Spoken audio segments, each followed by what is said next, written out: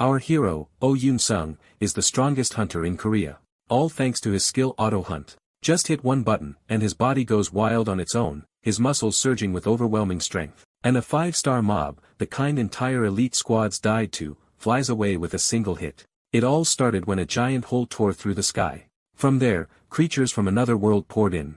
And in response to that threat, hunters appeared in the world. But our hero was just a regular loser, no power, no cash. His girl dumps him, because she thinks he's a worthless broke nobody. After the breakup, the hero crashed hard. He wasn't ready for this brutal reality. Suddenly, the walls of the cafe where he was sitting exploded. Seeing the monster, he realized, no choice, gotta fight. He tried to strike the beast, but nothing worked. The mob hit back just as hard. When he was already on the verge of death, a notification for a new skill popped up. No choice left, he slammed it. Suddenly, he felt a savage power flooding through his body. With one punch, he knocked the monster aside. Then he landed a few more hits, and the mob was down. Right then, the auto-hunt skill turned off by itself. Suddenly he felt weakness all over his body, and the next moment, he collapsed to the ground. The next day he woke up already in the hospital. For a moment he can only stare upward in silence, piecing events together. He remembers the unforecasted fracture and realizes the battle was real, not a hallucination. The memory of the shark-headed monster and the ruined restaurant comes flooding back. He also remembers that he fought only because he refused to leave Sang-hyuk behind. His first urgent concern is whether Sang-hyuk survived. A nurse stops him from moving too suddenly and warns that his muscle damage is still severe. Soon a government official named Chai Shin-young from the Special Defense Bureau arrives to meet the two victims and deliver monster disaster compensation. She formally introduces herself and hands Yu-sung her card. Yu-sung confirms that the bureau is tied to hunter-related administration, as he remembers from military service.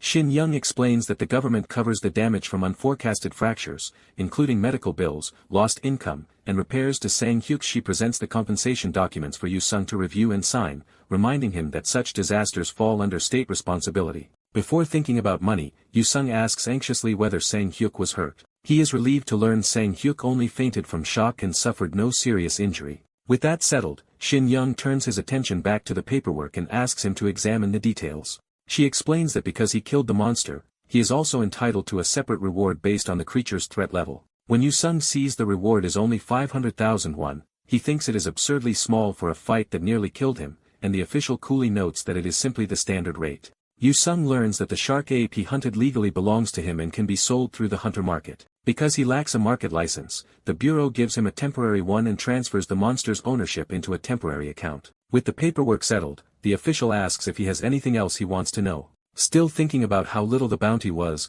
Yu-sung asks what the corpse itself would sell for. The official warns that an ordinary Tier 2 carcass is usually worth very little, far less than the risk he took. But instead of giving a firm answer, she nudges him to verify the value himself. Her hint leaves him confused rather than enlightened. After she leaves, he realizes she deliberately made him look into the market on his own.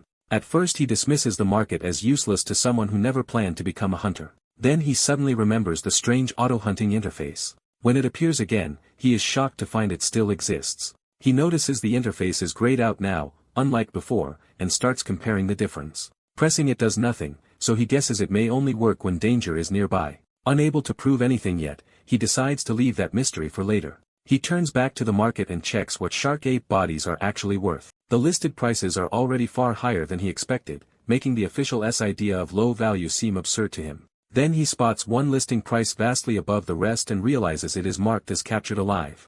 That makes him remember the official's careful wording and suspect that his own catch may not have been treated as a simple corpse. He immediately checks the temporary account tied to his monster. As the page loads, he braces himself to confirm what kind of listing he actually has. The status reveals that his shark ape was registered as captured, not dead. He is stunned to learn the monster had been delivered alive. That realization makes him understand he may have earned far more money than he ever imagined. The story shifts to the buyer's side, where the deal is being finalized. A sweating businessman explains that live shark apes are extremely hard to obtain because of how violent they are. He admits the earlier high listing was mostly a bluff to attract sellers, and Yen-sung's monster happened to match what they needed. Yen-sung signs a contract agreeing to sell the live shark ape for 420 million won. As the buyer gratefully sees him off, Yen-sung can barely process the size of the payment. Later, alone by the riverside at sunset, he tries to absorb how suddenly his life has changed. He takes a drink as if to steady himself against the shock. The amount is so unreal that he nearly chokes on it. Even after taxes, he is left with more money than he ever thought he could earn.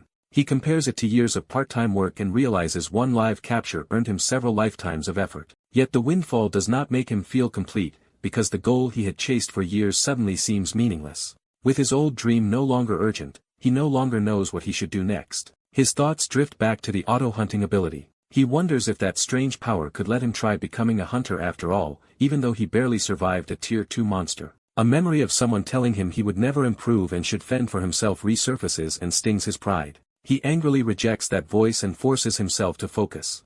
He recognizes that this choice could define the rest of his life. In the end, greed and stubborn resolve win out, and he decides to try becoming a hunter rather than retreat. Once he starts training, he keeps studying the grayed-out interface and remembers it only turned blue when he faced danger. Comparing the hospital and the battle, he concludes the key difference was the presence of an enemy nearby. He refines the idea further and suspects the system reacts to whatever he personally perceives as a threat. To test that theory, he deliberately treats a punching bag as an opponent. He squares up and prepares to trigger the skill. The moment he decides the bag is his enemy, the condition is met. The interface lights up blue again, confirming his guess. When auto-hunting activates, he knows he has finally understood how to wake it up. He concludes that the system responds to perceived danger rather than actual monsters alone. Confident in the rule, he decides to see what the ability can really do. The system enters activation mode and takes over. His body launches into a rapid barrage of attacks far beyond his normal coordination. The punching bag is hammered relentlessly as the skill drives him with perfect aggression. For a moment he experiences the calm precision of a body moving on its own. Then the backlash hits, and pain tears through him once the sequence ends. Collapsed on the floor, he realizes auto-hunting is brutally effective but punishing on his thinking it through. He understands the full cycle. Danger readies the skill, pressing it activates it, and defeating the enemy shuts it off. The real problem is that his muscles cannot handle what the system makes them do. The strain becomes so intense that he can only scream through it. After recovering, he decides the first priority is not hunting but building a body that can survive the skill. He begins organizing the rules of auto-hunting, starting with the fact that it only readies when he senses danger.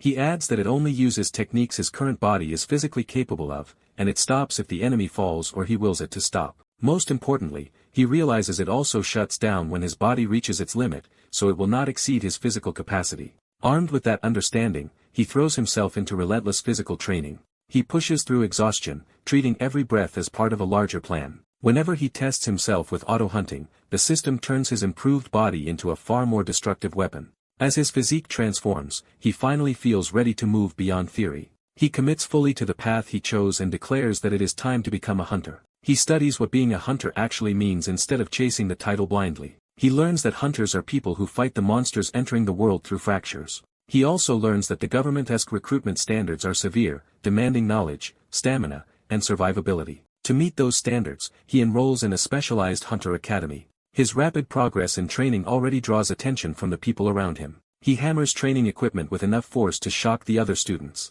Even so, he keeps practicing in ordinary mode rather than relying on the skill. He clears the written portion of the licensing process in one attempt, leaving only the physical test. He reminds himself that auto-hunting is not the issue anymore. The real weakness is still his own manual control. He knows the system could smash the equipment instantly, but that would only prove how far behind his natural ability still is. Because he cannot know how long the power will stay with him, he resolves to become strong enough without depending on it. He keeps training with that long-term goal in mind, accepting that he still has a long way to go. The next day, the academy announces the results of the latest physical test. Students are called forward one by one to receive their scores. Yun-sung reflects that 4 months have passed since he chose this path and hopes he has at least reached the passing line. When his name is called, he steps forward nervously. He waits while the instructor checks his result. The instructor's reaction makes him think the score may be close. He learns he scored 98, just 2 points short of the 100-point threshold. Although he failed to pass, he realizes he has risen from 63 to 98 in only 4 months. That improvement convinces him his body is nearing the level required to face a Tier 2 monster head-on. He starts to believe that if he keeps progressing at this pace, he will eventually qualify. Instead of dismissing him, the academy places him in a special class for the year-end hunter license exam. The announcement surprises the class, and Yun-sung is caught off guard along with everyone else. He cannot understand why someone below the threshold would be admitted to a special class. The special class gathers in a large training hall for orientation. Their instructor, Kim Sung-guk, introduces himself and tells them they have 4 months left to prepare for the exam. One arrogant student immediately mocks the idea of everyone passing and sneers at the presence of someone who failed the threshold. The instructor shuts that down by saying raw points are not the only measure and that each student should focus on overcoming personal limits. The mocker is revealed as Kang Jae-kyun, a top scorer with 135 physical points, and he backs off with a smug show of obedience. Yun-sung realizes the insult was aimed directly at him. The two lock eyes, and hostility forms instantly. Yun-sung cannot understand why Jae-kyun is targeting him, but he recognizes the man is looking for someone to look down on. At the same time, Yun-sung notices his auto-hunting interface has activated despite there being no obvious monster nearby. He quickly concludes that the threat the system senses is Jae-kyun himself. Rather than get dragged into the provocation, Yun-sung decides not to waste attention on him. He narrows his focus to one objective, mastering auto-hunting and becoming a licensed hunter as fast as possible. The class begins with an overview of 4 major areas, starting with physical training to overpower monsters. They are also taught survival skills for operating beyond fractures. Another part of the curriculum covers weapon mastery with anti-monster equipment. The instructor stresses that true hunters do more than kill, they must control their prey completely. To make that point practical, he asks the class why they want to become hunters. One student bluntly answers that hunters make a lot of money, drawing laughter from the room. The instructor accepts the honesty and uses it to ask where that money actually comes from. He explains that most hunter income comes from selling monster carcasses. A ruined monster body is shown as an example of what not to do. The class recalls as the instructor points out that badly mangled monsters lose much of their value. He says today's lesson is about preserving a monster's worth by damaging it efficiently rather than mindlessly destroying it. To demonstrate, he brings out a humanoid training monster for them to face. He introduces it as an uncanny mannequin, a durable practice target that recovers from most damage. But he warns that it is still a real monster and will attack anyone who strikes it. The students are told to challenge it one at a time. Jae-kyun eagerly volunteers first, presenting himself as the class's strongest prospect. He enters the ring expecting an easy display of dominance. Looking down on the mannequin, he boasts that he can finish it in a single blow. His opening punch lands hard, but it fails to end the fight. The unexpected resistance catches him completely off guard. When the mannequin blocks his attack, his confidence cracks. He lashes out again in frustration instead of adjusting. The mannequin counters and starts battering him back. Humiliated, Jae-kyun loses control and attacks with pure anger. The exchange turns into a reckless brawl as he tries to overpower it through rage alone. The watching students are left hearing him scream abuse while he flails at the target. When he keeps kicking and pounding the mannequin senselessly, the instructor stops the match and disqualifies him. Jae-kyun is stunned that he is being thrown out instead of praised. The instructor reminds him that the point was carcass preservation, and Jae-kyun failed the lesson by damaging the target carelessly. With no room to argue, Jae-kyun is forced to accept why he was disqualified. The instructor removes him from the exercise and asks for the next volunteer. This time, Yun-sung raises his hand. He calmly offers to take the next turn.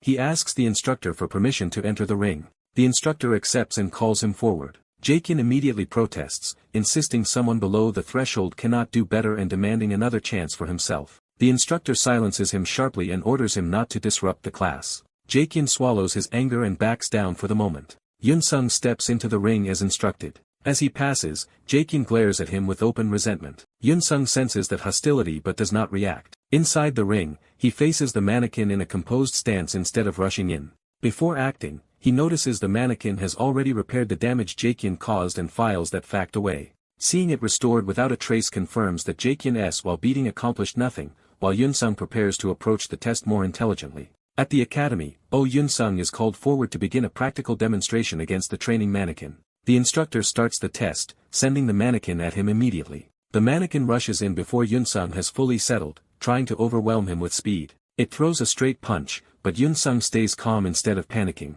He slips past the attack with minimal movement, already reading the mannequin's pattern. In the same motion, he strikes a vulnerable point with precise timing. The mannequin collapses almost instantly, ending the exchange before anyone can process it. The watching students are stunned by how abruptly the fight is over. Even the more confident trainees are shaken by what they just saw. The instructor himself is briefly caught off guard by the result. The class struggles to understand whether the mannequin really went down that easily. Yun-sung realizes his auto-hunting aid was active, meaning the movement he used was system-assisted rather than something he can naturally reproduce yet. That makes the result less useful to him as a learning reference, since he cannot simply study a move he did not consciously perform. He regrets that he only got one chance and starts hoping for another attempt. Meanwhile, the instructor enthusiastically praises the technique as exactly the lesson he wanted the class to see. He explains that Yun-sung calmly identified a weak point and attacked cleanly enough that he might even have secured a capture. Turning the moment into a lecture, the instructor reminds everyone that efficient monster hunting leads directly to money and status. A student asks for another demonstration because the first one happened too fast to follow.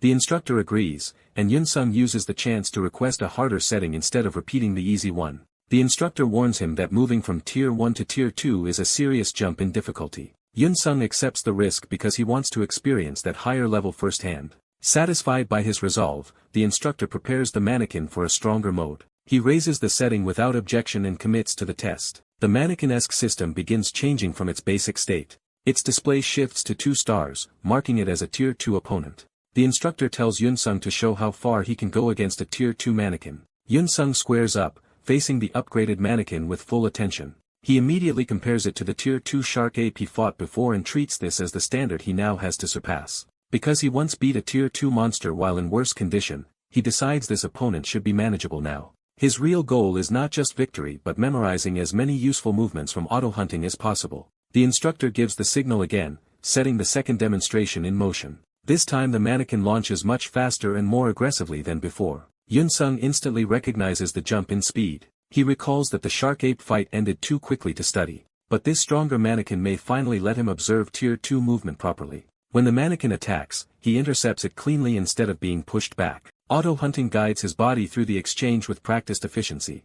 With that support, the supposedly difficult fight becomes effortless for him. The mannequin is battered off balance before it can mount any real offense. Yun-sung finishes it decisively, dropping the Tier 2 mannequin in front of the entire class. The spectators fall silent in disbelief at how one-sided the result is. Whispers spread as students question who Yun-sung really is and whether Tier 2 opponents are actually supposed to be this easy. One trainee in particular reacts with open hostility, unable to accept that someone below the passing threshold just won so easily. His jealousy turns into suspicion, and he convinces himself the instructor and Yun-sung must have staged the whole thing. The instructor instead openly admires Yun-sung's skill, saying he far exceeded expectations. He admits this is the first time he has seen anyone defeat a Tier 2 mannequin so easily at the academy. He has the class applaud Yun-sung, turning him into the center of attention. Other students crowd him with admiration and ask whether he has formal martial arts training. When Yun-sung says he mostly studied and trained on his own, their respect only grows. The instructor restores order and sends the rest of the class back to their own practice, but stops Yun-sung before he leaves. Yun-sung turns when the instructor calls his name again.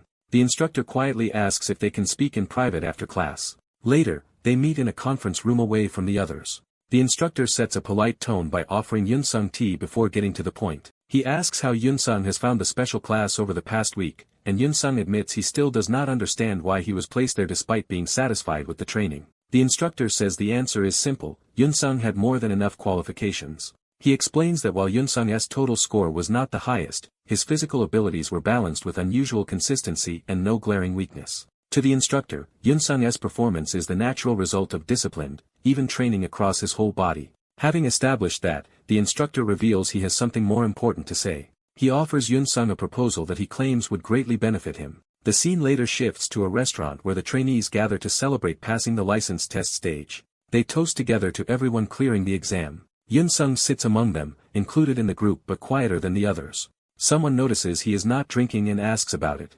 Yun-sung says he has decided not to drink until he fully passes the test, showing how seriously he is taking the final hurdle. A female classmate praises how impressive he looked when he beat the mannequin. She then asks whether he has thought about which hunter firm he wants to join after getting licensed. Yun-sung recalls that firms are organizations that employ multiple hunting parties, but he has not seriously considered that future yet. When he admits he has not planned that far, his classmates assume someone is talented as he must already be receiving offers. That comment makes him remember the instructor's private proposal.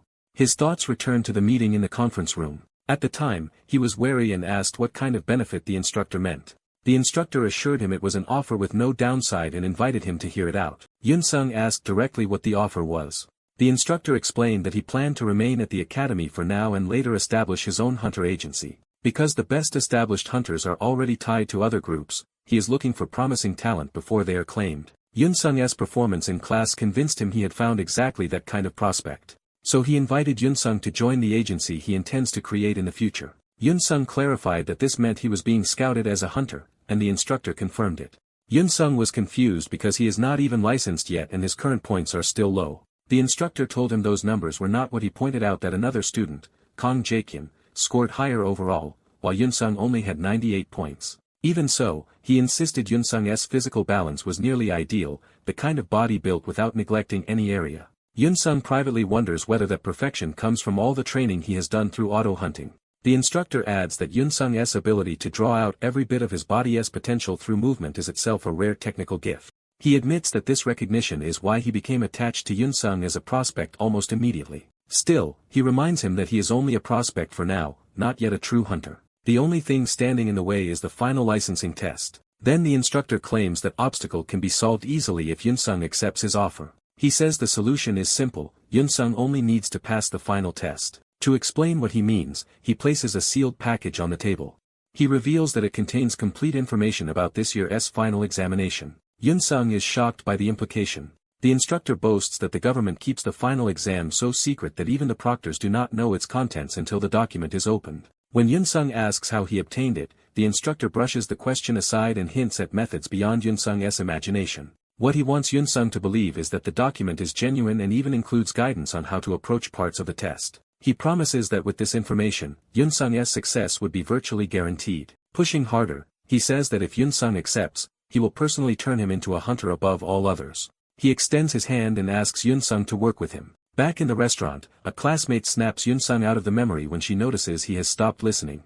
He apologizes and claims he was just lost in thought. The others keep chatting and ask him to share how he trained, hoping to learn from his success. Yunsung repeats that he is still only doing basic training on his own, which sounds unbelievable to them. The jealous trainee from earlier, now drunk, accuses him of lying and implies he must have paid for private coaching. His resentment spills out as he frames Yunsung's modest answer as arrogant posturing. Yunsung apologizes for the misunderstanding, but that only provokes the drunk man further. Seeing the situation deteriorate, Yunsung decides to leave rather than escalate things. He stands and heads out while the others watch uneasily. The drunk trainee's anger spikes when Yunsung walks away from him. He calls Yunsung back aggressively, demanding attention. Then he grabs Yunsung by the shirt and openly starts a fight. In his drunken confidence, he tells himself that raw strength is enough to overpower and humiliate Yunsung. Yunsung addresses him by name, Kang Jae-hyun, making it clear he is no longer treating this as meaningless noise. He tells Jae-hyun he does not understand the reason for the hostility, but if Jae-hyun insists on fighting, he will respond. Yunsung seizes control of the situation physically, startling Jae-hyun with how easily he reverses the grip. He warns Jae-hyun to think carefully before challenging someone he cannot handle. When Jae-hyun still clings on, Yunsung coldly orders him to let go. A moment later Jae-hyun is thrown down and left on the floor shocked and helpless. Yunsung steadies himself, more annoyed than rattled by the interruption. He apologizes to the rest of the group for the scene and thanks them for speaking up earlier. The room is left in stunned silence as everyone realizes how decisively he handled Jae-hyun. Yunsung leaves the restaurant and steps back into the night alone. Outside, he looks up, still turning over the instructor's proposal in his mind. He weighs the temptation of an easy path against what it would cost him. In the remembered meeting, he finally rejects the offer and asks to leave. The instructor expresses disappointment and questions whether Yunsung really thinks another chance to become a hunter will come so easily. He tries to frame his corrupt shortcut as a rare opportunity Yunsung is foolish to refuse. Yunsung answers that he never expected becoming a hunter to be easy in the first place. He declares that he will become a hunter through his own ability and refuses to entrust that future to someone else's hands. He walks out, ending the conversation on his own terms. Left alone, the instructor smiles instead of taking offense. Yunsung continues down the street with his resolve hardened rather than shaken. Back in the room, the instructor calls someone named Chang-hun and says he has found the perfect candidate. He describes Yunsung as an unlicensed newcomer who could still become the very best. A month remains until the final test, and Yunsung throws himself into training at the gym. He decides he must prepare for every possibility by covering his weaknesses instead of relying on what he already does well. After assessing himself honestly, he concludes that his biggest deficiency is overall physical power and resolves to focus there. During training, something unexpected catches his attention. A new interface appears beside the auto-hunting system, and he notices a glowing empty slot. He recognizes it as something like an item slot. It reminds him of the place where consumables such as potions are stored. Since he has no potion on hand, he wonders what item the system expects him to place there. Then he realizes the shaker bottle in his hand might be what the slot is reacting to. He cautiously brings the bottle toward the glowing slot to test the idea. The system immediately responds, pulling the bottle into the slot with a flash. His shaker is converted into a stored utility item inside the interface. Yunsung is impressed that ordinary objects can be slotted this way, and he starts wondering how the feature is activated. The system provides an instruction telling him to activate utility slot 1 by blinking once while staring at it. He reads the prompt and decides to try the command exactly as written. The moment he blinks at the slot, the stored drink is forcibly dispensed straight into his mouth. He drops to all fours, coughing and cursing the system for using the item with absurdly violent enthusiasm. The young man notices that using the utility slot consumes a measurable amount of its stored resource. He quickly grasps the trade-off and realizes a single use drains it by a fixed amount. Instead of hesitating, he decides to experiment and see how far this new function can be pushed. Looking over the food and supplies in his room, he starts considering what would be most useful to store. After checking the rules, he confirms the slot is meant for practical utility rather than combat gear. The notes explain that only one item can be stored at a time. It can be retrieved, only edible items qualify, and auto-consumption works even during auto-hunting. He concludes that the slot is basically a hands-free storage tool that becomes especially valuable while auto-hunting. That insight leads him to plan around efficiency, deciding to load it with quick energy sources so he wastes less time preparing and eating. He becomes pleased with the strategic value of the feature, realizing it can extend both the strength and duration of his automated hunts. A month later, the day of the hunter license final exam arrives at a packed stadium. A van brings the examinees to the venue amid the growing crowd. Their instructor announces that they have arrived and tells everyone to get moving.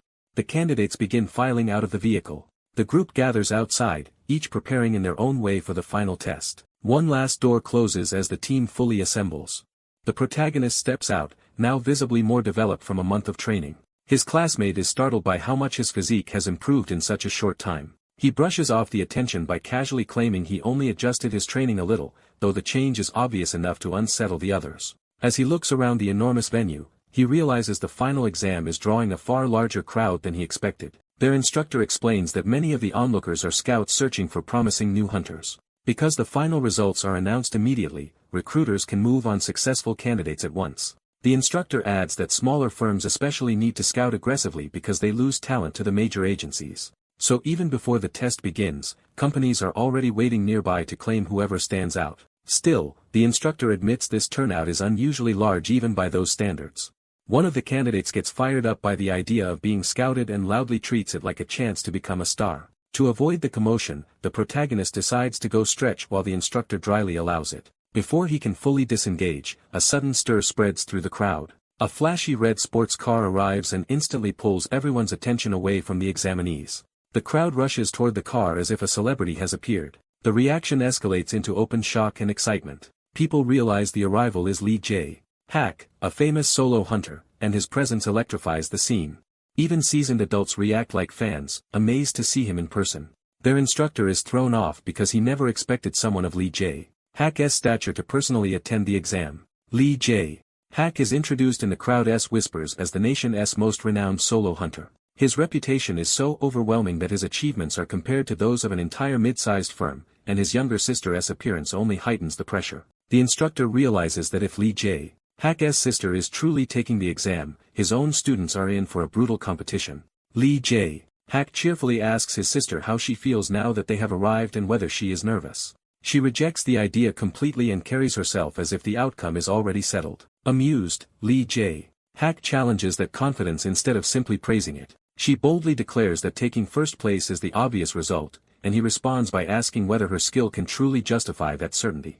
Without wavering, she insists it can, then turns her attention toward the other candidates. After one glance at the examinees, she dismisses them all as beneath her. Her contempt immediately provokes anger and offense from the nearby candidates.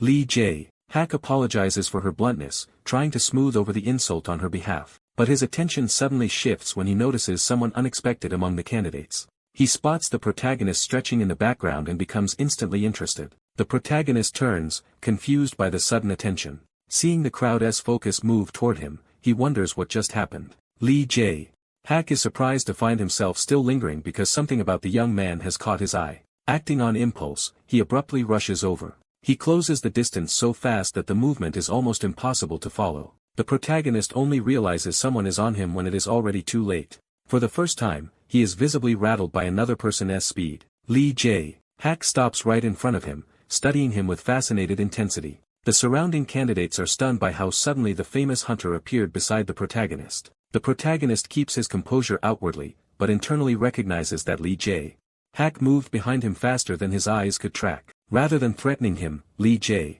Hak openly admires what he sees. He singles the protagonist out and presses the matter further. What he wants to know is not the boy's name or rank, but how he built such a body. The question is so strange and direct that everyone nearby is left staring. Caught off guard, the protagonist can only ask what Lee Jae Hak is even talking about. As Lee Jae Hak keeps approaching with a smile, the protagonist grows more uneasy about his intentions. Lee Jae Hak confirms his suspicion to himself and admits he knows this sounds odd. Then he bluntly asks permission to touch the protagonist's body so he can examine it. That request leaves the bystanders momentarily speechless. The entire group reacts with a mix of shock, embarrassment, and disbelief. While Lee Jae Hak's sister is mortified by her brother's behavior, Lee Jae Hak insists he has no hidden motive and is simply captivated by the protagonist's physical condition. He clarifies that what truly interests him is the training method that produced such a body. The protagonist reluctantly allows it, and Lee Jae Hak accepts with absurd enthusiasm. He immediately starts feeling the protagonist's muscles like a collector inspecting a rare treasure. His fascination escalates into a full physical examination as he marvels at the balance and development of the protagonist's body.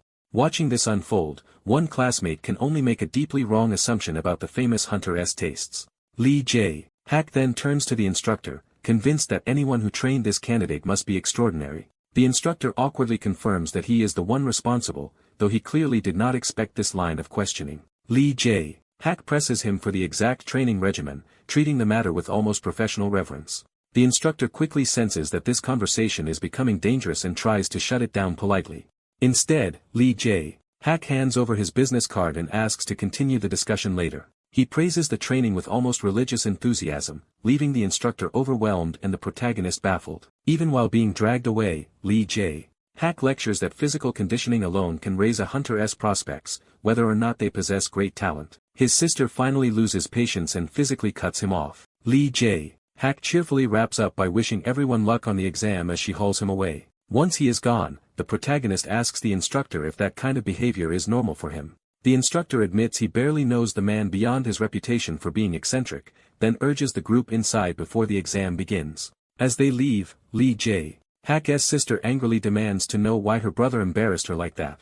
He addresses her seriously, dropping the playful tone for a moment. He warns her that if she wants first place, she should be careful because this exam may be harder than she expects. Before she can press him, the official announcement calls all suited candidates to the briefing room. The examinees gather in standardized suits, now stripped of their personal image and treated as equal participants. The protagonist and Lee Hak's sister both join the crowd in silence, each aware of the other now. Inside the briefing hall, the exam operator introduces herself and begins explaining the final field test. She states that the exam will take place inside the dome, where candidates will face monsters in a randomly selected environment. The field is designed to mimic real hunting conditions closely enough that injuries are the candidate's own responsibility. Even with medical staff on standby, the operator makes clear that everyone should expect real danger and rely on themselves. That warning visibly unsettles many of the candidates. The protagonist and Lee Jae Hak's sister remain outwardly calm, each measuring the seriousness of the test in their own way. The operator continues, saying there is still more the candidates need to hear before entering the field. She explains that although pass rates have risen over recent exams, fractures in the system and hunter casualties have also been climbing. Worse, some monsters have begun showing unusually high intelligence. Because of that, the organization has altered the exam format to include the strongest and smartest kind of threat they can realistically simulate. The chosen field is a jungle, and the monster they must hunt for 72 hours is not a beast at all, but one another. The final test is revealed as a live human hunt in which candidates must capture each other. The protagonist and Lee Jae Hak's sister are both taken aback by the sudden shift in the rules. The rest of the room erupts in outrage at being told to hunt fellow humans. The operator confirms without hesitation that everyone will be sent into the field to track and capture one another. She explains that the standard hunter suit has been modified for the exam to serve both as protection and as a restraint. The suit can absorb a limited amount of impact, allowing candidates to fight without immediate elimination. But once the damage threshold is exceeded, the suit will incapacitate the wearer with an electric shock, making capture possible without killing. Some candidates protest that nothing like this has ever been part of the exam before. The operator coldly answers that unpredictability is part of a hunter's job, so the exam is simply reflecting reality. That explanation does little to calm the room, and many candidates panic as they realize their previous preparations may be useless. The protagonist quickly refrains the situation and understands the logic. In a jungle, with humans as both hunters and prey, this is a survival contest disguised as an exam. He recognizes it for what it is, a battle royale where the last people standing will be closest to passing. At that moment, a familiar system interface suddenly appears before him. He stares in surprise as the auto-hunting function activates even here. When he notices Lee Jae-hak's sister nearby, he realizes the system is reading her as a hostile target. She, meanwhile, sharpens her focus and begins taking the exam personally. His memory returns to Lee Jae-hak's warning that she might struggle if she wanted first place. That warning unsettles her pride, and she refuses to believe anyone here could truly surpass her. She turns away from him with that challenge burning in her mind. Determined to prove her brother wrong, she resolves to dominate the exam and claim first place anyway. The candidates are then ordered through the designated entrances into the field. As the protagonist's suit activates, he learns the scoring rule. Each capture is worth 1 point, and defeating someone with accumulated points transfers those points to the victor. He immediately adjusts his strategy, deciding not to hunt blindly but to target candidates who have already built up scores. He also learns that only the 10 highest scorers after 72 hours will pass, turning the exam into a ruthless contest of efficiency. Just as he processes that, he senses another candidate close by. Stepping into the field, he finds himself in a convincingly real jungle rather than a simple simulation room. The environment is so complete that even the sky, wind, and terrain feel authentic. Once all candidates are deployed, the exam officially begins and people immediately start moving. The protagonist steadies himself instead of rushing in blindly. He launches into motion with purpose. Rather than getting swept up in the chaos, he reminds himself this is a hunter's exam and must be approached like a real hunt. He rejects the idea of charging straight into combat and conserves his energy. His first priorities become learning the terrain and securing something that can sustain his stamina over the long test. That plan is interrupted when another candidate suddenly appears in his path. The other examinee panics at the unexpected encounter and loses composure immediately. The protagonist strikes first and cleanly overwhelms him before the man can mount any real defense. The Sud's threshold is broken and the defeated candidate is dropped by the electric stun effect. With the opponent incapacitated, the protagonist stands over his first easy capture of the exam. He dismisses the clash as barely worth concern, more startled than challenged. Seeing how quickly the man folded, he wonders if the candidate simply panicked because this was his first real fight. Then he reflects that his own earlier battles have already taught him how to fight efficiently. And with the Sud protecting him, bare-handed combat feels even more practical. He accepts the single point, treats it as only a beginning, and moves on. Hidden cameras track his progress through the jungle. Back in the scouting lobby, recruiters and observers watch the exam unfold on live screens. Some officials note that candidate quality keeps rising, but worry that changing the exam this abruptly will create chaos. The operator admits they deliberately chose not to announce an unusual simulation like this in advance. She even seems to enjoy the spectacle, while another observer criticizes her taste for this kind of entertainment. Attention shifts to Lee Jae-hak's sister when someone confirms her identity and notices she is already facing 2 opponents at once. Instead of retreating, she makes her move immediately. She charges straight at the pair, ready to prove through action that she belongs at the top. The exam opens in violence as a candidate is struck by a sudden attack in the jungle. Lee Unseal overwhelms another examinee in her unenhanced pure state, moving with enough force to shut him down before he can recover. She keeps pressing, cutting through his defense with ruthless follow-up blows. Even his Sud-esque shock effect fails to stop her momentum. Unseal finishes the exchange by knocking him away with a wooden blade, leaving him helpless and crackling with damage. Watching the live feed, the evaluators note that Lee Unseal already leads the field in points, which is remarkable if this is only her pure state. They discuss rumors that she forced an early awakening through a deal, though not everyone believes that story. Another rumor claims her brother, the prodigy Lee Jae-hak, personally trained her for months, which would explain why she can challenge monsters above her level even without enhancement. After seeing her skill, the observers understand why all attention has shifted to Unseal's feed. The room settles into the assumption that she is the obvious standout of the exam. Most of the scouts openly agree that Unseal is the super rookie everyone came to see. Amid the chatter, one man quietly turns his attention elsewhere. He studies a different feed showing another candidate crawling through the jungle rather than dominating it. He judges that candidate to already be a strong hunter. Lee Jae-hak appears and hears that the candidate is following solid fundamentals that will become a major strength with experience. Jae-hak reveals he knows the evaluator Sung-guk and had only kept the connection hidden in front of the students. Sung-guk politely praises Jae-hak as recent accomplishments and especially his sister as performance, while Jae-hak treats the exchange lightly. Jae-hak also notices that Sung-guk's own student is no ordinary weakling. He downplays his role in Unseal's growth but warns that this exam will not be easy for her because Sunguk as student may be her greatest obstacle. Jae-hak probes whether that student is the one Sunguk is trying to teach a certain skill. Sunguk refuses to answer, and Jae-hak smoothly backs off. Jae-hak decides to keep watching both his sister and Sunguk as student with growing interest. Before leaving, he admits he is eager to see who will truly take first place. Left alone, Sunguk reminds himself that the exam has only just begun. He knows surviving to the final day matters more than early brilliance, because only the truly capable remain in the last stretch. He silently places his hopes on Oh Yoon-sung and waits to see that potential emerge. Much later, with only 4 hours left, scouts complain about how exhausting it is to search for talent through the entire 72-hour test. They assume Unseal will finish first anyway and talk about trying to recruit her afterward, though they know reaching her will not be easy. As shifts change in the viewing room, the staff call everyone back to their stations. The returning scouts immediately sense that something important has changed. The crowd's mood turns from routine fatigue to collective alarm. When they finally see the screen, they are stunned. A short while earlier, Oh Yoon-sung had been enduring the jungle alone, wrapped in makeshift fine armor and foraging while half-collapsed from exhaustion. He finds another edible plant, and decides it will do. Adding it to his inventory pushes his count high enough for his plan. With 17 stored items, he decides he finally has enough to keep going. He reflects that the plant dumplings he made from jungle materials provide calories, pain relief, and a burst of energy. The survival lessons he learned at the academy are what allowed him to last this long in the jungle.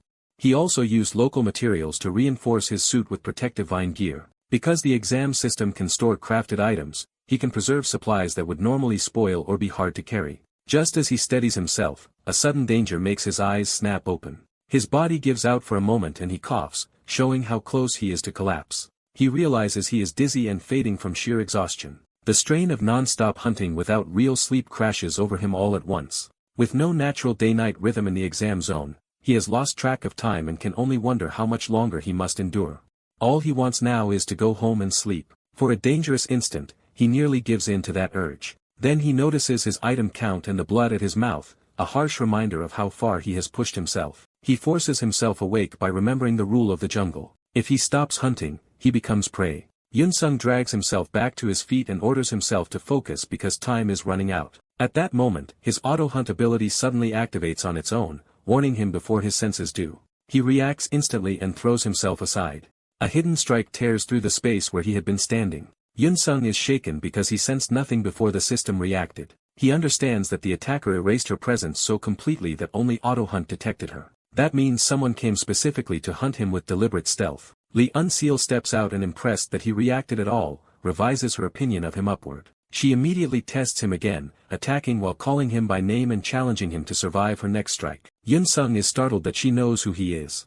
He recognizes her as the hostile girl from the briefing and realizes she has singled him out. Since she already disliked him, he concludes she is bold enough to turn that hostility into a direct hunt. Rather than retreat, he decides to answer her aggression head-on. Unseal is caught off guard when he suddenly changes his posture. Yoon-sung calmly raises a hand, signaling that he is ready to receive her. That composure only angers her further. She charges in, furious at what she reads as arrogance. Their wooden weapons clash in a blur as she unleashes a rapid combination.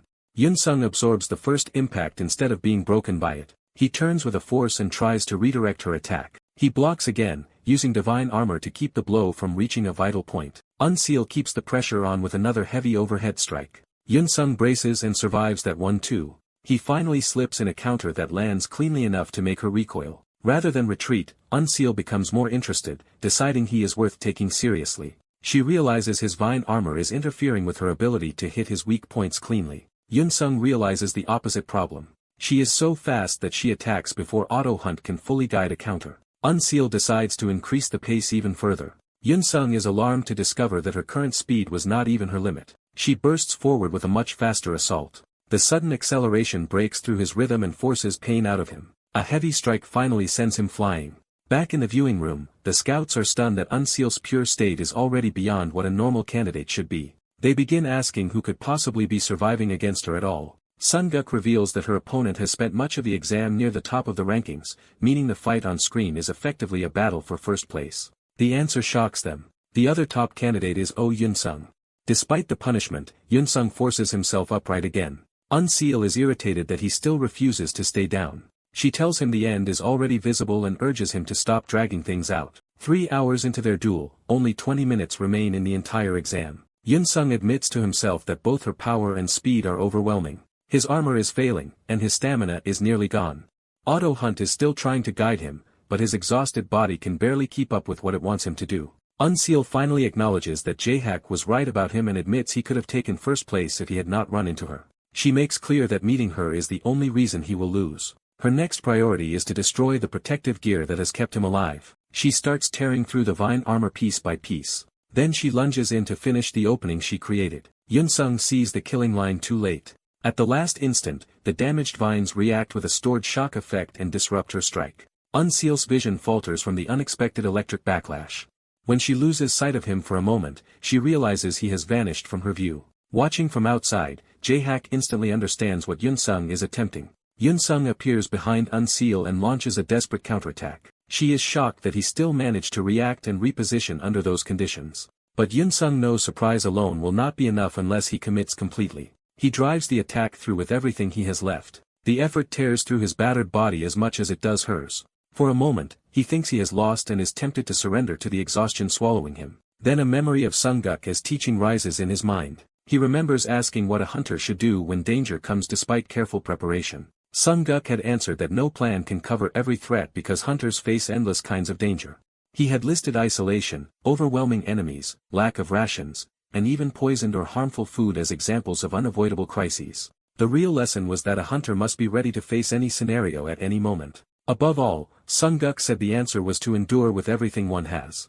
If the will to survive holds and one more step is taken, even a hopeless situation may open into a path forward. Clinging to that lesson, Yun-sung plants his foot and refuses to fall. He catches control of the exchange again at close range. He repeats Sunguk's words to himself and turns endurance into action. He refuses to lose while carrying the advantage of Auto Hunt, deciding that defeat now would make all of it meaningless. Unseal is rattled by the fact that he is still coming at her. Yun-sung declares that the outcome is still undecided and targets the wooden sword that has dominated the fight. He seizes the moment to strip away her weapon. The wooden blade shatters under the collision.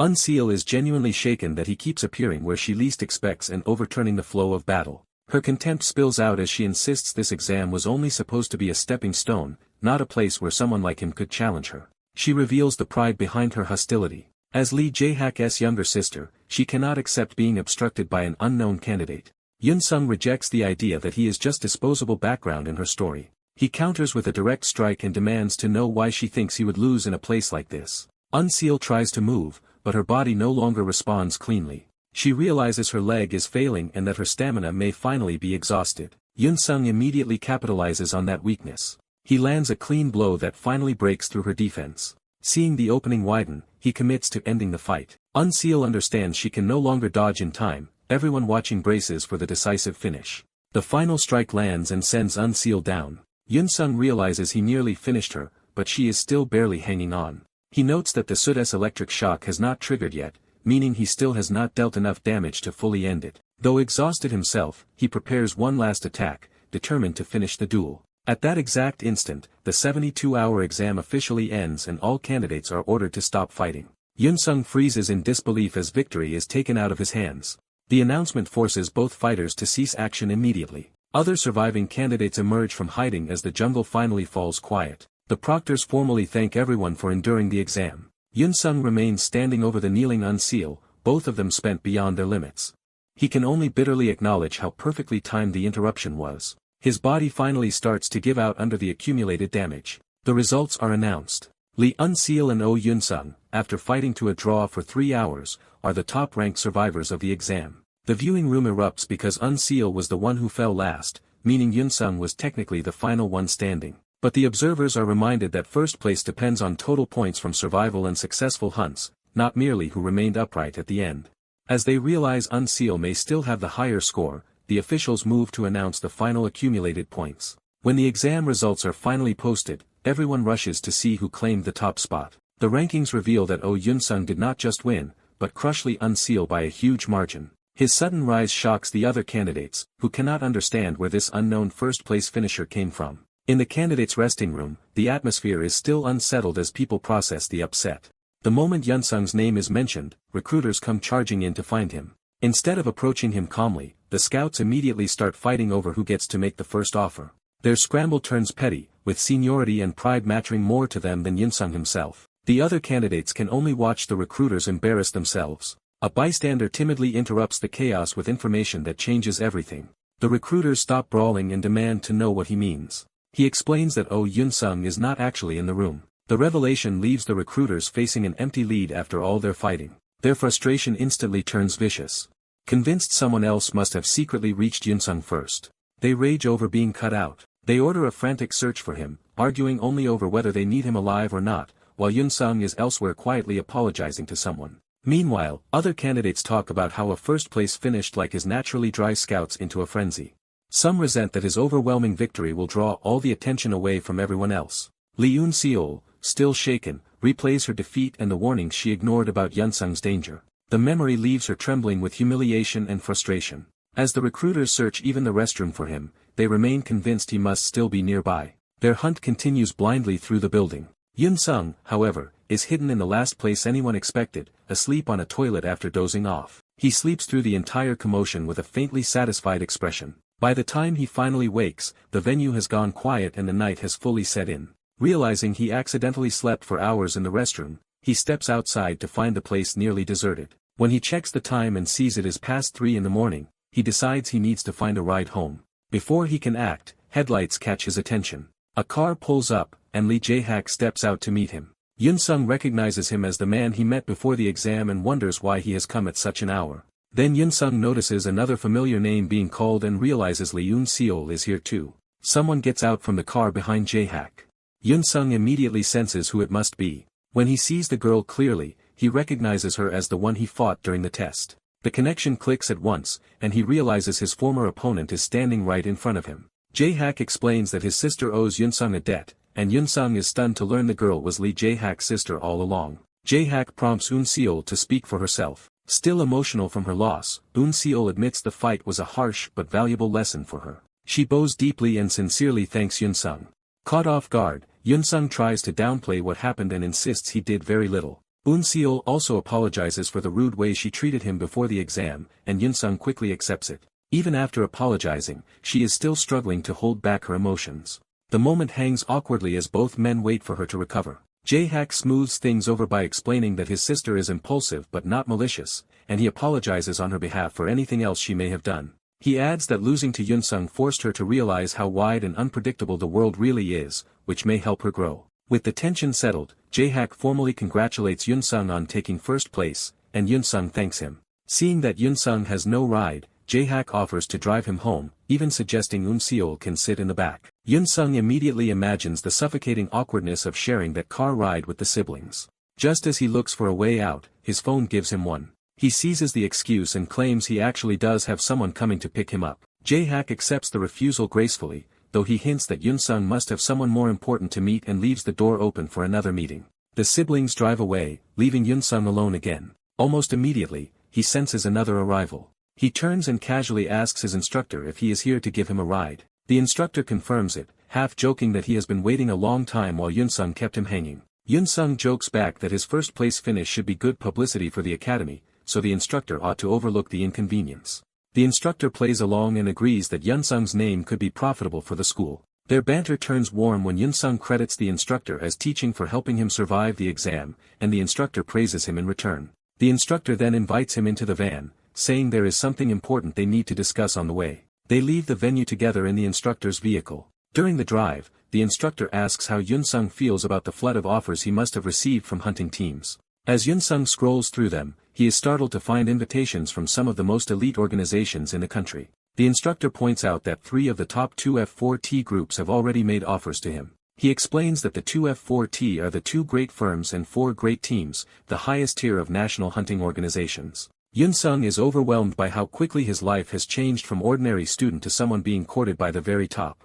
The instructor asks whether he has started thinking seriously about which team he wants to join. Instead of answering, Yunsung presses him to stop circling the issue and reveal what he really wants. He makes it clear he remembers being tested before and suspects this conversation is another evaluation. The instructor admits it and says that beyond Yunsung's physical talent, he needed to know what kind of person he was. Yunsung asks why that matters so much. The instructor answers by asking whether Yunsung understands the hunter concepts of purity and core.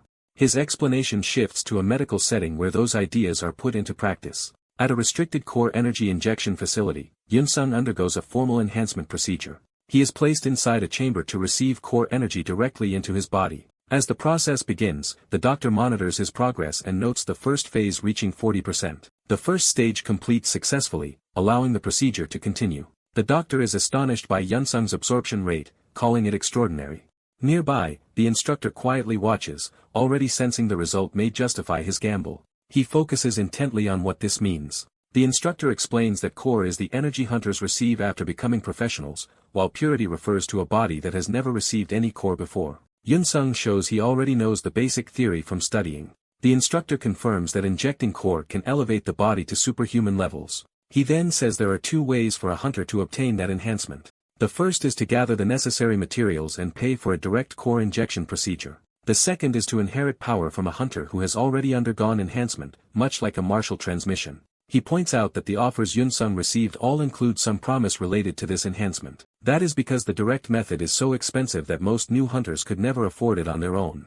As a result, many rookies accept enhancement from an organization and bind themselves to years of contract work. When Yun-sung notes that this makes dependence almost unavoidable, the instructor says there is still another path and reveals that his own story began 13 years earlier. He confesses that he too once graduated as the top candidate, just like Yun-sung. He had fame and a successful career for years as an active hunter. Then everything was destroyed in a single mistake. He recalls being careless against a venomous monster and getting overwhelmed. Because treatment came too late, his body was ruined even though his core energy remained. Physical therapy could not restore him, and he was left with power he could no longer properly use. No matter what he tried, he could not return to the field. In the end, he was forced into retirement. Even with enough money to live on, he still wanted meaningful work and chose to guide future hunters instead.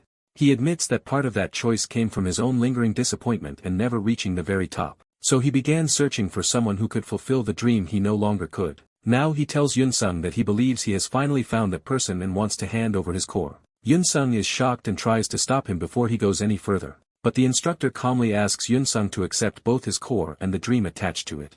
That request leads into the present procedure, where the instructor addresses the doctor helping him. He checks whether the injection is nearly complete. The doctor, still baffled, asks where the instructor found someone like Yun-sung. The instructor tells him to look at the numbers for himself. The monitor shows a 64% absorption rate, which the doctor calls absurdly high. He explains that this is actually Yun-sung's second injection, using core energy the instructor had personally saved, making the result even more unbelievable. The instructor is stunned that such a private gamble was made without his knowledge. The doctor apologizes and admits he doubted Yun-sung, so he tested him because he knew how precious the instructor's stored energy was. He says he would have advised giving up if Yun-sung's raw absorption had fallen below the already low average. Instead, Yun-sung's raw rate reached 64%, proving he had already endured 2 injections successfully. Seeing how stable Yun-sung remains, they realize the second result is about to finalize. Then the monitor jumps to a perfect 100% absorption on the second injection, leaving them speechless. The instructor immediately checks on Yun-sung and asks whether he feels any pain or side effects.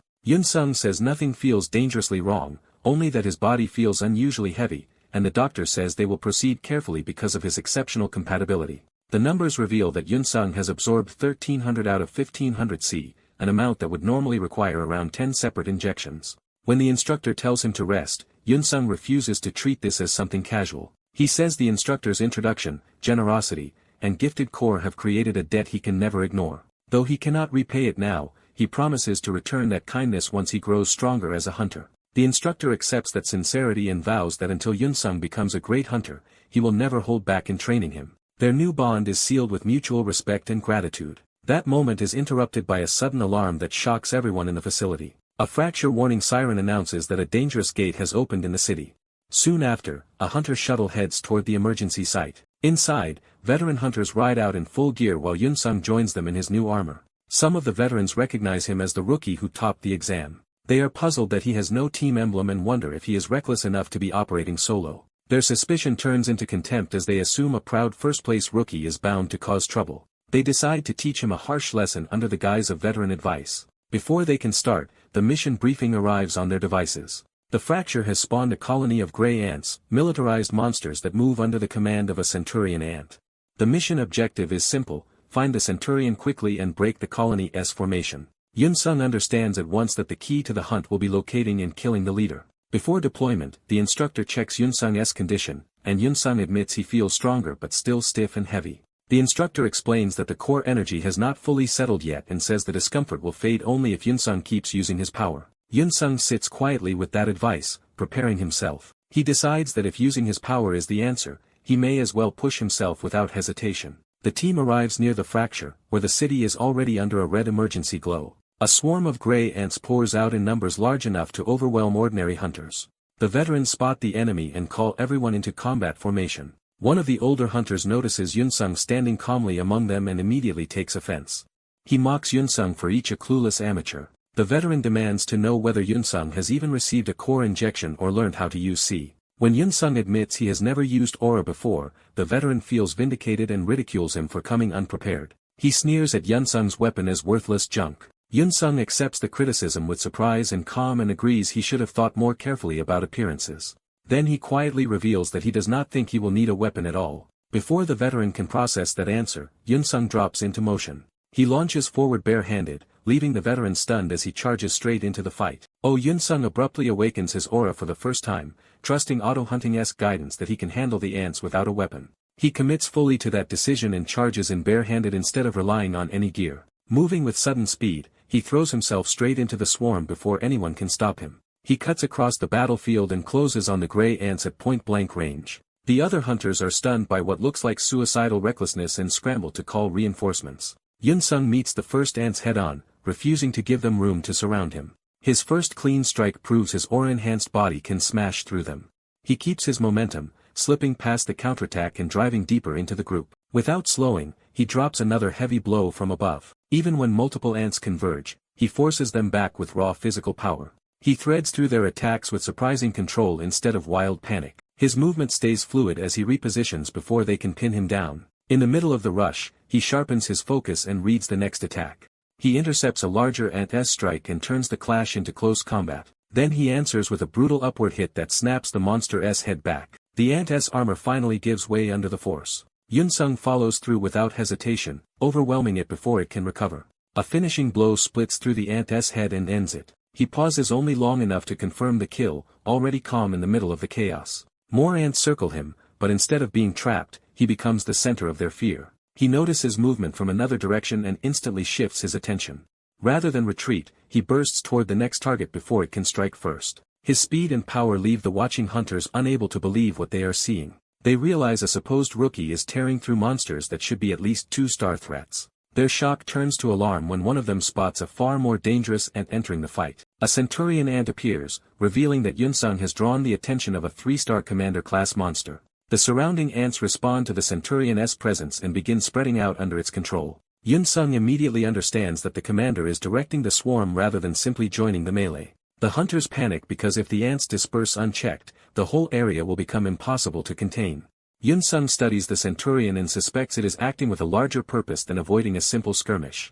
He concludes that the creature issuing orders must be the centurion itself. The centurion answers with open hostility, confirming it is no ordinary ant. Remembering the briefing, Yun-sung recalls that centurion ants can spit acid and immediately evades. He keeps moving as corrosive shots splash across the ground around him. The acid attack also catches other hunters in its path, showing the centurion is dangerous to everyone nearby. Yun-sung closes the distance anyway, choosing to neutralize the commander before it can keep controlling the swarm. He gets both hands on the centurion's head and forces it into a direct power struggle. Straining against its resistance, he refuses to let it break free. He tightens his grip and starts wrenching the head loose despite the monster's armor. With a final surge of strength, he tears the centurion apart. The nearby hunters can only stare in disbelief at the sheer force of it. Even the veterans momentarily lose their composure as they watch the impossible happen. Their assumptions about Yun-sung collapse on the spot. What they took for reckless inexperience now looks like monstrous combat talent. They begin to see him as something far more dangerous than a gifted rookie. Yun-sung casually pulls the severed head free as if the kill cost him little. The hunters connect the dots and realize his first use of aura has instantly made him comparable to a rising prodigy. Their awe is cut short when the team leader forces everyone back to reality. The commander's death creates a new crisis.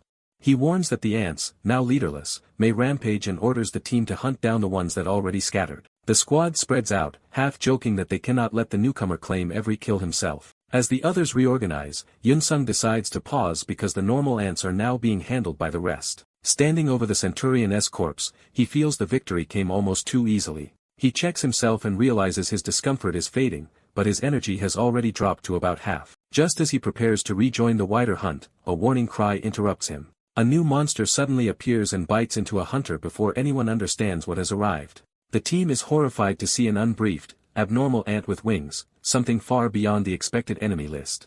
Yunsung is caught off guard because the battlefield has changed in an instant. The veterans react with dread, recognizing that this is the worst possible creature to encounter here. The newcomer reveals itself as a queen ant, towering over the fallen hunter and seizing control of the battle. Its threat level is confirmed as Tier 4, instantly placing it far above everything they have faced so far. The leader admits the bronze-ranked team cannot defeat a monster like this and orders an emergency retreat with reinforcements requested. Even while retreating, he tries to save those still within the Queen's range and orders covering fire. The hunters open fire together, hoping at least to slow it down. They flee while shooting, desperate to get outside the Queen's attack radius. One hunter voices the team's terror, realizing how close they already came to dying. The Queen instantly closes the gap on a fleeing target, proving escape will not be simple. It strikes him down before he can react. The gunfire accomplishes nothing, and the team realizes ordinary attacks cannot even scratch it. The Queen grabs another hunter and uses him as a living hostage. That forces the others to stop shooting, giving the monster complete control of the situation. Once the team hesitates, the Queen kills the captive anyway. A fellow hunter drags the dying man away but is wounded in the process. The Queen dives after the survivors, pressing the attack before they can regroup. The team leader keeps firing and shouting warnings, but the monster is simply too fast. It tears through their formation and batters them aside one after another. The leader realizes too late that the Queen targeted him from the beginning to break the team's command structure. When he is hit, he understands the collapse of the squad is already underway. At that critical moment, Yunsung moves. He intercepts the Queen's attack and knocks it away from the leader before the killing blow lands. The leader can only stare, stunned that he has been saved. Yunsung recognizes him and confirms he reached him in time. The Queen is driven back just far enough to break its immediate assault. Yunsung checks whether the leader can still move, and the man admits he survived only because of him. When the leader demands to know why he stayed behind, Yunsung calmly reminds him he never truly entered under his command and can choose to help anyway. He redirects the conversation to the real problem, the Queen, and still waiting to attack again. Yunsung recalls that even auto-hunting aimed for the Queen's head, yet his earlier attempt achieved nothing. He realizes its body is far harder than the Centurion's and that brute force alone may not be enough. The Queen answers by rising again, clearly still battle-ready. Yunsung wonders if his failed strike only made it more aggressive.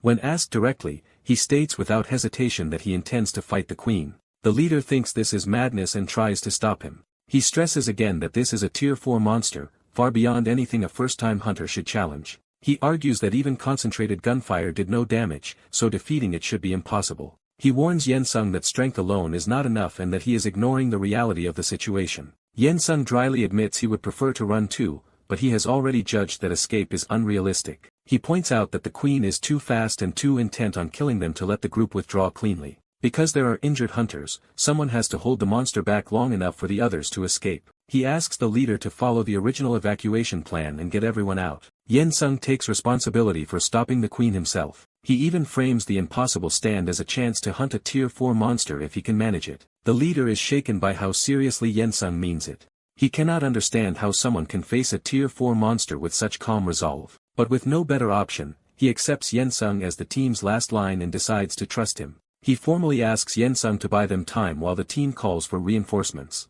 The evacuation begins, with the uninjured ordered to carry the wounded while Yunsung holds the rear alone. The Queen immediately lunges at him, eager to crush the obstacle left behind.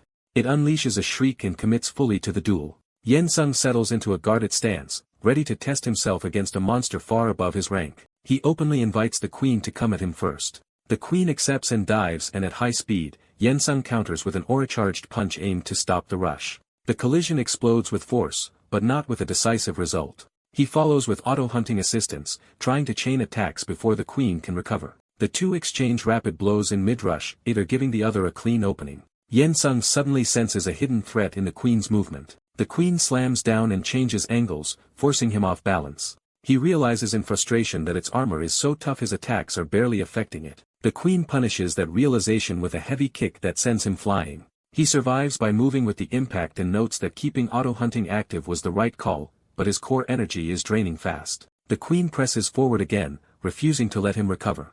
Seeing a large committed motion, Yensung decides this is his best chance and bets everything on one all-out exchange. He launches a full power strike into the opening. A barrage of aura-driven punches hammers the queen in rapid succession.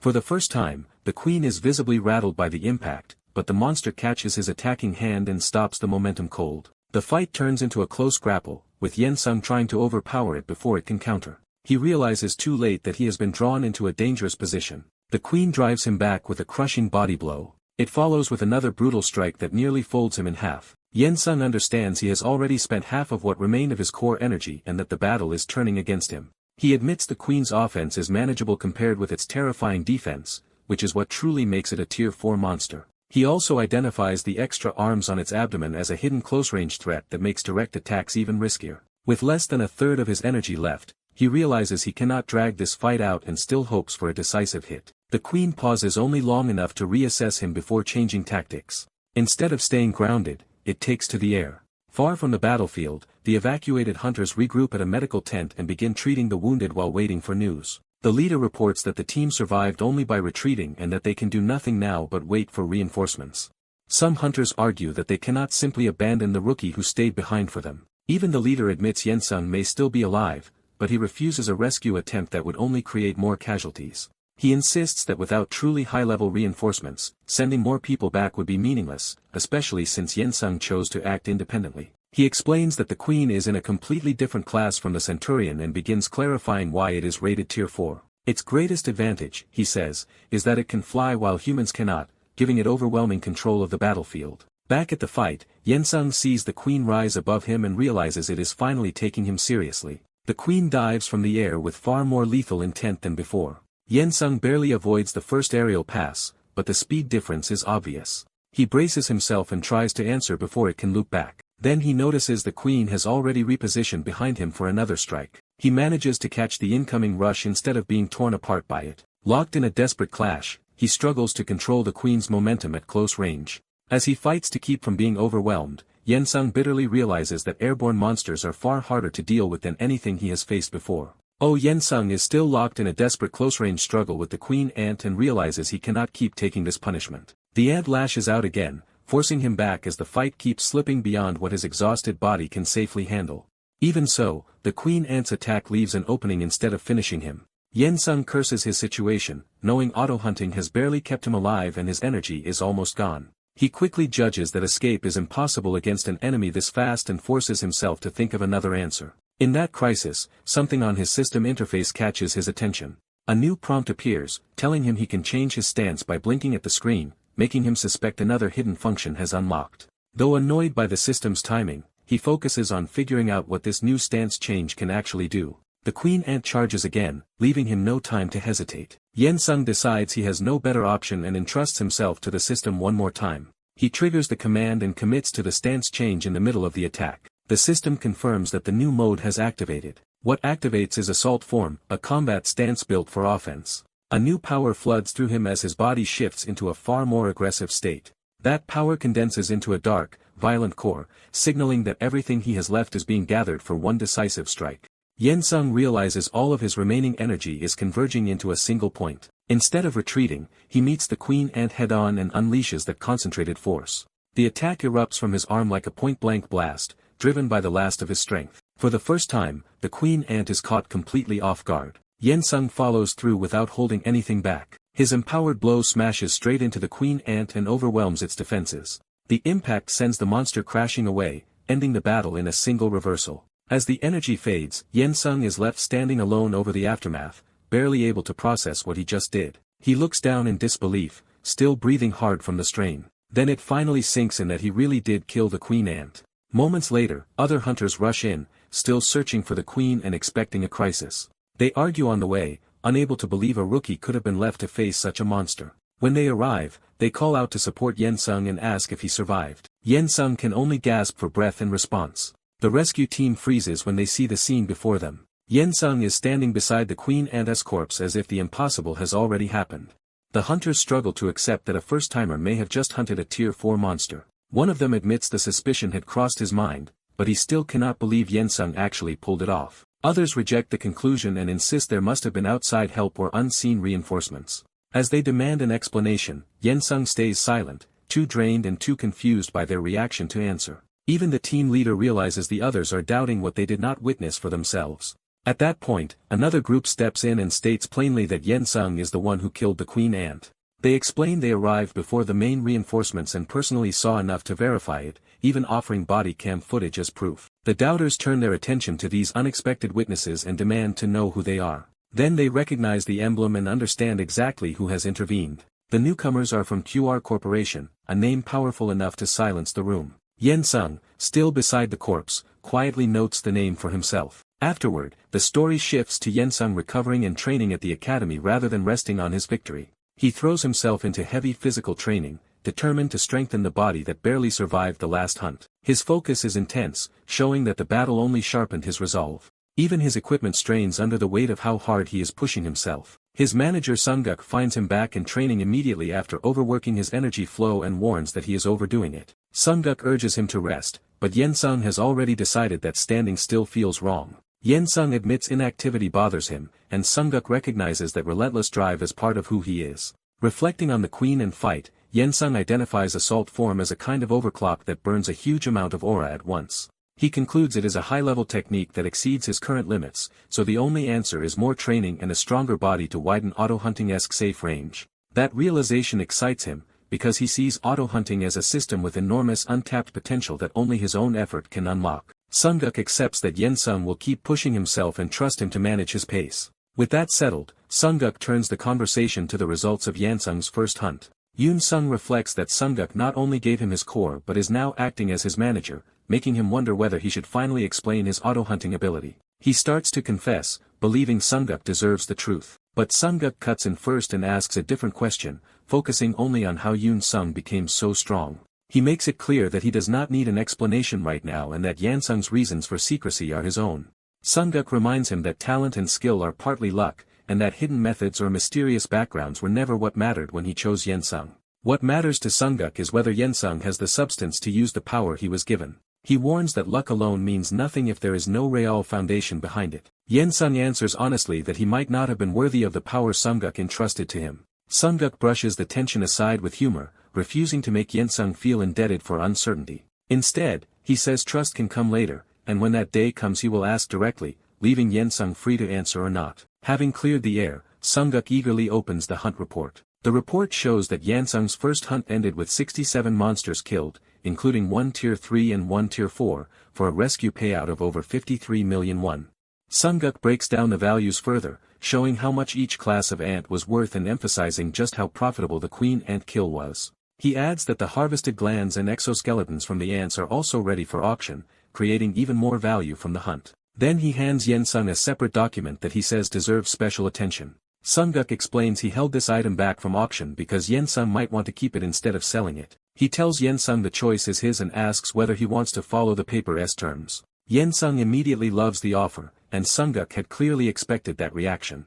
Their excitement is interrupted when Sunguk remembers Yensung has another appointment scheduled from the last hunt. A sudden phone call confirms that the visitor has already arrived. Sunguk answers and learns the meeting is happening now, surprising Yensung. Sunguk realizes the visitor must be especially serious this time. He reveals that the person who came directly to Changhun's hospital is Yoon Kangchul, the CEO of QR Corporation. The story then recalls why that name carries such weight, going back 12 years to the southernmost boundary. There, an unranked area produced Karkadon, a Tier 6 monster far beyond what anyone expected. The disaster escalated to a national crisis until one hunter formed an assault team and turned the battle around. That hunter emerged victorious over the monster and became a legend. The feat was recognized as one of the greatest in Asia and among the best in the world.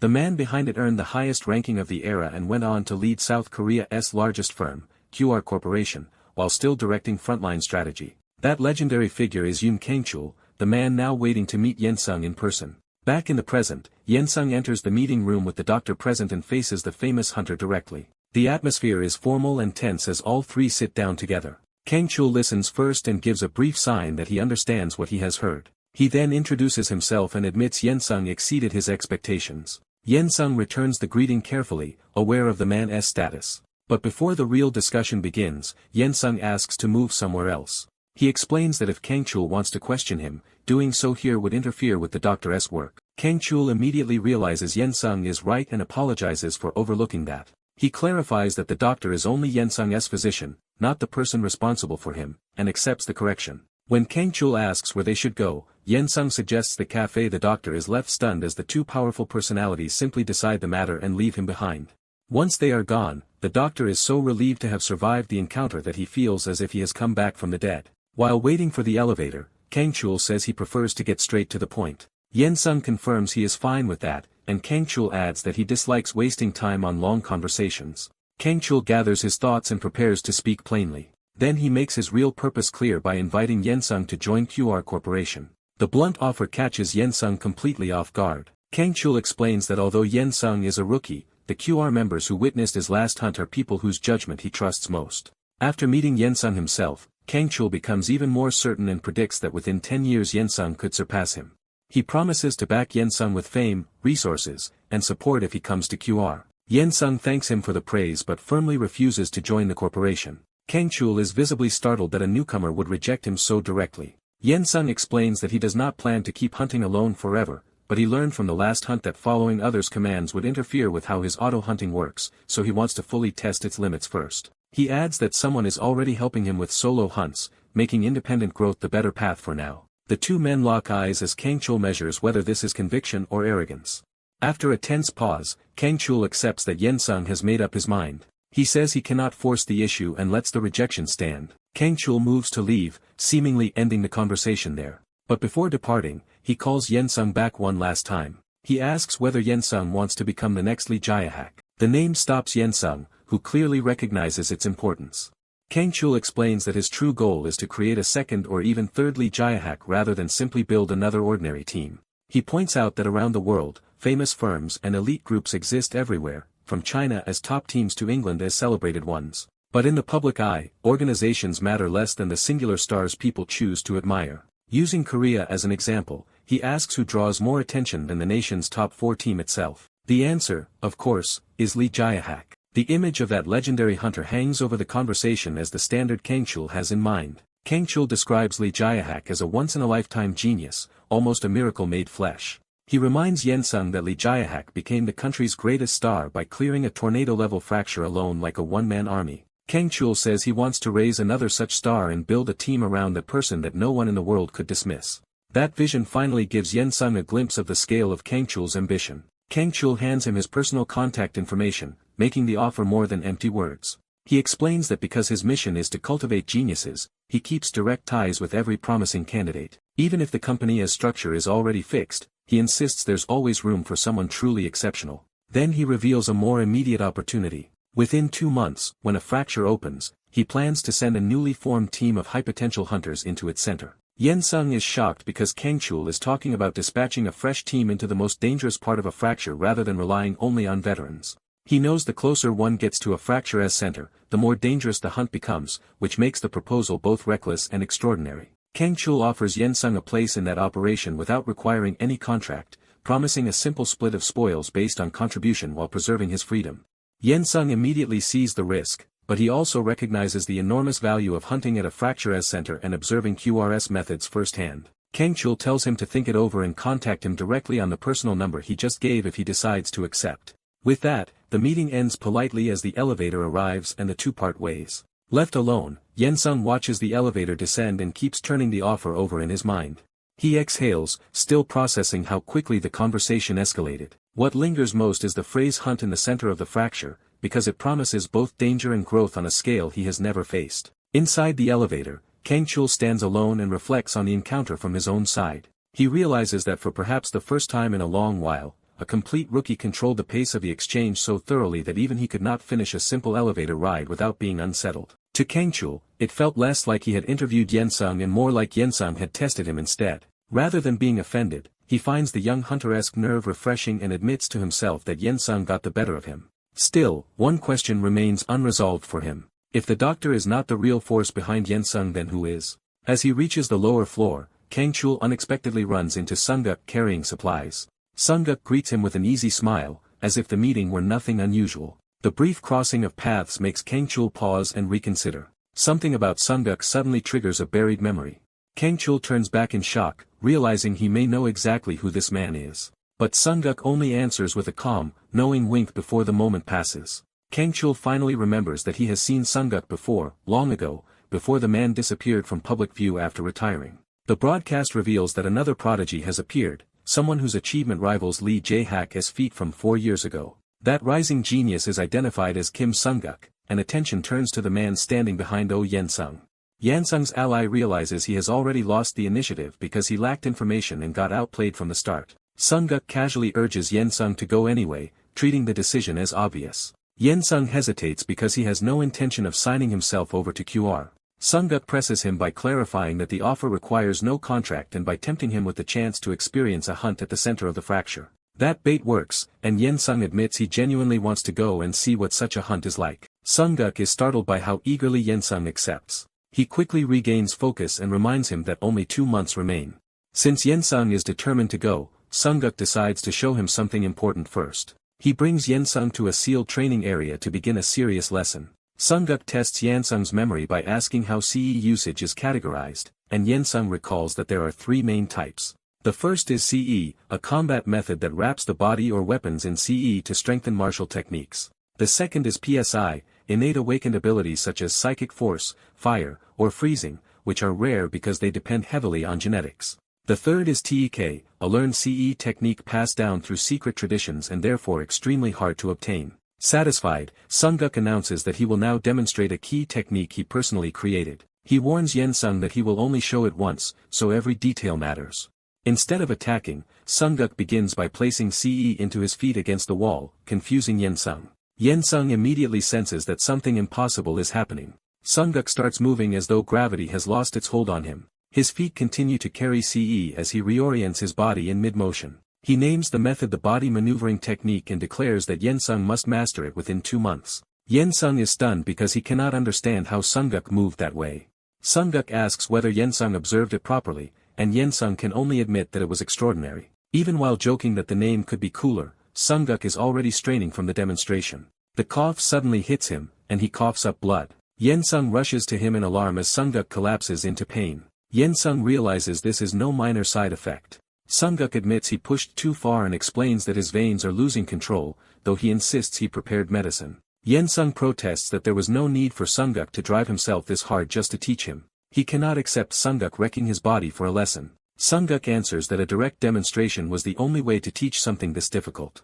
He reminds Yensung that the center of the fracture is a place where outcomes cannot be predicted and where QR hunters will also be competing. If Yensung wants to rise above everyone there, he must learn the right skill for that battlefield. Before Yensung can dwell on Sunguk as condition, Sunguk forces the lesson forward and asks what Yensung noticed about his movement. Yensung says the motion looked subtle and unnatural, as if Sunguk were walking outside normal gravity. Sunguk corrects him by saying he did not alter gravity itself, because that is impossible. Instead, he explains that every person has a way of walking that fits their own body. By rebuilding his gait around a body strengthened with aura, he created movement that only appears to defy gravity. Yensung realizes that if perfected, the technique could be used anywhere, and Sunguk confirms that only his specific method makes that possible. To help him study, Sunguk hands over a written version of the technique. He promises to teach the basic motions from the next day onward, even as Yensung urges him to rest. Sunguk brushes off the concern and claims he is fine, still barely holding himself together. He tells Yensung to finish up and rest while he leaves first.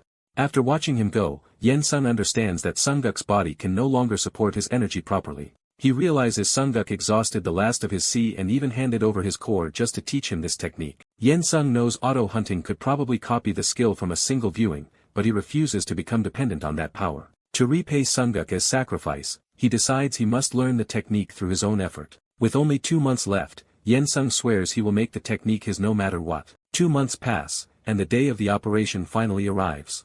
A massive storm-level fracture opens over the city, dwarfing ordinary incidents. At the site, Yensung is told this storm-level fracture is far more dangerous than the Grey Ant case, and he agrees before heading to QR's camp. He sees that QR has mobilized on a huge scale, with hunters and support staff working together. The operation is backed by armed personnel and heavy preparation. QR has assembled professional support systems and logistics to prepare for every likely outcome. Their goal is to reduce future casualties through overwhelming readiness. Yen Sung realizes this is what 2F40 truly means, not empty boasting, but a corporation built around massive organized hunting operations. He is then brought to meet a newly formed team that represents QRS next step. The team is introduced as Alpha Team, a unit made up of elite rookies. Yen Sung is presented to them as the visitor they have been told about. The team responds with only the bare minimum of courtesy, making their distance clear. Yen Sung immediately understands that they do not welcome an outsider joining their circle. Their superior leaves them together, expecting them to get acquainted before the hunt begins. Privately, that superior reflects that Alpha Team dislikes Yen Sung because they have always operated only among themselves. Even so, he believes their teamwork and QRS support structure could still persuade Yen Sung to join the company. He is already planning for Yen Sung to lead a future Beta team and hopes rivalry between Alpha and Beta will accelerate both teams' growth. Inside the tent, Yen Sung is left standing alone while the others pointedly ignore him. He accepts that they are deliberately shutting him out. At last, Alpha Team leader Jang Yen Sung approaches and introduces himself. But instead of welcoming Yen Sung immediately questions his poor equipment. Yen Sung answers that he only has basic protective gear and wonders whether that should not be enough. Yen Sung implies that entering the center of a storm-level fracture with such gear is reckless, especially when everyone else has invested in much better equipment. He warns that if Yen Sung's lack of gear becomes a problem, he will only become dead weight, and he mockingly suggests borrowing something from others.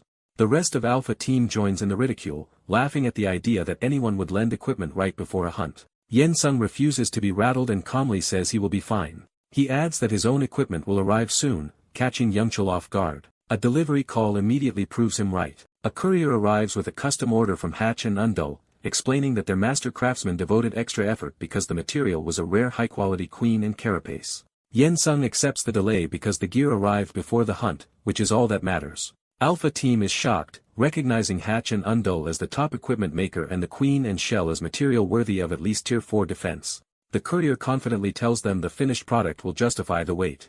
Yen Sung says he could have bought ordinary gear, but he wanted something better than standard issue. What emerges is a full custom suit forged from the spoils of his first hunt. The arrival draws attention across the camp. Other hunters gather, impressed by the craftsmanship and wishing they could commission equipment like it. The crowd falls silent when the wearer finally appears.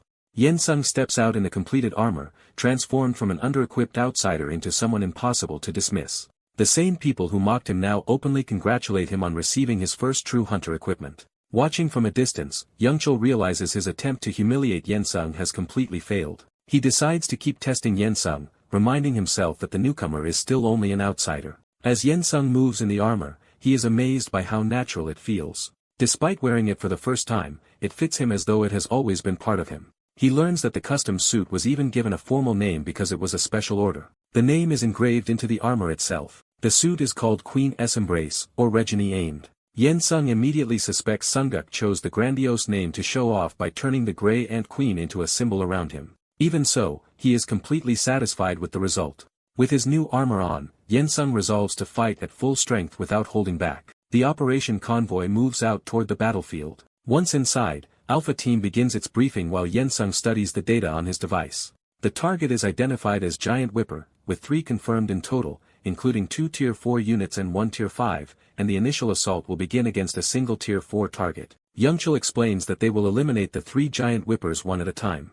The plan is to split into 2 teams and open with anti-monster harpoons. Privately, Youngchul is pleased that by dividing Alpha Team's 10 members into 2 groups of 5, Yen Sung will be left out of the actual hunt. The bait team will lure the monster into position, the ambush team will pin it with harpoons, and the striker team will finish it. The operation begins with confidence, as the team aims to capture the Tier 4 monster quickly and cleanly. Just before moving out, Youngchul stops Yen Sung to make his position unmistakably clear. He tells Yen Sung that he is not part of the operation and should remain on the sidelines. More bluntly, he orders him to stay out of the way and not interfere. Yen Sung accepts the insult without argument and says he understands. Moments later, the monster crashes into the area with violent force. The first Giant Whipper appears, confirming the threat level they were briefed on.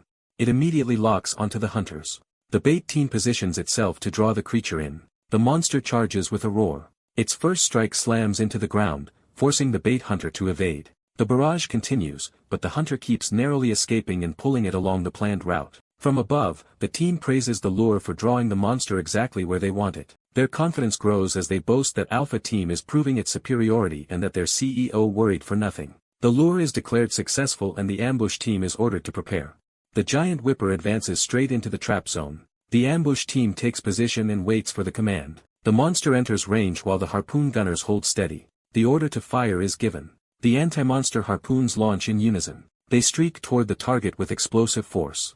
The harpoons hit and the giant whipper cries out as the trap takes hold. The cables tighten and the team surges in, using the restraint to control the monster-esque movement. With the target pinned, Youngchul orders the others to attack its legs while he prepares to finish it himself. A heavy strike lands as the team presses the advantage. The monster reels under the coordinated assault. It crashes down hard, seemingly overwhelmed. Youngchul leaps in for the decisive blow. He slams down onto the monster and forces out a scream of pain, appearing to secure the kill. Believing the weak point strategy worked perfectly, he starts thinking ahead to the next target. Then a warning reaches him too late. A sudden strike smashes into him from the side before he can react. As blood bursts from his mouth, Youngchul can only wonder how this happened. The answer appears immediately. Another giant whipper has entered the fight. Youngchul, badly injured on the ground, realizes the briefing was wrong because there was supposed to be only one monster in this area. His teammates panic, unsure what to do but knowing he must be rescued. Before they can act, they hear another ominous sound and realize the situation is worsening. A second additional giant whipper reveals itself, proving the team has been surrounded by more than expected. The hunters break down in fear, concluding they cannot handle two more monsters at once and even considering abandoning Youngchul. Watching their collapse, Yensung finally makes up his mind. He decides he can no longer stand by and do nothing. Activating his armor, he prepares to enter the battle himself. The extra giant whipper looms over the fallen Youngchul as the danger becomes immediate. Youngchul is still reeling from the failed briefing and the realization that the operation has fallen apart. A monster-esque tendril lashes toward the helpless hunters, and the crisis reaches the point where Yensung must intervene. Jang Youngchul hangs helplessly over a whipper-esque jaws as the monster closes in to devour him. Facing death upside down, he panics and refuses to accept that this is how he will die. He desperately waits for his team to save him, only to realize no one is coming in time. As the whipper prepares to eat him, despair takes over and he curses the absurdity of dying to a monster. At the last instant, Yensung bursts in and cuts through the attack, snatching Jang away from the monster's mouth. The rescue sends Jang tumbling across the ground, shocked that he has been pulled back from certain death. The violent motion leaves him disoriented and barely able to process what just happened. As his vision clears, he realizes someone really did intervene. Yensung secures his grip and prepares to move Jang out of the kill zone immediately. He swings Jang clear in one motion, carrying him upside down while escaping the monster's reach. Jang recognizes his rescuer as Yensung and is stunned that the outsider came back for him, but relief quickly gives way to fear when he sees they are still trapped between two whippers with no obvious way out. Yensung calmly warns Jang that the next move will be rough, showing he already has a plan. Before Jang can understand, the sudden acceleration knocks the breath out of him. Yensung launches them forward so violently that Jang can only scream through the maneuver. He is carried straight past another snapping maw, surviving only because Yensung threads them through the danger. Yensung uses the building structure as a path, ricocheting along it to keep momentum and avoid the tentacles. He smashes through an obstacle to open a route rather than slowing down for the monsters. Even while burdened with Jang, Yensung keeps weaving through the whipper's attacks at close range. The strain of the speed and impacts makes Jang retch, but Yensung never breaks rhythm. Yensung plants himself against a tentacle for leverage, turning the monster's own bodies into footholds. Jang realizes that with Yensung beside him, the fight has shifted from hopeless survival to a possible escape. Yensung drives them through the barrage, forcing a path where none existed. He decides their only chance is to dash for the nearby buildings and create a defensible position. The pressure intensifies as the monsters pursue them relentlessly. Yensung notices another giant whipper still on their trail and understands he has not shaken them at all.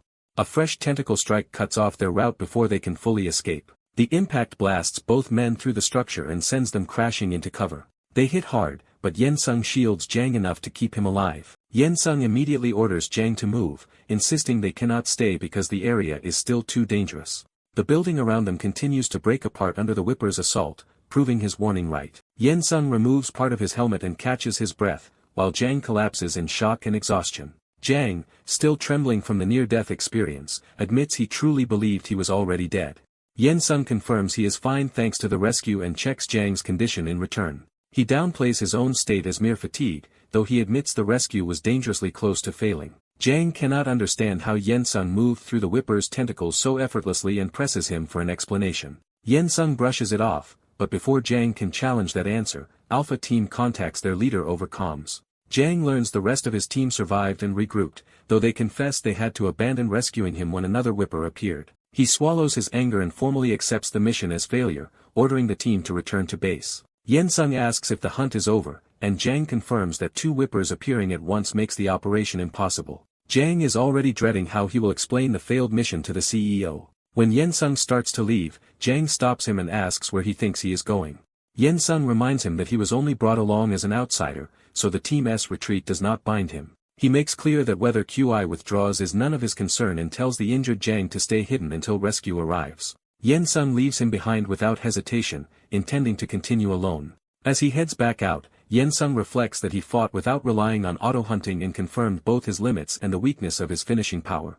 That test convinces him his training has paid off and that he no longer needs to hold back. Seeing the whippers again, he accepts the hunting zone's brutal rule that only the strong survive and resolves to use every tool available. He activates auto-hunting and formally begins his real hunt. At QR headquarters, staff report that Yensung rescued Jang Youngchul and is sheltering nearby. Observers are astonished by Yensung's movement through the tentacles, and then receive confirmation that everyone escaped alive. A QR executive recognizes the technique as something resembling Kim Sung-guk's style, though still incomplete and learned in an impossibly short time. He becomes determined to recruit Yensung into QR at any cost. Jang reports the mission as failure to Yoon Kangchul, apologizing for the result and asking about the broader operation. He explains that even after maintenance, the mission is no longer feasible and formally declares it a failure. Kangchul is frustrated that Alpha Team chose retreat so quickly when regrouping might still have allowed a hunt. Even so, he restrains himself, deciding to respect their judgment for now and question them later. When he asks whether Yensung is with Jang, Jang nervously admits that he is not. He reveals that Yensung went back outside to hunt the whippers alone and asks for instructions. Kangchul goes silent for a beat as the implication sinks in. His confusion turns into disbelief that Yensung would head to the rooftop to fight by himself. Then he explodes, ordering his staff to get to the rooftop immediately and record everything Yensung does. He realizes that if Yensung succeeds publicly after Alpha Team retreated, it will be a humiliating disaster for QR's image. As the action cam feed comes online, Kangchul prepares to witness the outcome firsthand. He bitterly reflects that he tried to showcase Alpha Team as potential, only for them to look weak by needing Yensung as help. That realization leaves him shaken and sweating. On the live feed, the 2 whippers lash out with a dense storm of tentacles. Watching from headquarters, Kangchul cannot understand how the situation has escalated this far. Meanwhile, Yensung repeats his resolve that this is a place where strength decides everything, and he must use all he has. He recommits to the hunt under auto-support and moves in. Yensung dives straight between the 2 giant whippers instead of keeping his distance. One whipper snaps a tentacle at him, trying to crush him before he can close in. Yensung draws his weapon and answers with precise timing rather than brute force. He slices into the attacking tentacle at an angle that disrupts it without losing his momentum. The exchange confirms his read on the monster's movement patterns. He recalls the data that a vertical cut can sever a tentacle cleanly. But he also knows a horizontal cut only causes the whipper to regenerate another tentacle, increasing the total number. So he deliberately chooses the less efficient cuts, using the monster's regeneration against them. He keeps surfing and pivoting along the tentacles themselves, staying inside the monster's blind spots. As more tentacles multiply and collide, the whippers begin interfering with each other. Yensung realizes the 2 monsters do not recognize one another as allies or coordinate at all. Their inability to work together becomes the weakness he intends to exploit. He judges that aside from their tentacles, the whippers are slow, and starts building a strategy from everything he has learned. He keeps provoking more overlapping strikes, turning the battlefield into a knot of crossing limbs. Using Spider Walk, he darts through the chaos with controlled bursts of ki while the monsters attack through each other's space. The whippers' tentacles now crowd the entire area, but Yensung remains the only one moving freely inside it. He rides one tentacle into the path of another, guiding the attacks into repeated collisions. His focus sharpens as the trap nears completion. In the middle of the fight, he remembers asking Kim Sung-guk about the name of this movement technique. Sung-guk had casually admitted he renamed it because the old title sounded outdated. He had proudly chosen a cooler name for the skill after giving it real thought. That memory returns as Yensung fully applies Spider Walk, running across the tentacles like solid ground. With the technique mastered in practice, he carves through the battlefield at impossible angles. Outside, onlookers are stunned by the movement and begin to believe the rumors that Yensung is a once-in-a-century talent. But some observers are confused that he keeps dodging instead of striking the monster's weak points to finish them. Kangchul notices that Yensung is carefully controlling his ki like Kim Sung-guk once did, yet cannot understand why he is dragging the fight out. He realizes Yen Sung has already had several chances to kill, but has intentionally chosen actions that multiply tentacles instead. The pattern is too deliberate to be wasteful, and Kang Chul starts searching for the hidden objective. Then he suddenly suspects that Yen Sung may be trying to capture the monsters alive. The whippersnake as their own attacks continue to overlap and tighten around them. Kang Chul finally understands that the monsters can no longer move because their tentacles have become hopelessly entangled with each other. From above, the battlefield now looks like a giant knot of immobilized limbs wrapped around the ruined building. Observers piece together Yen Sung's method. He increased the number of tentacles on purpose, lured them into crossing paths, and used the terrain to lock them in place. Debris and structural damage complete the trap, pinning the tangled mass so the whippers cannot break free. The surviving agents can only stare in disbelief that such a capture was even possible. Yen Sung calmly contacts Jang and asks him to report to headquarters that the whippers have been captured. Jang, now openly respectful, thanks Yen Sung for his work, and Yen Sung returns the courtesy to Alpha Team. With the immediate fight over, Yen Sung turns his attention to the deeper objective that brought him here. He reflects that this outer hunt was easier than expected, and that the true challenge lies in the center of the fracture. Kang Chul praises him for rescuing Jang and capturing the targets alive, then asks whether he is injured. At the same time, Kang Chul worries that Yen Sung may now look down on Alpha Team and becomes even more desperate to keep him within QR. He frames Yen Sung's actions as having saved not just Jang, but QR's future, and stresses how indebted the company is. He offers a personal reward as well, promising to grant anything within his power. Privately, Kang Chul resolves that he must secure Yen Sung for QR no matter what it takes. He considers whether money would be enough to tempt him. He also weighs the value of the company's resources, influence, and information as bargaining chips. To Kang Chul, any price is acceptable if it means keeping Yen Sung under QR's control. He decides that whatever Yen Sung asks for, he will agree if it keeps him there. When Yen Sung says he has one request, Kang Chul eagerly invites him to name it. But the request catches him completely off guard and leaves him asking Yen Sung to repeat himself. Elsewhere in QR's second operation area, another team finishes subduing a scale centipede. The monster is identified as a 4-star target, but the team handles it without much trouble. The hunters secure the kill and declare their mission complete. Their leader is told the plan succeeded, and she responds with detached calm rather than celebration. She notes that the job ended sooner than expected and decides to wait for Alpha Team's result. Before she can, a subordinate reports that there is no need to wait because Alpha Team has already finished. He mockingly describes Alpha Team's outcome as a complete failure and even laments that none of those rookies died. The team openly ridicules the expensive newcomers and complains that they are being forced to do trivial cleanup while the rookies get special treatment. They criticize the CEO for pouring money into training weak hunters and treating hunting like coaching rather than results. Even so, they admit the newcomer-esque custom gear is impressive and speculate that next time they might receive someone more useful. Their leader orders them to stop talking, patrol the area, and wait for further instructions from the CEO. Then she receives a direct call from Yoon Kang-chul, who informs her that a newcomer is coming to her area. When she hears the name Oh Yoon-sun, it catches her attention. Standing amid the remains of the centipede and the towering fracture beyond, she considers what that name might mean. She reflects that hunting is inherently dangerous and that facing monsters personally always means living with the possibility of sudden death. In her view, the industry has changed so much that most people now see monsters only as paychecks and hunts only as profit and loss. She believes the trend has become avoiding all risk and hunting only when safety is already guaranteed, unlike those who still carry responsibility or hatred toward monsters. Thinking that mindset may already belong to the past, she is interrupted when Yoon-sung arrives and asks if she is Shin Yu-hee. She confirms his identity immediately, saying her boss has already contacted her about him. The two introduce themselves properly, establishing Shin Yu-hee as the leader of QROB Team 1. She confirms that Yoon-sung wants to enter the center of the fracture for a hunt, and he answers without hesitation that he does. Yoon-sung briefly assumes she will dismiss him and tell him to stay out of the way, as others have. Instead, her response surprises him.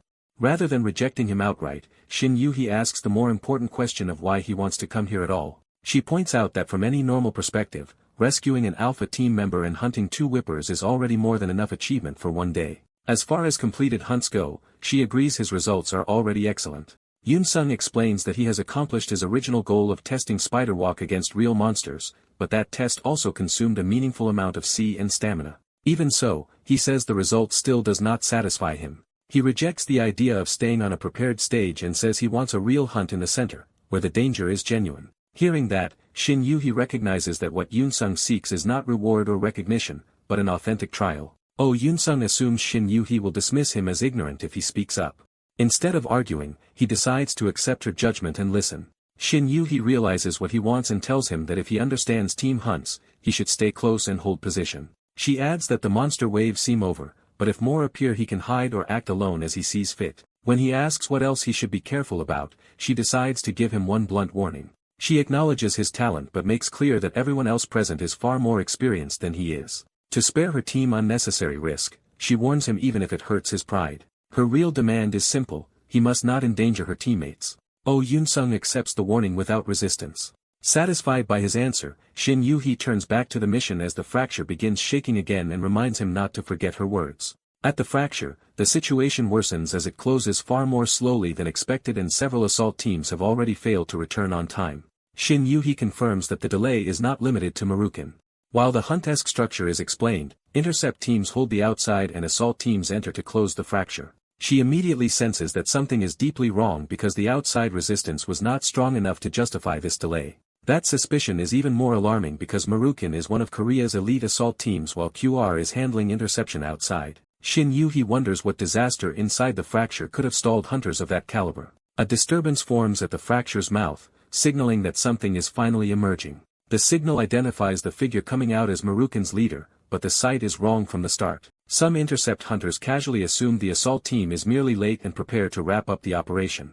Their confidence vanishes when they realize the leader is not returning safely but falling out of the sky. He crashes down violently before them, turning the scene from routine to catastrophe. The nearby hunters are stunned into panic by the sudden impact. Shin Yu-hee instantly understands that the worst possibility may be true. When they see the body, the intercept team can barely process what happened. They recognize the fallen man as Marukan's leader and realize the assault team has been destroyed inside. Shin Yu-hee immediately shifts from shock to command and orders everyone into assault readiness. Her team answers at once and prepares to move. The hunters arm themselves for close combat as the crisis escalates. Shin Yu-hee turns to check on Oh Yoon-sung, expecting he will be unable to stay in the danger zone.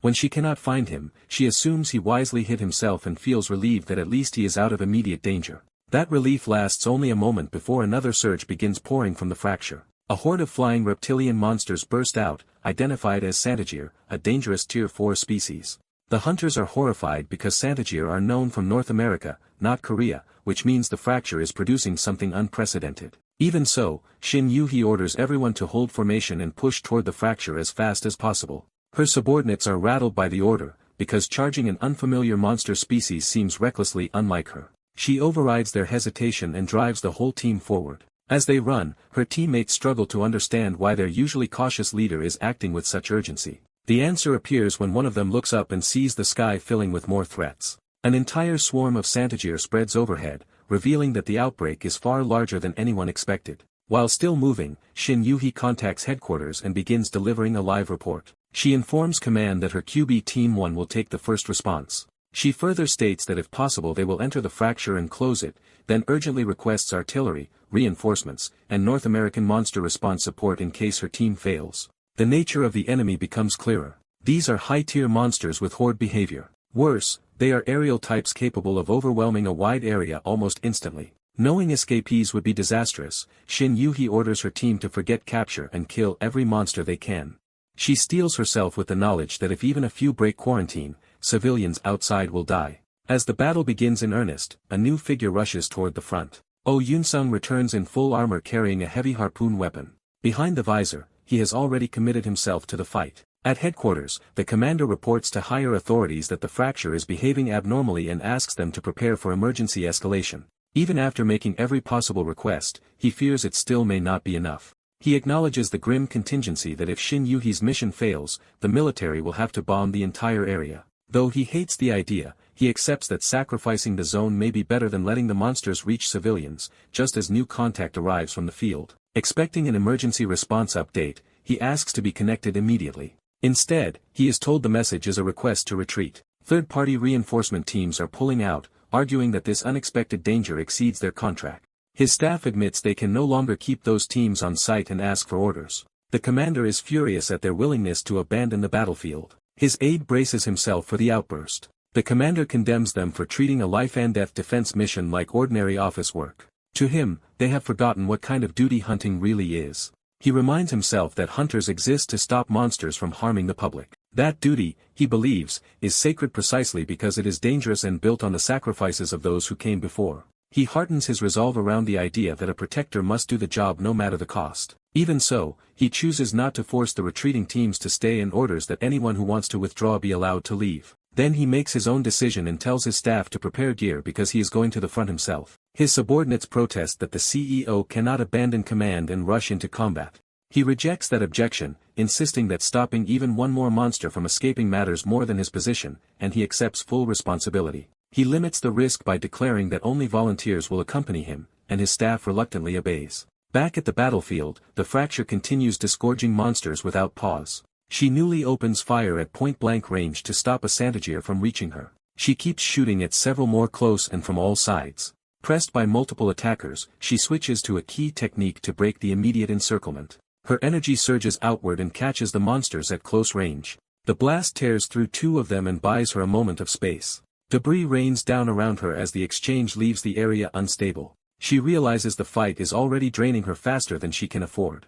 Looking up, she sees still more Santagier approaching and understands the swarm is not thinning. She concludes that simply continuing to kill monsters one by one will never solve this. The real answer is not attrition but shutting down the source. She decides the Fracture itself must be closed as quickly as possible.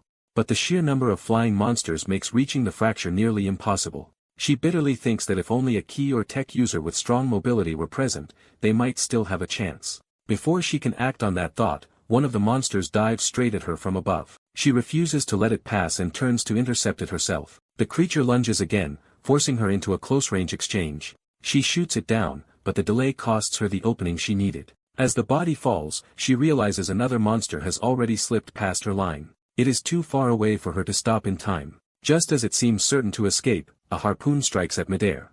Shin Yuhi is stunned by the impossible save. She looks up and sees Oh Yoon-sung swinging in on the harpoon line. The fleeing monster is yanked and skewered before it can get away. Oh Yoon-sung uses the lioness momentum to launch himself directly into the swarm. He follows through with a crushing aerial strike. The impact smashes through the monsters around him and clears space in front of Shin Yuhi. Shin Yuhi, shocked that he did not hide, demands to know why he is here. He explains that he went back only to retrieve a whipper-hunting harpoon and believes it can be useful in this situation. She immediately challenges him, warning that joining this mission now is extremely dangerous. He answers that this is exactly the kind of situation where one more person matters, and that gives him work to do. Since he was already on site, he says he is simply doing what must be done. His answer catches Shin Yuhi off guard, because it is the same conviction she thought no one around her still shared. He proposes the obvious next step, close the Fracture immediately, and says he has a useful mobility technique to help reach it. Shin Yuhi refuses to let him go alone and insists they need at least two people. He agrees that one person cannot both fight the Santagier and close the Fracture at the same time, so they must split those roles. He asks whether she has any mobility key techniques, and she admits that neither she nor her team does.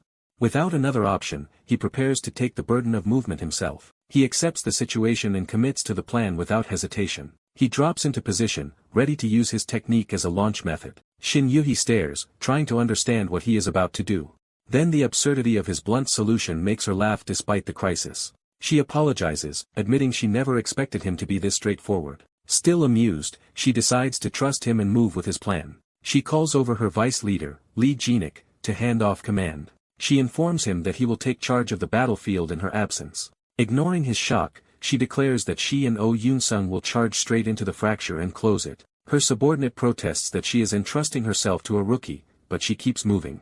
As more monsters descend, she orders the team to brace for the next wave. Oh Yoon-sung triggers his movement technique and launches them forward. Shin Yuhi fires as they accelerate, clearing their path through the swarm. Together they carve a corridor through the airborne monsters and force their way toward the Fracture entrance. Shin Yuhi warns Oh Yoon-sung that the opening is directly ahead. Seeing the entrance, she commits fully and drives them straight inside. They cross the threshold into the Fracture. Inside, both immediately realize this is not a normal interior space. They have arrived at the Fracture as center, a vast canyon-like core. The environment is oppressively hot and humid, like a tropical wasteland. The air is so thin that even breathing becomes difficult. Shin Yuhi notices something else in the distance and stops. What she sees shocks her into silence. The remains of the assault team lie scattered among the monsters, confirming they fought to the end and were overwhelmed here. Shin Yuhi recognizes that Marukan nearly succeeded alone against the horde before being wiped out. That means the Fracture breaker must still be nearby and almost ready. Oh Yoon-sung spots it and explains that the breaker closes the fracture once enough aura is injected into it. Seeing how much aura Marukan already poured in, Shin Yuhi realizes only a little more is needed to finish the job. Before they can act, a far stronger presence descends in front of them. The true enemy reveals itself as a Shantijia Prime, a Tier 6 Alpha among the swarm. Shin Yuhi understands at once that this monster is the one that annihilated the assault team. She doubts whether she has enough energy left to both defeat it and finish charging the breaker, but forces herself to accept that she has no choice. Before she can move, Oh Yoon-sung silently stops her with a hand. He tells her he will handle the Alpha and orders her to go charge the remaining aura into the breaker. She objects that Alpha team has been fighting all along and that the roles should be reversed. He explains that he spent most of his energy getting them here and no longer has enough aura to finish the breaker, so fighting is the only role he can still fulfill. He leaves the charging to her and asks only for one thing in return. Shin Yuhi says she needs 5 minutes to restore enough aura and entrusts her life to him for that time. Oh Yoon-sung accepts the responsibility without hesitation. He steps forward alone to face the Shantijia Prime while she begins charging the breaker behind him. The monster's expression feels like open contempt, as if it is mocking them and declaring there will be no escape. With little energy left, Oh Yoon-sung decides he cannot trade blows directly and must rely on auto-hunting and hit-and-run tactics. The Shantijia Prime attacks first with explosive force.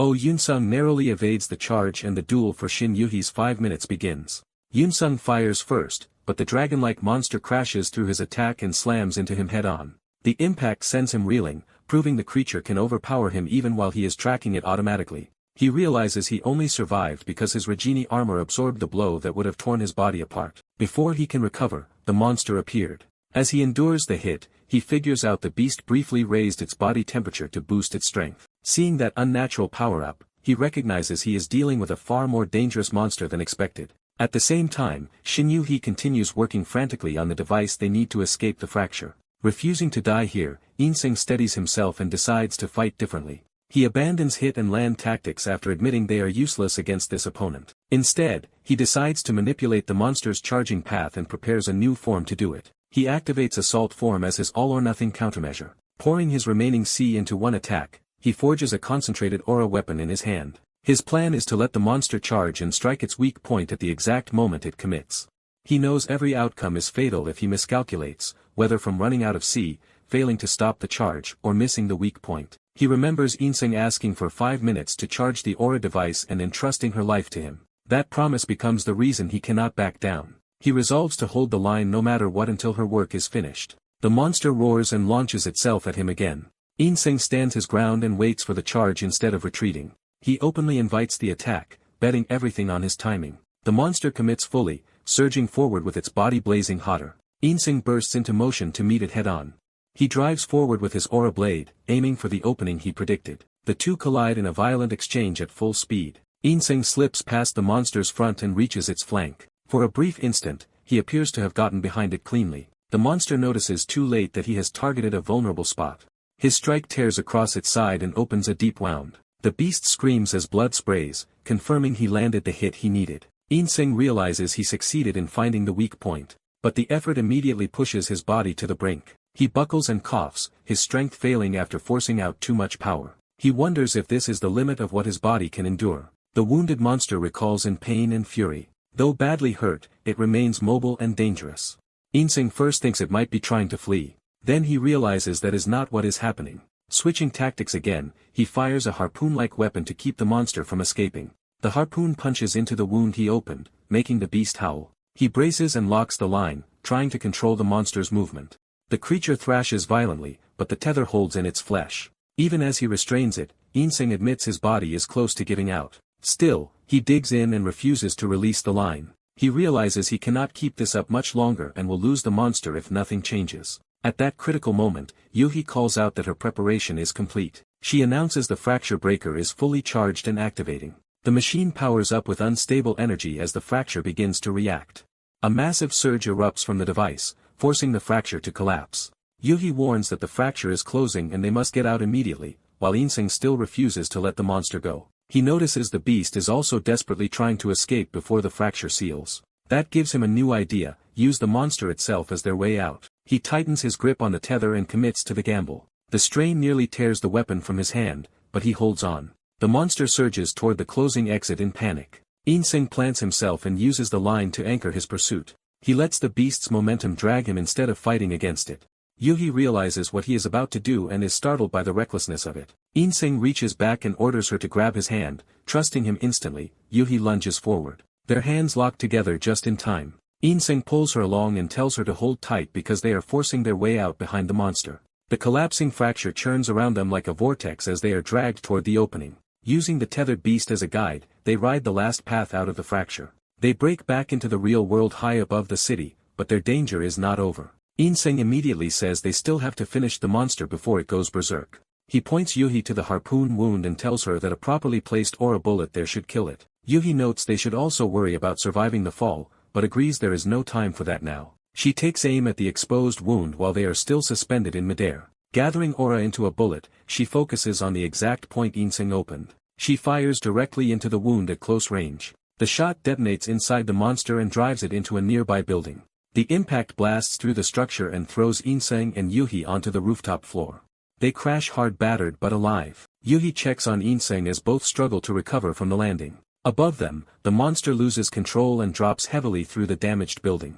Yuhi watches its body continue falling, stunned by how close they came to dying. As the beast disappears downward, she realizes they actually pulled it off. She turns to share the victory with In-sing and notices something is wrong. He has collapsed unconscious after pushing himself past his limit. Relieved that he merely fainted rather than dying, Yuhi finally lets herself breathe. Looking at him, she cannot decide whether he is brilliant or simply reckless beyond reason. Even so, her confusion softens into quiet admiration.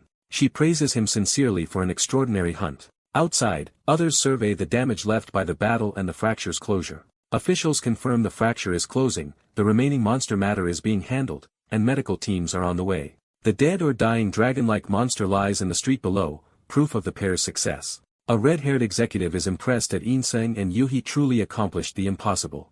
In-sing is later taken to a special medical center to recover. After 2 days unconscious, he finally wakes. He finds himself in a hospital bed and feels awkwardly disoriented. Pain shoots through his body, and he wonders if it is lingering damage from fighting the Shanti G8 Before he can think further, someone reminds him that he even managed to pull off that fight against the Tier 6 monster. Sung-guk arrives cheerfully with food and jokes that In-sing looks good for someone who slept for 2 full days. He explains that Chang-hun was furious while diagnosing In-sing, but confirms his condition is stable. Sung-guk adds that they will be busy soon, so In-sing cannot afford to stay injured. He hands In-sing a box and tells him to open it himself. In-sing is startled by what he finds inside. The gift comes with a reminder that hunters are ranked from blank through bronze, silver, gold, and platinum. Those ranks define a hunter as standing, power, and value through formal evaluation. At first, the box appears to contain a silver-class badge. In-sing can hardly believe he has been given even that much recognition. Sung-guk explains the silver badge had already been prepared for him before the hunt ended. Then he abruptly stops, realizing that is no longer the real point. He tosses the silver badge aside as if it has become obsolete. When In-sing protests, Sung-guk dismisses it as worthless now. He explains that the silver rank was based on In-sing's earlier Grant achievement and no longer reflects his level. Sung-guk goes on to explain that higher badges become materially and symbolically more valuable, and that the committee moved unusually fast this time. He reveals In-sing's true promotion, platinum ranker status, reserved only for the top 20 hunters, with In-sing placed at 19th. In-sing is too stunned to process it. Sung-guk congratulates him on becoming a ranker from this day forward. Soon after, the story of the fracture spreads rapidly through the city. Recovered enough to travel, In-sing rides public transit while trying to stay inconspicuous. He notices people around him already watching coverage of the incident. On the news, Yoon Kang-chul publicly credits hunter Park Kong-han as the biggest contributor to the crisis response. Back in the hospital room, In-sing asks who this repeatedly praised Park Kong-han actually is. Sung-guk reveals with amusement that Park Kong-han is the alias he created for In-sing. In-sing nearly chokes at the absurdity.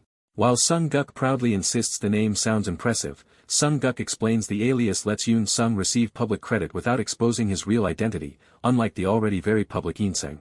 Meanwhile, the interview continues as officials formally credit Park Kong-han and Shin Yubi with preventing civilian casualties during the fracture incident. But the interviewer raises doubts about whether Park Kong-han truly deserves sudden ranker status. The challenge is blunt. No newcomer has ever become a ranker this quickly, so suspicion is natural. Yoon Kang-chul answers that the evidence is fully recorded on QR action cameras and can be inspected by anyone. He then clarifies that Park Kong-han was not even responsible for the fracture as center, yet still volunteer to enter it and face the risk. He contrasts that courage with the shameful behavior of others who demanded retreat the moment the situation became dangerous. Without naming them, he condemns those who abandoned responsibility and declares Park Kong-han the only hunter fully worthy of his current status. He argues that ranker status should belong to those willing to face danger for society, not merely those with good annual results. Watching the broadcast, Sung Guk remarks that Yoon Kangchul is as uncompromising as ever and notes that QR ultimately prevented the crisis. He tells Yoon Sung that others are effectively riding his coattails now, so they have no choice but to praise his contribution publicly. He adds that the whole industry is talking about Park Kong-han as the long-awaited second Lee Jae-hak. Sung Guk suggests Yoon Sung could capitalize on the attention through interviews and CF deals, but Yoon Sung refuses. Yoon Sung decides that instead of chasing fame, he should use this moment to prove his worth through growth and higher-level hunts. Pleased by that answer, Sung Guk says he has one more piece of good news.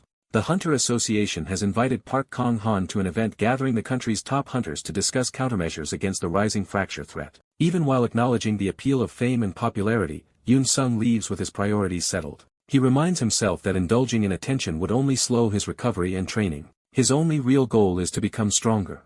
With that resolved, he heads toward the conference determined to improve his skill. At the venue entrance, security stops him and asks for identification and his invitation. He calmly presents both. The guard checks the documents and notes that a hunter should also be wearing a badge. The moment the guard looks closer, his attitude changes. Seeing the platinum rank and the name Park Kong-han tied to Yoon Sung, the guard realizes he is standing before the newly famous ranker himself. Nearby attendees overhear the name and immediately react to Park Kong-han's presence. Embarrassed by the sudden attention, Yoon Sung admits the alias has become more troublesome than helpful.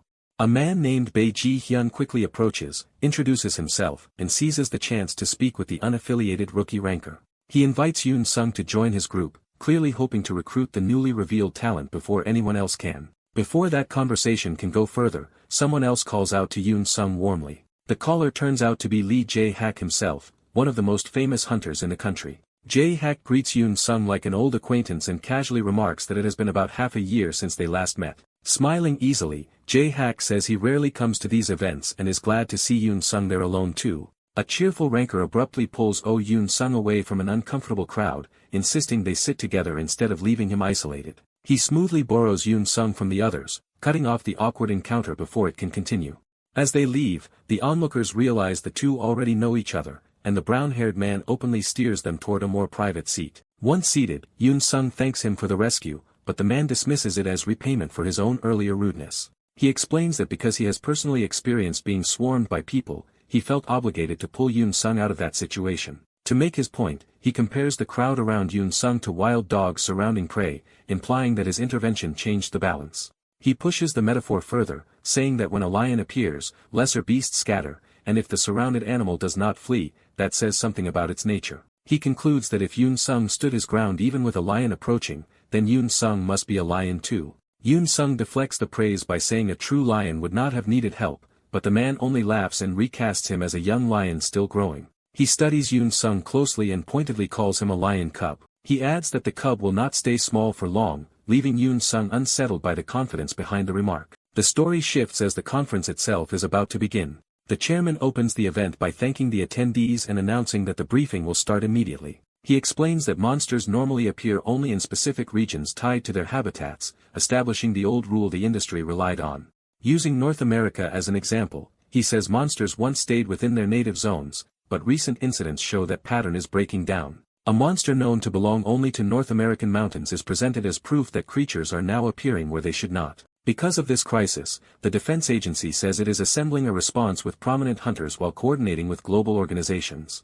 Yoon Sung listens, but his attention drifts back to the earlier lion cub remark. The brown-haired man's words linger in his mind, especially the prediction that he will mature quickly. That man, meanwhile, seems quietly amused by Yoon Sung's reaction. He breaks the tension by saying they can talk more later and reveals that he mainly wanted to thank Yoon Sung. He explains that his sister Lee Eun-seol has gone to China with renewed spirit because of what Yoon Sung did for her. From there he turns the conversation toward China, noting that Chinese figures in the hunting industry are likely attending because the crisis is global. He suggests that Yoon Sung would benefit from experiencing China for himself. He paints China as a far larger and more intense stage than Korea, where both the human and monster scales are on another level. Yoon Sung cannot follow where this is going and is left wondering what message the man is really trying to convey. He decides not to pry into the thoughts of someone this sharp, even though the conversation feels loaded with hidden meaning. The chairman resumes center stage by announcing a major policy shift. The defense agency will stop being passive and take an aggressive stance toward fractures. He then reveals the core decision. Hunters will now be legally allowed to dive into fractures. The audience is jolted by the announcement. Yoon Sung instantly realizes this is the opportunity he has been waiting for. The single word dive hits him with full force. The term is explained as hunters deliberately remaining inside a fracture even after it closes in order to investigate and hunt deeper within. History shows why this idea matters. Once hunters became strong enough to suppress monsters, humanity grew curious about what lay beyond the fractures.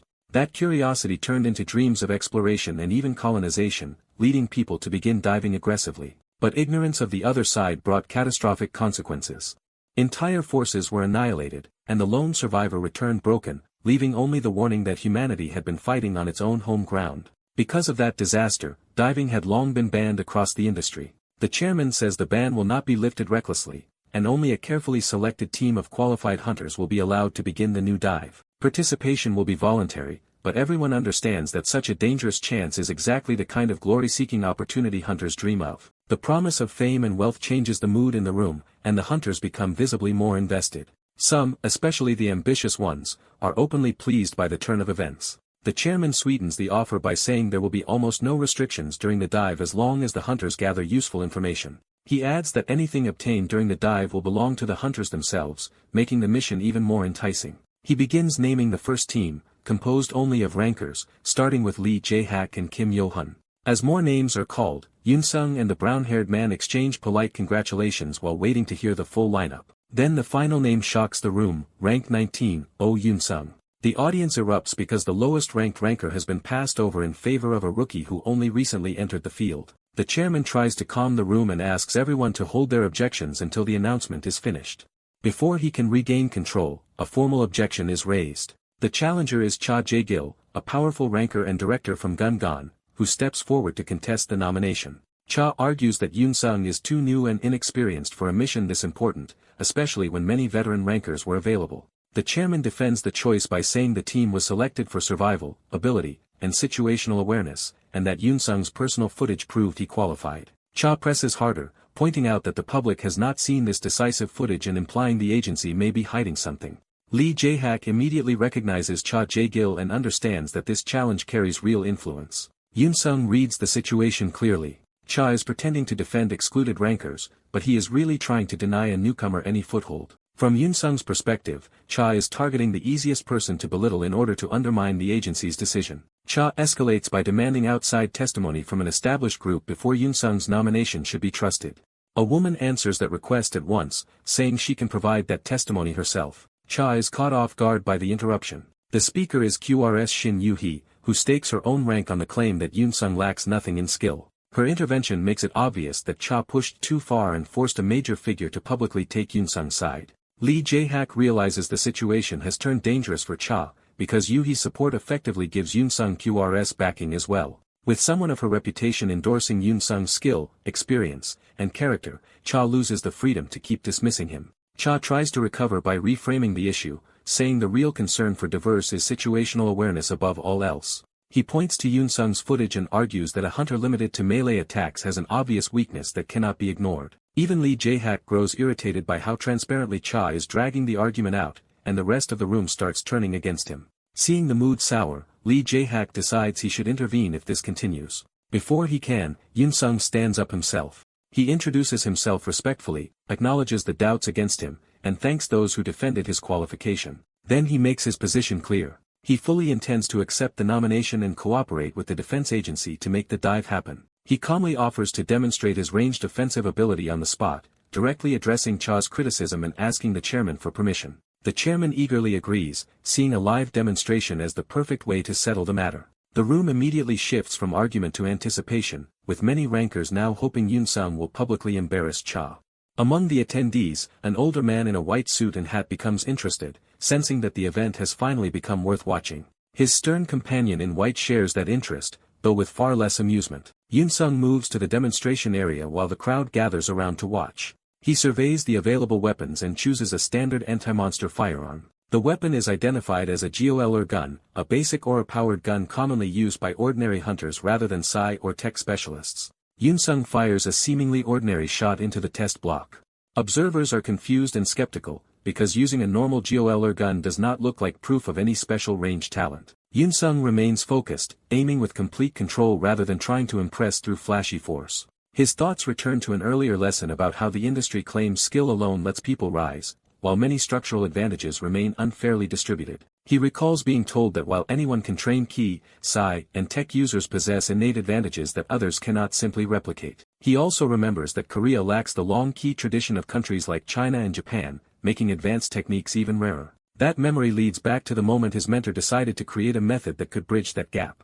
Sun Guk had explained that he reorganized his own Ki and developed Spinach, intending to pass such hard-won methods only to people he trusted. He had then ordered Yunsung to gear up, announcing that the next lesson would begin. That lesson involved the training device firing at a target under dangerous conditions. A Ki-infused projectile slammed into the test material with tremendous speed. Yunsung had been made to stand close enough to witness the destructive force firsthand. The impact left a violent, distorted wound in the target, showing that the attack did more than simply strike. Back in the present, the spectators still do not understand what Yunsung is trying to show. The principle behind the lesson is revealed. Unless someone has psi or tech abilities, they normally cannot control aura once it has left the body. Yet Yunsung inherited from Sun Guk a ranged Ki attack that defies that limitation through pure technique. He activates that technique, Ki Parasite, causing the aura embedded in the bullet to erupt from within the target. The watching rankers are stunned as the result exceeds anything they expected from a supposed melee-only rookie. Cha and the others can only stare while the two mysterious Chinese guests watch with far more measured interest. The room erupts in confusion because what looked like a normal bullet suddenly exploded after impact. Shin-hee quickly grasps the key point. Yunsung embedded aura into the bullet, and somehow maintained control over it. The damage pattern shows internal slicing as well as explosion, proving this was either psi nor tech manipulation. Yunsung states plainly that he achieved it through Ki and aura management alone, and asks whether that is enough to answer doubts about his ability to handle ranged threats.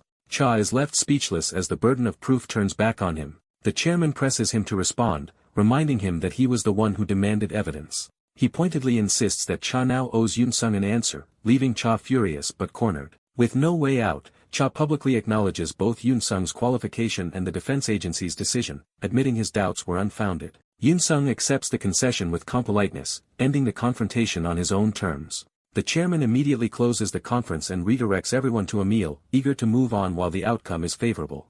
The formal event gives way to a more relaxed banquet setting. At the reception, Yunsung is suddenly treated with warmth and respect by hunters who now want to be associated with him.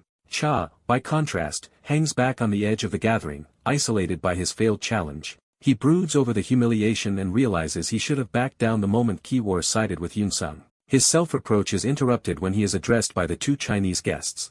Recognizing one of them, Cha hurriedly greets President Chu Seojin, surprised at such a major figure attended in person. Chu receives the greeting with easy courtesy, while his imposing companion remains silent. Chu Seojin is identified as the Korean branch president of the megacorporation TENS, a company whose influence stretches across China and Eurasia. Attention shifts to China itself, portrayed as Asia's richest hunting stage because of its vast territory, monster variety, and permissive laws. Yet despite that appeal, foreign hunters are effectively shut out by protection laws unless they are brought in under a giant corporation like TENS. Because China has no shortage of its own manpower, even Korea's top groups have repeatedly failed to gain lasting access there. Only one exceptional case ever broke that pattern. That exception was Li Yun-seo, Li Jae-hak's sister, who was dispatched to China after a top Chinese sword master accepted her as a direct disciple and her abilities suited his techniques. Cha understands that this rare precedent gives Chu Seojin enormous importance, because he could potentially create another opening into China. Chu lightly remarks that today's conference was worth attending because he witnessed something spectacular. Cha nervously assumes Chu is praising Yunsung's technique, and worries that his own disgrace was also seen. But Chu clarifies that what interested him even more than the technique was Yunsung himself. When Chu confirms that Yunsung only received his license half a year ago, Cha can do little but admit it. Chu bursts into delighted laughter, saying that even if the technique itself is crude by Chinese standards, learning something like that so quickly proves extraordinary sense. In his view, dismissing the technique as useless would be far too harsh given what it reveals about Yunsung's talent. Chu becomes openly excited, declaring that he has found someone genuinely interesting. He then turns to his silent companion for agreement, only to realize the man has already disappeared. Both Chu and Cha are left staring at the empty space in confusion. Chu immediately guesses that the missing man has gone straight to Yunsung. Outside, Yunsung sits alone on a bench, replaying the demonstration and wondering if he pushed himself too hard even though he made no visible mistake. As the adrenaline fades, he notices his hands still trembling. He admits to himself that he is still nervous from what just happened. Even so, he feels satisfied enough with the result to think he can finally start speaking proudly about the skill. Someone approaches him quietly from behind. Yunsung senses a presence and turns, expecting an ordinary visitor. Instead, he finds the stern Chinese man standing right behind him, close enough to have bypassed his awareness entirely. Yunsung is shaken by how effortlessly the stranger appeared within his guard. The man confirms Yunsung's identity by name. Then, without preamble, he proposes that they go for a round together, as if issuing a challenge. Yunsung can only respond with bafflement. His confusion deepens when the man continues speaking in Chinese, which Yunsung cannot understand. Yunsung realizes this must be one of the Chinese attendees Li Jaehak hinted at earlier, but that does not help him decipher the invitation. Chu suddenly rushes in, scolding the man for wandering off and causing trouble again. He keeps berating him for trying to start another incident, while the silent man remains largely unfazed. Chu apologizes to Yunsung for the disturbance, and Yunsung, still confused, asks how this stranger even knows his name. Chu explains that he saw Yunsung's demonstration earlier, making it clear this encounter was deliberate rather than accidental.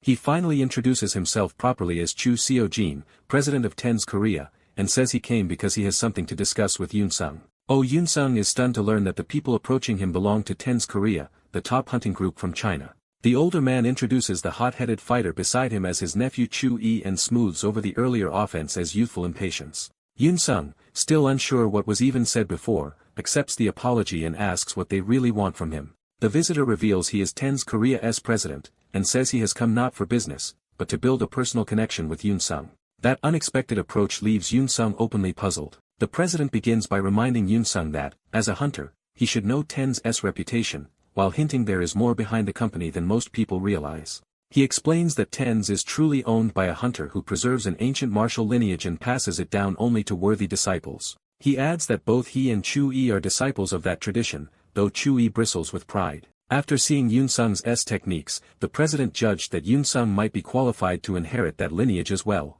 He admits he secretly recorded Yunsung's demonstration and sent it to his master, who also employs him. Now, he says the master has already given his response. That response is an invitation. The ascended master wants to meet Yunsung personally because he sees disciple-worthy talent in him. When Yunsung asks if this master is one of China's top 10 hunters, the president confirms it without naming him yet. He presses the weight of the offer, saying a figure who should have been unreachable is extending Yunsung a once-in-a-lifetime chance. But he warns that joining such a master comes with a condition. If Yunsung becomes that man's disciple, he must give up learning any other techniques. The president clarifies that Yunsung may still teach freely, but as a disciple he cannot continue studying foreign methods. That restriction would include the movement skill and combat art Yunsung recently displayed, and he would need the master's permission even to use them, so Yunsung immediately refuses. The blunt rejection catches the president completely off guard. Yunsung reduces the condition to its essence. They are asking him to cut ties with his current master.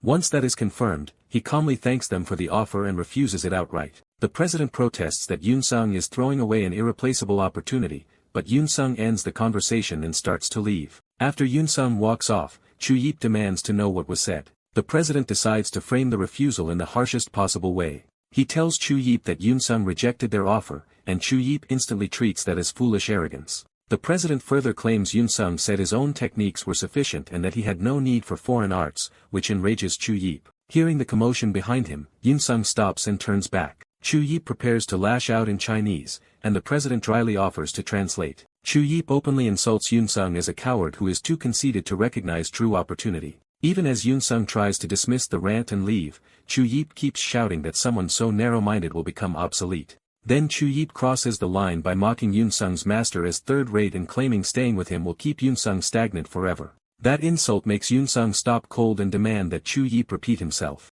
His anger hardens as he realizes Chu Yip dared to slander his master to his face. The insult echoes in Yunsung's mind and strips away his restraint. He explodes, furious that anyone would dare insult Sangak Haeongnim. Sensing the opening he wanted, Chu Yip proposes a fight to prove whose techniques are superior, while the president makes only a token attempt to stop him. The president tries to salvage the situation by saying that if Yunsung experiences their master as technique once, he will surely change his mind. Yoon-sung accepts that logic and coldly agrees to experience it for himself. The challenge is sealed as both men step forward. Yoon-sung confronts Chu Yip at point-blank range and demands to see just how great that technique really is. The confrontation moves to a proper training facility. Inside the ring, the two prepare for a formal spa under observation. Before it begins, Chu Yip asks his uncle whether he should end it quickly or drag it out to display the gap between them. The president warns him not to underestimate or mock an opponent. Chu Yip argues that Yoon-sung insulted them first. The president admits that is partly true,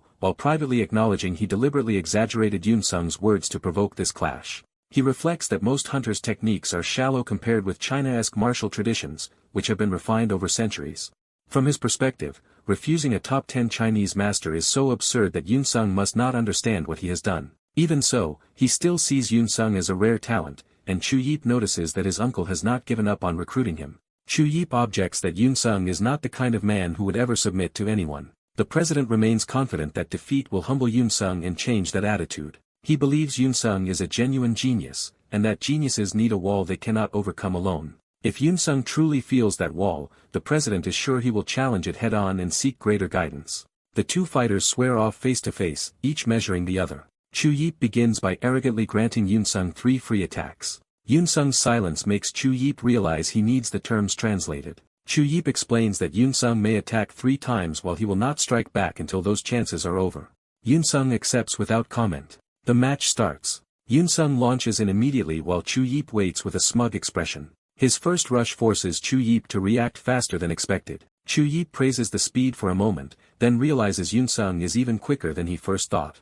That sudden pressure makes him flinch. Yoon-sung's opening strike lands cleanly to the body before Chu Yip can fully read it. Chu Yip is rattled that he lost track of Yoon-sung's movement at all. Yoon-sung stays on him and slips inside again before Chu Yip can reset. Chu Yip recovers just enough to tell himself he merely relaxed too soon and reminds himself the 3 free moves are nearly over. He then seizes the initiative and declares that it is finally his turn. But when he attacks, he is startled by what happens next. Yoon-sung blocks the blow instead of being overwhelmed, proving the gap is not what Chu Yip expected. The force still drives Yoon-sung back into the ropes. Yoon-sung plants his foot to stop the slide. He digs in and immediately turns that retreat into a launch point. Using the rebound, Yoon-sung bursts back toward Chu Yip. Chu Yip is caught off guard by the sudden countercharge. Still trying to reassert dominance, he boasts that he will show Yoon-sung the difference between them. He insists he cannot lose to someone like Yoon-sung.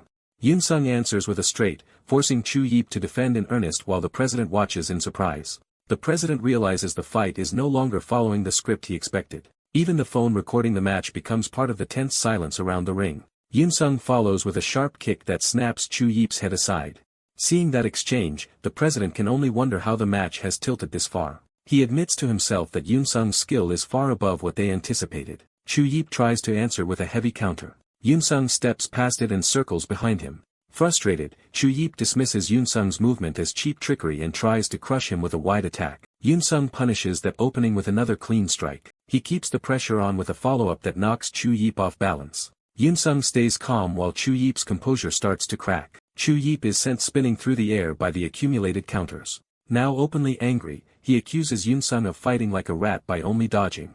From Chu Yip's perspective, Yoon-sung seems to be everywhere at once, making every attack miss. He cannot understand why none of his blows are connecting at all. The lack of recognizable form or orthodox technique only makes Yoon-sung's movement feel more insulting and incomprehensible to him. In the middle of that confusion, Yoon-sung finally lands a solid punch to Chu Yip's face. Chu Yip tells himself the hit was minor and that he can still win if he regains control. Yoon-sung settles into stance, determined not to lose to someone who only postures. Chu Yip decides to stop playing around and finish the fight with his true martial art in a single strike. He gathers himself and focuses everything into that decisive move. But as he prepares it, he suddenly notices something is wrong with his body. He realizes he is drenched in sweat without understanding when that happened. His limbs are trembling, and he refuses to accept that fear or fatigue could be setting in. He cannot believe he would be nervous against Yoon-sung, yet the feeling keeps growing. Watching from outside, the president finally understands that Yoon-sung is not moving randomly at all but using a disruption technique that syncs to an opponent's rhythm and breaks it apart.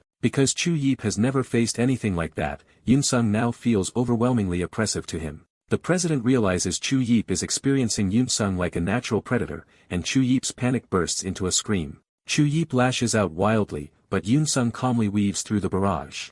Yoon Sung remains composed in the center of that storm, controlling the exchange without wasting motion.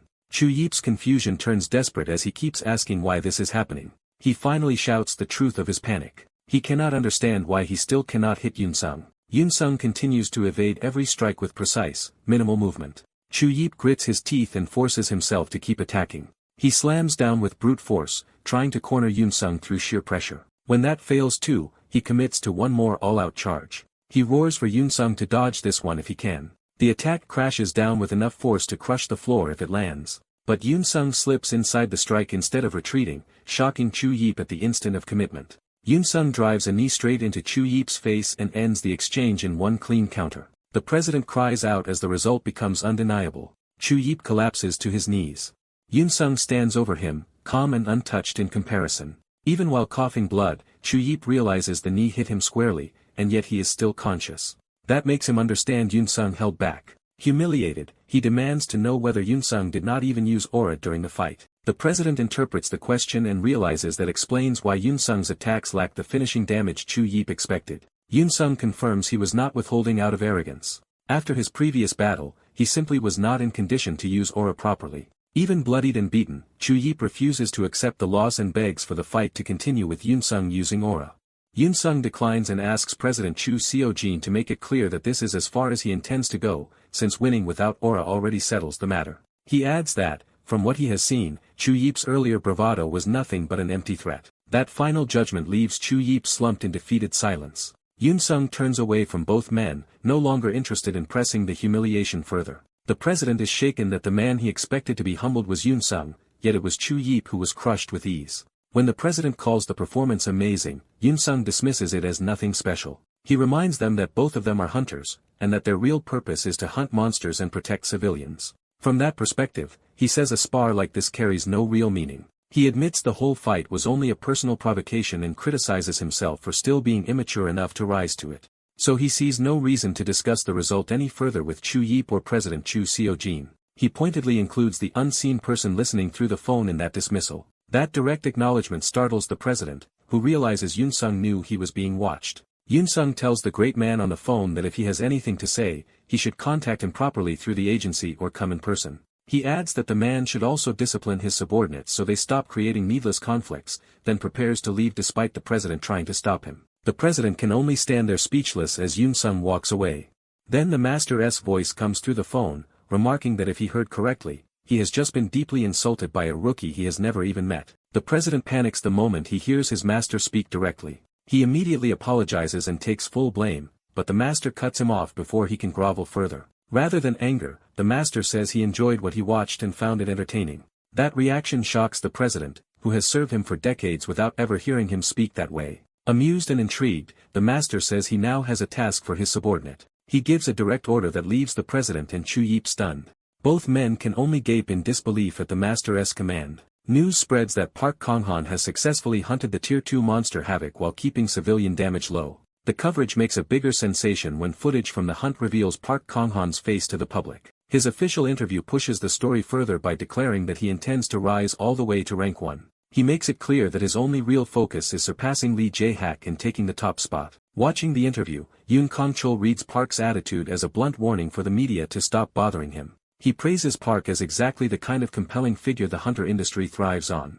He even needles President Yoo Jae-sik by saying he wishes there were more people like Park. Yoo Jae-sik, the third-ranked hunter and head of Gungan, sits in silence as the remark lands. When Kong-chol tries to keep the topic alive, Yoo cuts him off and reminds him he has more important matters to handle. Kong-chol shifts from small talk to business, saying he has already stated his side of the issue. He bluntly asks whether Yoo truly expects him to hand QR over to China. Yoo corrects him that the offer is from Tens, not China, and insists Kong-chol would not be surrendering ownership. Kong-chol rejects the distinction and argues that the proposed Korea-China alliance would amount to selling his company out anyway. He says Yoo needs to understand two things before this goes any further. First, Kong-chol refuses to be anyone's puppet, and second, he will never sell the company he built with his life. Yoo answers by asking whether Kong-chol understands what kind of opportunity he is turning down, and Kong-chol mocks the idea that it is an opportunity at all. Yoo argues that Korea has already fallen behind China and admits their old confidence about catching up was a mistake. He presses the point by asking what Korea can do now that the gap has become real. Yoo explains that Chinese hunters have overtaken Korea in sea injection, absorbed the strengths of Korea's systems, and are still advancing their key techniques. Kang Chul dismisses that as the reasoning of a man ready to sell out, and asks if that is really the best solution you could find.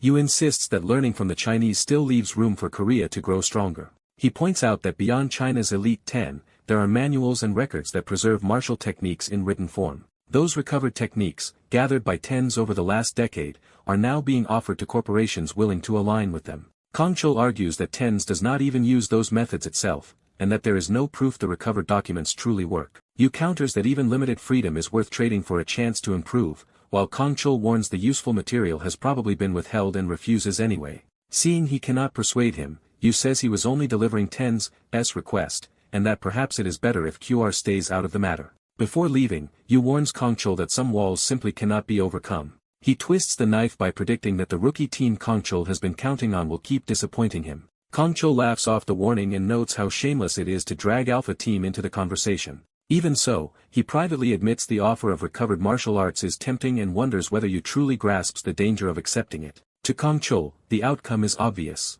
Once Tens gains influence, any company that accepts the deal will eventually fall under its control. He turns Yu's talk of an insurmountable wall back on him by asking if he means Lee Jae-hak, the rival Yu has never been able to surpass. That jab finally makes Yu stop in his tracks. Kang Chul reflects that everyone knows Yu is obsessed with Lee Jae-hak, but the person who truly reignited that insecurity is Oh Yoon-sun. A rookie with the potential to rival Lee Jae-hak has made US long-hidden inferiority flare up. Looking back, Kang Chul realizes even Cha Jae-gil's earlier hostility toward Oh Yoon-sun was likely fueled by US impatience over him. With you still listening, Kang Chul decides to say one more thing. He tells you that no matter what grand technique Tens promises him, it still will not be enough to surpass Lee Jae-hak. For a moment, you can only stand there in silence. Then he leaves with a furious vow that they will see whose judgment proves right. Alone again, Kang Chul concludes that Tens will probably succeed in spreading its offer through the major firms whether he likes it or not. He realizes the entire industry may be reshaped by that decision and starts thinking he needs a countermeasure. In the end, his thoughts settle on Oh Yoon-sung as the one variable who might change this chaotic situation.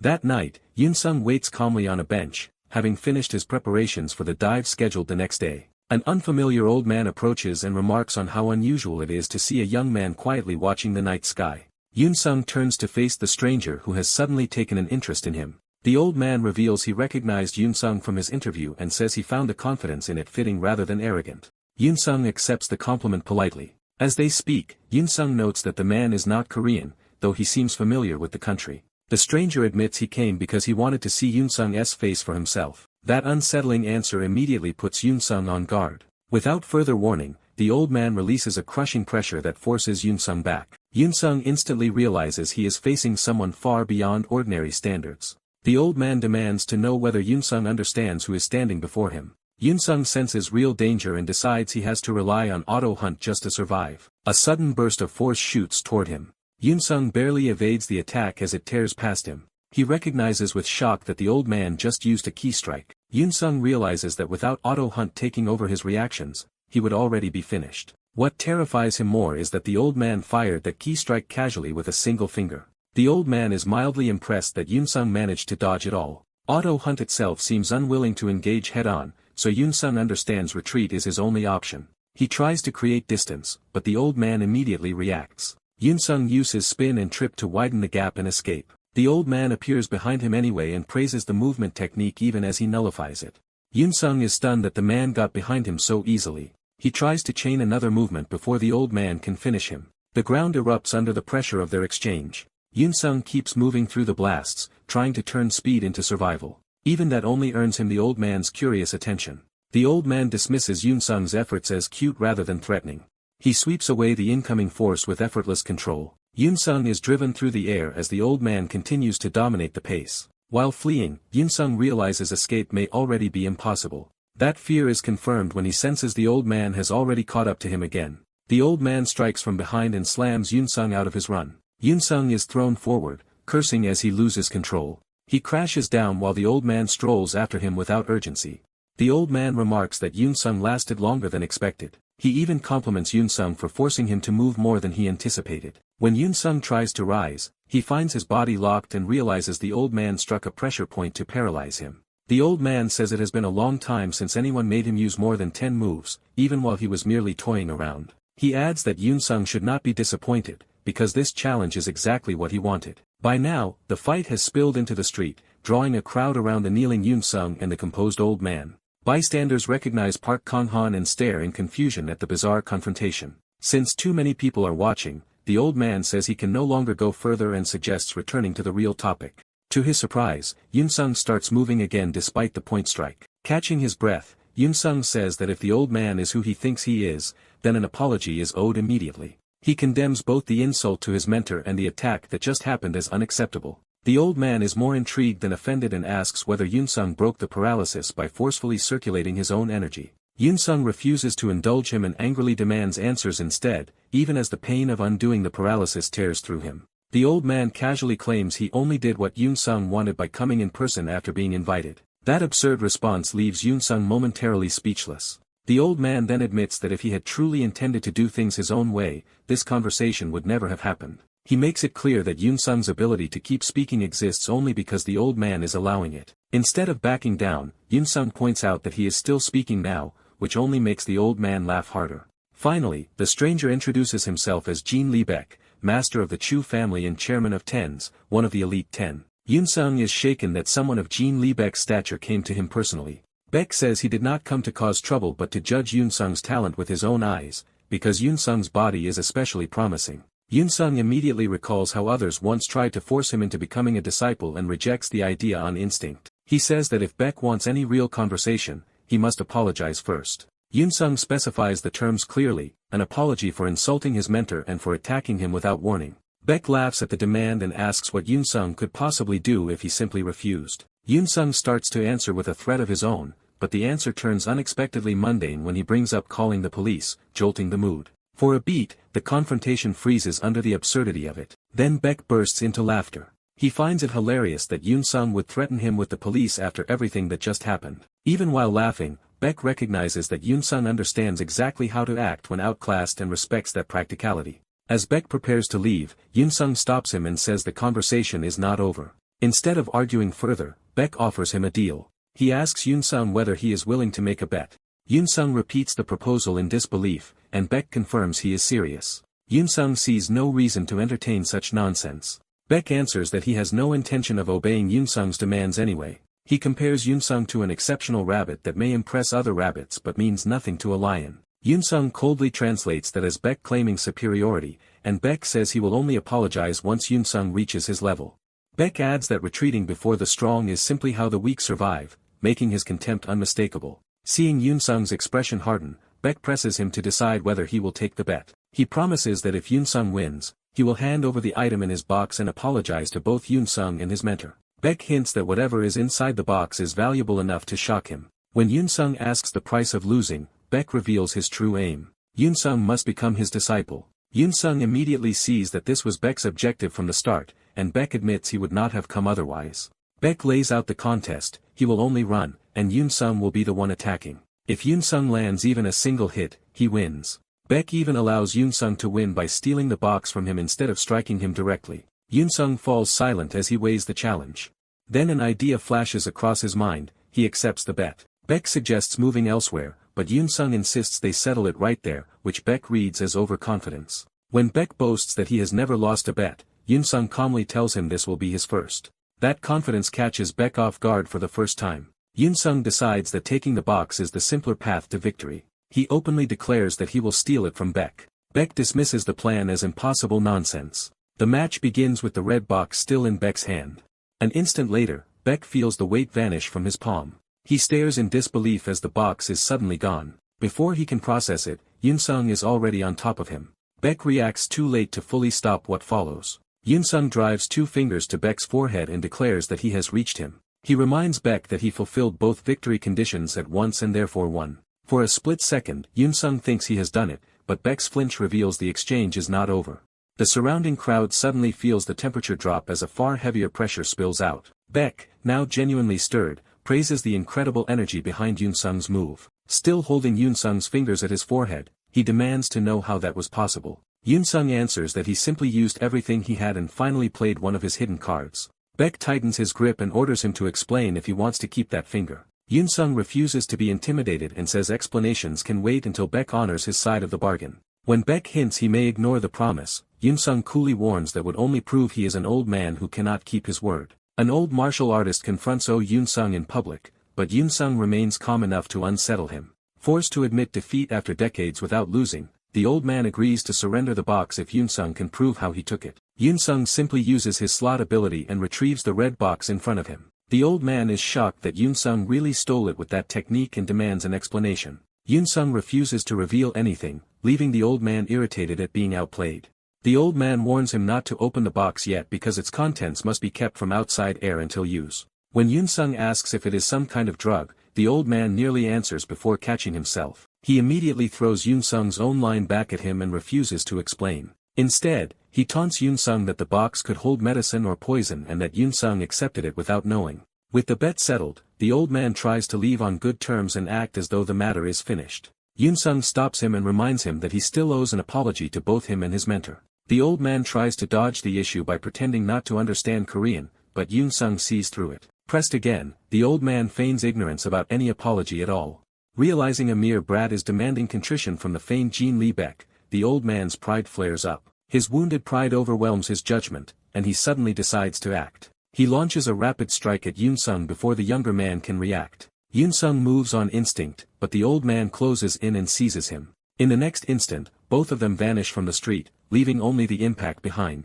The bystanders are left confused and suspect the old man may have abducted Yoon-sung. The street falls quiet after their abrupt disappearance. Yoon-sung regains consciousness elsewhere, dazed from whatever the old man did to him. Lying on a bench, he curses the old man and tries to understand what happened to his body. As he sits up, he realizes the old man has already left. He notices the red box and a note left behind for him. The note insists the old man did not flee, says the box contains herbal medicine, claims he adjusted Yoon-sung's energy flow, and promises they will settle their mutual debt later. Yoon-sung grudgingly admits the old man understood Korean perfectly after all. His only consolation is mocking the old man's awful handwriting. Elsewhere that night, another meeting is underway in a high-rise building. A suited executive arrives to meet a man in white who has been waiting on behalf of his master. The delay has already stretched on for hours. The executive complains that they have waited long enough for the master to appear. The man in white keeps insisting the master will come soon, but the excuse is wearing thin.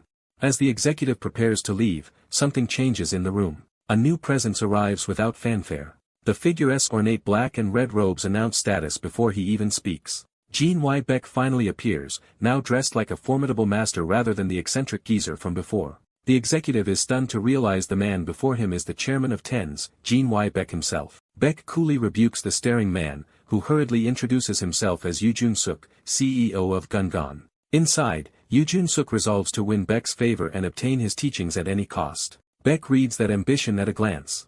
He acknowledges the introduction with detached politeness, giving you just enough attention to keep him hopeful. Then Beck makes it clear that merely seeing his face should be enough and that the meeting is already over. He orders his subordinate, Se-jin, to leave with him, baffling both men who had waited for hours. Beck dismisses the whole visit as tiring after dealing with one clever but rude brat and says he is going to rest. Yoo Jun-suk realizes his chance is slipping away. Desperate, he runs after Beck and begs him not to leave after making him wait so long. He even grabs Beck's robe in panic, crossing a line. Beck allows the contact for a moment without turning around. A faint smile forms as he decides to teach the man his place. His killing intent begins to rise. The pressure erupts around him so violently that Yoo freezes in terror. Yoo's legs buckle under the weight of Beck's presence. He can barely breathe as the murderous aura crushes him. Beck's killing intent becomes so overwhelming that even a powerful executive feels death at his back. Yoo is certain he could be killed instantly if Beck wished it. Even Se-jin can only watch as Beck's aura fills the space. Beck remains perfectly composed while everyone else is shaken. He repeats that he is tired for the day, making the threat sound casual. Since Yoo insists on learning from him, Beck offers a single lesson. He calls Yoo a dog and begins explaining the hierarchy between them. Beck says a dog should only take what its owner gives and should never grab its owner's arm on its own. He warns Yoo to remember that he dislikes dogs that bite the hand above them. Yoo can only choke out a response, completely subdued. Beck walks away, leaving Yoo and Se-jin behind in silence. Yoo is left sweating and humiliated, forced to accept the gap between them. Outside, Beck dismisses Yoo as inferior to the brat he met earlier. When Se-jin asks what is on his mind, Beck brushes it off and invites him to speak. Se-jin cautiously notes that Yoo Jun-suk is still considered one of the top 3 people in the country, and wonders if Beck was too harsh. Beck rejects that completely, saying Yoo lacks spirit in his eyes and has only average potential. Seo Jin then remembers Beck mentioned meeting someone on the way here. Beck admits he went to see Yoon Sung and says the encounter was acceptable. Seo Jin realizes Yoon Sung must have made a far deeper impression than Beck is willing to admit. He changes the subject and asks whether the matter in Hunan province was resolved. Beck says he managed to secure one item there, though it was not easy. When Seo Jin assumes they finally obtained the treasure, Beck casually reveals he already handed it to Yoon Sung.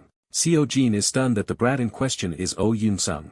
He concludes Beck must truly favor Yoon Sung if he gave away a treasured ancient herbal pill. Beck awkwardly half accepts the accusation while trying not to make too much of it. The story shifts to Yoon Sung as he prepares for his first dive. Wearing his combat suit, Yoon Sung receives encouragement and heads toward the dimensional fracture. He answers with a restrained thanks and steels himself. At 1:02 a.m. on July 19, Yoon Sung enters the dive alone through the dimensional fracture. He is told that once inside, he must survive in the world beyond the fracture by himself. The only way back is to reach the next fracture point before the current one closes, and the return point will appear 52 kilometers away after 19 hours. If he fails to reach that point in time, he will be trapped when the fracture seals completely. His first objective is therefore simple and brutal: stay alive long enough to reach the return point and come home. Yoon Sung immediately starts running across the hostile red wasteland. As he moves, he checks that his detection gear and shoulder camera are functioning properly. Satisfied that his equipment works, he begins scouting the area. The landscape itself proves dangerous, with impacts and eruptions striking nearby as he runs. He spots movement ahead and realizes he has found his first enemies. A pack of monsters emerges, making this his first encounter inside the fracture. The creatures are identified as monkey vipers, low to mid-level monsters. Rather than panic, Yoon Sung activates the Sud's auto-hunting function. The system launches him straight at the monsters before he can fully process what is happening. He can only brace himself as the automated combat begins. The Sud carries him into the pack with aggressive speed. Mid-charge, something unexpected starts happening inside his gear. A compartment opens on its own. To Yoon Sung's shock, the Sud pulls out the red wooden box Beck gave him. With monsters closing in, he protests that this is the worst possible moment for that box to appear. The system pauses just long enough for him to stare at it in disbelief. When the box opens, he finally sees that it really does contain a herbal medicine pill. The sight instantly reminds him of Beck's warning. He realizes the Sud intends to make him take the pill right now and panics. The pill rises from the box as if the system has already decided for him. Yoon Sung can only gape as it moves toward his mouth. The pill drops onto his tongue before he can stop it. He freezes for a split second, horrified by how little control he has. Then the danger around him snaps back into focus. Before he can react properly, the monsters slam into him and send him flying. He crashes hard across the rocky ground. Dazed and upside down, he cannot even understand what just happened. The impact and follow-up blows erupt around him in a blur. Dust and debris swallow the battlefield for a moment. When the dust clears, Yoon Sung is still standing, but only barely. Pain surges through him as the medicine begins to take effect inside his body. The sensation becomes so intense that it overwhelms his thoughts. The canyon around him seems to distort as he loses his bearings. The monkey vipers close in, sensing weakness. Yoon Sung collapses to the ground and is surrounded on all sides. The monsters gather for the kill, screeching over him. One lunges in first. Yoon Sung can only stare, his body locked by pain and shock. The pack descends together, convinced he is finished. Back in the real world, 20 minutes after Park Kong-han entered the fracture, the nearby operation is already being reported as a success. Beck and Seo Jin watch the news from a lounge while waiting for Yoon Sung's outcome. Seo Jin remains uneasy about what Beck gave the boy. He asks whether they should prepare for the possibility that Yoon Sung never returns. Beck answers as if there is nothing to prepare for. When Seo Jin insists that the heavenly herbal concentrate is a priceless treasure with enormous C-value, Beck dismisses the concern and calls him no fun. He adds that Seo Jin is not the only one making a wrong assumption about the medicine. Beck begins explaining what the pill actually does. He says the medicine generates C when it dissolves, but that C is only fuel rather than the true effect. To make the point, he punctuates the explanation with a sharp gesture. According to Beck, once the medicine bursts through the body and circulates, the C itself disappears. When Seo Jin asks what that means for the user's body, Beck admits even he cannot predict the exact result. He can only compare it to what happened when he took the medicine himself in the past. The first pill let him control killing intent freely, and the second rebuilt his weak skeletal structure, proving the medicine reinforces whatever the body lacks most. That is why Beck cannot know what change Yoon Sung will undergo. Seo Jin falls silent, realizing the gamble is even greater than he thought. Beck remains amused, saying they should simply watch because he promised the brat, and he is curious to see what happens even if the pain nearly kills him. Inside the fracture, something suddenly changes in Yoon-sung's eye. He lies on the ground trembling as the transformation reaches a turning point. Yoon-sung begins to understand that the medicine is doing something drastic to him. For a moment he goes limp, as if his body has reset itself. Then strength returns to his hand. He pushes himself up through the pain, no longer as helpless as before. Trying to piece together the last few moments, he remembers being chased and attacked. When he looks around, he is stunned to find the monkey vipers lying dead all around him, as if they were wiped out in an instant. He cuts down the monkey vipers that were closing in on him, barely surviving the assault. As he fights, he recalls that this happened after he was forced to take the medicine and left battling for his life with auto-hunting active. The automated combat keeps carving through the monsters around him while he tries to make sense of the situation. He realizes something about his condition and focuses inward despite the chaos. A sudden thought hits him, and he urgently tries to remember how long he was unconscious.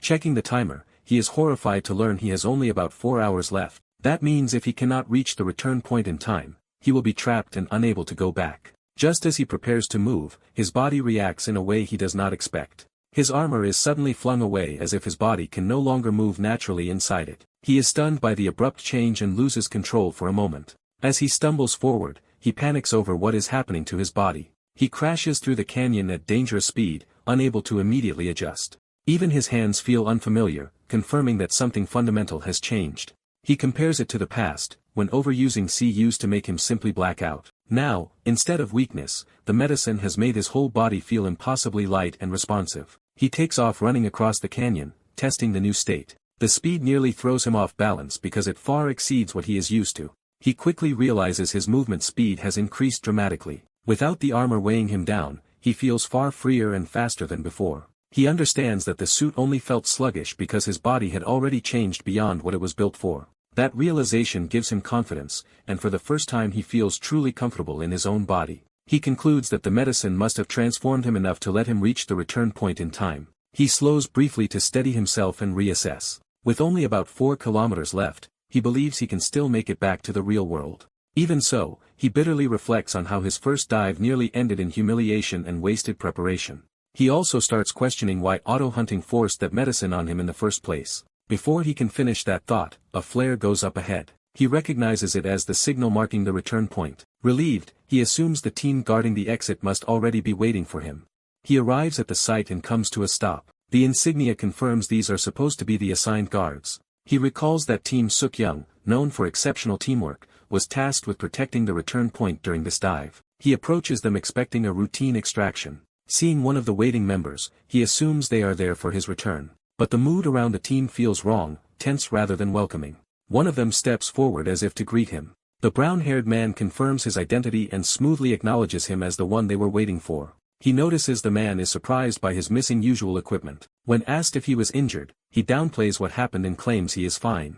The man offers help and suggests getting him to a hospital, sounding concerned. That concern instantly feels false, and he senses danger. An attack comes without warning before he can finish refusing the help. He is caught completely off guard by the betrayal. The strike launches him violently through the air. He slams into the canyon wall hard enough to cough blood. The pain confirms the greeting was an ambush. The attacker shows no concern, only satisfaction that the trap worked. Dust and debris settle as the team closes in. He struggles to recover while the enemy keeps pressure on him. He finally understands that the supposed rescue team was lying in wait. The brown-haired leader calmly explains that the blow damaged his aura flow, leaving him unable to move properly or use aura. Ignoring his shock, the leader demands to know where the wooden box is. He is told they already have proof that he is the successor of the heavenly demon, so denial will not save him. Even while cornered, he starts gathering himself. The title heavenly demon makes him connect these attackers to the old man from before. The leader threatens him with torture, and he realizes these people were likely behind the earlier interference as well. He plants his foot and prepares to resist despite the supposed damage. When he stands, the leader is shaken because the strike to his aura center should have kept him down. He answers that the reason he can still move is because of the very people now hunting him. He concludes that auto-hunting forced the medicine on him because it detected this threat in advance. That means his first dive was nearly ruined simply because this old man-esque faction wanted the medicine and the box. He rejects the idea that his life should follow their script. As he activates auto-hunting again, he decides to turn their interrogation back on them. He pretends to give in and offers to show them where the wooden box is. The leader takes the bait and relaxes just enough to believe he has regained control. Confident the deception worked, the leader orders his men into formation to subdue him by force if needed. The squad immediately moves with trained coordination. Their masked fighters close in from multiple angles as one unit. He studies them carefully instead of panicking. Then he shifts position, preparing to exploit the formation rather than meet it head-on. One attacker raises a long club-like weapon to begin the coordinated assault. The order goes out for the riot club formation to stand by. He remains silent, reading their timing. The team unleashes a named formation built around sweeping. A long-range club strikes that box him in. The leader watches closely, expecting the trap to close perfectly. He gives the command to begin the full formation. The first wave of strikes whips toward him from several directions at once. He bends and twists through the opening barrage by a hair. Even so, the overlapping arcs force him backward and keep him from advancing. The attackers stay disciplined, showing no openings. He suddenly leaps into the air and draws his gun in the middle of the assault. His calm expression shows he has already found a counter. He fires not at the men but straight into the ground. The shot burrows in and begins carrying his power through the terrain. He follows with movement to keep the team focused on his body instead of the shot's path. For a moment even he watches to see whether the idea will work. The leader mocks him, convinced their formation cannot be broken by brute force. He is declared finished as the team tightens the net. Surrounded on all sides, he appears trapped in the center of the formation. He keeps his composure and waits for the exact moment. The leader laughs, certain the team's organization has already decided the outcome. He boasts that they researched all of Yensung's movements in advance and know how to hunt him. With that confidence, he orders the team to finish subduing him. The masked fighters surge in again to execute the final capture. Their clubs lash out in synchronized succession. He sharpens his focus as the trap closes. The attackers suddenly notice something moving beneath them too late. Energy from his earlier shot snakes through the ground under the formation. He endures the pressure just long enough for the hidden attack to reach its mark. More shots are driven into the earth, feeding the trap from below instead of aiming directly at the enemy. One of the masked men senses the danger a moment before impact. Another turns, but the formation is already committed. He realizes the counter is about to trigger. He pivots inside the formation while the buried energy converges around him. The hidden currents collide beneath the attackers and erupt upward. The rising force catches their legs and bodies from below. He braces through the recoil and lets the trap finish unfolding.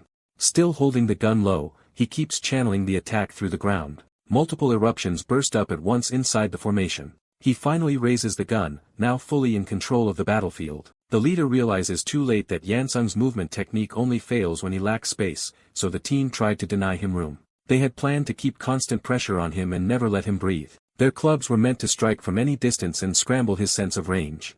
That strategy should have made him misjudge every opening. They also assumed his Gauler gun would be useless while he was busy dodging. Their final step was to seize him the instant he dropped his guard. The leader signals confidently, believing the plan is still salvageable. The remaining fighters respond and try to reform around him. They rush in again, attempting to restart the coordinated assault. A club slams into him, but the exchange only buys him another instant. He takes the hit and stays upright, refusing to break. He drops low and resets his stance inside the collapsing formation. A new idea flashes across his face as he understands the timing completely. The team commits to what they think is the finishing sequence, unaware they are stepping into his real counter. The attackers close from every side at once. Their clubs sweep inward to crush him in overlapping arcs. He lets the attacks pass close enough to mask his next move. His eye flares as he releases a more refined control over the energy he planted. A broad blue arc of force whips across the battlefield. The buried shots answer his command and begin surfacing in sequence. Blue projectiles erupt upward one after another like spears from the earth. The ground itself becomes a killing field, shredding the formation from below. One fighter freezes as the attack rises directly under him. The hidden bullets pierce through multiple members before they can evade. The team is thrown into confusion as their own formation turns against them. The fighters are struck and hurled away while Yunsung stands at the center controlling the chaos. The leader can only stare in disbelief as the formation collapses. His men realize the bullets are not coming from Yunsung's gunfire line at all, but from the ground beneath them. They are cut down before they can understand how he reversed the battle. In moments, the organized team is scattered across the canyon around him. Yunsung's expression hardens as he recognizes the value of this new technique. The leader, now terrified, demands to know what Yunsung just did. Yunsung names it a key technique called key parasite. He walks forward through the fallen enemies, no longer the prey. He admits it is his first time controlling multiple bullets this way, but the result is even better than expected. The leader can only deny what he is seeing. He finally understands that Yunsung was never trying to shoot them directly, but was predicting the formation and planting the bullets in advance. Now the surviving enemies are left staring at the strange blue trails of key parasites circling around him. The leader remembers seeing a weaker version of this technique during an earlier demonstration and realizes Yunsung has advanced far beyond that. Yunsung calmly notes that the technique consumes less seed than he expected, already treating the battle as his experiment rather than his crisis. Yunsung realizes the medicine changed something fundamental, because where one shot once exhausted him, his body now feels different. He concludes his cursed energy has not simply increased, but is circulating through his body far more efficiently and boosting his output. That realization hardens his resolve. Facing the man who attacked him, Yunsung demands an explanation for why someone so capable would serve Jean Webeck.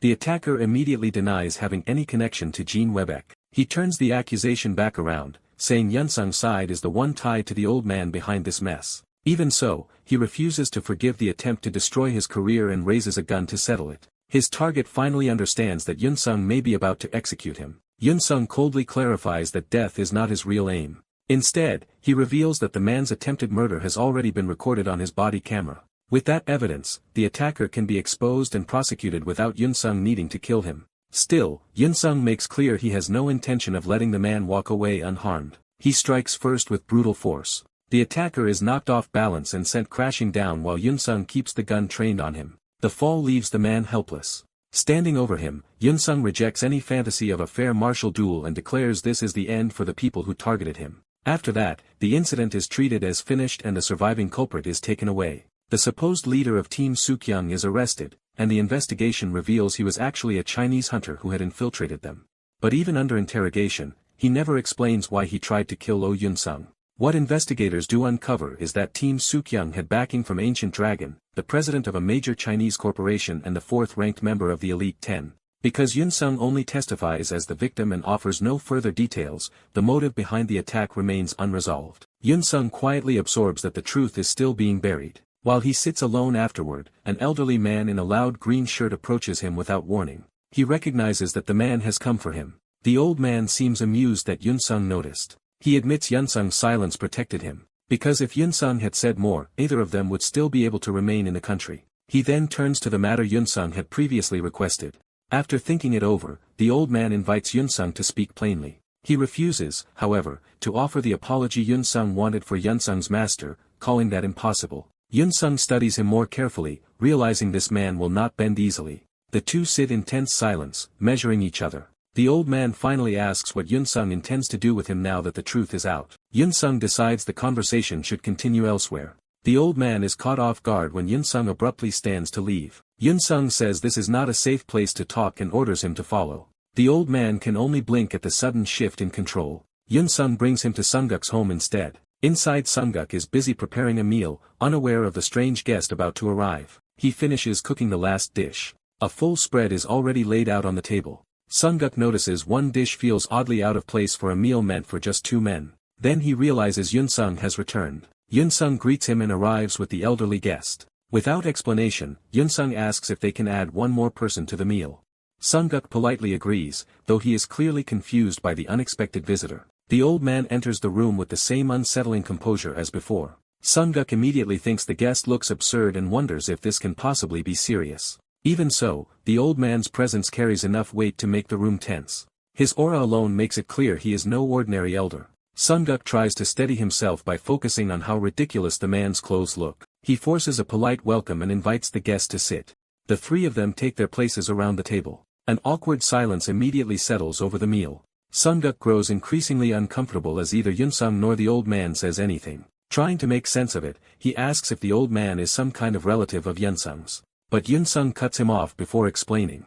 Instead, Yunsung abruptly excuses himself to the bathroom, leaving Sungguk alone with the stranger. Sungguk watches him go and realizes he has been abandoned in the worst possible situation. Now left face to face with the old man, he can only sit there sweating. He panics internally, unable to think of a safe topic. The old man breaks the silence by casually asking for green tea, and Sungguk gratefully seizes the excuse to get up. As Sungguk moves into the kitchen, the old man keeps watching him closely. That steady gaze makes the pressure even worse. Sungguk becomes unnerved, wondering why the old man is staring at him so intently. The old man finally speaks, praising Sungguk as physical build. Sungguk is baffled when the compliment is repeated more plainly, and still makes no sense to him. The old man realizes Sungguk does not understand and begins to suspect this is why Yunsung brought him here. He asks to examine Sungguk's hand. Claiming he owes Yunsung for keeping him out of trouble, the old man insists this is repayment, not harm. Sunguk hesitates, still unsure what kind of person he is dealing with. Before he can decide, the old man grabs his arm. A surge of power passes directly from the old man into Sunguk's body. Sunguk is stunned to feel cursed energy circulating inside him, something that should have caused unbearable pain in his ruined condition. He realizes the old man has temporarily pieced his shattered energy flow back together through overwhelming control. At that moment, Sunguk understands he is standing before someone far beyond anything he imagined. Yunsung quietly returns and witnesses the result. The old man releases Sunguk's arm after completing the transfer. Sunguk can barely process what just happened. The shock leaves him trembling. He stares at his own hands, trying to confirm the sensation is real. The old man calmly confirms that he has indeed injected cursed energy into Sunguk's body. He openly admits that Sunguk's guess is correct. He explains that a temporary protective layer now surrounds Sunguk's energy flow, allowing him to use it for only a few minutes. The meaning of that offer hits Sunguk all at once. Hope rises before he can suppress it. He immediately tests his body by moving with full force. For the first time in years, his body responds exactly as he commands. The sudden freedom leaves him stunned. Watching from the side, Yunsung realizes the old man used the true spin and shred so subtly that even he could not follow the technique. Sunguk recognizes that his body is finally moving the way he always wanted it to. He keeps testing the sensation, afraid it might vanish if he stops. Overwhelmed, he thanks both Yunsung and the old man from the bottom of his heart. The old man tells him to go outside and enjoy the time he has left with this restored body. Sunguk rushes out without hesitation. A moment later he is gone, already running. Yunsung watches him leave with quiet satisfaction. The old man remarks that for someone with Sunguk's talent, living as an ordinary man for 3 years must have felt like losing his legs. Once Sunguk is gone, he turns back to Yunsung and invites the real conversation to begin. He prompts Yunsung to finally state what he wants. Yunsung proposes a deal. The old man assumes Yunsung is asking for Sunguk's full recovery.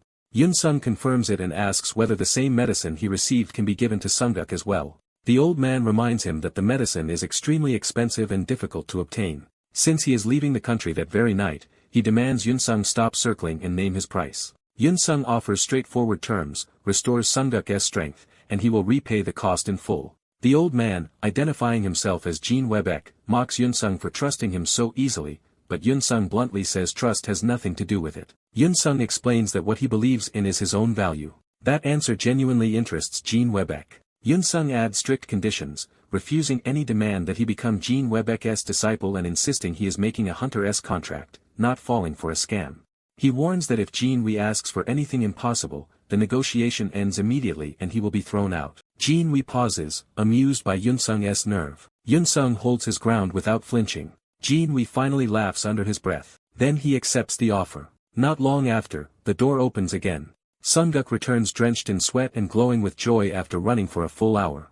He asks after the guests, only to learn the conversation continued without him. When told the old man has already left, Sunguk regrets that he never properly thanked him. Still exhilarated, he says the experience taught him a new way to use energy by coating his own vessel with it. Even drinking water feels miraculous because he never thought he would run like that again. He keeps savoring the afterglow of having his body answer him once more. The simple act of recovery leaves him almost giddy. He admits that single hour of running was the happiest moment he has had in 3 years, and he had never dared hope for more than that. As he moves to reheat the food, Yunsung stops him. Sunguk turns back when Yunsung says he spoke with the old man. Yunsung reveals there is a real method to restore Sunguk's body. The room falls silent as Sunguk absorbs the possibility. Both men understand how much this could change everything. Sunguk answers immediately that of course such a cure would come at a price. He explains he has spent the last 3 years searching everywhere for a way to heal himself, and knows how impossible it should be. That is why meeting a godlike aura controller who could do this so casually was beyond anything he expected. He has already guessed the old man was one of the elite 10, and realizes Yunsung somehow brought such a figure to him. Because of that, he also knows the offer is bait meant to bind Yunsung, not a favor given freely. Sunguk refuses to let Yunsung shoulder that burden for his sake. He insists he is already satisfied with the chance to run again and slams the table to stop the discussion. Even while rejecting it, he admits he understands just how enormous the cost of healing his ruined body would be. Yunsung tries to brush it off and say it is fine. Sunguk snaps back that he does not need it, but the denial breaks down as his emotions spill out, because he clearly wants it more than anything. Yunsung finally reveals the actual condition of the contract. He only has to do it 5 times. The deal is to sign freely with tens and participate in 5 hunts in China, with the same share of profits and monster parts he received before. Sung-guk is stunned that the price is only 5 hunts, and Yun-sung calls it an extraordinary bargain. From Yun-sung's perspective, gaining experience in an established foreign hunting scene is a major opportunity anyway. Sung-guk starts worrying about hidden traps in the contract, but Yun-sung stops him.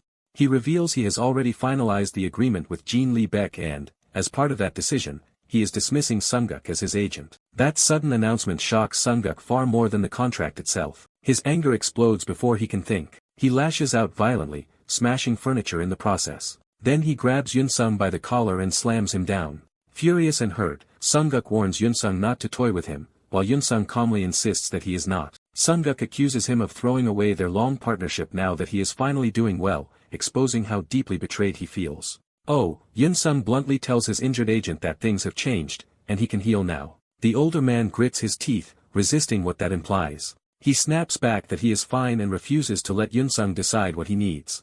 His anger is really fear and wounded pride spilling out at once. Yun-sung stays silent for a moment instead of backing down. He reminds him that as his agent, the man once asked not to be treated like a fool, and says he is doing exactly that now. That accusation catches the older man off guard. Yun-sung presses harder, calling him foolish for pretending not to know what he truly wants. He points out the small change that gave him away. After returning, the man shows water over beer, meaning he no longer wants to live like someone who has given up on his body. Yun-sung physically stops him from retreating behind excuses. He forces the man to face him directly instead of shrinking away. With both hands on his shoulders, Yun-sung takes control of the conversation. He tells him the truth outright. He wants to run again like he used to, and he already knows it. The words hit hard enough to leave the older man speechless.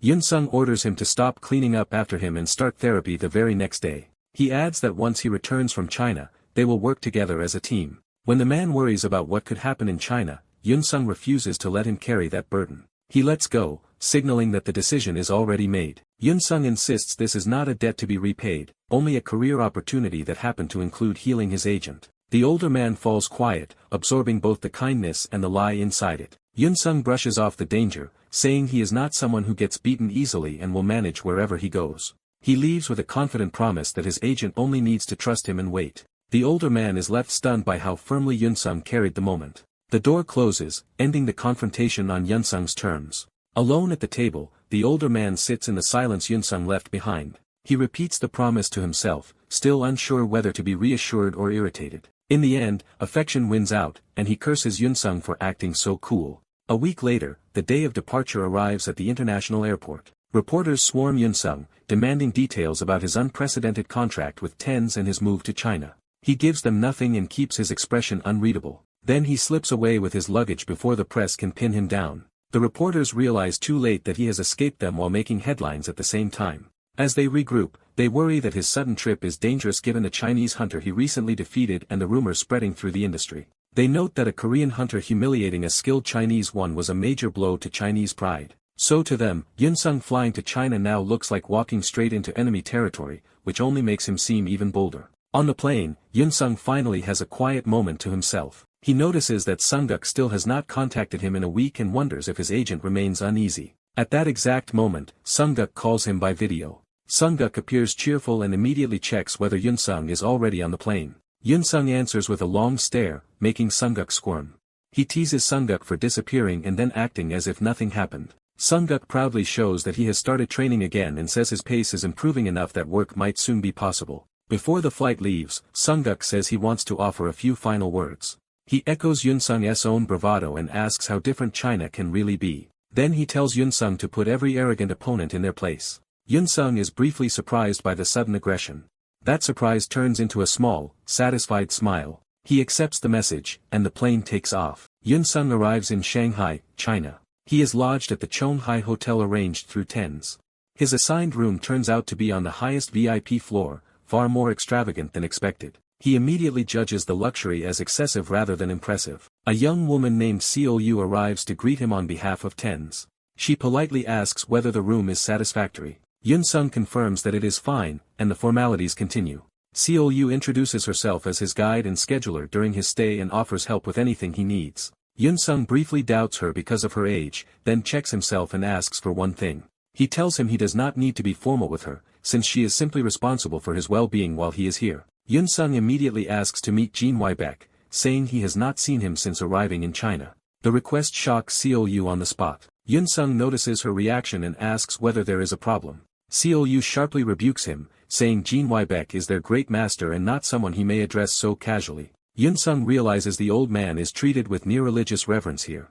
He calmly answers that they are business partners, so he will address Jin Wei-baek as he sees fit. He uses her temper completely at what she sees as unforgivable disrespect. Her hostility confirms for Yun-sung that the hierarchy around Jin Wei-baek is even more extreme than he expected. Even so, he had already anticipated this kind of treatment. So he drops the pretense and tells her that if she wants a fight, he is ready. He warns that he is always willing to fight, but she will bear the consequences. When he releases his aura, he makes clear that he is restraining himself only out of respect for his contract with TENS. The pressure overwhelms Seol-yu and instantly shakes her confidence. She instinctively braces herself just to stay standing. Yun-sung says he would have fought the moment he showed his aura if not for the business relationship involved. He adds that harming her would only hurt TENS, though she would suffer far more than he would. He frames her behavior as creating trouble for the guest of her own master. Then he steps closer, making the threat personal and undeniable. Seol-yu can only stare at him now that the power gap is obvious. Yun-sung warns that one more act of disrespect will make him stop treating her as TEN's representative and start treating her as an intruder.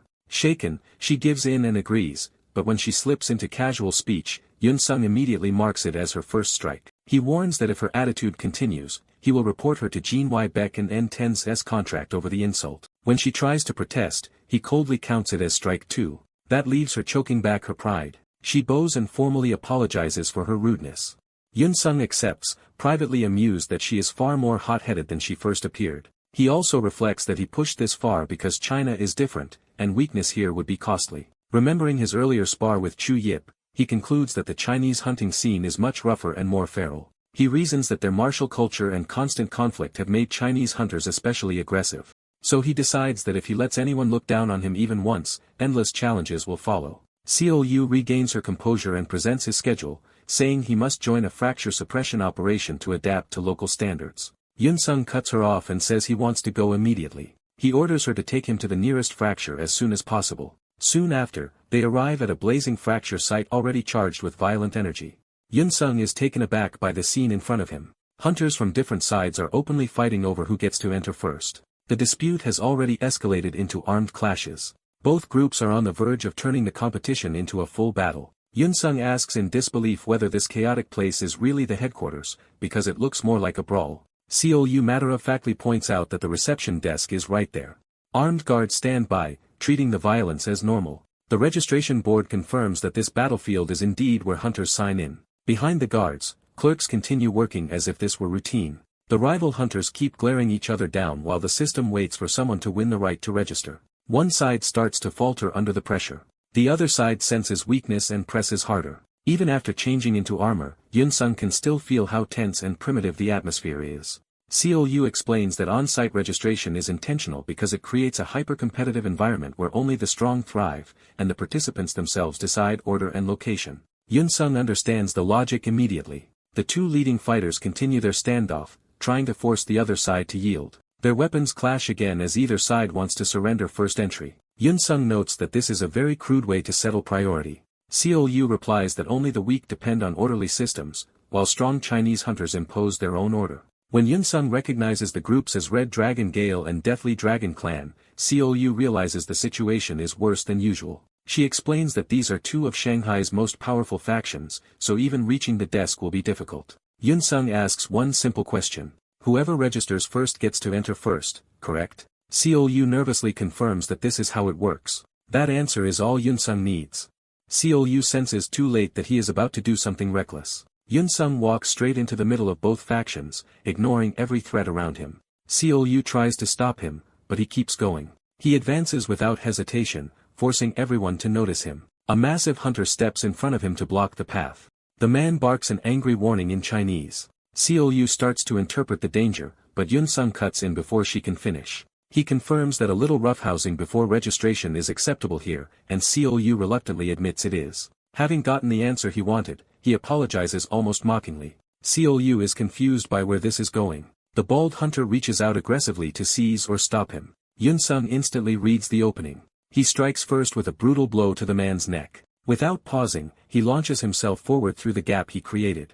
The bald hunter crashes down, stunned by how fast he was taken out. Xiaoyu can barely process what just happened. Yunsung drops low over her as blades and attacks start converging from every direction. Both factions realize too late that he has entered their killing zone. He scoops Xiaoyu up and bursts forward, carrying her with him through the chaos. Even the armed guards are startled by the speed of his move. Yunsung orders Xiaoyu to translate that Yunsung is registering as the assault team entering the fracture. Xiaoyu is too flustered to focus, suddenly more aware that he is carrying her than of the battlefield. He impatiently tells her to stop freezing and do the translation. She panics over the consequences of provoking everyone here, but Yunsung cuts her off before she can spiral. He reminds her that she has only one strike left, forcing her back into line.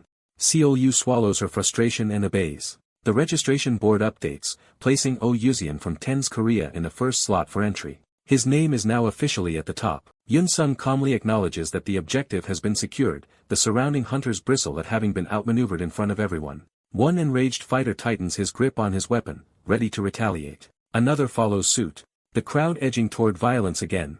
But with Yunsung standing at the desk beside Xiaoyu and his registration already complete, the entire crowd is forced to face the fact that he has taken first place from all of them. As hostile hunters close in on Yunsung, his assistant fears they are ready to tear him apart, while he stays unreadably calm. The surrounding Chinese hunters recognize him as the Korean outsider who brought down one of their own and immediately resent his audacity for registering ahead of them. Rather than ignore the hostility, Yunsung asks his translator to relay his words to them. He invites anyone with a complaint to step forward one by one, turning the crowd-esque grumbling into a direct challenge. His assistant is horrified because his identity as TENS' hidden CEO is supposed to stay secret, yet he clearly intends to provoke a confrontation anyway. She tries to stop him by warning that this is Shanghai and these people are not under TENS' protection. Yunsung shows he already knows exactly who he is provoking, identifying the two elite Shanghai forces in front of him, realizing he means to face both groups without backup.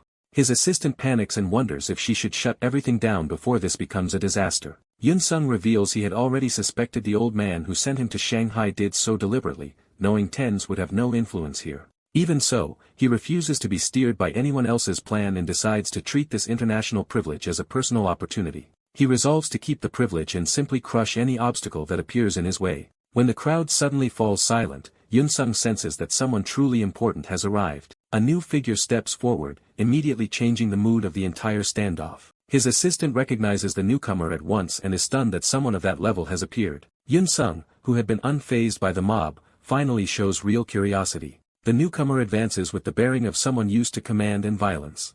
Her presence alone pushes the lesser hunters into the background. She arrives armed and composed, making it clear she is not just a spokesperson but a fighter. The assistant identifies her as the current strategy leader of Red Dragon Gale and the eldest daughter of the CEO, Wei Jia. The woman introduces herself as Yang Bai-yen, confirming the name behind the reputation. She takes position directly opposite Yunsung as the surrounding hunters wait for her judgment. Before speaking, she gathers herself and chooses her words carefully. Her measured pause makes it clear this is now an official confrontation, not random heckling. She declares that she is the one currently leading Red Dragon Gale, establishing her authority over everyone present. Yunsung's assistant quickly takes over the translation, sensing that this exchange matters too much to mishandle. Yunsung accepts that and bluntly asks what her position is. Yang Bai-yen answers with a direct threat, telling him to remove his name from the reception if he wants to live. She acknowledges his skill from what she just witnessed, but makes clear that admiration will not change her decision. In her view, whatever level he reached elsewhere means little here because this continent's fracture is on an entirely different scale, so he should back off.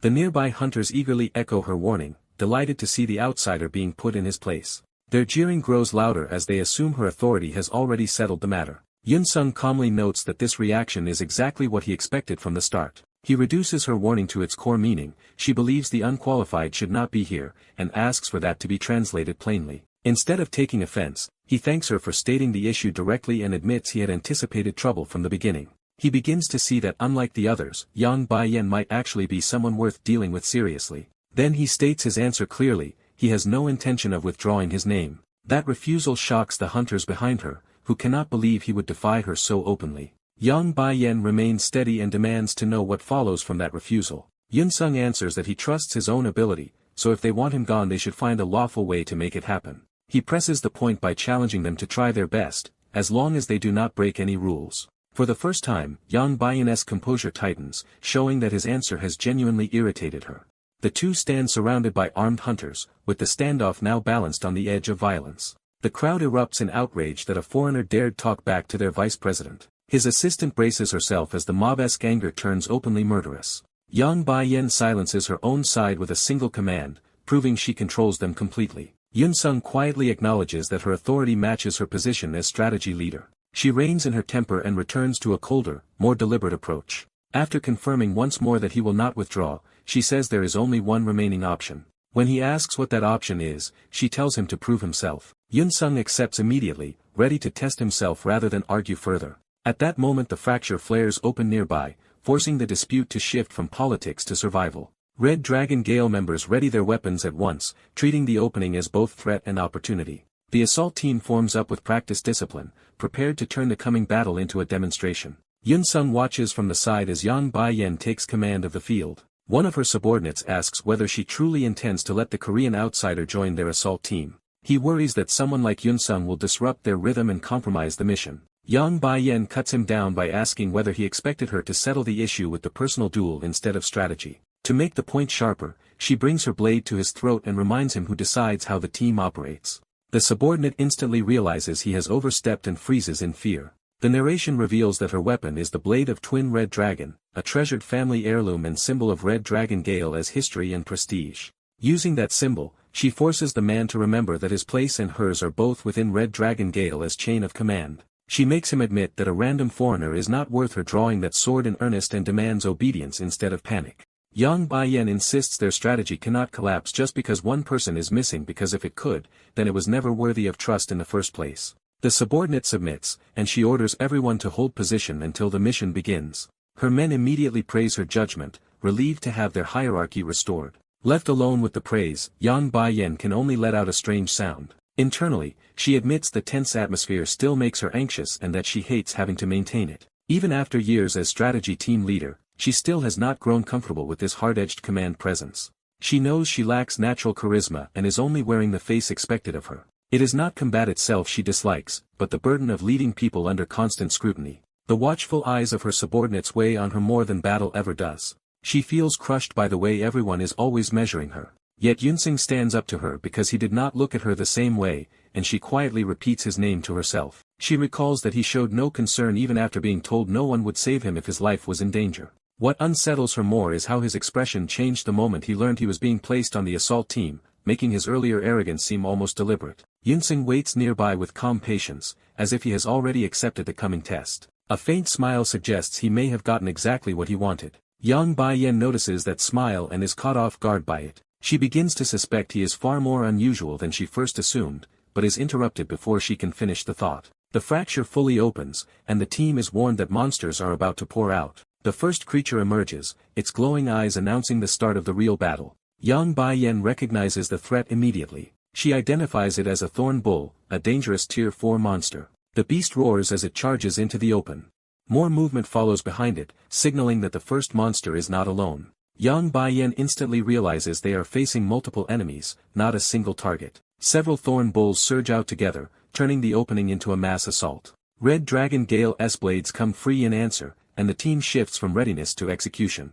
Yang Bai-yen formally begins the assault mission and orders everyone to charge. Her hunters rush forward without hesitation, each moving into a designated role. As the team engages, Yang Bai-yen focuses on evaluating the field rather than joining the first clash blindly. The assault lion plants itself and prepares to meet the incoming charge head-on. Yun-sung moves with them, intent on seeing the true level of their combat skill. A thorn bull barrels forward with enough force to shake the ground. One of the hunters warns Yun-sung that the monster is coming straight at them. Yun-sung is briefly surprised when a Red Dragon Gale fighter cuts in front of him instead of letting him take the hit. That fighter launches himself into the interception with explosive speed. He meets the charge with a powerful upward strike, stopping the beast's momentum. Other hunters immediately flow around the opening he creates, each taking a separate angle without waiting for orders. Their attacks land in rapid succession, exploiting the staggered monster before it can recover. The team's movements remain independent, but each hunter reads the others perfectly and fills the next opening. Another fighter drives in from above, adding vertical pressure to the coordinated kill. A spear user closes the distance as the wounded thorn bull tries to reset its footing. He times his breath and commits to the finishing blow. With a plunging strike, he drives his weapon straight through the monster's head and drops it instantly. Even as that kill lands, another thorn bull is already moving into range. A second hunter steps over the fallen beast, seamlessly taking over the next engagement. Watching this, Yunseng is impressed that a Tier 4 thorn bull was eliminated in a single coordinated exchange. One of the Chinese hunters uses the moment to taunt him, insisting he cannot act freely here. They boast that what he is seeing is their nation-esque martial art, a level beyond the techniques he knows. Their confidence is backed by results as another hunter carves into a charging bull with a heavy slash. A follow-up strike tears deeper into the beast, finishing the kill with brutal efficiency. Within moments, multiple thorn bulls lie dead, showing how quickly the team can erase threats. Yunseng notes that although they are not visibly coordinating beforehand, their hunt is extraordinarily efficient. He continues studying them, aware there is still more to understand. Meanwhile, Yang Bian faces down a much larger thorn bull herself, taking on the most dangerous target alone. The giant beast lowers its head and prepares a direct charge at her. Yang Bian answers by igniting her power, surrounding herself with a fierce aura as she steadies her breathing. The monster roars and commits to the attack, rushing straight at her. She remains calm at the last instant, showing complete confidence in her timing. Her blade flashes as she moves first. She cuts upward through the center line of the charging thorn bull before its momentum can crush her. The monster is split cleanly down the middle by a single decisive strike. Yang Bian completes the swing and passes through the kill without losing her balance. Her subordinates erupt in admiration, now praising her not just as vice president but as the true team leader. Yunseng agrees inwardly that she is exceptionally skilled. He realizes he is witnessing the true strength of the Chinese hunter industry's martial tradition and one of its aces. Yang Bian, however, is dissatisfied because she had wanted to measure Yunseng's strength directly and still has not seen it. She turns back toward him, still thinking about that unanswered question. Yunseng only looks back with mild confusion, as if unaware of how much attention he has drawn. Yang Bian orders the team to move immediately into the fracture before the second wave arrives, while privately deciding she can judge Yunseng better once inside. As the others gather at the lift, she concludes that his real ability should reveal itself in the fracture itself. Yunseng notices the lift system they are using to descend and asks if that is how they plan to enter. A hunter smugly confirms it while implying they have no intention of letting him ride with them. She passes the control and sends the lift away without Yunseng. Yunseng turns toward the departing cage, surprised but not rattled. The lift begins rising along its rail toward the fracture entrance. Yunseng watches it go and immediately understands they are trying to leave him behind. Inside the lift, some of the hunters notice he is not with them. They laugh it off and decide he must have lost his nerve, mocking him as a coward. One of them even calls down to him to stay behind and watch from safety while they handle the real work. Yang Bian does not believe that explanation, sensing that Yunseng would not back down at this stage. In the lift below, Yunseng smiles and decides that if they want to go first, he will simply use them as his warm-up target to follow. He chooses to pursue them from behind rather than argue any further. With a sharp step, he launches himself into motion. Yang Bian suddenly senses something and looks back in alarm. Yunseng channels blue energy into his footing and weapon, accelerating with explosive force.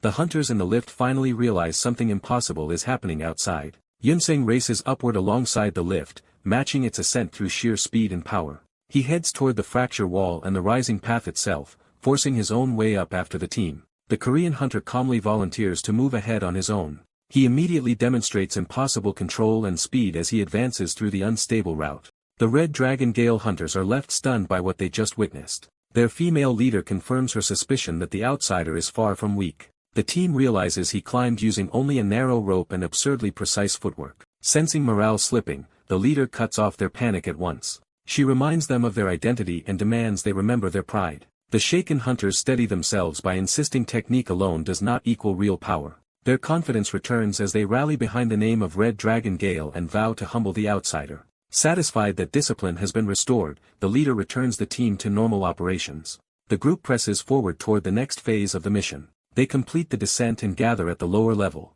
The leader orders everyone to prepare, announcing that they are entering the fracture. Her hunters close in behind her and move as a unit into the danger zone. The environment begins to tremble with signs of something large approaching. A barren slope opens ahead, ominously quiet for only a moment. The leader senses that something about the situation is wrong.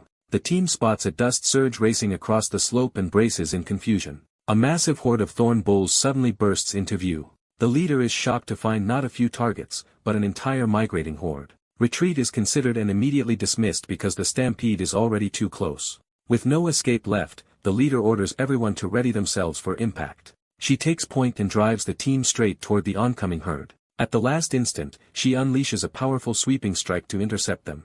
Her attack slams into the ground in front of the herd with explosive force. The blow tears open a trench and breaks the bull's forward momentum. Seeing the opening, she commands the team to move now. Her hunters obey instantly and charge into the disruptive formation. She confirms that the herd's momentum has been stopped and the battlefield is now manageable. The leader shifts from defense to offense and orders the hunt to begin.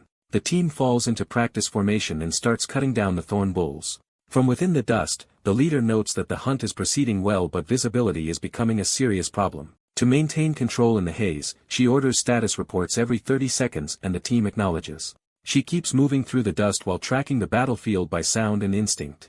Her blades carve through multiple bulls as she continues to hold the center. She concludes that their dive route must have crossed the monster's migration path and decides they must finish quickly and install the pulse breaker. Reports of clear sectors begin coming in from different directions. Hearing the steady responses, she trusts her veteran hunters to survive the horde on their own. More clear calls reinforce her belief that the operation remains under control.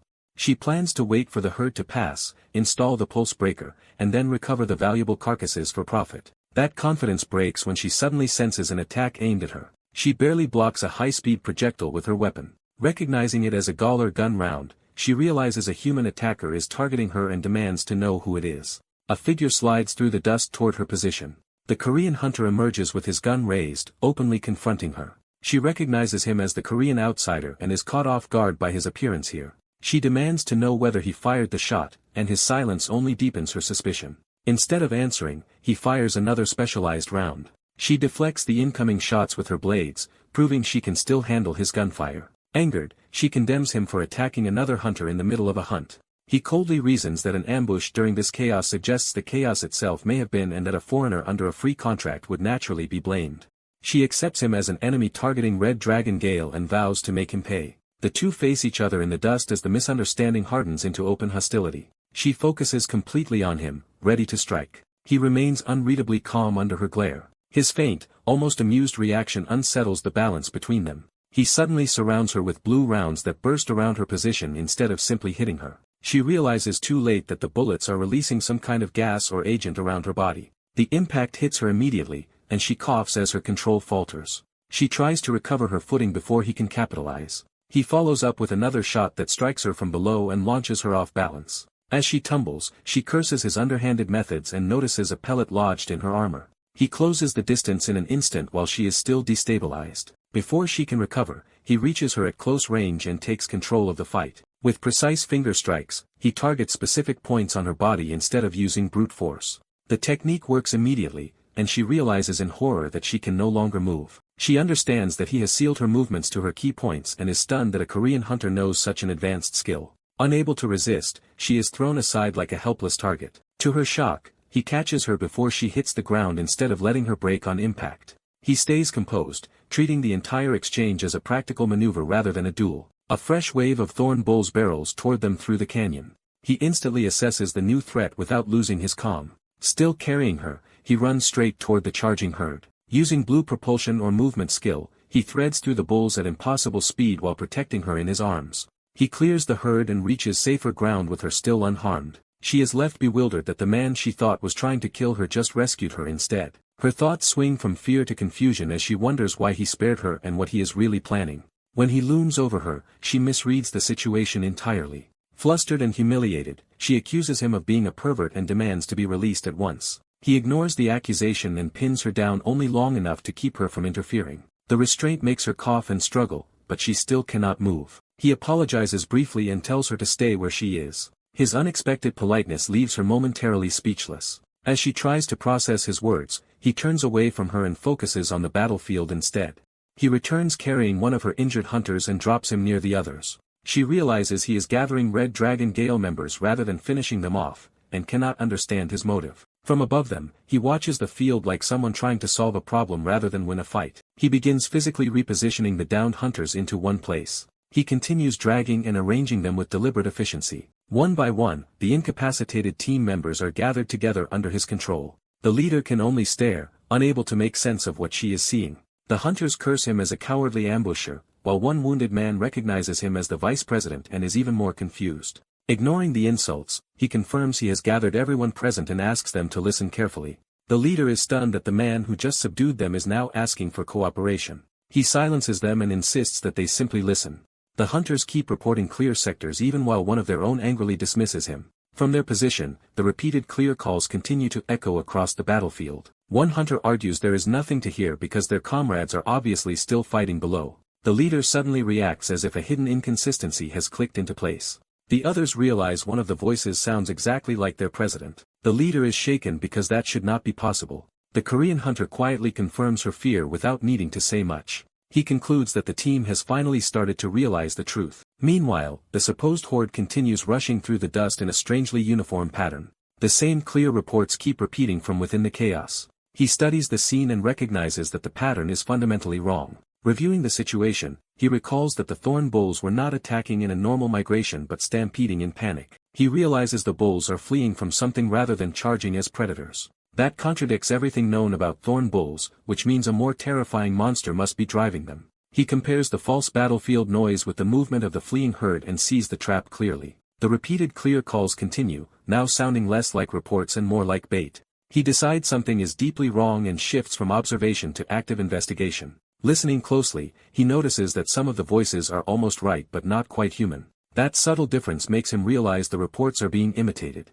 His suspicion is confirmed when a hidden appendage moves through the dust near one of the hunters. A long tongue lashes out from concealment with predatory speed. The hidden monster strikes a red dragon gale hunter through the chest before he can react. The victim is lifted and dragged away by the tongue as the trap reveals its lethality. The Korean hunter identifies the true enemy as a monster that imitates prey voices while hiding among the thorn bull horde and using the chaos to hunt nearby humans. Because the red dragon gale hunters are both dangerous and unable to understand him fully, he decides he has no choice but to handle the monster himself. He activates his auto-hunting function to take over the fight at full efficiency. After that subtlety is over, he prepares to get rough.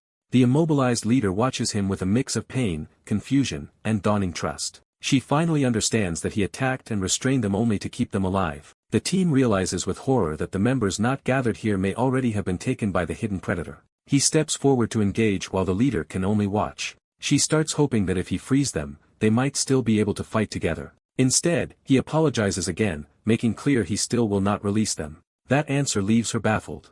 Rather than freeing her, he takes up her twin dragon blades. She is stunned that he would borrow her weapons while leaving the team immobilized. From behind, he stands ready with both blades as she struggles to understand his intent. He explains that auto-hunting has judged it better to keep her sealed and use the twin blades instead.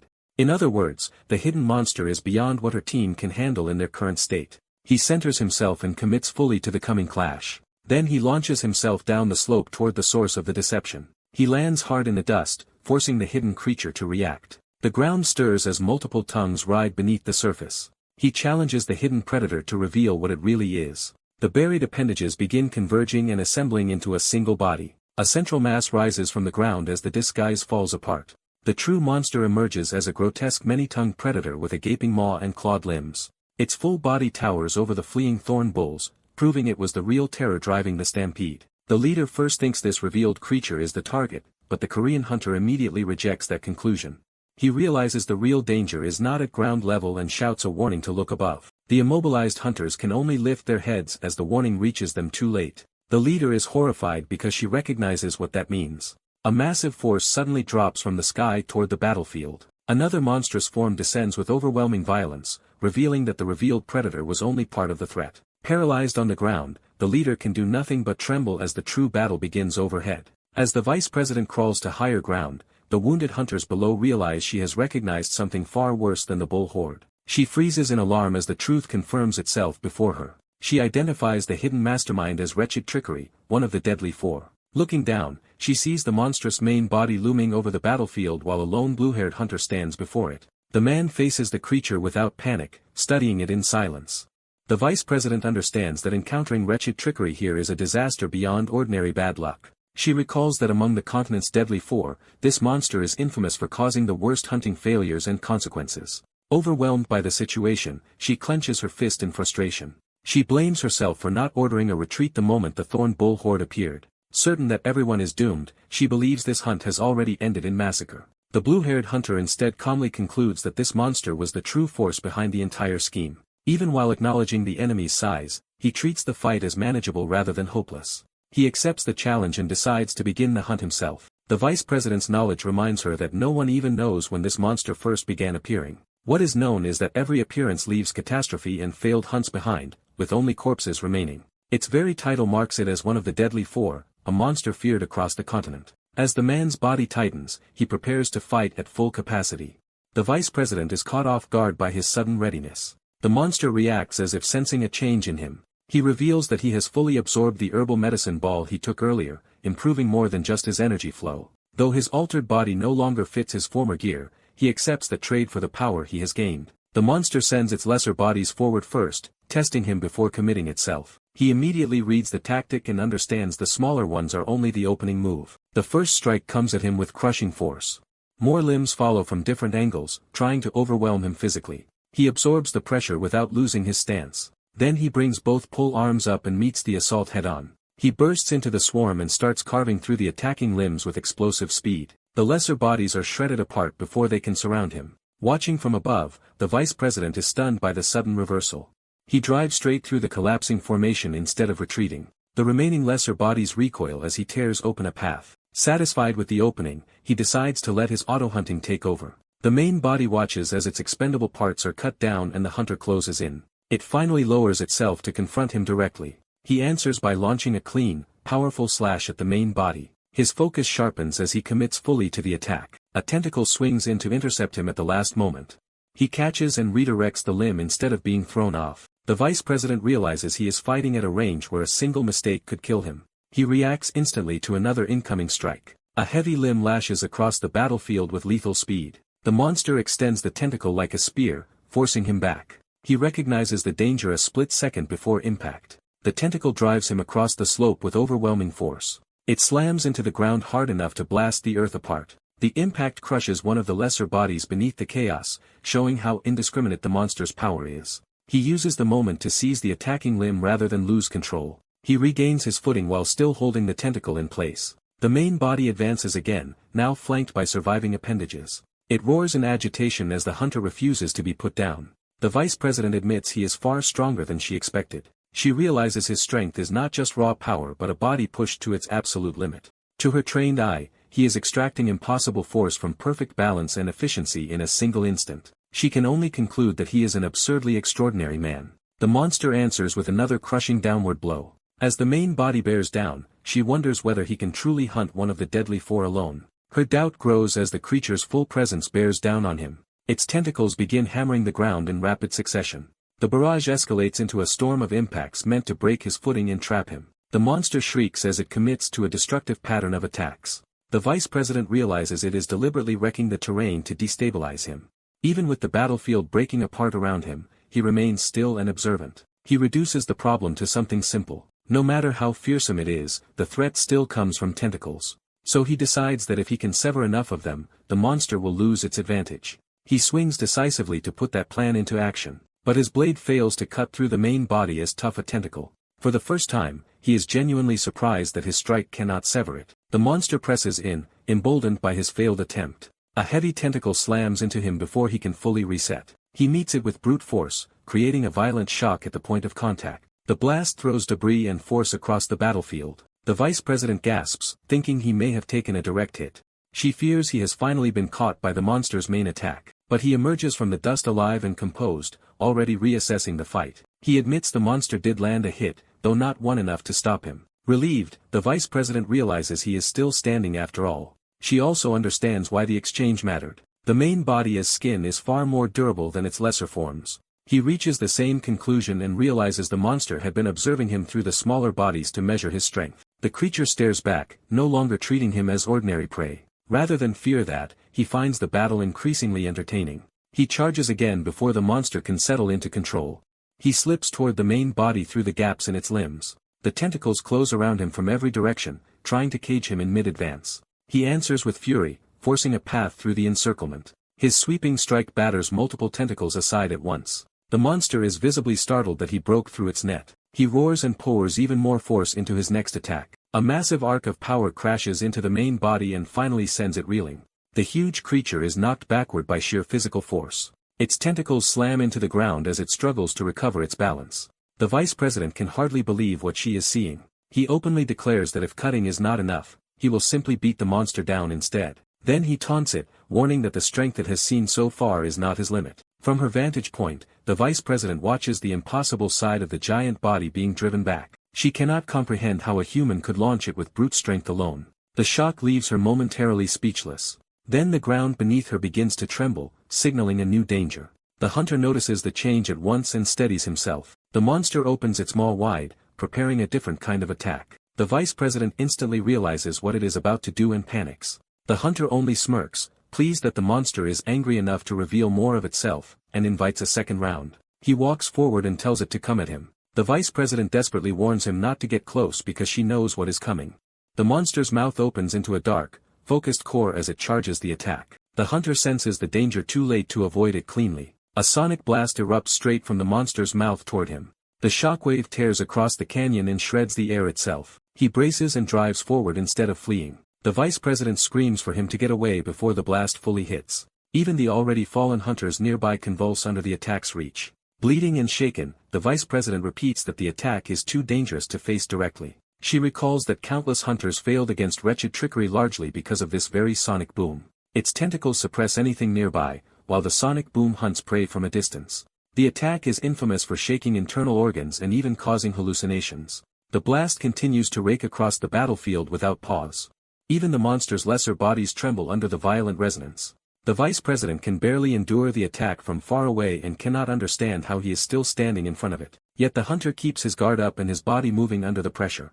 Outwardly, he remains almost perfectly composed. The vice president is stunned that he appears to be taking no visible damage. He continues advancing through the blast as if unaffected. The monster strains harder, widening its maw and pouring out more force. It screams into the attack, trying to overwhelm him completely. The canyon walls and open ground shudder under the sustained sonic pressure. Nearby lesser bodies collapse and burst apart from the uncontrolled resonance. Still, the hunter plants each step firmly and refuses to be pushed back. He stands in the center of the storm like an unmoving pillar. The vice president cannot understand how he remains so unfazed by an attack that should cripple anyone. He keeps walking forward through the blast with deliberate calm.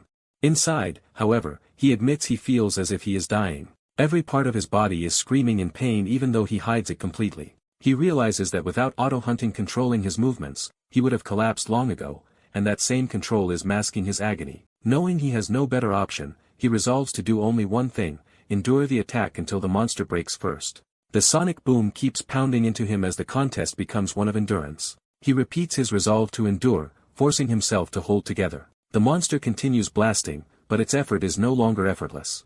The strain begins to show in him too as blood vessels swell in one eye, yet he still refuses to yield. At last the monster's output falters while the hunter remains still dead, barely surviving the after effects herself. Then she notices the change and realizes something has shifted. The sonic boom has stopped, not because the hunter fell, but because the monster could not sustain it any longer. When the dust settles, the hunter is still upright and ready. The two face each other again across the ruined battlefield. The vice president is astonished that the one exhausted first was wretched trickery itself. Driven into desperation, the monster screams and changes tactics again. It launches its body upward, rising above the battlefield for a crushing follow-up. The vice president realizes it has taken to the air and fears it intends to smash him with its full mass. Below it, the hunter drops into a low stance and readies both weapons for the impact. As the monster descends, he tightens his grip and prepares to meet the next attack head-on.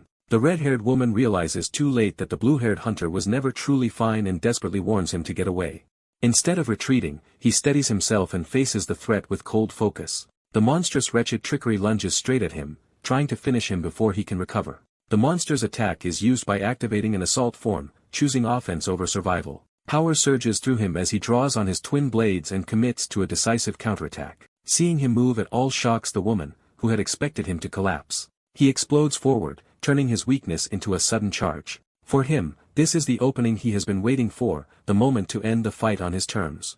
The monster opens itself to attack as it bears down on him. He meets it head-on with a violent burst of force. The wretched trickery screams as his strike lands where its outer body could not be trusted to break. He drives the attack deeper, forcing his power into the creature rather than trying to cut through its hide. By planting himself against its body, he turns the monster itself into the target of an internal kill. Watching from below, the woman can barely believe he may actually have succeeded. He locks both blades in place and holds his position, making sure the attack takes root. With grim satisfaction, He reveals this was his plan all along because waiting for the monster to move first had become pointless. The creature thrashes wildly, trying to shake off whatever he has planted inside it. He explains that even blades could not pierce its body, so he chose to test how durable its insides really are. He reveals his cursed energy parasites are now tearing through the monster from within, repaying the agony it forced him to endure. Blue energy spikes erupt all across the wretched trickery as the parasites spread through its body. Its mouth convulses and its movements become erratic as the internal damage overwhelms it. The woman watches in tense silence as the balance of power finally shifts. The hunter grins through blood, certain his gamble is working. The parasites continue bursting through the monster from multiple points, leaving it unable to recover. Elsewhere, members of Red Dragon Gale notice that the fracture is behaving strangely and that their team is late returning. They begin to wonder whether something unexpected happened inside. They recall that a horde of thorn bulls emerged from the fracture, making the situation more chaotic than planned. Even so, they assume the chaos should have benefited Red Dragon Gale and that the intruders are probably being hunted down. One of them suggests the Korean hunter may have done something, but before they can dismiss the sudden reopening shocks them because it should not be happening yet. At that moment, the wretched trickery bursts out of the fracture into the outside world. The onlookers recognize it in horror as one of the deadly four and cannot understand why such a monster is here. The creature descends over the field, instantly dominating everyone present with its sheer presence. Its sonic force hits first, injuring the nearby hunters before they can react. They identify the attack as the wretched trickery as sonic boom and realize they are badly outmatched. A retreat order is given because staying any longer means certain death, but one hunter stops the others, insisting they look at the monster's back before fleeing. He strains to understand what could possibly be on it. They finally see the blue-haired hunter still clinging to the monster, refusing to let go even after dragging it outside. Though drenched in blood and slime, he keeps forcing his attack through the creature with raw willpower. The wretched trickery opens its maw again, but its body is already failing. The hunters below brace as the fight reaches its last violent exchange. Then the monster crashes down hard, its strength finally giving out. The witnesses are stunned that the wretched trickery has actually stopped moving and may be dead. As they approach, they notice there are almost no major wounds on its exterior, proving it was killed from the inside. Dust settles around the fallen monster as the field grows quiet. Even then, they struggle to accept that the wretched trickery is truly dead. When one of them reaches toward the corpse, a sharp warning stops him. The hunter freezes, startled by the command. Everyone turns toward the source, confused. The blue-haired hunter is still standing beside the corpse, barely conscious but still guarding it. The others realize this must be the Korean hunter they have been talking about. He repeats himself clearly, no one is to touch the monster he hunted. Even on shaking legs, he plants himself between the corpse and anyone who might claim it. He warns that if they come any closer, he will not answer for what happens next. His killing intent is so intense that the others realize provoking him could start another fight. Some still want to rush in and seize the corpse, while others recognize it was his kill. One greedy hunter argues that credit matters more than ownership and that chances like this do not come twice. The group begins to split between opportunists and those alarmed by what they are about to do. Before the situation can turn uglier, a woman-esque voice cuts through the standoff. Xiaoyu rushes in without hesitation. She physically blocks the hunters from advancing any further. Standing in front of the corpse and the exhausted hunter, she declares that this monster was hunted by the hunter under Tins. She invokes formal regulations and states that the wretched trickery is therefore the property of that hunter in Tins. She escalates the warning by threatening official legal action from Tins against the Deathly Dragon clan if anyone interferes. The hunters recoil at the name Tins, suddenly aware this is no longer a simple grab for credit. One man insists Tins has no authority in Shanghai and prepares to ignore the warning himself. But his own ally stops him, warning that taking another step will get him killed. Xiaoyu remains firm in front while the blue-haired hunter looms behind her like a final threat. A close look at his eyes makes it obvious he is still ready to attack despite being on the verge of collapse. The more level-headed hunter points out that challenging a man who just killed the wretched trickery would be suicidal. He orders everyone to retreat, choosing survival over greed. The others reluctantly give up the opportunity once they understand how dangerous the hunter still is. Their leader is left impressed at a man who should not even be standing protected both his prey and his teammate to the very end. Xiaoyu keeps her guard up until the threat fully withdraws. Only after the danger passes does she admit how close she thought the corpse came to being stolen. She turns back to check on the hunter at last. He can barely respond, his body finally giving out now that the fight is over. He collapses forward into her arms. Caught off guard, she scrambles to hold him upright and asks if he is alright. When he does not answer, panic replaces her composure and she begs him to wake up. More footsteps approach the scene. The red-haired woman from Red Dragon Gale arrives with her people and takes in what happened. She clenches her fist, shaken by the result. The hunt ends with Oh Yun-sung collapsing after killing one of the deadly four, the wretched trickery. That achievement leaves a lasting impression on everyone present and sends shockwaves across the continent. Meanwhile, Seo-yu keeps trying to wake him, refusing to let him slip away quietly. He remains unconscious, unaware that his feat is already becoming a legend. The story resumes in a hospital room where he lies recovering under intensive care. He remains asleep, still paying the price for the battle. The setting is confirmed to be the intensive care unit. Outside waits Seo-yu Oh-yun, a professor of Qigong medicine and Tenz's medical research general manager, who is also Seo-yu's uncle. Seo-yu greets her uncle and immediately asks about Yun-sung rather than making small talk. The doctor says Yun-sung is far better than he looks, though by all logic he should have been in critical condition. Seo-yu presses for an explanation because his body was ruined badly enough that killing the wretched trickery should have been impossible. The doctor explains that his ear nerves in particular were devastated and that enduring such damage should have required absurd willpower. He first calls Yun-sung the monster for surviving it. Then he corrects himself and calls him a hero instead. Seo-yu is caught off guard by that word. The doctor explains that anyone who hunts one of the deadly four deserves that title. Seo-yu objects that such a feat should not be impossible if one of the elite 10 or the master had been there. As she says it, she realizes what that comparison implies. The doctor agrees, then points out that this means Yun-sung stands on the level of the elite 10. He reveals the master had already warned everyone that Yun-sung was comparable to the elite 10, and now the truth has been proven. Elsewhere, an older man bitterly regrets allowing this foreign hunter into China at all. Another elder laughs and says he has effectively dropped a time bomb on Shanghai. Back at the hospital, Seo-yu is unsettled by the idea of Yun-sung being called a time bomb. Her uncle explains that in Korea Yun-sung was already known as an inspirational figure whose skill alone motivated many young hunters. Seo-yu resists that logic because it clashes with the values she was raised with. Her frustration shows as she clenches her fist. Seeing her conflict, her uncle notes that she is too traditional to admit what she already knows and urges her to take a step forward, reminding her why the master made her his aide. She falls silent, forced to consider his meaning. He gently raises the subject of her blood vein circulation syndrome, suggesting Yun-sung might be able to help where others could not. That topic instantly hardens her expression. She warns him never to bring it up again if he wants her to keep speaking to him. Her uncle apologizes, but she shuts the matter down and reduces everything between them to business. She excuses herself, leaving him with only a strained farewell. He watches her go, worried for her. He reflects that Seo-yu possesses a rare trait that can accelerate another person's growth at the cost of her own, a gift that could have made her a strong successor candidate. But she rejected using that advantage and tried to advance only through her own effort. She failed that succession challenge, and her punishment was being assigned as aide to a Korean hunter entering China. Even now, she knows the master would never truly order her to exploit herself that way. She resolves that no matter what, she would never obey such an order. Alone in the hallway, she vents her anger by striking the wall. She reminds herself that she is a martial artist, not someone who should rely on her body as a bargaining tool. Yet when she thinks of Oh Yun-sung's overwhelming talent and skill, her resolve turns into painful self-awareness. She admits to herself that she is deeply jealous of him. 2 weeks later, Yun-sung has recovered enough to sit up in his hospital room. He waits quietly, looking much healthier than before. His focus has returned, along with his hearing. Seo-yu visits and formally asks about his recovery, and he confirms that his body is much better and he can hear properly again. Yun-sung notices that her attitude toward him has changed. She tells him that while he was unconscious, his feat sent a shock through the entire industry. His solo kill of the wretched trickery has been made public, and all of mainland China is praising him for it. He calmly asks whether his identity and nationality were revealed too, and she confirms that they were. She explains that in China results determine respect, so his accomplishments now guarantee him recognition.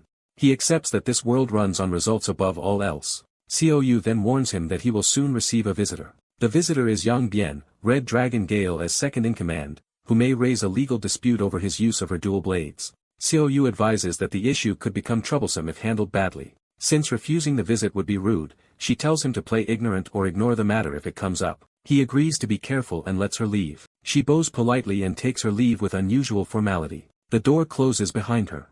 Left alone, Yun-sung reflects on how different she has become. He wonders what happened to make her so much more polite than before. He even suspects her politeness has become so excessive that it feels aggressive, though he decides it is still easier to deal with. A knock comes, and he invites the visitor inside. When the door opens, he is surprised by who appears.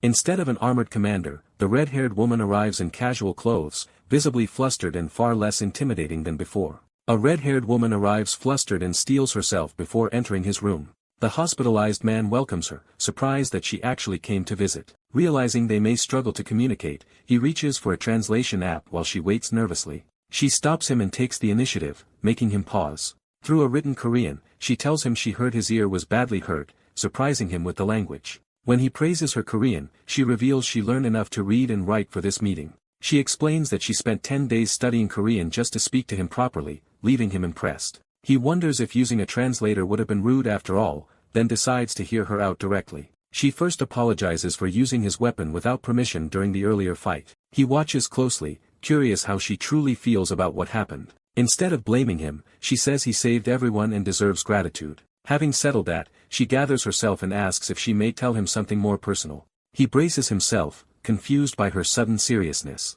Blessing hard, she asks him to date her with marriage as the goal. The proposal hits him so abruptly that he can barely process what he heard. He struggles to understand why a woman he barely knows is suddenly talking about marriage. Suspicion kicks in, and he wonders whether this is some kind of scheme.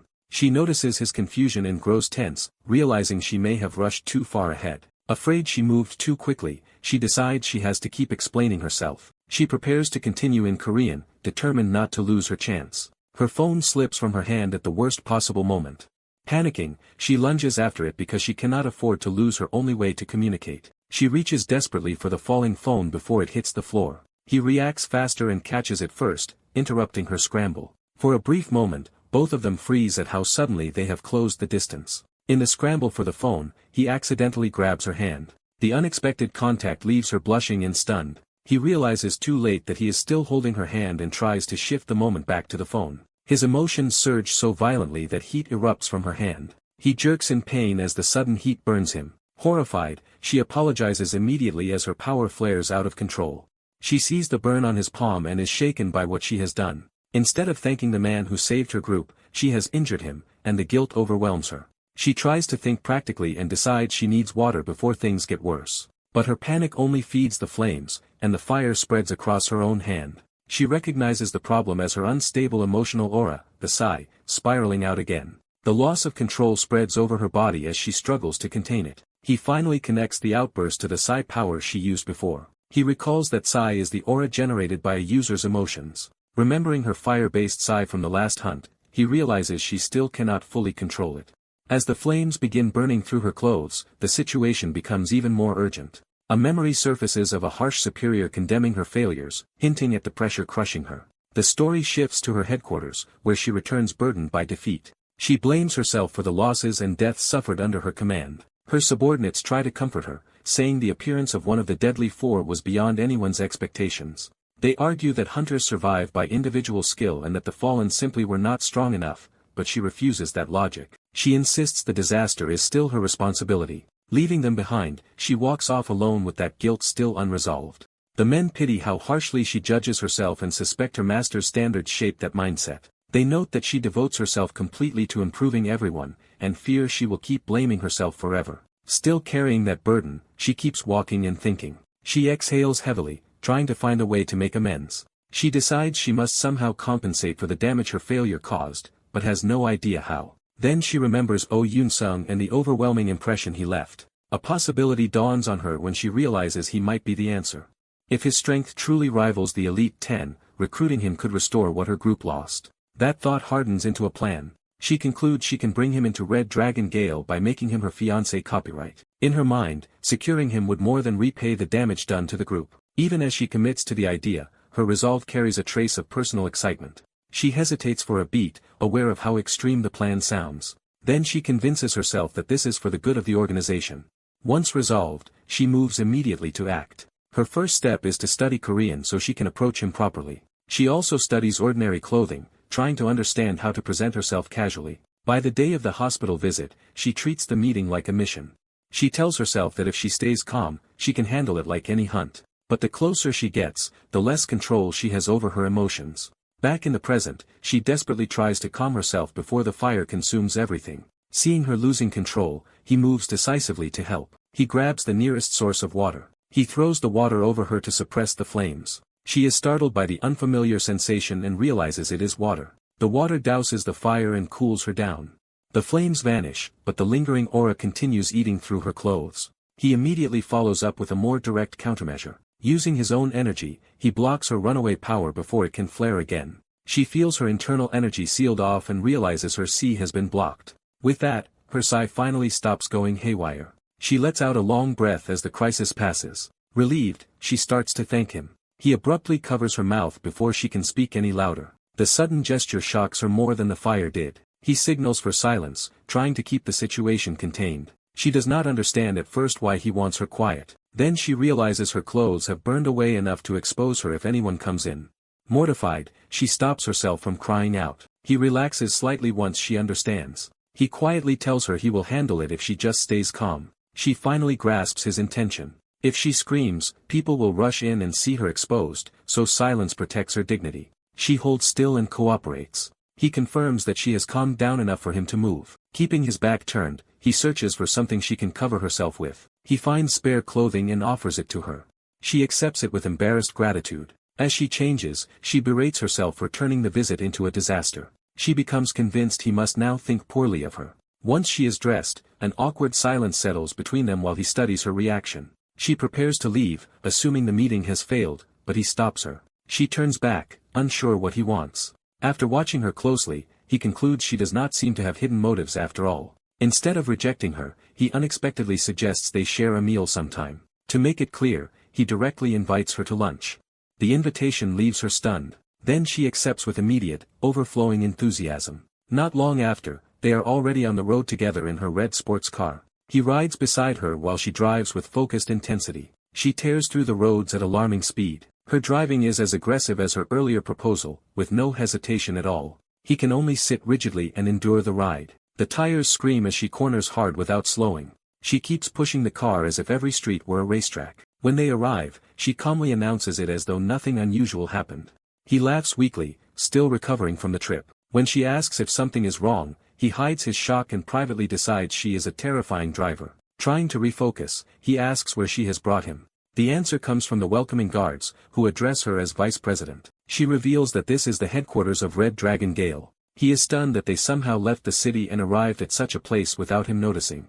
Looking over the vast grounds, he realizes he has been brought to a hidden compound. He cannot believe that what he thought was a simple lunch has turned into a visit to a major organization's base. Escorted inside, he follows her deeper into the compound. Along the way he sees members training in large numbers, confirming the group as scale and discipline. He continues inward, increasingly aware that this is no casual outing. The sheer size of the operation impresses him. He finally takes in the full scope of Red Dragon Gale and understands its weight. She excuses herself to change, leaving him to be guided onward alone. A retainer leads him further in, and he still half expects to be heading toward an ordinary dining hall. Instead, he is brought to an imposing ceremonial room with a long table and only a few seats. The attendant tells him the master will arrive shortly, making it clear this is an audience, not lunch. As he reaches for a seat, a new voice stops him and implies he is about to sit in the wrong place. A powerful presence suddenly fills the room and forces his attention elsewhere. He recognizes the energy as similar to the old master who once tried to probe him. The newcomer remarks that Oh Yoon-sung is far younger than expected. An elderly martial figure in ornate red robes enters with commanding authority. Yoon-sung realizes this is not Jin Baek, and notes with surprise that the man speaks fluent Korean. The elder explains that he learned through years of traveling to build connections. He introduces himself as young Jonghyun, former rank 2 of the Elite 10 and the Sword Saint. Yoon-sung understands that this legendary figure is the true master of Red Dragon Gale and introduces himself in return. Young finds the young man immediately intriguing.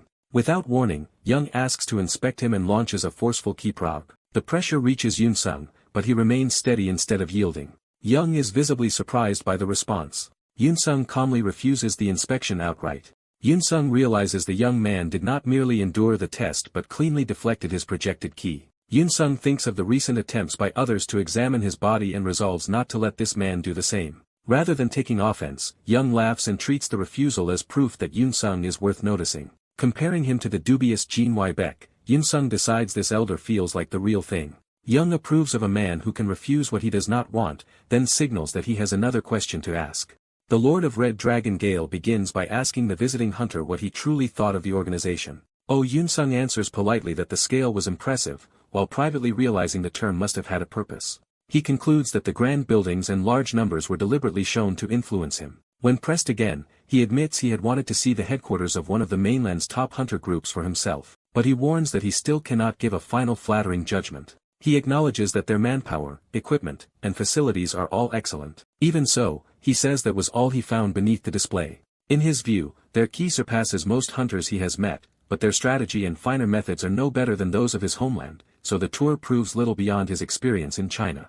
The old lord falls silent for a beat, taking in the insult without interrupting. He bluntly summarizes Yun Sung's opinion as a lavish show with little substance, and Yun Sung does not dispute it. The lord notes that the young man is not denying the criticism at all. The atmosphere abruptly turns dangerous as the old man's fiery aura surges around him. He lets the pressure build, testing whether Yun Sung will flinch. Before the confrontation can escalate further, someone arrives at the doorway. The newcomer is Yang Ba-yun, the lord's daughter, startled to find her father in that state. Yun Sung notices her entrance while the old man keeps his focus on him. The lord repeats the insult to his organization as if savoring it. Then, instead of exploding, he laughs and accepts that the description is not entirely wrong. Yang Ba-yun is left confused by how casually her father is taking this. The lord acknowledges her arrival and shifts the meeting into a more formal gathering. She obediently answers him, visibly nervous under his attention. Yun Sung notices that her attire is unusually ornate, hinting that this dinner was prepared for more than a casual meal.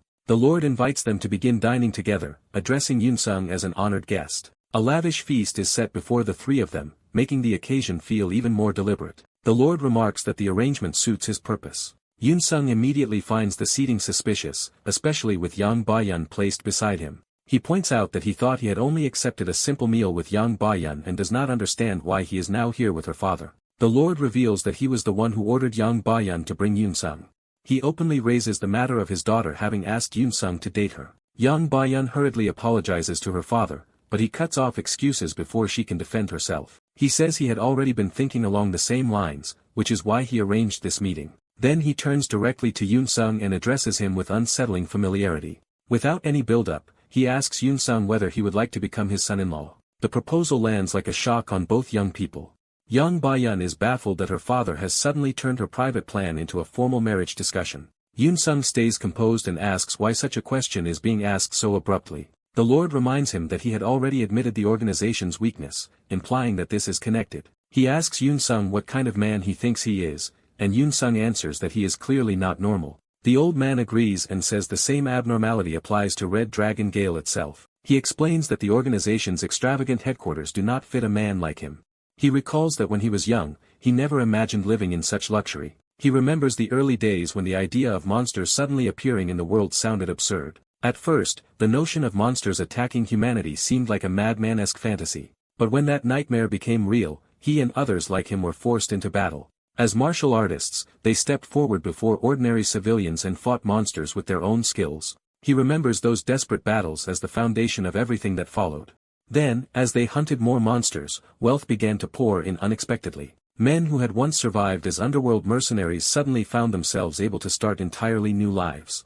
They gained a level of respect and treatment that martial artists had never enjoyed, even in better eras. Yet he insists that all their fortune and authority were not earned as martial artists, but through the hunter system. Yun Sung clarifies that he means they prospered as hunters, and the Lord confirms it. The Lord says they had to become hunters, killing monsters and protecting civilians. That transformation turned Red Dragon Gale from a small remote dojo into a globally recognized hunter group. Yet he believes that their rapid growth cost them their original identity. Yun Sung presses him to explain what that lost identity was. The old man answers with a creed, the rule of the strong. Yang Byun listens in tense silence, already sensing where this is going. He defines the martial artist's life as endless self-improvement, while respecting and submitting to those who are stronger. He assumes Yun Sung should understand that mindset because of the effort it must have taken to reach his current level. Then he admits Red Dragon Gale has become large, but has lacked someone of Yun Sung's caliber for too long. He cites the recent humiliation of their squad's defeat as proof that the group's reputation has outgrown its real strength. Yang Byun tries to object to his harsh judgment of their people. He silences her immediately, declaring that failure is failure and he will not hear excuses. She submits at once, while Yun Sung watches the family dynamic with clear detachment. The Lord returns to his proposal and again tells Yun Sung to become his son-in-law. But Yun Sung asks what reason he has to accept. The answer is blunt. The Lord does not believe his daughter can lead Red Dragon Gale. Yang Byun can only swallow the humiliation. Yun Sung challenges that judgment, saying Yang Byun is already an excellent hunter. The Lord dismisses that praise, arguing that someone Yun Sung defeated in a single move cannot be called exceptional. He insists that only an absolute believer in strength and competition can lead, and says his daughter lacks that drive. Young Byun is forced to endure the insults in silence. The Lord reveals that he has already investigated Yoon-sung thoroughly. He says Yoon-sung is known in his homeland as a bomb in the industry, someone who both inspires and accelerates the growth of those around him. That catalytic presence, he says, is exactly what Red Dragon Gale needs. Yoon-sung still refuses, saying none of this gives him a reason to accept. The Lord guesses that Tens must already have offered him something too valuable to refuse, and admits the Jin family currently holds more influence than he does. Yoon-sung realizes the old man knows Tens is tied to the Jin family, and the Lord confirms he has known that for a long time. Even so, the Lord says he is willing to make sacrifices because he knows the Jin family is stronger than him. He even offers to let Yoon-sung keep his own family name after marriage. Yoon-sung immediately understands that this is not a mere marriage proposal but an offer to inherit the organization itself.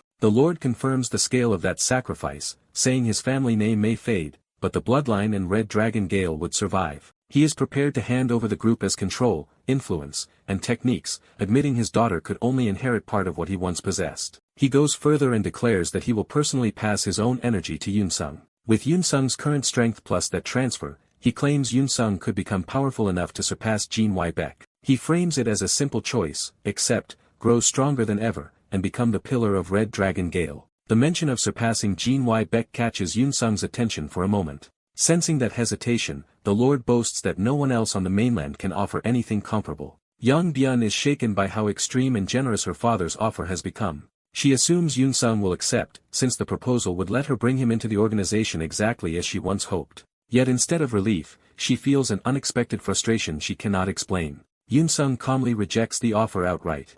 The old lord cannot believe what he just heard and demands that he repeat it. Yoon-sung answers respectfully but firmly that the lord has misunderstood him. He states that everything just offered holds no value for him. A furious scream erupts from inside the building as the rejection finally breaks the old man's restraint. Outside, Red Dragon Gale members panic, unable to understand what is happening in the audience chamber. The doors radiate dangerous heat, making it impossible to approach safely. A senior director arrives and orders everyone to keep their distance. He realizes the Lord's flames are raging out of control. He immediately orders all non-martial employees to evacuate. The staff obey while the senior members remain behind to contain the crisis if needed. The director recognizes this as the Lord's psychic flame technique manifesting at full force. He recalls that the young family's inherited flame is immensely powerful but can easily become destructive. Seeing how violently it is leaking out, he fears something inside has pushed the Lord too far. He knows that if the Lord truly loses control, the entire area will be in danger. Inside, Yang Bayan embraces herself as the pressure and heat intensify. The danger is so great that, if the Lord's anger fully explodes, everything nearby could be reduced to ash. Yang Bayan pleads with her father to calm down before disaster strikes. Yoon-sung remains silent, watching the old man without panic. The Lord stops shouting aloud and instead addresses Yoon-sung directly through a hidden technique. He privately orders Yoon-sung to repeat his rejection to his face. Yoon-sung identifies the technique as Silent Sound Spot, a Chinese key method that carries speech without audible sound. He is impressed that such specialized key techniques really exist in China. The Lord demands again, through that silent transmission, that Yoon-sung repeat his words exactly. Yang Bayan can only stand tensely between them, unable to follow the private exchange. Yoon-sung quickly analyzes the technique and realizes the old man is embedding aura into sound and delivering it directly to his ear. He admires the precision of that aura control. He silently acknowledges the Lord as a formidable figure who truly commands Red Dragon Gale's influence. He also recognizes him as Yang Jiangxian, the former second rank of Elite 10. Still enraged, the Lord demands an answer immediately. Yoon-sung realizes the threat is real and that a wrong response could provoke a lethal attack, but he also notes how unfair psychic users can be. Even under that pressure, he repeats that his answer will not change and that the offer still has no value to him. Yang Bayan is stunned that he is refusing even now, in the middle of her father's fury. The Lord finally explodes and denounces Yoon-sung as an arrogant bastard. His killing intent surges directly toward the two of them. Yang Bayan instinctively steps in front of Yoon-sung and raises her guard to shield him from her father. Yoon-sung remains strangely calm even with her protecting him. The Lord bitterly reflects that he made a difficult decision to offer everything, only to be denied and effectively ignored. He rages that he risked all he had for a greater future, and Yoon-sung dismissed it as worthless. Unable to bear the insult, he charges forward in fury. At that moment, Yoon-sung quietly initiates his own silent transmission and asks whether the Lord can hear him. He raises a finger, testing the technique he has just deciphered. The Lord is caught off guard when Yunsung's voice reaches him the same way.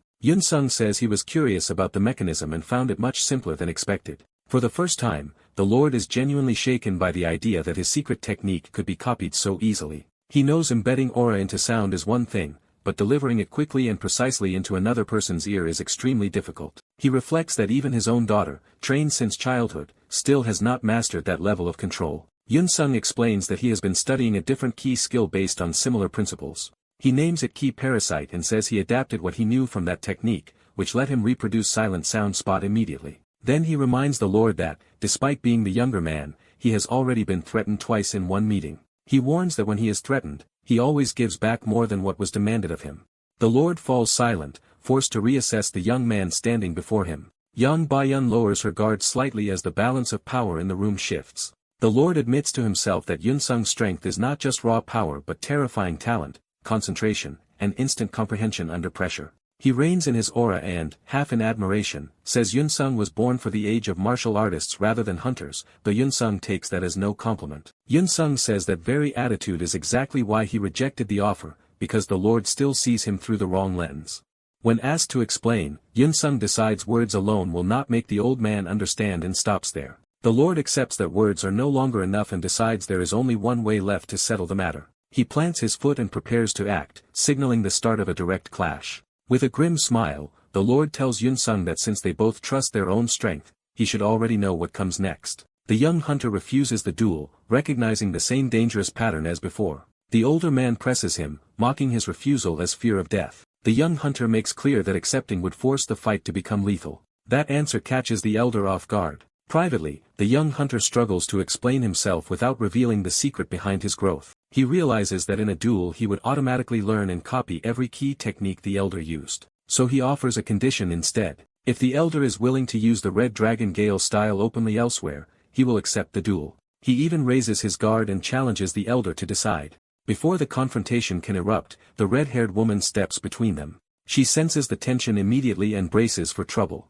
The elder is insulted that a mere youngster dared turn the threat back on him. His anger starts to rise into action. But just as he is about to respond, his attention shifts. The young hunter notices the same sudden change. The elder pauses, sensing something unusual, and the young hunter realizes it too. The young hunter rushes past the woman toward the source of the disturbance. She turns after him, demanding to know what he has noticed. He reaches the opening and looks out over the city. A massive rupture has opened in the sky, spilling destructive energy over the city below. He recognizes it as an unforecasted fracture, something that should not have happened without warning. On the streets below, civilians flee in terror as monsters emerge. Panic spreads as people realize the creatures are real and close. One of the monsters is identified as a sound-stalking black serpent, a high-ranked threat. The nearby civilians freeze in disbelief at the monster's appearance. Someone finally bolts, breaking the paralysis. A hunter rushes in to intercept the serpent with a blade. He lands the first strike and drives the monster back from the civilians. But his weapon is already straining under the impact. He steadies himself and prepares for a real fight. The civilians realize a hunter has arrived and cling to that hope. The serpent remains dangerous and largely unfazed. The hunter sees at once that his shallow strike cannot pierce the creature as scales. Another hunter orders the civilians to evacuate while they hold the monster off. The two hunters curse the sudden disaster and wonder how such a serpent appeared at all. The serpent surges again, forcing them to focus on survival. They are furious that the observatory failed to predict a fracture of this scale. With the city collapsing into chaos and communications failing, they realize no help is coming quickly. They have no guidance from higher authorities either, only a vague rendezvous order and silence after that. Even so, one of them decides they have no choice but to keep fighting. The serpent watches them, ready to strike again. The two hunters agree that staying alive comes first and take a defensive stance together. The serpent opens wide to swallow or crush them. They charge anyway, but already fear they may be out of options.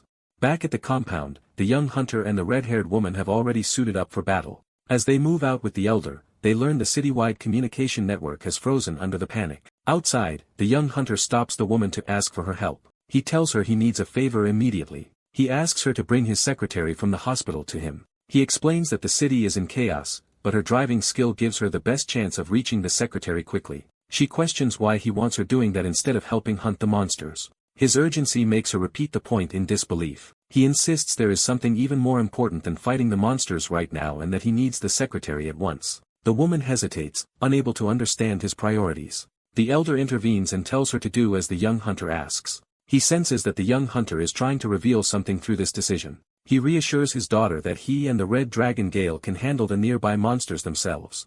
She gets into the car, still uncertain but obeying. Even behind the wheel, she remains troubled by the request. The young hunter watches her leave without explaining further. She steels herself and commits to the drive. The car launches hard from the curb. She speeds away, leaving the young hunter and the elder behind. The elder says he will head out separately and wishes the young hunter luck. Though still skeptical, he decides to watch what the young hunter will do next. The young hunter answers that he will simply do his duty as a hunter. He bursts forward at high speed, leaving a shock of energy behind. The elder admits to himself that he still cannot understand the young man at all. The young hunter races through the city toward the fracture zone. While running, he connects his suit to his phone and calls his secretary. At the hospital, she answers an alarm and confirms she knows about the unforecasted fracture. He tells her he is already heading toward the disaster. Then he asks whether the communication center has any emergency line that can instantly connect all nearby hunters. When the answer is no, he concludes that such cooperation was never built because hunters are always competing with one another. His secretary asks why he suddenly wants such a system. From above, he spots the same serpent still threatening the two hunters below. The wounded monster looms over them, but it is still far from defeated. The two hunters are already injured and losing ground. They realize their ordinary weapons are not enough to finish the creature. Just as despair sets in, they notice something descending toward the fight. The young hunter locks onto the serpent with calm focus. He drops from above straight into the battle. The serpent bares its fangs to meet him. He drives himself directly into its open mouth to create an opening at point-blank range. With his sword ready, he commits to a finishing strike from inside its guard. His blade releases a powerful aura through the monster's body. He exerts himself sharply to complete the technique. The sword aura tears along the serpent's length in a single devastating line. He bursts through the attack cleanly, carving the monster apart. The two hunters can only stare at the level of skill they just witnessed. One of them recognizes the technique as sword aura, a legendary skill he cannot believe this young man possesses. The young hunter lands and moves on without lingering over the kill. The rescued hunters remain stunned, trying to process what they saw. They conclude that his reputation is real and that his strength exceeds the stories. When they call out, he brushes it off as nothing important. Instead, he says he has something he wants from them. He stands before the serpent's corpse as if the battle were only a step in a larger plan. He gives his brief request and makes clear that is all he needs. Then he turns away before they can properly question him. The two hunters are left speechless by how abruptly he takes control.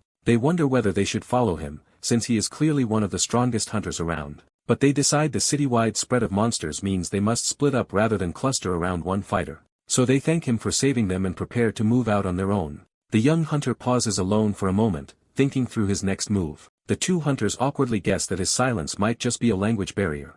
Instead of answering, he launches himself forward again. He suddenly rushes back toward them, startling both men. With a terrifying burst of killing intent, he thrusts a dark, ominous force toward them. The two hunters recoil in pure shock. Meanwhile, the red-haired woman drives at extreme speed through the city. Inside the car, the secretary sits beside her, tense and confused by the whole situation. The secretary admits she cannot make sense of why she was summoned like this. The driver remains focused, waiting for a clearer explanation. The secretary repeats the young hunter's exact instruction to ride with Ms. Yangbayan to the marked location. She protests that it is strange to be sent to him during a citywide emergency. She even argues that someone as weak as her should not be the priority right now. The driver pushes the car even harder instead of debating. The secretary is jolted by the violent acceleration. The car drifts through turns at reckless speed. The driver keeps full control on the pedals despite the dangerous pace. She continues carving through the empty center roads with no intention of slowing down. The secretary grows more anxious as the ride becomes increasingly extreme. The driver bluntly asks if that is all the secretary has to say. The secretary gives up on arguing and decides the driving itself is the real threat. The driver explains that the city exits are jammed by evacuees, but the center remains open because everyone is fleeing outward. She adds that the control room is unreachable under the flood of calls, so panic will only keep worsening. The secretary reflects that an unforecasted fracture is unprecedented and that a hunter hotline could have reduced this chaos. Even so, she still cannot understand why the young hunter specifically needs her, since she believes all she can do is translate. That realization finally gives the driver a clue. She asks the secretary what she has just figured out. The secretary hesitates, still piecing it together. Ahead of them, the road is blocked by a pile of serpent corpses. The monsters have been slaughtered so thoroughly that the street is carpeted in blood and bodies.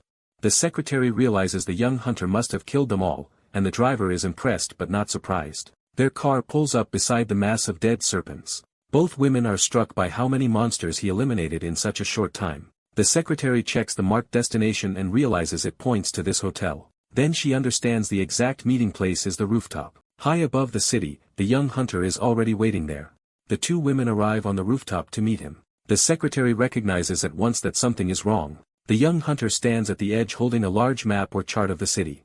He confirms she has arrived, all she demands to know why he brought her here without explanation. When he turns, she sees he is badly drained and bleeding from the mouth. She realizes his condition matches near total depletion of C and panics over what he has done to himself. He cuts off her alarm with a calming gesture. He claims he is fine and says he was only trying to memorize the city's layout. The secretary knows that explanation can wait and forces herself back to the urgent problem. She asks directly what he needs her to do. He finally looks satisfied that she is ready to listen. He hands her something and begins giving her the role he brought her here to perform. The blue-haired hunter seizes the woman's hand and channels power into it. She is startled as unfamiliar energy surges through her palm. The transfer stabilizes into a shared technique between them.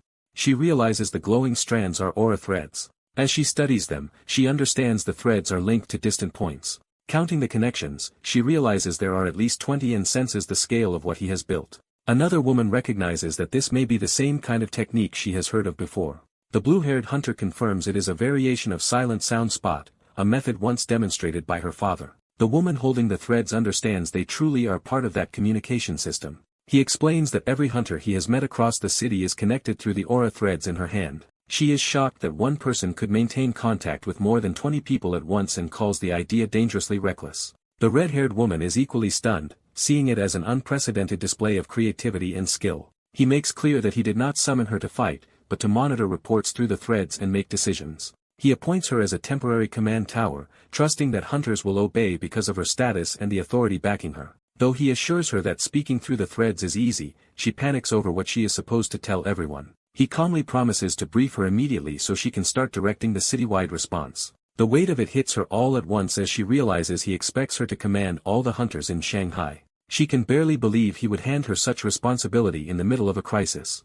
Ignoring her shock, he decides the setup is complete and prepares to begin instruction. With quiet confidence, he tells her he will teach her exactly what orders to give. Elsewhere, a giant serpent monster rushes through the city. Its sweeping body slams into defenders and throws them aside. A clan leader reels from the impact but stays on his feet. He and his men find themselves facing a mass of towering serpents that outnumber them badly. One subordinate urges retreat, convinced they cannot hold against so many. The leader refuses because abandoning the position would expose the civilian shelter behind them. He forces his men to stand firm, insisting reinforcements will come and that their clan must defend the line at any cost. The serpents continue pressing forward, threatening to overwhelm the defenders. Even after rallying his men, the leader privately admits they desperately need help. Then a voice reaches him through an unfamiliar sound-based technique, promising that reinforcements are on the way and ordering him to hold out. He notices the speaker claims to be Ten's agent, yet sounds like a young girl, which leaves him uncertain but attentive. The standoff tightens as the monsters and hunters brace for the next clash.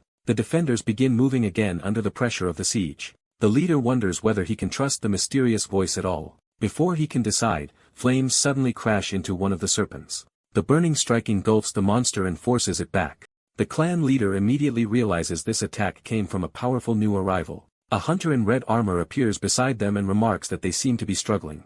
The exhausted defenders stare in shock as they recognize someone important has come. He identifies himself as the vanguard of Red Dragon Gale. Acting under the vice president's orders, he announces that Red Dragon Gale will reinforce the Deathly Dragon clan. The clan leader is stunned that a rival force has really come to help them. The Red Dragon Gale vanguard immediately moves to engage the monsters. He senses an opening and commits to the attack. His weapon ignites with blazing power. He launches a fiery charge straight into the serpents. Watching the display, the clan leader is impressed. He snaps his own men out of their hesitation and orders them to attack instead of letting the newcomers take all the prey. The Red Dragon Gale fighter remains focused and says nothing. The clan leader's hostility softens into grudging respect. Fighting side by side with Red Dragon Gale feels surreal to him, and he concludes this alliance must have been arranged by the Korean strategist behind the new command network. Putting rivalry aside, both sides agree to hunt first and argue over spoils later. Another serpent lunges to renew the battle. The clan leader answers with a roar and joins the counterattack. Across the city, reports begin flowing through the network as teams clear sectors, search for civilians, and confirm that Red Dragon Gale has reached key battle zones. The woman at the center of the aura threads relays orders and acknowledgements, already functioning as the control tower he envisioned. She is amazed by how quickly the citywide panic is subsiding under coordinated command. Meanwhile, the blue-haired hunter races alone across the city toward another objective. He receives confirmation that Red Dragon Gale reinforcements have reached Area 2 and accepts the report with satisfaction. With the most dangerous sector stabilized, he allows himself to think they have finally bought some breathing room. The woman is still astonished that the crisis was brought under control so quickly. A brief recollection reveals the core of his plan. Divide Shanghai into 15 sectors and prioritize dispatches around the fracture. He had ordered hunters to rescue trapped civilians first and hunt monsters according to a strict area-based priority. Remembering that briefing, she falls silent as the elegance of the strategy sinks in. He notices her reaction and asks what is wrong. She realizes he improvised this entire strategy the moment the unexpected fracture opened and asks if he truly devised it on the spot. He dismisses the praise and says he merely applied lessons he learned in Korea. He adds that although he usually hunts alone, large-scale hunts are most efficient when handled as a group effort. As he keeps moving, she asks where he is going now that he has put her in charge of the commands. He answers only after arriving, sounding as if he has reached his destination. He stops before the fracture itself, a massive red portal hanging over the city, and quietly confirms this is where he needs to be. Below him, serpents coil around the surrounding buildings and guard the entrance. A whole swarm of the monsters crowds the area beneath the fracture. He reports back that he has reached the fracture's entrance. She is horrified to learn he went there alone and demands to know why. The serpents continue gathering around the portal as if preparing for something worse. The scale of the threat becomes clear as the monsters completely encircle the tower beneath the fracture. She calls him insane for facing what could be hundreds of monsters by himself. He warns her that Phase 3 of an unforecasted fracture is about to begin. He explains the sequence. First the monsters spawn, then they hunt prey, and finally a second wave emerges from the fracture. He concludes that the current defensive lines will collapse once that third stage starts, so he must delay it alone. To buy time for the city, he decides to attack the fracture's entrance directly. He tells her that when Stage 3 begins, she will understand better than anyone how disastrous it would be because she can hear the whole city through the network. The serpents below sense his presence and look up toward the rooftop. One of them rises along the building, closing in on him. After a moment of resistance, she accepts his decision and prepares to continue her role. Before letting him go, she hesitates and calls out to him one last time. She tells him not to go off and die alone. He answers lightly, telling her to worry about herself instead, and accepts the concern without making a promise. Left alone again, he is amused by her unexpected softness and turns his mind fully back to the fight. A confident smile settles on his face as he readies himself. He declares that the hunt is beginning. He leaps from the rooftop straight toward the mass of serpents. The monsters surge up the building to intercept him. He draws both blades in midair. His opening strike slices through the first serpents before they can surround him. Without slowing, he drives deeper into the swarm. A giant serpent snaps at him, trying to swallow him whole. At the same time, a helicopter approaches the city from above. The aircraft descends toward the crisis zone. Several armored hunters stand ready inside as it arrives. One of them notes that even by emergency shuttle, the trip took 2 hours though it was still fast under the circumstances. Their leader, Elite 10 Rank 10 Louis Tyan, is surprised that the city appears less devastated than expected. His companions agree and wonder what happened, since they expected the monsters to catch the city unprepared. Louis Tyan begins to suspect he may have underestimated Shanghai's hunters and decides to judge the truth for himself on the ground. He asks whether other Elite 10 members are present and learns that 3 are already in the city. Because they are still on the outskirts, however, reaching the fracture will take more time, and he accepts that delay. He concludes that they will have to assault the fracture themselves and shut it down directly. Privately, he sees this as a perfect chance to claim all the credit. He orders his team to charge straight into the center of the fracture. With that decision made, he leads the advance. The team jumps from the aircraft toward the streets below. They descend rapidly into the city. One by one, they land and regroup. Once assembled, Louis Tyan confirms everyone is present and ready. He warns them that the center should be crawling with monsters and tells them to stay alert. Even so, he boasts that no ordinary monster could threaten him. A subordinate notices something strange ahead, and Louis Tyan immediately asks what is wrong. The sight leaves him visibly unsettled. The streets around the fracture are littered with butchered serpent corpses. His team can hardly believe they are looking at dead monsters instead of an active swarm. The bodies are not merely defeated but violently carved apart. As they take in the carnage, the hunters wonder what could possibly have done this. The scale of the slaughter makes it clear that an overwhelming force passed through here first. One corpse is so enormous that they estimate it must have been at least a Tier 7 monster. Shaken, Louis Tyan demands an update on the fracture while trying to understand what happened. The report from the entrance is even stranger. The area is quiet and no monsters are currently visible. Rather than feeling relieved, Louis Tyan senses that this silence is a bad omen. He theorizes that a monster on the level of the deadly four may have appeared and hunted the lesser serpents itself. Instead of retreating, he becomes excited by the prospect of facing such a creature.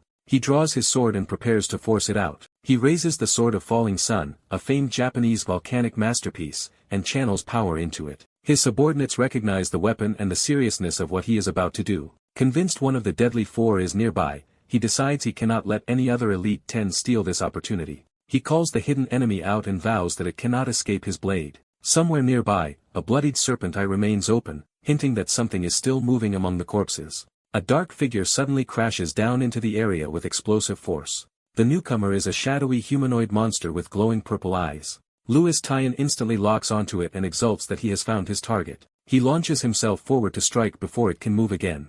He commits fully to the attack, certain his speed and power will finish it. His blazing slash cuts across the space where the shadow stood, but the creature slips past the strike with impossible agility. It blurs away, leaving only a streak of motion behind. Louis Tyan is stunned that his best attack was avoided. As he regains his footing, another hunter stands opposite him among the serpent corpses. Realizing someone else is here, Louis Tyan cannot believe that even the Sword of Falling Sun failed to touch the target. He finally recognizes the blood-covered blue-haired hunter facing him.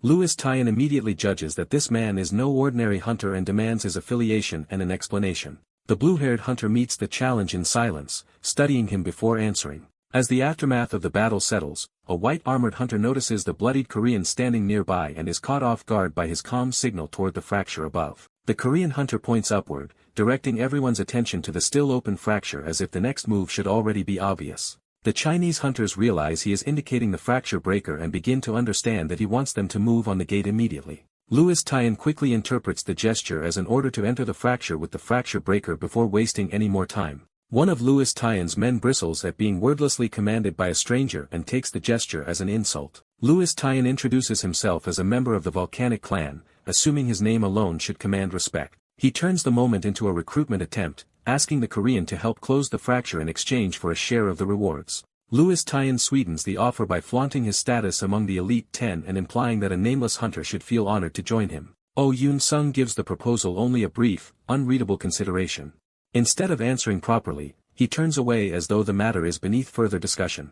That dismissal enrages Louis Tyan's side, who accuse him of arrogance and being openly disrespectful. Yoon-sung finally reacts, but only with irritation rather than concern. Louis Tyan is left waiting for a response, expecting either submission or an explanation. Yoon-sung curtly tells him that someone above him should not be doing grunt work, leaving the Chinese hunters baffled by the strange phrasing. Before anyone can stop him, Yoon-sung vanishes from the scene and heads straight for the fracture. Louis Tyan's men complain about the insult and urge pursuit, still more offended than curious. Louis Tyan suppresses his anger and decides that sealing the fracture matters more than chasing the Korean for now. Even so, he recalls rumors about the Korean who recently entered China and realizes this may be Oh Yoon-sung, the man who killed the wretched trickery. His pride flares, and he vows to finish the monsters inside the fracture first and punish Yoon-sung afterward.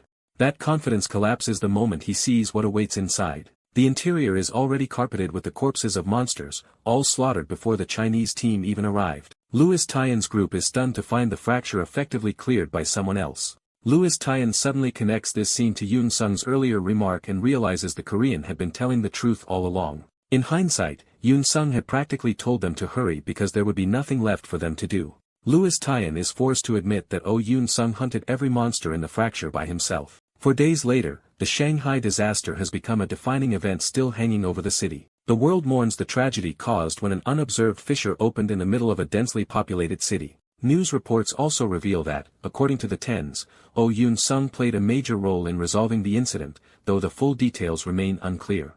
Yoon-sung listens quietly to the report, detached from the growing attention around his name. A young woman arrives to fetch him, signaling that his break is over and work is waiting. Yoon-sung treats the summons casually, as if he were just another laborer returning from lunch. Around them, the restoration site remains a massive field of rubble and heavy machinery. The workers suddenly react in shock as they see what Yoon-sung is about to do. He casually hoists an enormous slab of debris over his shoulders and starts carrying it by hand. He drops the slab into place with brute force, clearing another section of the ruined site. After setting it down, he simply asks what piece of debris he should move next, treating impossible labor like routine work. Without waiting for praise, he moves on to the next task. The woman watching him is left staring, unable to reconcile his status with what he is doing. The workers admire his strength but are confused about why a hunter of his level is helping with manual restoration. The woman finally voices the question directly, asking why he came to the restoration site at all. She presses him for a real reason, suspecting there must be more behind his presence. She explains that hunters are only encouraged to assist in disaster recovery when urgently needed, not expected to stay and work like this. Yoon Sung considers her point but remains unmoved. She warns him that there are no cameras here and no public recognition to gain, so people may only find his behavior strange. Their conversation is interrupted by workers whispering about the odd side of a hunter doing labor alongside them. Yoon Sung answers that other people's opinions do not matter to him. He even throws her own country's independent-minded attitude back at her, suggesting she should understand that much. Then he states plainly that he is helping because he wants to, and because the work is better than lying idle in a hospital while rebuilding his body. She starts to object again, but realizes he truly does not need anyone's approval. That realization leaves her momentarily speechless. She admits to herself that nothing she says will change his mind. Yoon Sung simply returns to work with the same steady focus. He lifts another massive chunk of rubble as easily as if it were training equipment. The workers can only watch in awe as he carries the load deeper into the site. The woman reflects on how the official statement spread across Shanghai and made Yoon Sung's role in sealing the fissure widely known. She recalls how he used a mysterious chi to transmit orders across the battlefield and coordinate hunters to rescue civilians and fight monsters. She also remembers that he alone wiped out the monsters at the center of the fissure, feats so extreme they bordered on the absurd. In a disaster where nearly everyone panicked, he became the key figure who organized the hunters and stopped the catastrophe from spreading. Yet even after all that, he continues hauling rubble in silence. Officially he was described only as a contributor, and as a foreigner he was left largely unvisited and uncelebrated. The woman bitterly admits that the reduced damage was largely thanks to him, yet she is practically the only person standing beside him now. She condemns her own industry for treating him as an outsider and letting that excuse their ingratitude. She realizes she has been no better, having once believed only in living and dying as a martial artist above all else. Watching Yoon Sung, she understands that he follows a different and broader kind of strength. Yoon Sung notices her lingering attention and turns back toward her. She promises to secure all the evidence needed so he receives proper compensation for subjugating the monsters, and he entrusts that matter to her. Then, awkwardly but sincerely, she offers to help him with the restoration work too. Yoon Sung is surprised, and she explains that she has nothing more pressing to do. Blushing, she adds that she is a hunter as well and asks to work beside him, even calling him boss. The unexpected title catches Yoon Sung completely off guard. He tries to hold it in, but amusement starts breaking through. He bursts out laughing, leaving her flustered and demanding to know what is so funny. Yoon Sung admits he cannot take her seriously, calling him boss with such solemn intensity despite her small stature. She stiffens with wounded pride, clearly not appreciating the joke. Yoon Sung immediately realizes he may have offended someone far more prideful than he expected. Before the awkwardness can deepen, both of them notice a new arrival. A red-haired woman leads a group of red-armored hunters into the restoration site with formal purpose. Yoon Sung recognizes the leader as Miss Bain and greets her with easy familiarity. Her group responds with a disciplined martial salute. They formally greet Yoon Sung as if addressing a superior worthy of ceremony. That such respect is only natural for the man now regarded as Shanghai's savior, leaving Yoon Sung embarrassed by the sudden reverence. He assumes they must be here because another fissure was predicted. Instead, Bai Yen says Master Yang sent them specifically to help him. That revelation surprises both Yoon Sung and the woman beside him. One of the red-armored hunters explains that they do not usually do this, but Yoon Sung's example made it impossible for them to stand by and watch. Master Yang may have ordered it, but many of them would have volunteered anyway. By now, word that Yoon Sung is personally helping with restoration has spread across Shanghai. Inspired by that example, other hunters begin declaring that they will join the restoration effort as well. The movement keeps growing, with more hunters arriving to help in the near future. During the work, a team straining under debris suddenly senses something impossible beneath the rubble. They discover survivors trapped underground, including a woman and a child, and shout for help. The slab is thrown aside in a rush as the rescue effort turns urgent. A child is pulled out alive, and the workers can hardly believe such a miracle happened. Yoon Sung and the others approach as relief and excitement spread through the site. Bai Yen tells Yoon Sung that China may have disappointed him in many ways since his arrival. But she says there is also an unspoken rule here. Once someone earns their respect, they follow that person without complaint. With that said, she leaves to oversee another restoration site, trusting the momentum he created to continue here. Yunseng quietly acknowledges her words while the woman beside him eagerly waits for his reaction. She declares that this collective response is the true potential of China, proud of what has been awakened. Yunseng dryly questions the grand statement, and she tells him not to stand there looking so unimpressed. Even she admits she may be overselling it, though her excitement remains genuine. Yunseng says he actually wanted to tell her something else. Looking over the bustling restoration effort, he frames the scene in a different way. He tells her that what they are witnessing is a miracle she helped create. The restoration continues until midnight, and what should have taken at least 10 days is completed within one, finding Yunseng's reputation soaring even higher. Later, the story shifts from the disaster zone to a more polished urban setting. Recovered in body and with his see mostly restored, Yunseng prepares to move on from recuperation. He starts thinking through his schedule for the day. A knock interrupts him, and he goes to see who has come. The moment he opens the door, he senses something unusual. A smiling man greets him warmly in Korean and calls him Junior. The visitor introduces himself as Lee Wai-min, switching to Korean for Yunseng's comfort. Yunseng immediately recognizes the name as the fourth of the 10 greats, the CEO of Ancient Dragon Company, and the mastermind behind the ambush against him. He identifies the man outright as Professor Payne, Lee Wai-min. Lee Wai-min cheerfully claims he has good news for the hero who saved Shanghai. He announces that Yunseng has been promoted to the 10th seat among the 10 greats and offers congratulations as if granting a favor. Yunseng is taken aback that he is being named one of the 10 greats. Lee Wai-min tries to use that promotion as leverage to begin a proper conversation, but Yunseng immediately refuses and starts closing the door. The visitor stops the door with his hand, refusing to be dismissed so easily. Yunseng notices the interruption and reassesses the situation. Another man suddenly wedges himself into the doorway with open hostility. Yunseng studies the newcomer without recognizing him. The man accuses Yunseng of being as arrogant as ever and of daring to cut off Lee Wai-min. He introduces himself through his threat, declaring that Ha-yuk Aeol will no longer allow Yunseng to act so arrogantly. Yunseng remains calm even as the confrontation turns openly aggressive. He questions the claim that they knew each other from before. Then he bluntly asks the more important question of who this man even is.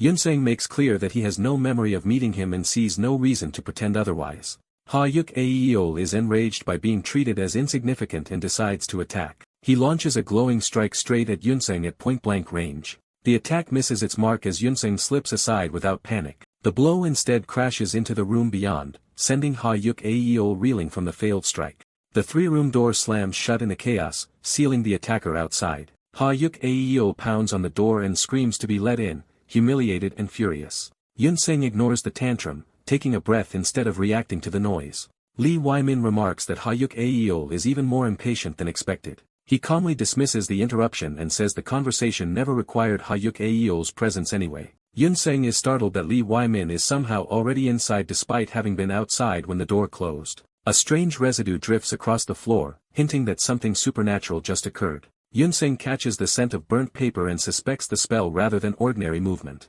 He directly asks whether what just happened was some kind of magic. Lee Wai-min praises Yunseng for deducing the method instead of merely being shaken by the display, then confirms that he is a caster. Yunseng realizes he is dealing not just with a powerful hunter but with a true sorcerer. Lee Wai-min explains that Yunseng's G uses C like an extension of the body, taking on an aura-like form. By contrast, casters use C as fuel for a spell system, more like operating a machine than extending the self. Because of that, spells can surpass ordinary physical phenomena and produce effects like magic, though only a gifted few can use them. He adds that the burnt paper scent Yunseng noticed is the trigger, or more precisely the lingering trace, of the spell he used. When Yunseng wonders if his thoughts were also read by magic, he voices the suspicion aloud. Lee Wai-min denies using a spell for that and says he simply read Yunseng's physical tells from the twitch of his nose to the shift in his pupils. He concludes that the human body constantly reveals the mind through countless small signals, even without sorcery. The intruder immediately seizes control of the meeting by laying out exactly what Yuzheng is thinking, including whether calling security would even matter. He adds a second warning that deepens the threat.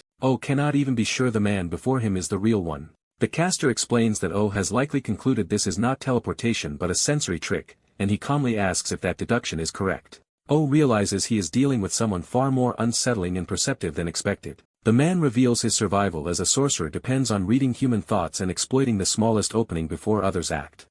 Cuts through the performance, but the caster admits he is enjoying himself because is unusually interesting. What truly interests him is that showed no reaction when the title 10 Greats was mentioned earlier.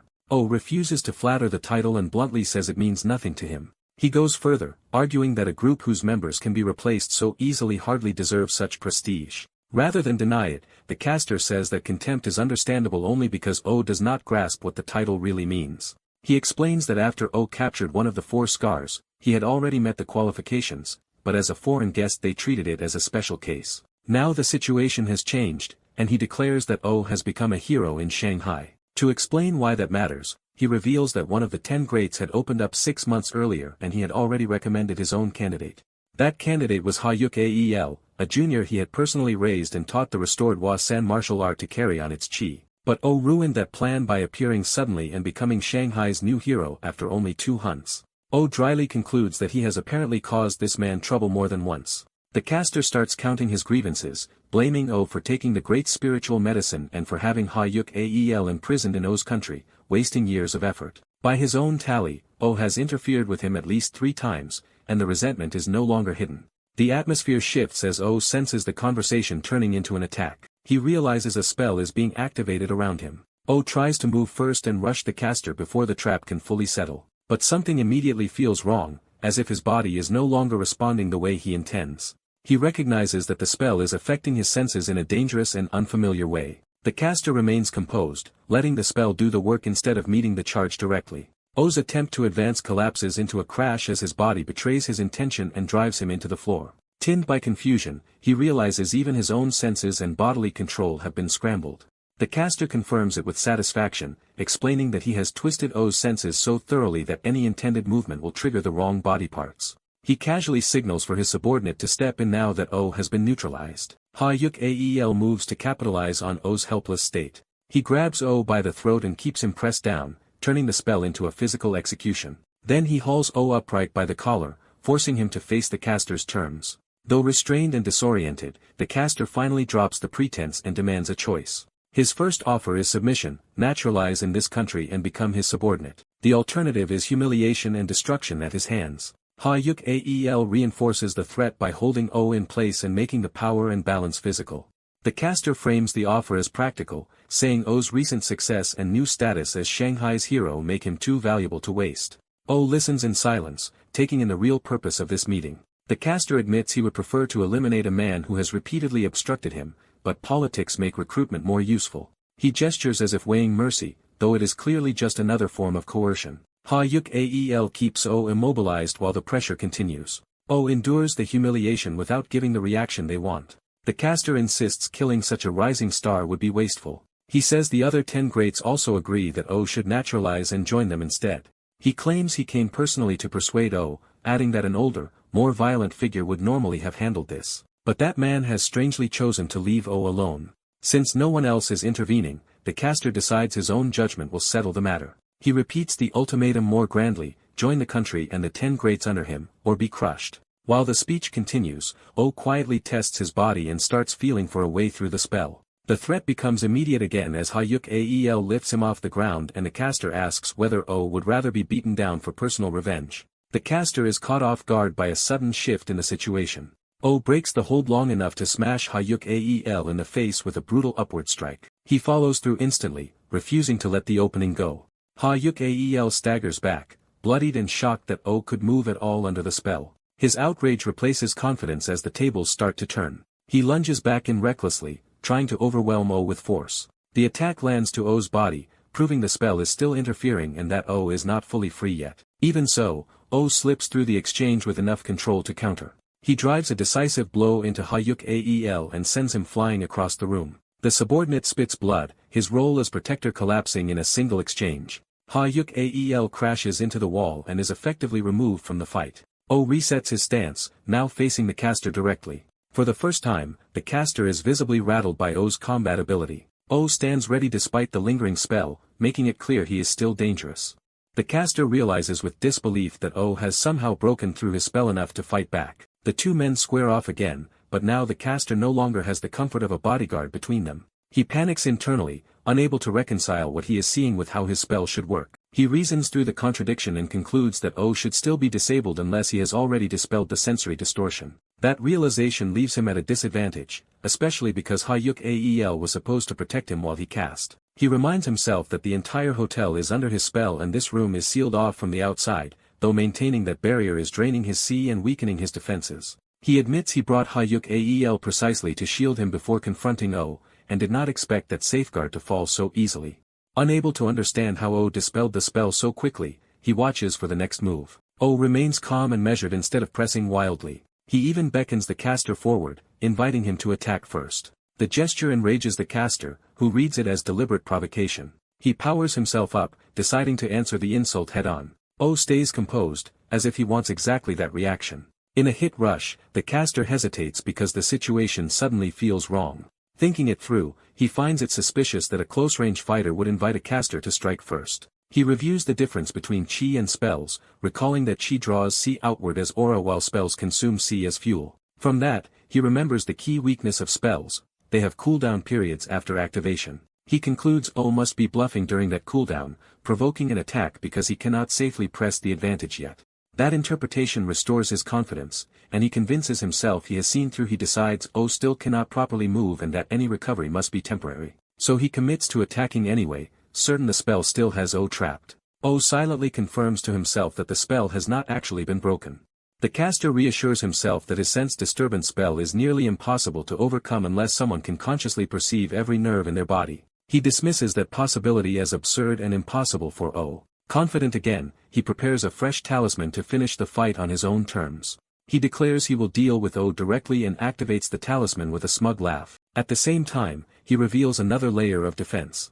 The version of himself O sees is only a virtual image, while his real body is hidden somewhere unreachable. The talisman burns away as the new spell takes hold. He announces that he will end the fight instantly. A giant summoned guardian, the 1,000-strength god, appears behind him as his executioner. O faces the summon without flinching. The caster orders the finishing blow with complete confidence. The giant launches its attack. O remains still, watching rather than panicking. The caster reveals the trap within the trap. Even if O can move again, the target before him is still false. O shifts position at the last moment, refusing to react the way the illusion expects. The summoned giant bears down from behind, while O still appears exposed. The caster explains that both he and the 1,000-strength god and O's sight are virtual images, and he expects O to be overwhelmed while lost in illusions. O's expression stays unreadable, suggesting he has already stopped accepting what he sees. He exhales and settles himself, as if a puzzle has just clicked into place. Then he moves with sudden certainty. The caster is stunned when O's motion does not follow the illusion-esque script. He realizes in shock that O has somehow identified the real body hidden in the room. O plants his foot and commits to a direct rush. He closes the distance on the true caster before the man can retreat behind his illusions. Panicking, the caster desperately calls for the 1,000-strength god to protect him.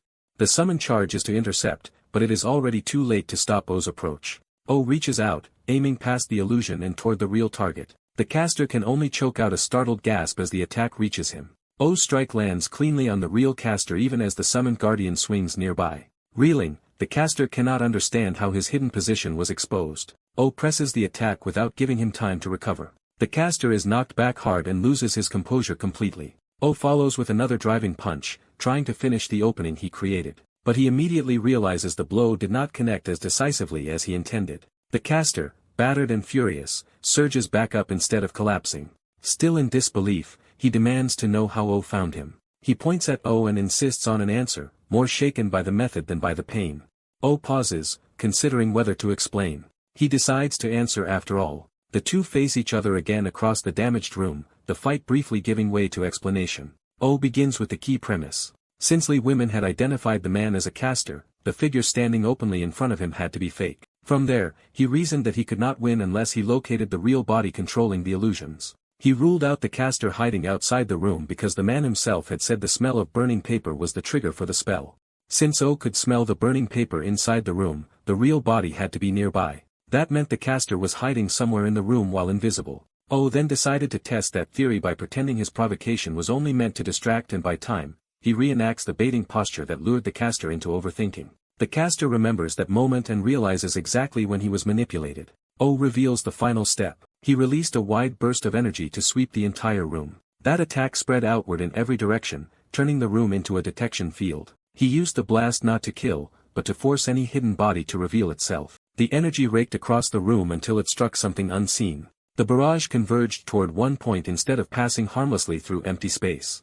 That impact outlined the invisible caster's location. At that instant, O knew he had found the real man. The caster can only cough and ask what O just said, already knowing the answer is damning. He finally understands that O's earlier provocation was never just stalling. It was bait designed to expose his position. Enraged, he admits to himself that he was the one who got played. O watches him calmly as the caster struggles to process the reversal. Then the caster suddenly bursts into laughter instead of despair. He revises his judgment of O, praising him as bold and cunning enough to surprise even him. O rejects the compliment and says what matters now is making the caster answer for the damage he caused. The caster mockingly asks whether O really intends to make him take responsibility. O answers without hesitation that anyone who starts a fight should be ready to bear the consequences. The caster accepts that logic and principle, but twists it into his own creed that he never forgives those who oppose him. With another talisman in hand and murder back in his voice, he declares that he will erase O here and now. O steadies himself for the next exchange, ready to meet the renewed attack head-on. A bespectacled enemy decides he would like to continue the fight, but only on terms that favor him. He calmly prepares a spell instead of pressing a direct attack. He activates a technique called space contraction, trying to seize control of the battlefield. O Yusung immediately senses the danger and tenses up. The spell detonates into the room with violent force. Using the chaos as cover, the caster lunges toward the unconscious Hayuk Ayeol. He announces a tactical retreat, making clear that he never fights when the odds turn against him. Realizing leaving Hayuk Ayeol behind would expose his move against him, he decides he has to take the man and flee. O Yusung charges straight at him before he can escape cleanly. The caster urgently calls for Ji to assist him. At the same time, he switches to a shorter-range version of his technique to force an opening. O Yusung reads the move and commits to intercepting it head-on. He drives in with a focused counterattack aimed at the spell itself rather than the caster. He unleashes an assault form designed to pierce the technique as structure. The strike reaches the spell's S-core just as the caster tries to carry Hayuk Ayeol away. The caster realizes in shock that O Yusung is trying to break the core of his spell. Seeing the spell about to collapse, he panics and tries to salvage the escape. He forces himself through the backlash, desperate to get away. The spell erupts in a final burst as he uses it to vanish. When the light clears, O Yusung notes that the caster escaped. He quickly reassesses the result instead of chasing blindly. He realizes the enemy failed to escape with Hayuk Ayeol, which means the rescue was only half successful. Elsewhere, the caster reappears alone, having abandoned his objective. The failure hits him immediately. He curses himself for not managing to take Hayuk Ayeol. His frustration boils over as he realizes how badly the plan has gone. A female subordinate rushes in, alarmed for her boss's safety. She quickly understands the situation is worse than expected. Nearby, the battered black-haired man begins to stir. The room settles into a tense standoff between the wounded survivor, O Yusung, and the arriving subordinate. O Yusung casually greets her, showing he does not see her as an immediate threat. She confirms the unconscious man is Hayuk Ayeol and realizes her boss was attacked. Her anger spikes at once. She charges forward, furious at what she sees as an attack on her superior. She plants herself between her boss and the others, ready to retaliate. The black-haired man watches her reaction with quiet satisfaction. She starts beating him in rage, treating him as worthless for endangering her boss. He can only gasp under the sudden assault. O Yusung is caught off guard by how violently she responds. She berates the man for daring to target her boss after learning a little martial arts under Lee Waimin and Professor Payne. O Yusung dryly concludes that her temper is exactly as fierce as it always seemed. He asks whether it is common knowledge that this man works under Lee Waimin, and she says everyone familiar with them already knows it. She explains that the man has long been backed by Professor Payne, and she has always hated the pair's arrogance. Still angry, she orders the half-conscious man to keep his eyes open instead of pretending to be out. He begs for air, but she dismisses it as an act and assumes he still has not come to his senses. O Yusung stops her from continuing, reasoning that after the blow he landed, the man should be too injured to run anyway. She reluctantly pulls back and gives him room. The man coughs violently as he struggles to recover. O Yusung and the woman stand over him, now in full control of the situation. The man regains enough composure to sneer that her lack of self-control is exactly what he expects from Jean Wibbeck's side. She is ready to hit him again, but O Yusung cuts in before she can. He tells her he is not protecting the man, only that he has something important to ask first. He asks whether this attack has already been reported to the Tens, and the man admits it has not. The woman assumes that is good news because they can now demand compensation from the Wasan group and the Taoist faction for the attack. Oh Yusung rejects that idea immediately. He turns directly to the injured man instead. The man waits warily, unsure what is coming. Oh Yusung proposes settling the matter privately without involving the Tens or the state. The man is baffled by the offer. Even the woman is confused by what kind of agreement Oh Yusung means. Oh Yusung makes clear that any private settlement depends on the man accepting his terms. Pressed and injured, the man asks what those terms are. Oh Yusung demands the Wasan group as secret chi technique in exchange for silence. The scene shifts to the Red Dragon clan headquarters. The calm waters outside contrast sharply with the earlier violence. An elder of the Red Dragon clan waits in silence while fishing. Oh Yusung arrives before him in formal dress, signaling a more diplomatic approach. The elder welcomes him and invites him to join the quiet setting. Oh Yusung politely declines the fishing, saying his mother taught him never to hold a rod, which amuses the elder. The elder remarks that Oh Yusung looks much better dressed this way and should keep it up. Oh Yusung awkwardly accepts the compliment, while the elder jokes that he will be popular. The elder turns to business and asks about the favor the commander said Oh Yusung would request. Oh Yusung presents a text containing the Wasan group as secret chi technique and asks for help interpreting and learning it. He specifies that what he wants most is the chi related to breathing techniques. That detail immediately catches the elder's interest. Oh Yusung explains that someone who taught him chi control once mentioned a Chinese hunter who used many different kais. That hunter could use chi broadly without suffering the vein strain that normally comes with it. From that, his teacher suspected Chinese hunters possessed a form of vein training unknown in Korea. After meeting Chinese hunters himself, Oh Yusung noticed they all maintained constant breathing and that their chi output rose when they did. He concludes that breathing chi may actually be a method for training or managing the veins. The elder praises him for deducing so much from so little information. But the elder then shifts the conversation in a more probing direction. He asks how Hayuk-il looked when Oh Yusung obtained the breathing technique from him. Oh Yusung recalls that Hayuk-il seemed almost amused, as if he believed the stolen text alone would never let anyone master it. The elder identifies the text as the heavenly harmonic art of the Wasan group. He explains that it is a legendary breathing art unmatched by ordinary techniques and could greatly strengthen Oh Yusung if mastered. However, it is also a lost art that even Professor Payne failed to restore, so the text alone is not enough. He then asks why he should help someone with whom he nearly came to blows before. Oh Yusung answers that whatever tension exists between them personally does not reflect his relationship with the Red Dragon clan. He reminds the elder that they worked together in the previous catastrophe and that the clan profited greatly from that joint operation. He argues that this makes them natural allies as hunter partners. Then he formally asks to become a good partner to the Red Dragon clan from now on. He bows and respectfully asks Master Yang for help. Master Yang calls him shameless, but the criticism carries more amusement than rejection. He admits he likes hearing Oh Yusung speak of becoming a good partner to the clan. Pleased by the appeal to mutual benefit, he laughs and warms to the proposal. Master Yang agrees to help and reveals he had already prepared for Oh Yusung's visit. Then he surprises him by saying he will not be the one doing the teaching. A red-haired woman arrives and Master Yang says her timing is perfect. Oh Yusung realizes this newcomer is the real answer to his request. Master Yang tells him to greet her as his teacher. The woman awkwardly introduces herself, clearly nervous. She politely says she looks forward to working with him. The lesson moves to Red Dragon Castle, a place built by the clan for martial study. Inside is a secret library of martial arts texts reserved only for the clan's masters and successors. As a special guest, Oh Yusung is granted access there so he can study breathing-related chi with the clan as help. The red-haired teacher begins translating and organizing the text for him. She finishes the initial translation quickly, surprising Oh Yusung.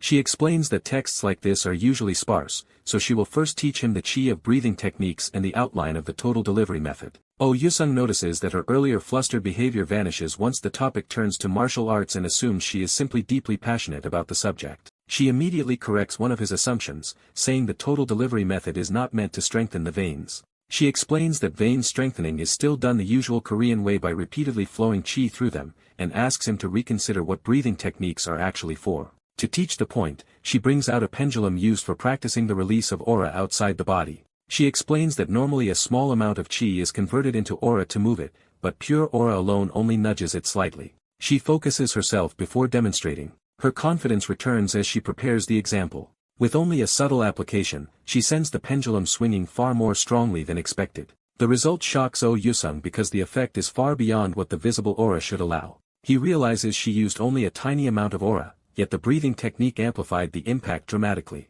He finally understands that the total delivery method is not about toughening the veins. Instead, it is a method for operating chi itself more effectively. She confirms that insight and explains that the total delivery method maximizes chi usage efficiency.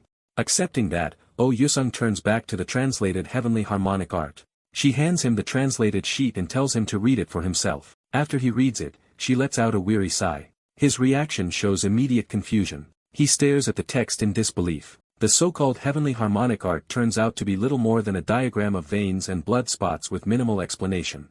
He cannot believe that this bare outline is supposed to be the Hua San Group's thousand-year divine art. She agrees that it looks absurdly simple for something called an ultimate method. Oh Yusung complains that parts of it are so obvious and vague that they read more like empty sayings and poetry than a real manual. She tells him that this is normal for ancient hidden techniques. Divine arts are often written figuratively and memorized in short phrases rather than explained step by step. She adds that the books in this library represent over a century of accumulated study by the Red Dragon clan.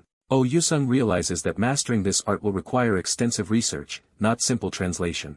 She honestly advises him not to pursue the heavenly divine arts from the original text because it is too dangerous.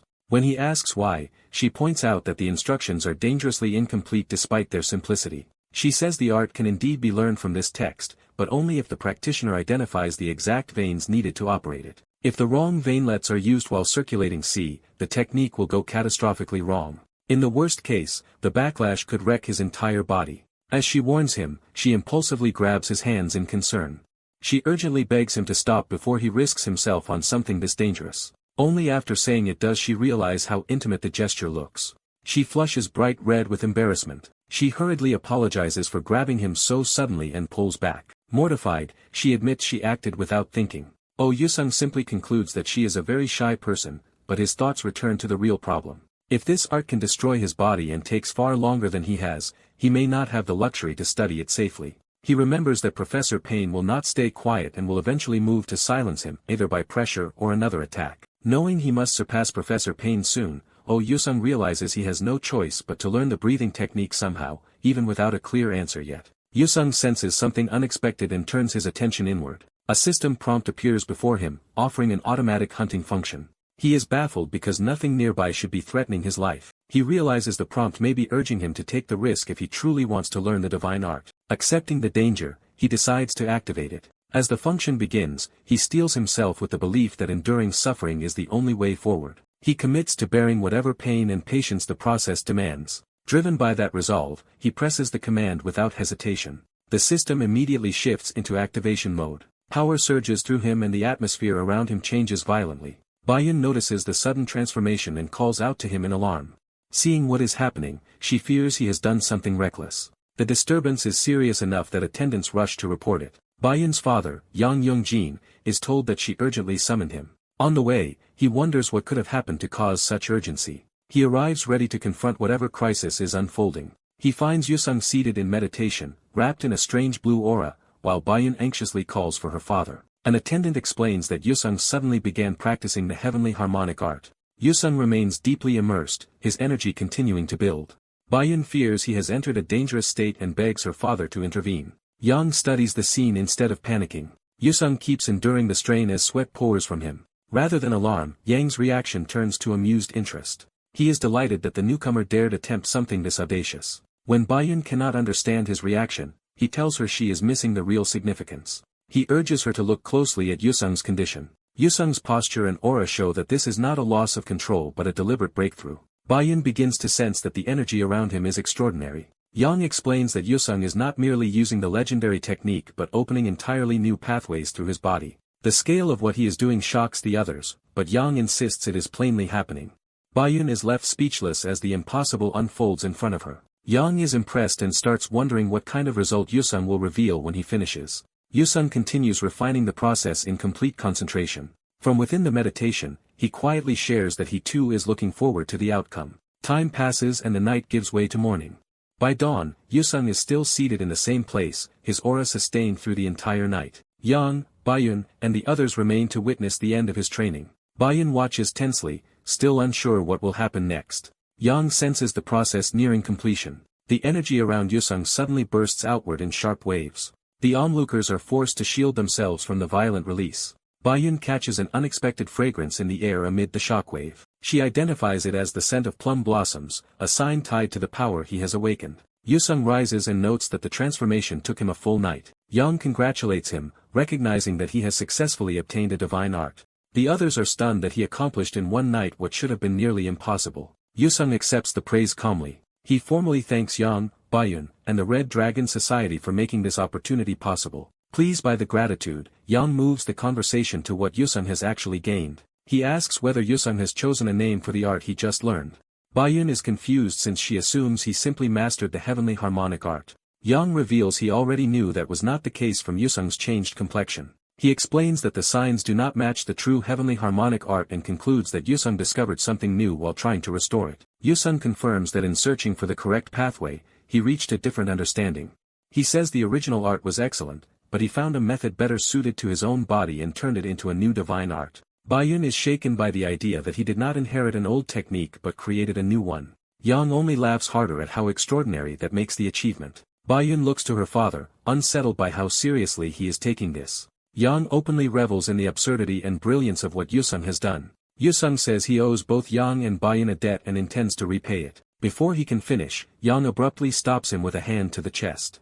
Yusung is caught off guard by the interruption. Yang refuses to let him leave after producing something so remarkable. He has attendants bring in something he had already decided to use. Bayun realizes with alarm what her father is planning.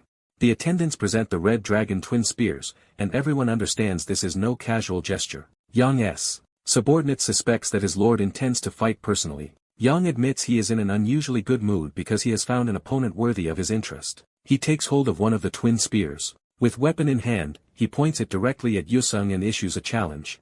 Yusung remains composed even with the blade at his face. Yang says this is the fight they were denied before and proposes they have it now. Bayun is horrified that her father wants to fight Yusung himself. Yang confirms that this is exactly what he wants. Yusung admits he does not fully understand why Yang is acting this way. Yang cuts through the confusion by reminding him that he is a hunter.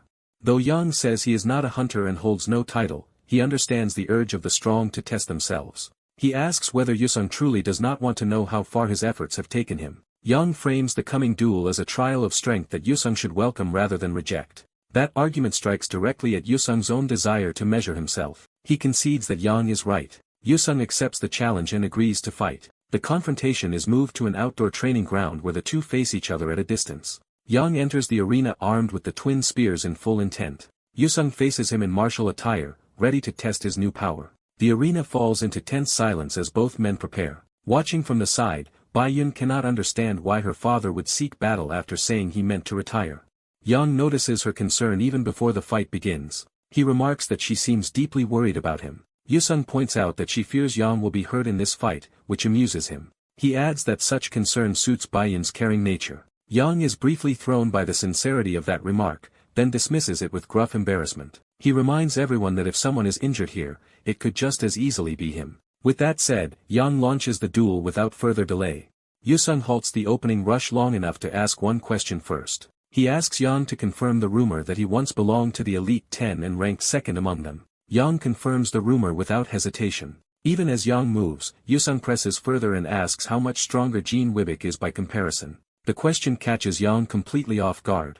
The spectators are appalled that Yusung would ask about another man's strength in the middle of this duel. Yang bursts into laughter, recognizing exactly why Yusung wants the answer. He channels fierce power into his weapon as if deciding to answer through combat instead of words. His excitement rises into open battle lust. He stamps down and explodes forward with overwhelming force. Yusung's system instantly reacts to the incoming threat. The automatic hunting function triggers at once. Yang crashes into close range like a blazing beast, shattering the ground with his charge. Yusung is startled by the sheer speed and pressure of the assault. The impact tears up the arena around them. Yusung throws himself clear before the first strike can pin him down. He gains height and distance, trying to reset the exchange. Yang laughs, thrilled that Yusung can still respond under that pressure. He tells Yusung to discover the answer for himself with his own strength. Yusung accepts that challenge and hardens his resolve. Another explosive clash tears through the arena as the battle escalates. The spectators watch in mounting tension, realizing this is no restrained spar. Bayun calls out to her father, alarmed by how serious he has become. Yang drives in again, now attacking with killing precision rather than mere testing jabs. Yusung narrowly twists aside, avoiding a direct hit by the smallest margin. He immediately understands that Yang is fighting at a terrifying level. Yang follows with another slash before Yusung can recover. The second attack passes so close that Yusung is forced flat to the ground beneath it. He realizes Yang's speed is monstrous because the follow-up came almost instantly after the first strike. Yang presses relentlessly, refusing to give him breathing room. With a roar, he commits even more power to the assault. Yusung braces himself, no longer able to treat this as a simple test. A massive blast erupts where Yang's attack lands. Yusung uses the opening created by the explosion to spring back into motion. He digs in and redirects his momentum to avoid being cornered. Yang also plants himself and changes direction instantly to continue the pursuit. The arena is carved apart by the force of Yang's advancing strikes. Yang then shifts into an even more dangerous form, driving both spears forward like twin fangs. He descends from above with a double thrust aimed to skewer Yusung outright. Yusung stays calm enough to read the attack instead of panicking. He bursts forward at the last possible moment rather than retreating. By closing the distance, he slips inside the line of the twin spears.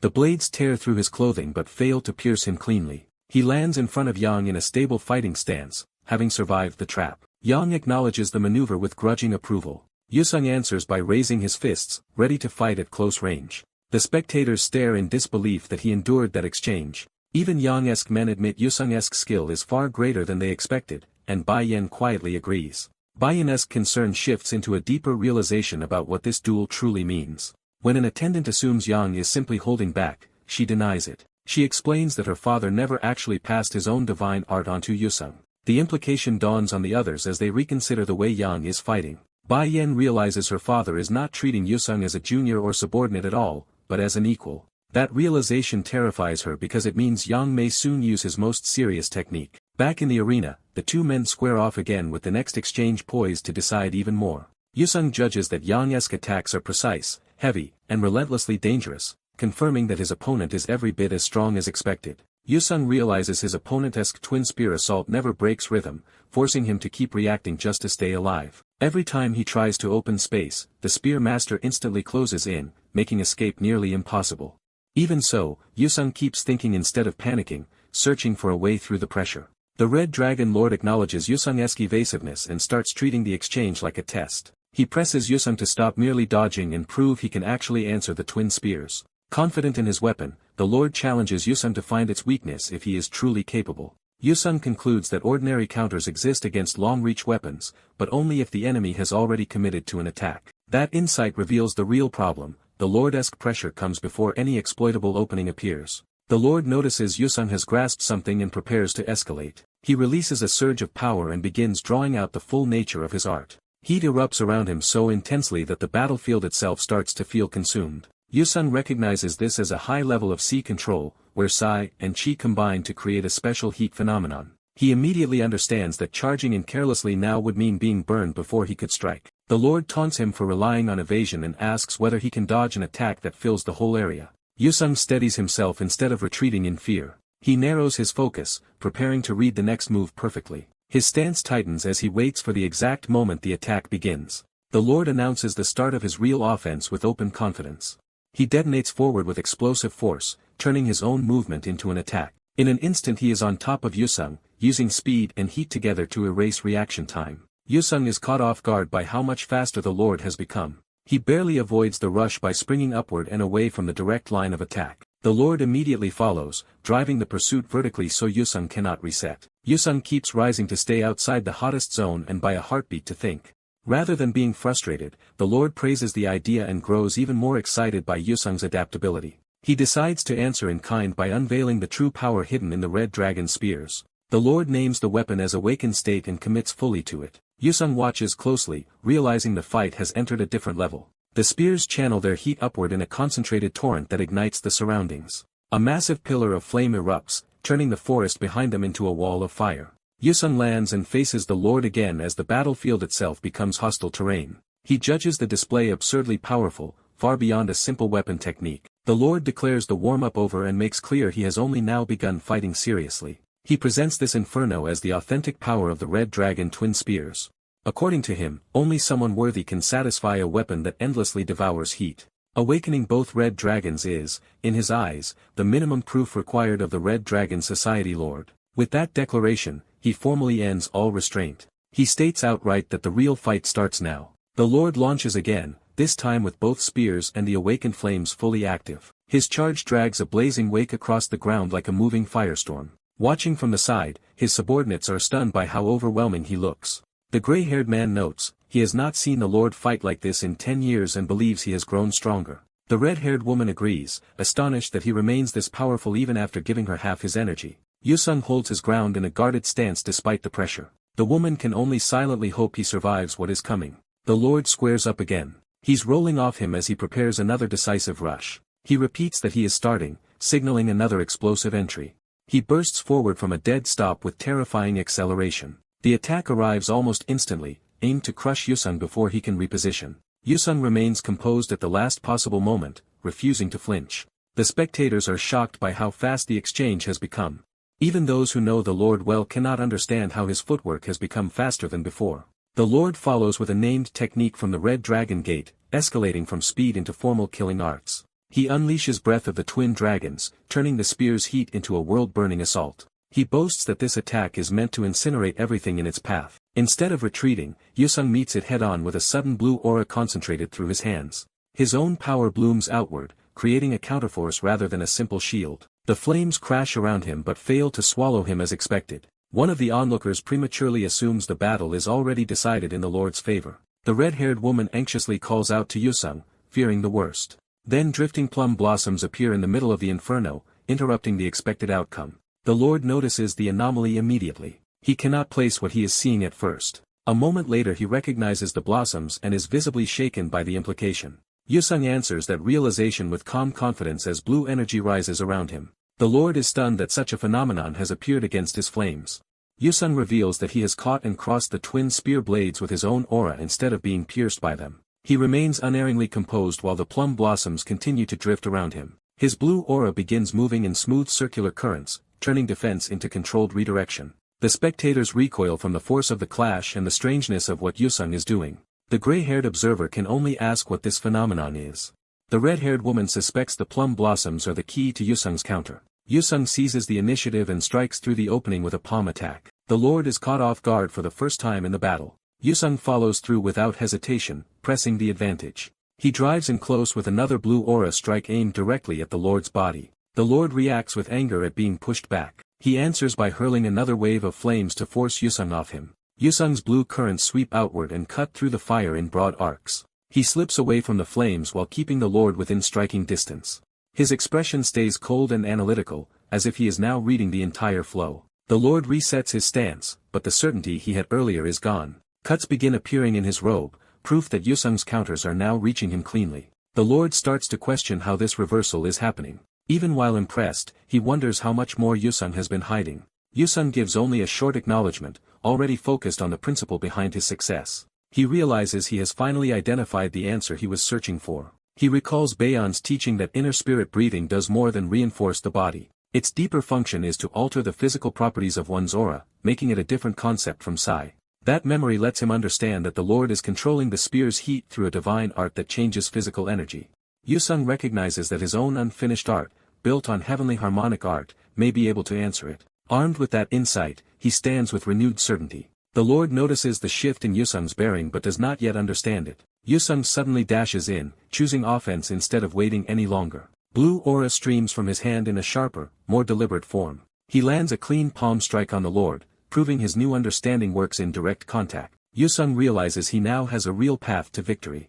Rather than retreat, the Lord laughs and welcomes the challenge. The two clash again, blue aura against burning spear, neither willing to yield. The spectators tense as the exchange grows even more dangerous. The Lord swings down with renewed aggression, trying to overpower Yusung before the mystery deepens. His spear blazes brighter as he pours more force into the weapon. When that fails to settle the fight, he simply decides to start the assault cycle over and break through by repetition. Yusung intercepts the next strike directly with his blue aura, refusing to be driven back. The collision shows his aura can now meet the spear-esque power on equal terms. The onlookers are stunned that Yusung is fighting the Lord evenly instead of merely surviving. The gray-haired man notices the vice-leaderess unease, but she hides it while privately sensing something is wrong. She knows the twin spear's heat should pierce and envelop anyone they touch. Since that heat is supposed to be unblockable even by aura, Yusung's defense should not exist. The Lord keeps attacking, but each exchange only deepens the contradiction. He himself starts wondering how Yusung is blocking the twin spears at all.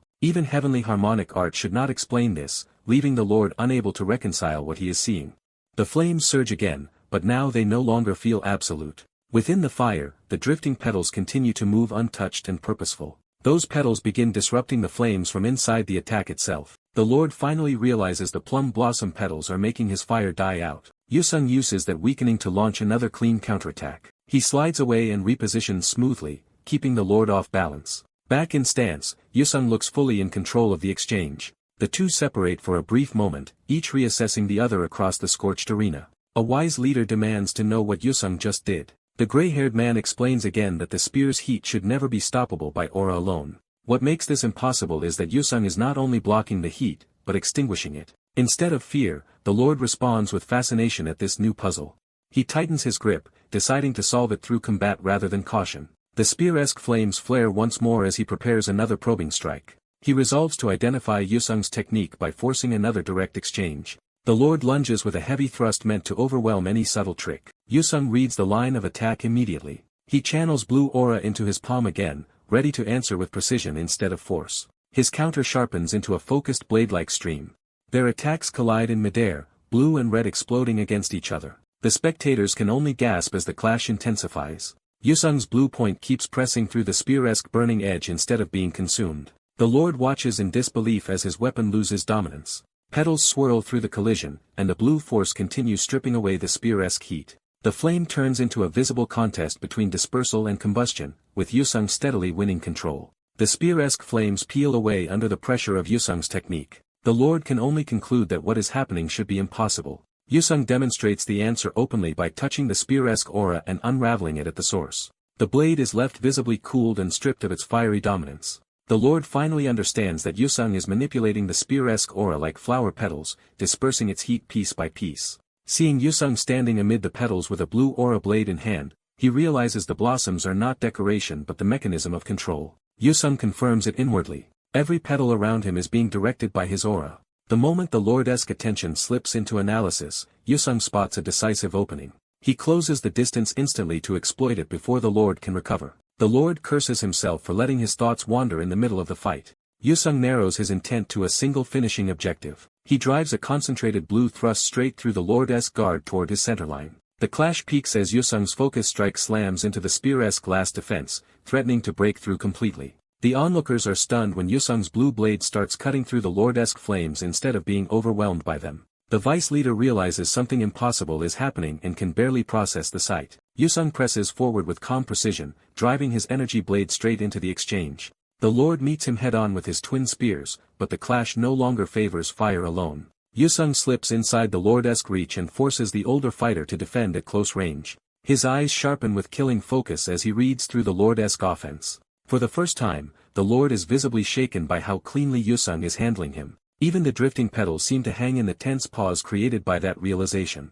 Yusung circles behind him, refusing a direct contest of brute force.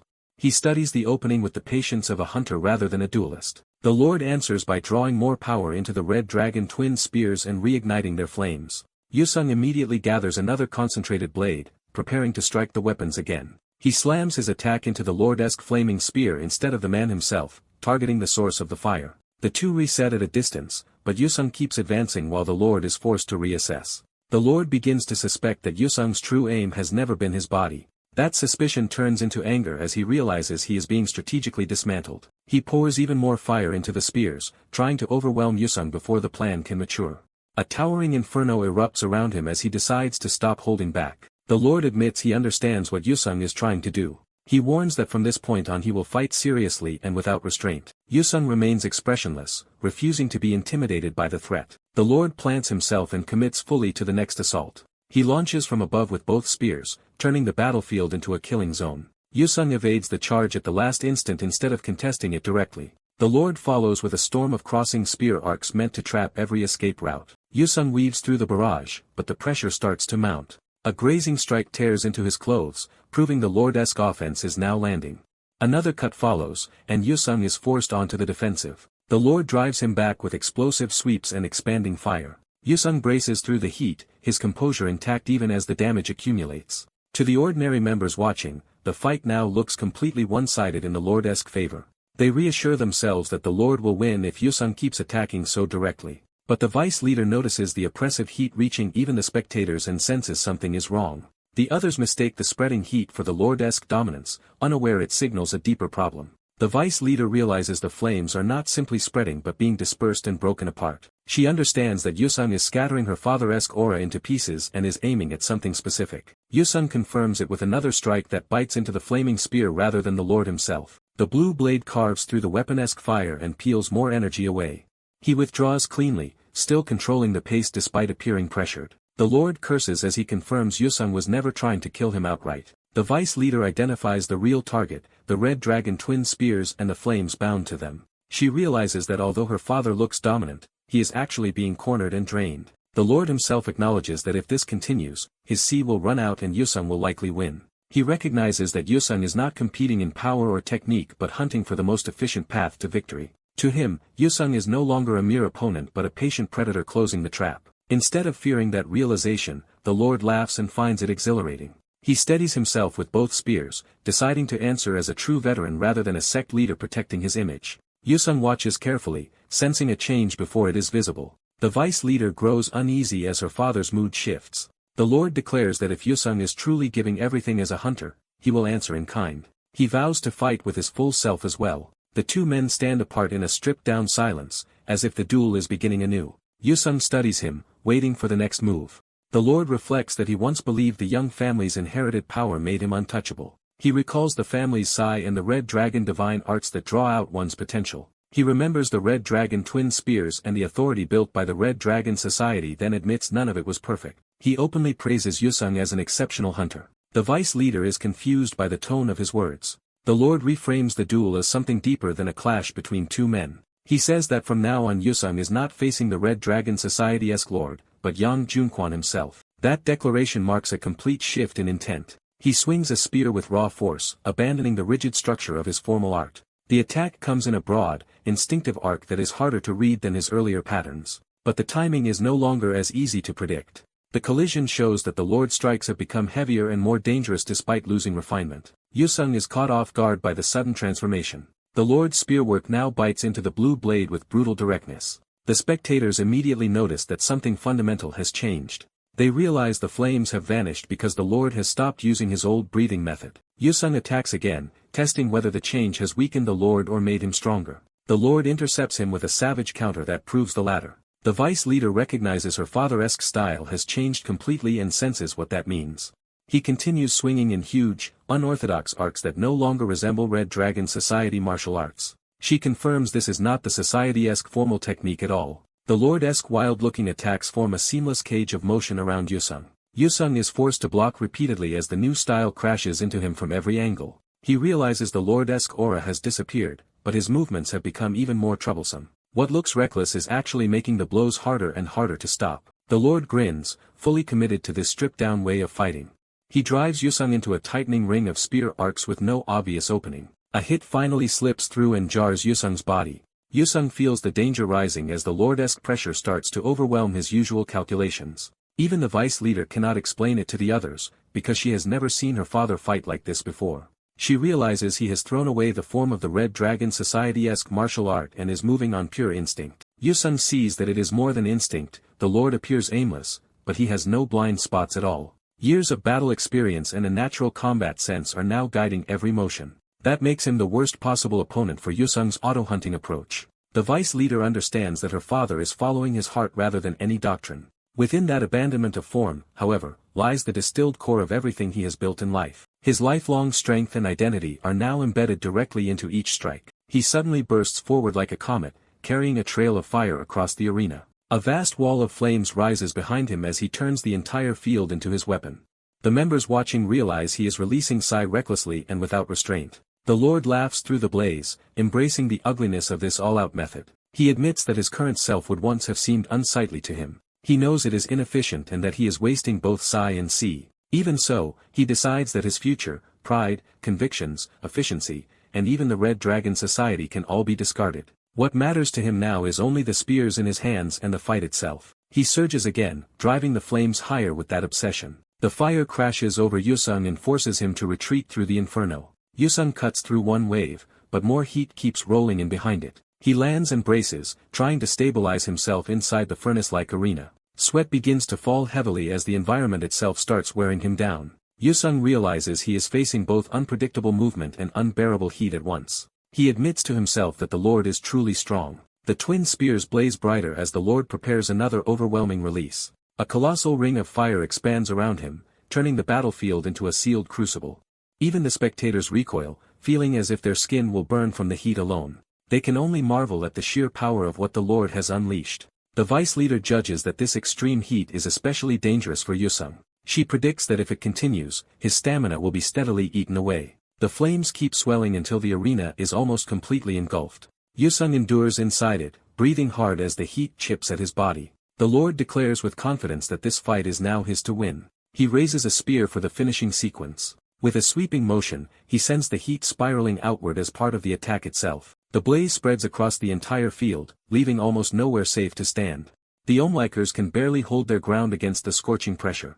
The Lord faces Yusung through the fire, certain he has forced an impossible choice. He reasons that if Yusung blocks, the whirl of heat will swallow him, and if he dodges, the spears will still drain his stamina. Convinced every outcome favors him, he commits to the decisive strike. He leaps in and proclaims victory before the blow even lands. Yusung does not panic. He steadies himself in the center of the inferno. A faint smile appears as he sees the answer. Instead of retreating, he charges straight into the Lord's finishing attack. The vice leader is shocked that he would run toward the danger rather than away from it. Yusung thrusts his blue blade upward to meet the descending spear at the closest possible range. The two powers collide in a violent burst.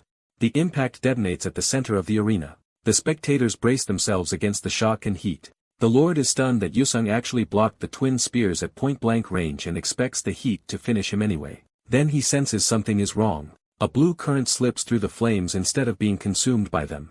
Yusung vanishes from the Lord as sight in the confusion of fire and petals. The Lord realizes Yusung's sword has disappeared and begins to understand the trick too late. He turns in alarm, searching for the hidden attack. The swirling petals become the clue that reveals what Yusung has really set in motion. The flames are suddenly pierced from within. Blue fragments scatter through the air like sharpened petals. Those fragments spread through the inferno and start shredding it apart from every direction. The Lord watches as the fire around him breaks down in bursts. He finally recognizes that the plum blossoms were never mere petals but Yusung's phantom sword. The vice leader sees that every flame her father released is now being erased. The Lord refuses to accept defeat, insisting that even if the flames are removed, his own power remains unchanged. He looks up and finds Yusung already above him, having turned the battlefield around. The condensed blue shards continue converging through the air toward a final form. Yusung descends through them, gathering the scattered phantom sword back under his control. His hand closes into the finishing motion as the fragments answer his call. His eyes harden with total concentration for the last strike. He forges the phantom sword into its densest and strongest blade yet, preparing the decisive blow. Yusung enters an all-out attack, committing himself to finish the duel. His opponent, the Red Dragon Lord, answers with fierce determination instead of backing down. Yusung realizes the clash will be decided in the next instant and pushes through the string. The Lord swings his flaming blade in a desperate final strike. Yusung's blue slash cuts through the attack and turns the exchange in his favor. The Lord's weapon is knocked away, leaving him exposed. Yusung's counter severs the Lord's arm and effectively ends the fight. The wounded Lord remains standing, but the loss is already undeniable. His staff slips from his hand as the last of his resistance gives out. The onlookers stare in shock as the impossible outcome sinks in. One of them can barely believe their lord has been defeated. His daughter is stunned that her father could actually lose. The rest of the Red Dragon members struggle to accept what they just witnessed. Yusung, having forced out everything he had, finally starts to collapse from exhaustion. The burns and strain catch up to him all at once. Even after losing an arm, the Red Dragon Lord remains composed enough to face him directly. Yusung tries to steady himself and stay ready in case the fight is not truly over. He watches carefully, unsure whether the defeated man still intends to strike. The Lord retrieves his staff instead of pressing the attack as strength. He forces himself to say what everyone has already understood. The Lord admits defeat, formally conceding the match. He even thanks Yusung, treating the battle as something worthy rather than shameful. His daughter is shaken by how calmly her father accepts the result. Yusung is caught off guard by the old man as dignity and defeat. Before he can process it, his system begins activating on its own again. His focus slips as the automatic function interferes at the worst possible moment. The drained winner drops unconscious despite having won. The daughter rushes to him in alarm. The arena is left with a standing loser and a fallen victor. The Lord dryly notes the absurdity of the winner fainting after victory. The match is officially declared over with Yusung as the winner. Elsewhere, the story shifts from the duel to a corporate power center. A suited executive looks out over the city, already moving on to his next scheme. His subordinate reports that Tens has been contacted about the offer. Satisfied, he orders preparations to begin and promises a grand spectacle. He briefly wonders Yusung will react, then dismisses the concern. In truth, he intends to use this next move to eliminate Yusung for good. 3 days later, Yusung visits the Red Dragon Society Training Center. Recovered enough to move freely, he searches the Society's library for something specific. The Red Dragon Lord finds him there and realizes where he has gone. The old man asks why Yusung is still here when he was supposed to leave soon. Yusung answers only that he is searching for something. The Lord remarks that Yusung's body has already healed with unnatural speed. He reminds him that only 3 days earlier he had been wrapped in bandages from severe burns. Yusung credits the Red Dragon Society's treatment and avoids explaining further. The old man studies him, sensing there is more to the recovery than medicine. He shifts closer, deciding to speak plainly. He tells Yusung not to dwell on pointless guilt over the duel. From his perspective, losing an arm was the price of saving Yusung's life in that final exchange. He insists the fight was fair and says he is satisfied with its outcome. Yusung accepts that judgment without argument. The Lord then complains that his daughter abandoned her injured father to nurse Yusung instead. He circles back to Yusung's search, curious what could have brought him into the archives. Yusung finally explains that his auto-hunting function started reacting while he passed by. He suspects the system is detecting something hidden in the room. When he moves away, the auto-hunting signal stops, confirming the reaction is location-based. That makes him realize one object here is triggering the system. He narrows it down to a single volume among the Red Dragon manuals. Now certain the book matters, he reaches for it. The scene later shifts back to the city and Yusung leaving the training center. As he heads home, he braces himself for Suyu's anger after vanishing for 3 days. He is sure she will explode once she sees him again. Still, he decides he owes her a proper apology. The moment he opens the door, he senses the danger in the room. Suyu is waiting for him in silence, radiating cold fury. She greets him with a flat welcome that makes the threat obvious. One look at her eyes tells him she has been stewing the entire time. Yusung realizes she may have stayed awake just to confront him. He immediately apologizes and starts explaining that urgent business kept him away longer than expected. Suyu cuts him off and says she does not need details if it was truly important. Her trust catches him off guard and softens his view of her. She then tells him she has something important to report. The news is that he has received a dive offer. Yusung confirms she means an investigative dive where he remains inside the fracture on purpose. Suyu adds that the offer came from Goryeo Company. Yusung immediately connects that company to Lee Wyman. Suyu reminds him that under his contract with Tens, outside cooperation requests are decided by Tens and must be honored unless he has a valid reason to refuse. Yusung asks what Tens intends to do about it. Suyu hesitates, clearly uncomfortable with the answer. She admits Tens is telling him to go. Yusung accepts the decision at once and tells her to inform Goryeo that he will participate. Suyu panics and warns that Lee Wyman is obviously setting a lethal trap. She explains that dives are already extremely dangerous missions into lawless monster-filled worlds with low survival odds.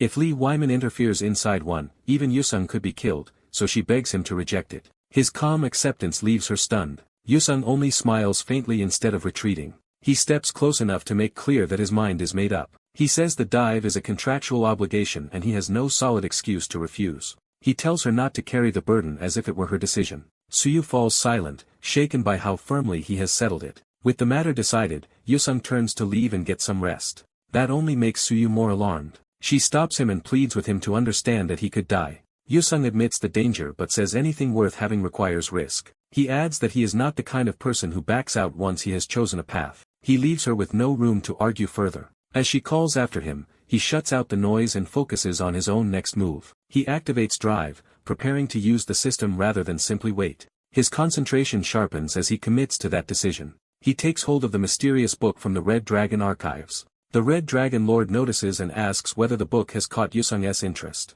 He explains that it is not a martial manual but an old family record with a strange history. According to the tale, 2 siblings once stood to inherit the Red Dragon Society, but the elder, Yang Wujing, lacked sai and lost leadership to his younger brother Yang Wujing. Unable to accept that fate, Yang Wujing became obsessed with obtaining sai by any means. He pursued esoteric training, occult practices, mythical creatures, and every bizarre method he could find in hopes of changing himself. The legend says he eventually altered his fate and left behind only this book and a single declaration. That declaration was his vow that when his karma ripened, he would become leader of the Red Dragon Society. After hearing that story, Yusung obtained permission from the current lord to take the book. When he tried placing it into a system slot, an unexpected phenomenon occurred. New system windows appeared, proving the book could be treated as a usable ingredient. The interface instructs him to blink in order to combine the ingredients in the utility slot. Yusung studies the message and starts piecing together what the system wants. He concludes the auto-hunting function was drawn to the book because it can unlock a new ability, and he decides it is worth testing. At the same time, he keeps thinking about the coming dive and the debt Lee Wyman now owes him. He remembers how masked enemies interfered with his previous dive. He resolves to collect on that debt when the chance comes. The story then moves to the day of the dive operation. A formal press conference is being held before the mission begins. Reporters gather to record every word, showing that this dive is being treated as a public event. The Red Dragon Lord's daughter steels herself as the long-awaited day arrives. She keeps her composure, but her tension is obvious. Several powerful figures connected to the operation stand assembled at the front.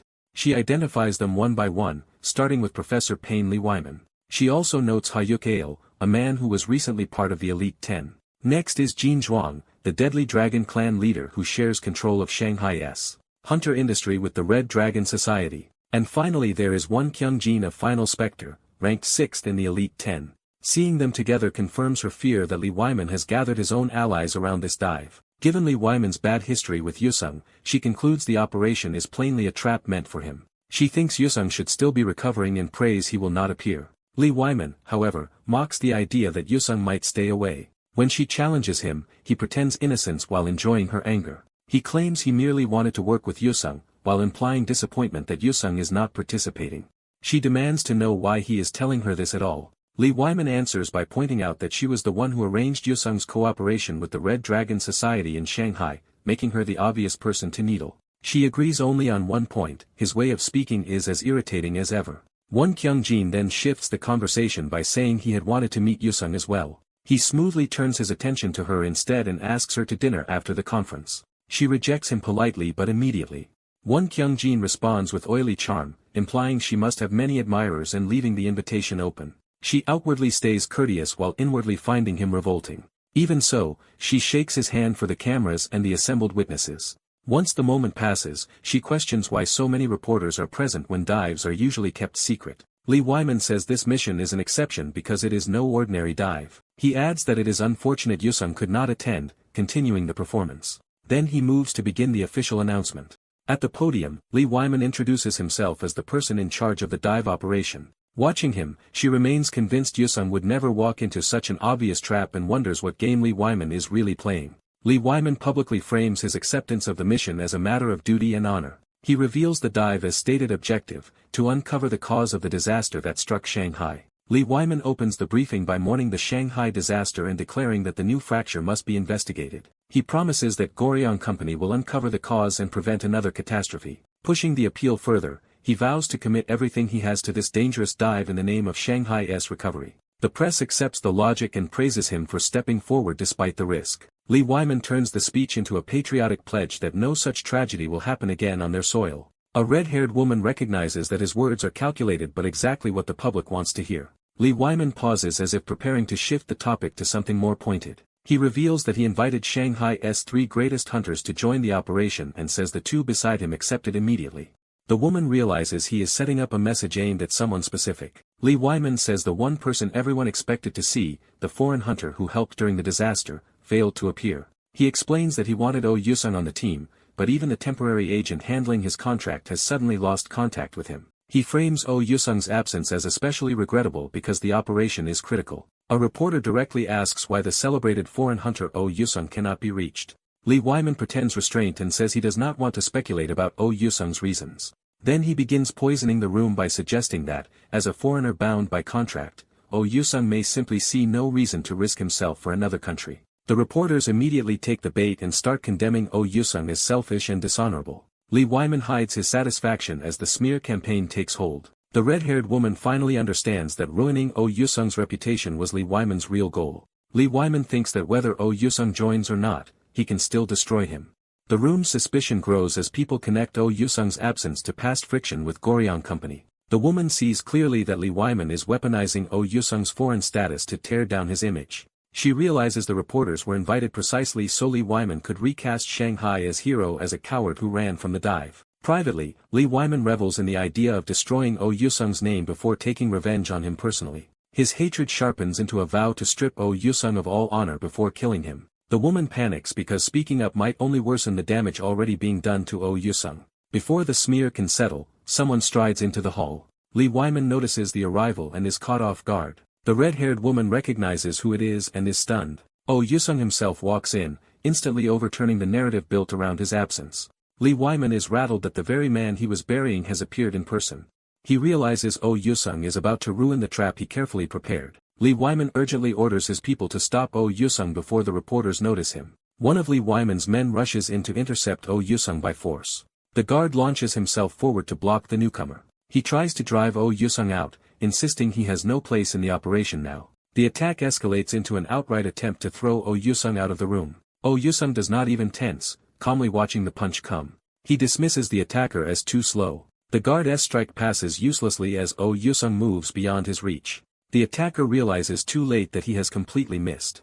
Oh Yusung crosses the distance in a blur no one can track. The reporters are left staring in shock at movement they barely perceived. He lands lightly on the platform as if he had always belonged there. The room struggles to understand how he got past security in an instant. By the time anyone reacts, Oh Yusung is already standing on stage beside Lee Wyman.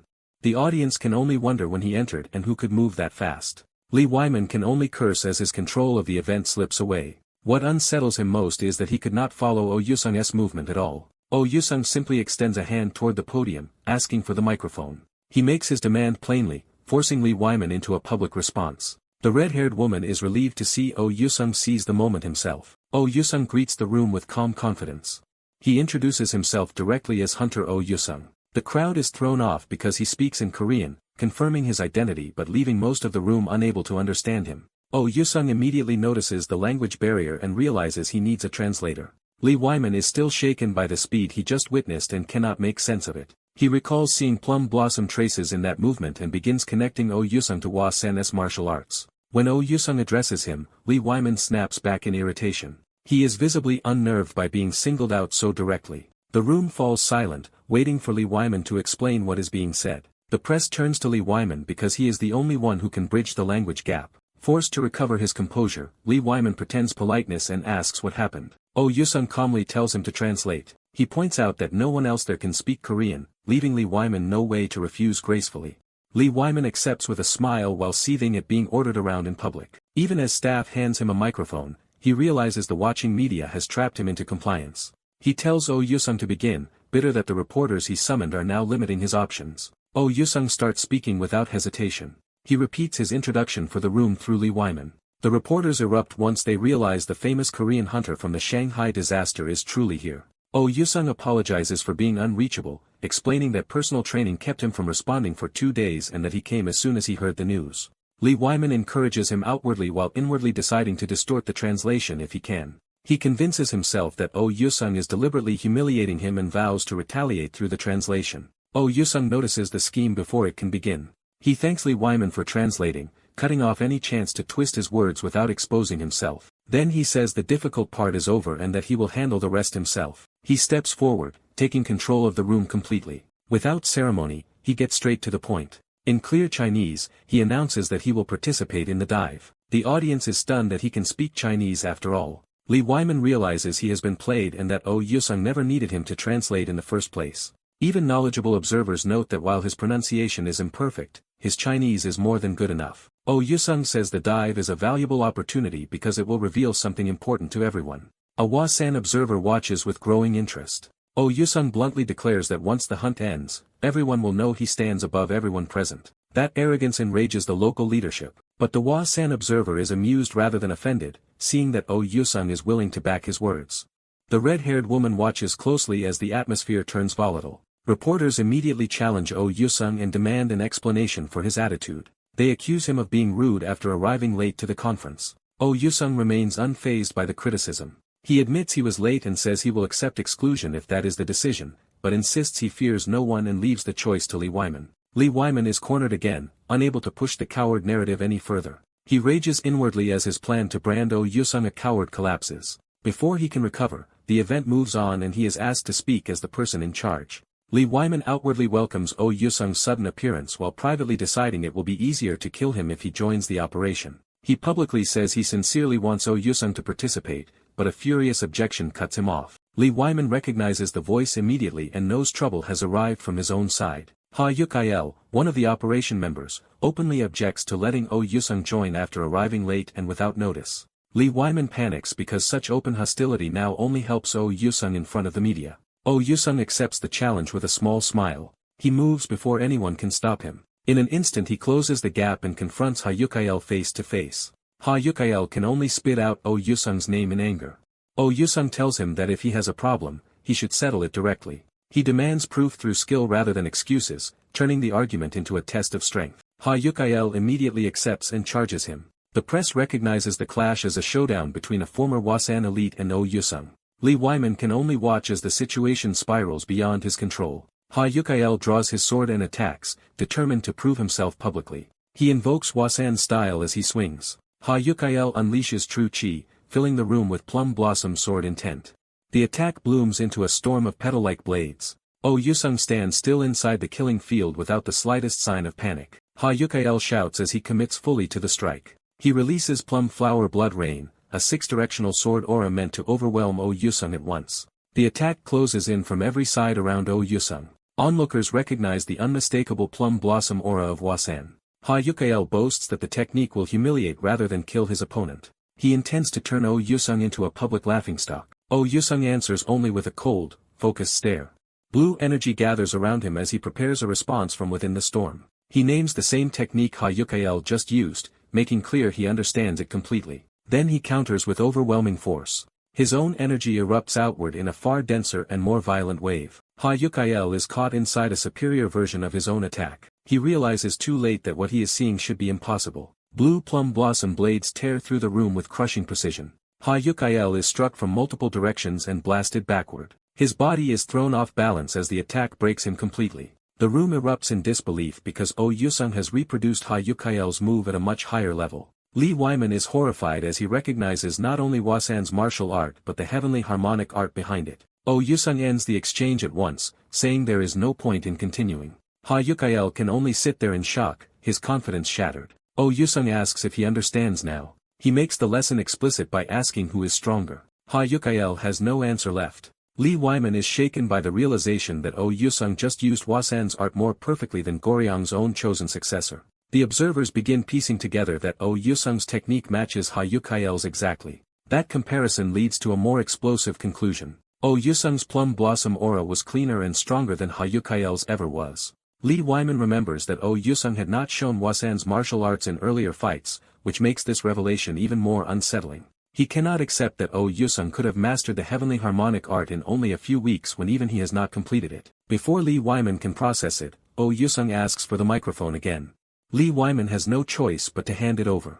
Oh Yusung takes the mic and turns back to the room. The reporters stare at him, now more stunned than skeptical. The Hwasan observer smiles, while others realize the balance of power in the room has shifted. Oh Yusung tells everyone that they have now seen the proof. He declares that he is the true Hwasan. The red-haired woman can only look at him in awe as his claim lands over the silent room. Oh Yusung's sudden public display of Hwasan's martial arts turns the briefing into a media frenzy and instantly makes him the center of attention. He stands before the cameras with calm confidence, letting the uproar build around him. Lee Wyman realizes in disbelief that his attempt to diminish Oh Yusung has only amplified Yusung's fame. Furious, Lee Wyman recognizes that Yusung has completely overturned his scheme. Yusung leaves the briefing early despite being told Lee Wyman is still speaking. In the hallway, Ms. Bai Yen intercepts him. Yusung greets her directly, already aware she came after him. He lightly teases her for appearing out of nowhere and trying to leave without a proper farewell. He apologizes for worrying her and hints that the spectacle was worth it. Bai Yen admits it was, especially because Lee Wyman's humiliation was satisfying to watch. Still, she presses him on whether his sudden entrance and use of Chinese had all been planned. She asks if he has seen how violently the internet is reacting to the live announcement. When she says the response is exploding, Yusung realizes his gamble landed even harder than expected. Most reactions are praising his strength and confidence, with only a minority criticizing him.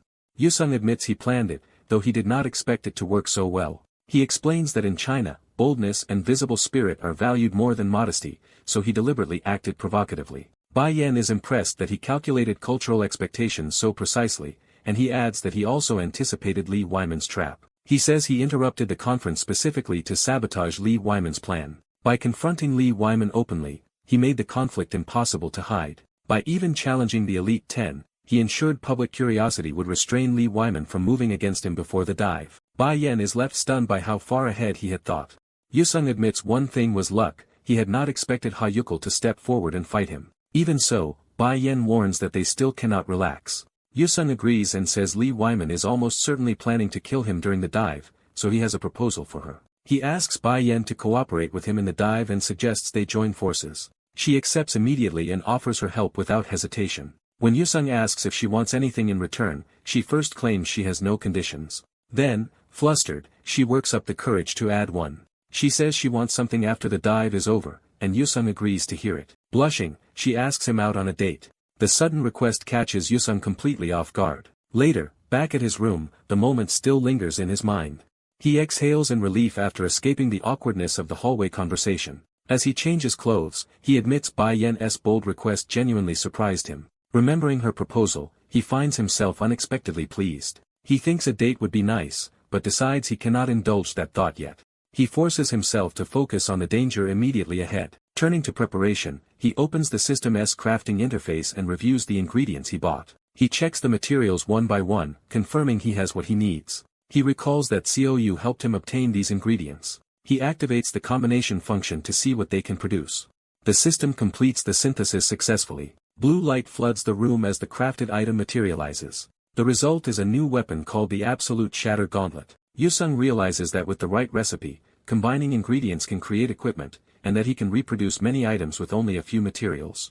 That confirms his next objective. The item described in Yang Wujuan's book, Red Dragon's Law, must also have a recipe. He resolves to obtain the missing ingredient during the upcoming dive and makes that his true goal. Before he can continue, Xiaoyu appears at his door looking shaken. She struggles to speak, clearly frightened by whoever has arrived. When she finally says he has a visitor, Yusung immediately senses something is wrong. He asks who it is, and the answer comes from the visitor himself before she can explain. Yusung's expression hardens as he recognizes the threat. An elderly man in a loud green shirt enters with Xiaoyu beside him, greeting Yusung as if they were old acquaintances. The man reveals himself as Jean Wibbick, and his presence carries open menace beneath the smile. Yusung instantly identifies him as a serious enemy. Without wasting time, Yusung draws a blue energy blade to strike first. His system shifts into combat mode and auto-hunting activates. Determined not to let the old man move first, Yusung launches a preemptive charge. Jean Wibbick merely watches with amused contempt, as if the attack is entertainment. Yusung closes the distance in a burst of speed and brings the glowing blade down. Jean Wibbick praises the attempt instead of fearing it. He gathers red force into his palm, preparing a counter with terrifying ease. Yusung's slash reaches him, but Jean Wibbick meets it head-on and disrupts the attack. The old man's counterforce swells instantly into a lethal strike. His palm blast detonates against Yusung and hurls him away. Yusung crashes hard, stunned by the overwhelming gap in power. The shockwave also throws Xiaoyu to the floor as collateral. Even dazed, Yusung forces himself to keep thinking. He draws another weapon, this time a heavy electrified blade, trying to change the flow of battle. He flips through the air and fires a concentrated blue projectile from the weapon. Jean Wibbick tracks the incoming shot without the slightest urgency. He lets it pass by him, almost casually, treating the attack as trivial. Yusung lands and regains his footing, searching for another opening. Jean Wibbick steps forward, finally deciding to attack in earnest.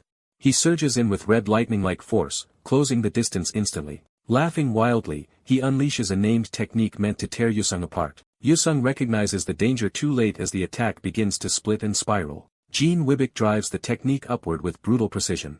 The blue energy attack bursts apart into multiple streaks. Those streaks ricochet through the room, blasting walls and furniture and turning the space into a kill zone. Yusung darts behind Jean Wibbick's flank, trying to exploit the chaos for a counterattack. He steels himself and prepares to strike again despite the pressure. Instead of concern, Jean Wibbick grows more excited, delighted that Yusung can still move. A sudden step from Xiaoyu changes the battlefield. Yusung realizes too late what she is about to do. Xiaoyu throws herself between Yusung and Jean Wibbick, shielding her boss with her own body. She cries out as she forces herself to stand in the line of attack. Yusung is horrified that she would risk herself so recklessly. To save her, he kicks her away from the strike even though it means losing his own chance to evade cleanly. The impact sends her flying clear of the attack.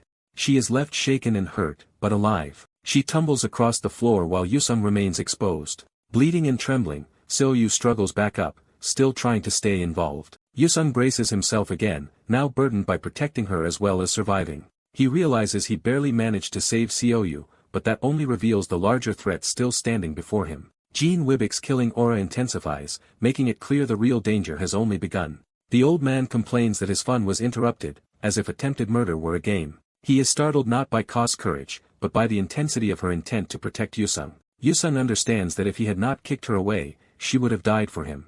Jean Wibbeck coldly tells Seo-yu she had no right to interfere in his amusement. He advances on her, ready to punish her personally. Terrified and injured, Seo-yu can only stammer an apology. Jean Wibbeck says she was free to act as she wished, but that freedom comes with consequences. He declares that ruining his enjoyment means she must pay for it, turning his wrath directly on her. Seo-yu shuts her eyes, bracing for the blow. Yusung cuts in with scorn, mocking the idea that saving one's own boss deserves punishment. Jean Wibbeck pauses, thrown off by Yusung's response. The old man's hand remains charged, but his attention shifts back to Yusung. Seo-yu opens her eyes in confusion, unable to believe Yusung is talking back like this. Yusung openly calls the situation absurd, refusing to treat Jean Wibbeck's authority as legitimate. For the first time, Jean Wibbeck is genuinely puzzled. Yusung ridicules him for acting like some cult leader whose subordinate must die for showing loyalty.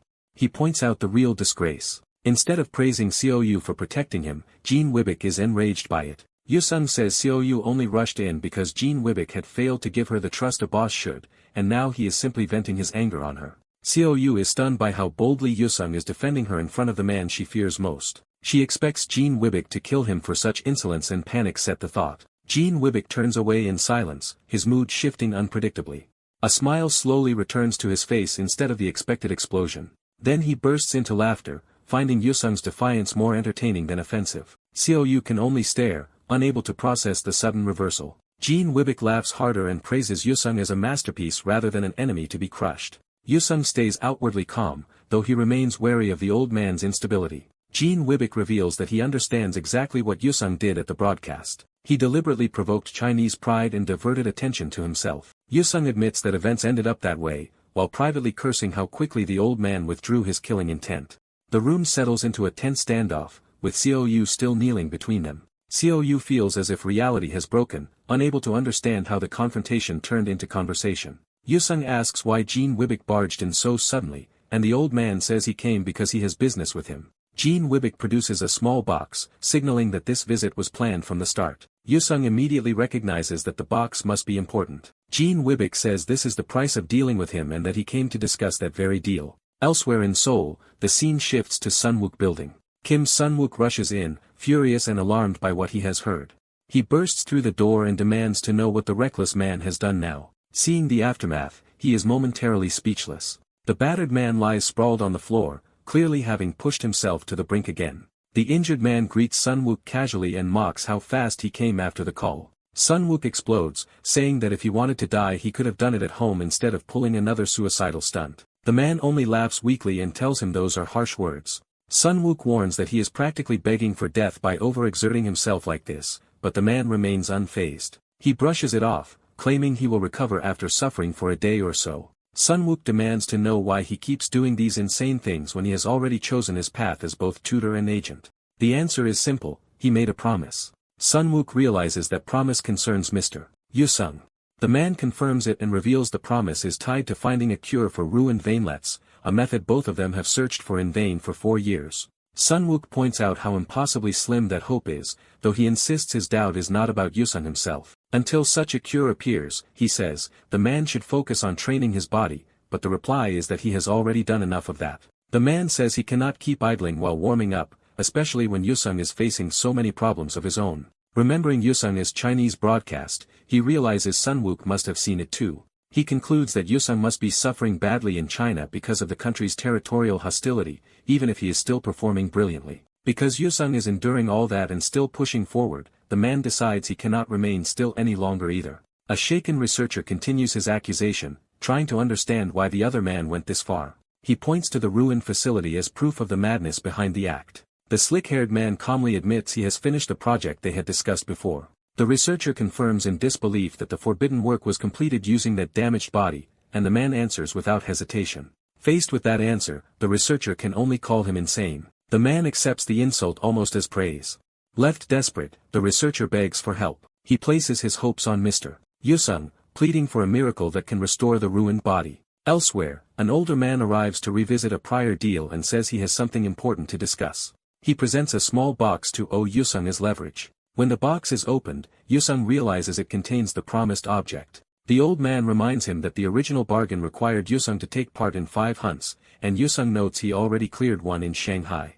The old man admits he should not be showing the reward yet, but circumstances have changed. Yusung presses him to explain what changed. The old man reveals that a Taoist enemy has invited Yusung to a coming gathering, which Yusung recognizes as the dive. He says he has a task for Yusung inside that event. When Yusung asks what he gains, the old man offers to count the mission as clearing all 5 hunts at once and promises the object will go to the young man they discussed. That reward makes Yusung pause and weigh the offer seriously.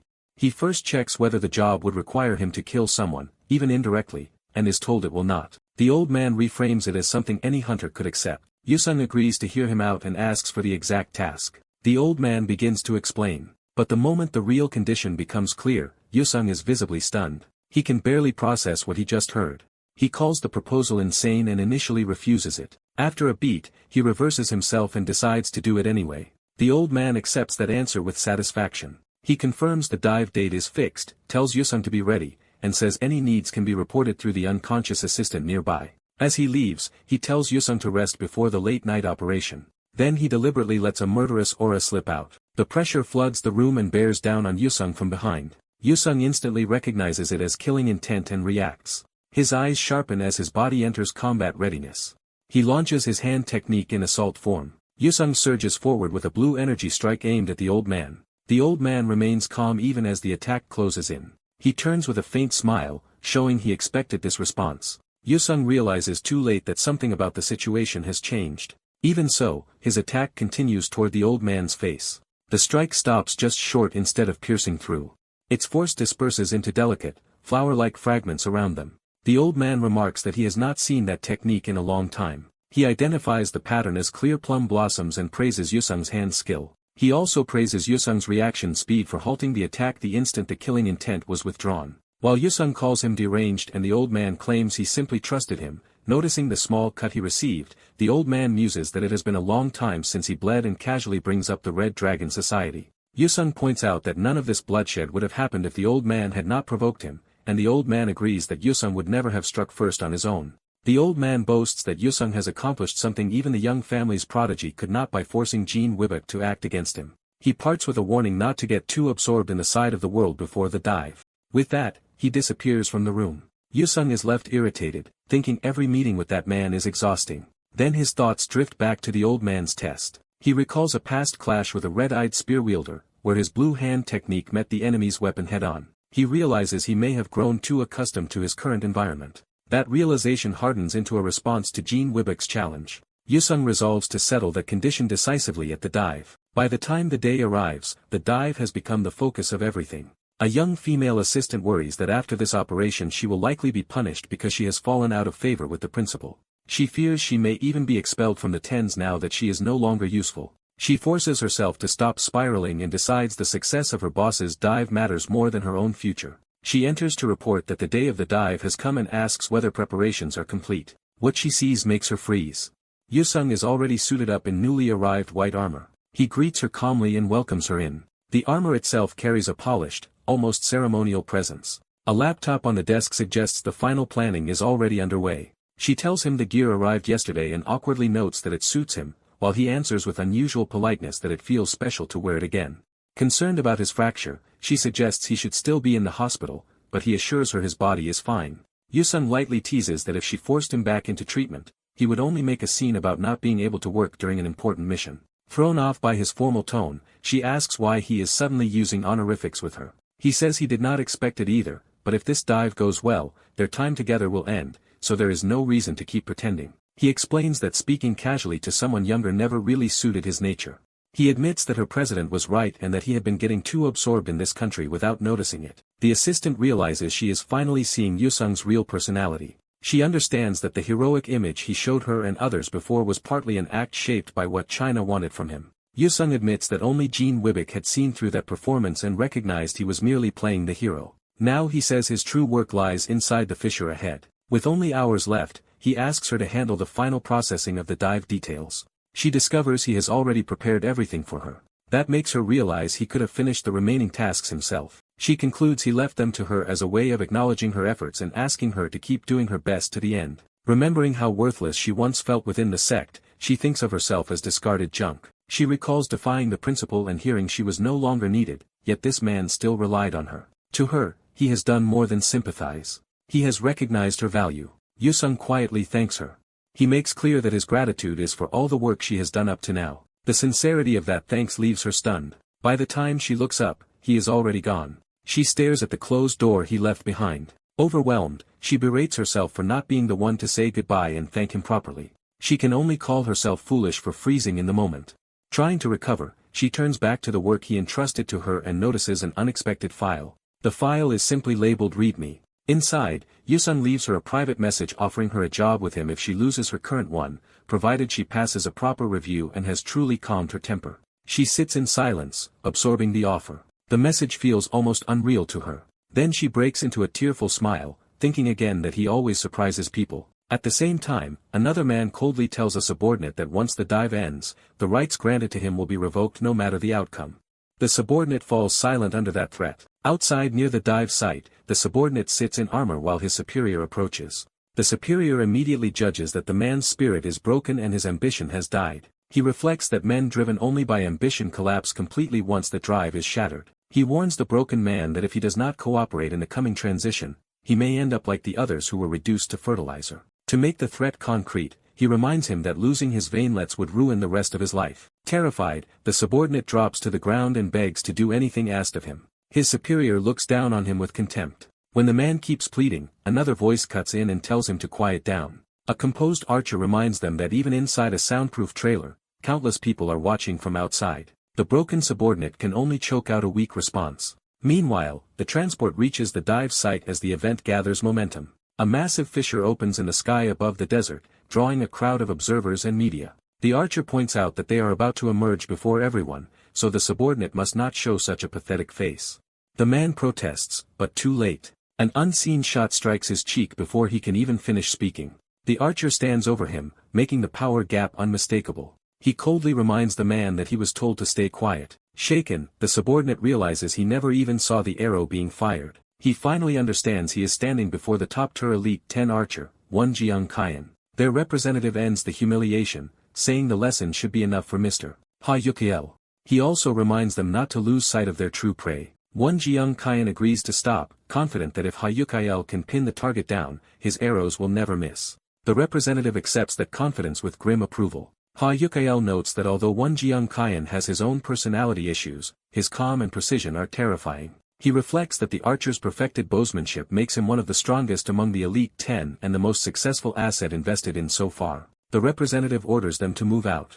The hunting party advances together toward the operation. Ha Yukiel declares that all preparations are complete and asks if they should finally meet their prey. He steps forward with renewed purpose. As cameras gather outside, the media identifies the arriving group as Representative Lee Wei-ming's company and announces that the event is beginning. Yukiel notices the spectacle with a quiet, wary reaction. He stands in white armor beside a red-haired woman, presenting a composed public image. Ha Yukiel approaches with a smile, apologizes for the delay on Yusung's side, and acts as though this is a routine partnership. He extends his hand and says he looks forward to working together on today's operation. Yusung studies the offered handshake instead of taking it immediately. Behind the smile, Ha Yukiel thinks that the hunt will begin the instant Yusung accepts that hand. Inwardly, he revels in the idea of hunting Yusung himself. The two men face each other in a tense standoff before the handshake.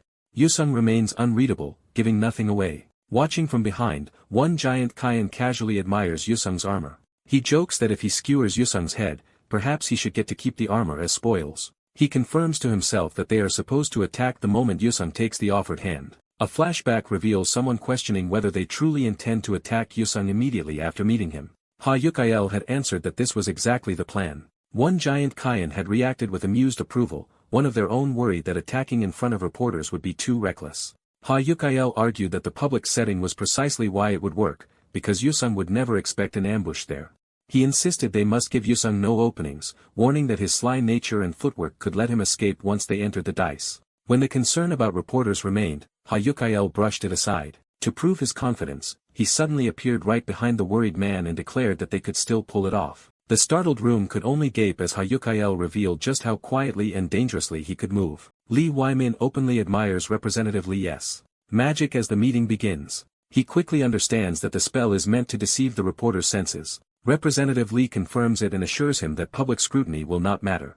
He quietly reveals the real plan. When he offers a handshake, Lee Wymin's side should attack Oh Yusung. The demon archer questions whether such a direct assault is even necessary. He recalls that when Oh Yusung first appeared on stage, no one else could even track his movement. That memory reminds him that his own eyes had caught what others missed. Confident in that advantage, he takes pride in being one of the few who could follow Yusung at all. He bitterly thinks that if he had possessed his current bow back then, he would have killed Yusung on the spot. As the operation begins, the fissure opens in the desert with violent energy. The gathered reporters keep filming, unaware that their senses are already being manipulated. The illusion takes hold before anyone notices. To the reporters, it now appears that the group is simply preparing to enter the fissure normally. Meanwhile Lee Wymin approaches with hidden murderous intent, planning to seize Yusung and interrogate him about the heavenly harmonic art. Yusung remains calm, having already expected a trap.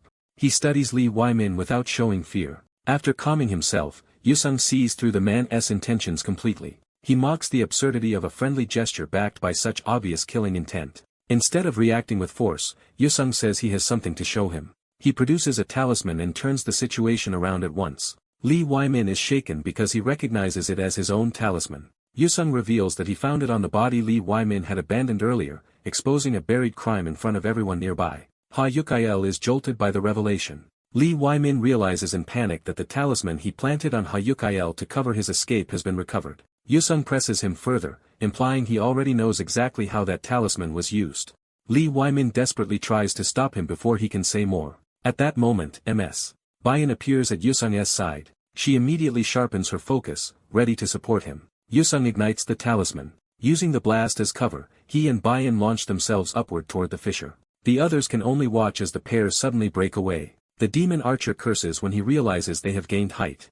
The pursuers are left scrambling below as Yusung escapes their immediate reach. Yusung and Bayan ride the explosion's force toward the fissure entrance. The demon archer instantly counters by drawing his bow. Lee Wymin realizes too late that the pair are fleeing rather than falling into his trap. The archer refuses to let them go. He pulls out a heavy arrow and prepares a serious shot. With practiced speed, he sets the arrow and draws the bow. Power surges through his body as he commits to the attack. His aura swells, showing that he is using the full might of his weapon. Hayukael recognizes the bow and is stunned. He identifies it as the famed bow of the 9 collections used by one Jiang Qian, a legendary masterpiece. Even the others know it as one of China's greatest bows, powerful enough to bear immense force. The archer draws the string to its limit.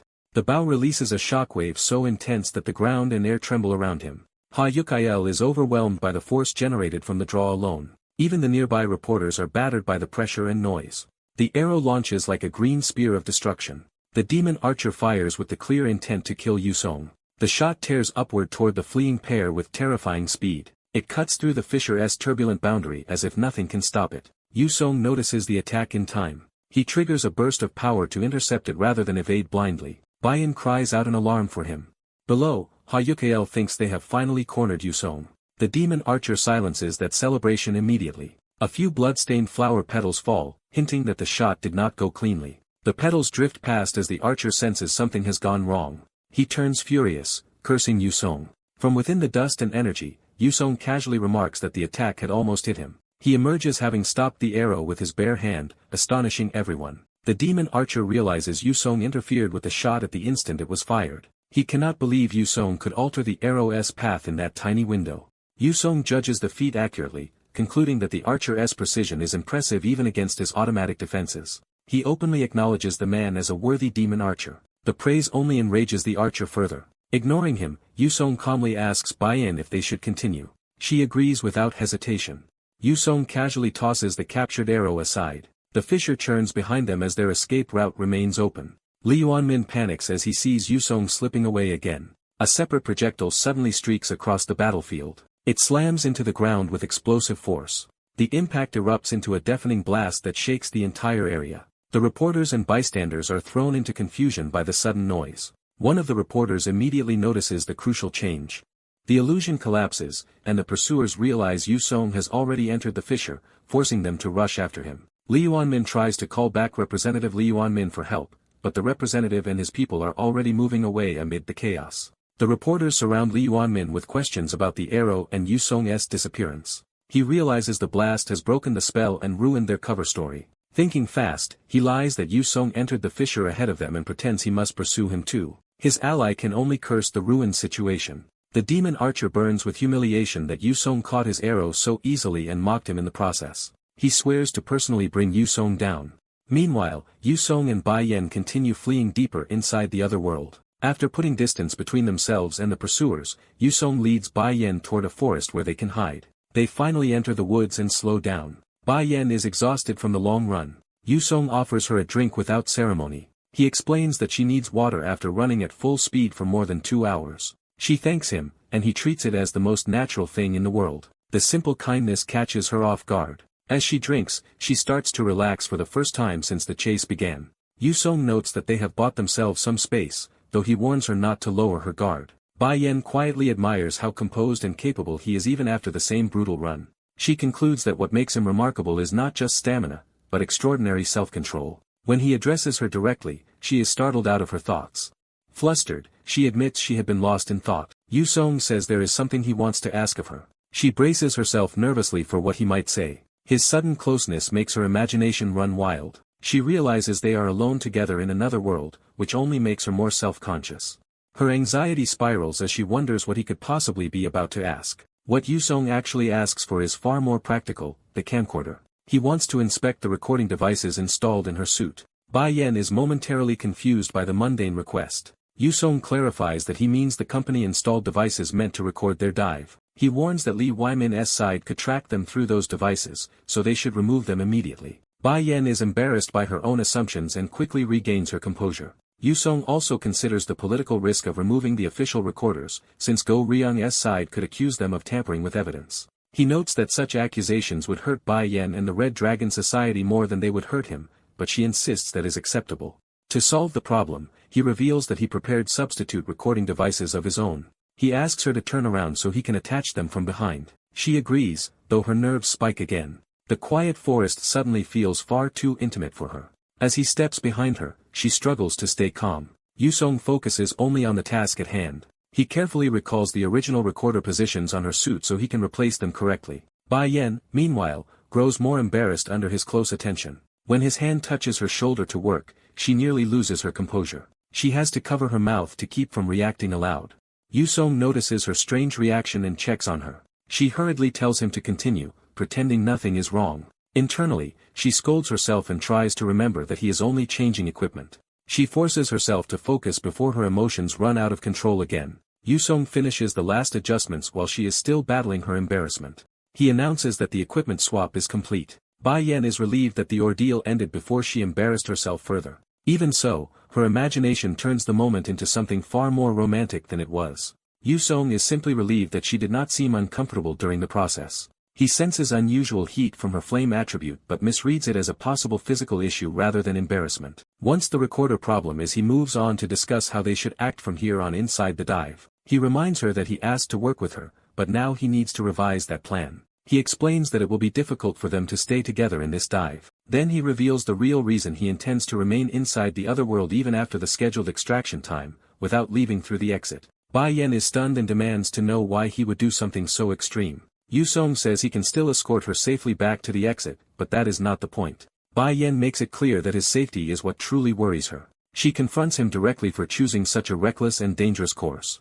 Yu Song is caught off guard by how strongly she reacts. He realizes he cannot tell her the deeper truth behind his decision. His thoughts shift to an earlier conversation that first framed the mystery for him. In that memory, he is asked whether he has ever considered a certain question. The question concerns the relationship between the human world and the other world inside the fissures. An older man presses the unsettling point that humanity knows almost nothing about the other world itself. Yu Song demands to know what the man is really implying.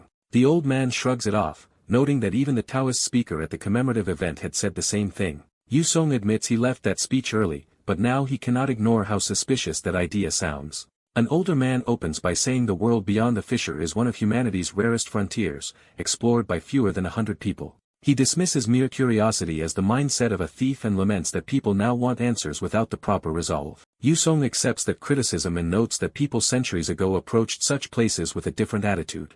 The older man confirms that 400 years ago, those who sought that world were far more prepared in spirit. Yusong absorbs the claim instead of reacting with open disbelief. The older man notices Yusong is calm and realizes this revelation is not entirely new to him. Yusong admits he is unsure how to react, because everything he knew said the fissure only appeared a few decades ago. He recalls that an old book from Yang Wujin already hinted that a world existed beyond the fissure long before its modern appearance. Because of that book, Yusong is not shocked now, and the older man decides to explain the truth. He says the entrance formed recently, but the world beyond it existed long before and was known under many names. Those legendary sacred mountains and celestial realms were not myths at all, but records of deadly expeditions into that hidden world. Yusong dryly remarks that the pill he was given seems cheap if it is only meant to test the man's obsession. The older man sharply insists this is not fantasy but reality. He says the evidence is sufficient and that Yusong only needs to retrieve the requested items from the place he specified. He presents the pill as part of that arrangement and leaves the choice in front of Yusong.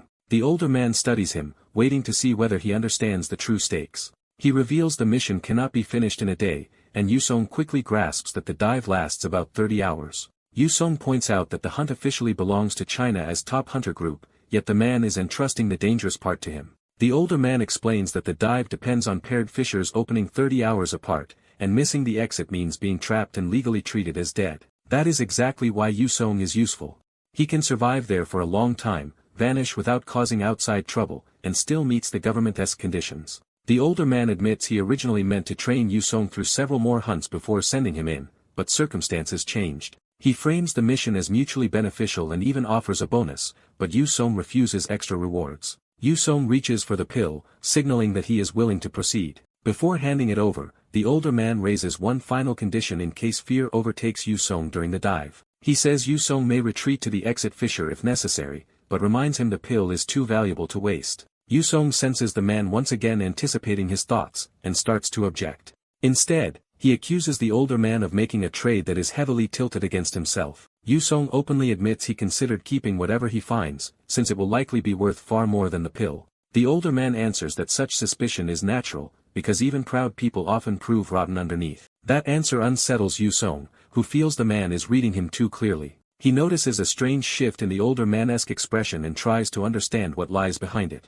The older man says Yusong is not the sort of person who would make that betrayal. He clarifies that he does not think Yusong is righteous, only that his nature points in a different direction. He identifies that nature with a single word, hunter. Yusong repeats the word, recognizing the judgment being placed on him. The older man confirms that this is exactly why he trusts him. Yusong realizes the man believes a true hunter values the hunt itself more than petty betrayal. The older man finally tosses him the pill. Yusong catches it, silently accepting both the mission and the expectation attached to it. Satisfied, the older man leaves the rest in Yusong's hands. Yusong again turns over the word hunter, as if testing whether it truly defines him. He decides he cannot explain that feeling to anyone else. So when Miss Byun presses him later, he resolves to keep his real objective hidden from her. Byun is caught off guard when he refuses to explain himself. Yusong tells her that both of them are, in their own way, professionals with private business, so he has no reason to reveal his secrets. She accepts the logic but argues that if she understood more,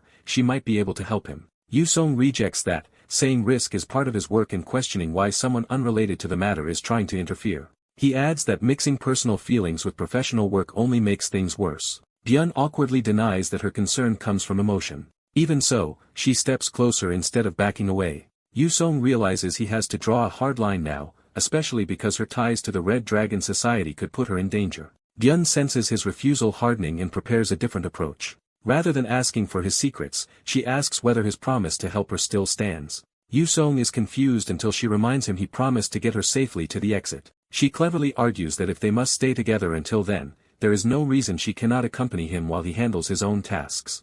Yusong tries to object that the work is dangerous, but she cuts off any need to explain his mission. She asks only that he keep his word as a professional and stay with her until she leaves through the fissure. Her directness catches Yusong off guard more than he expected. Unable to deny his own promise, he agrees to accept her help while they travel together, and she immediately seals it as a promise. With that settled, Byun urges them to move at once and confirms he already chose where he needs to go. As he follows her lead, Yusong admits to himself that her stubbornness surprised him. To his own surprise, he finds that feeling strangely pleasant. Their march is interrupted by a sudden disturbance in the forest. A pack of purple ape-like monsters bursts out and rushes them. Byun immediately charges to meet the threat. She closes the distance before the creatures can surround them. As the monsters leap in from all sides, she plants herself at the center of their attack. She unleashes her movement technique in a burst of power. In an instant, she cuts through the entire pack and drops them before they can touch her.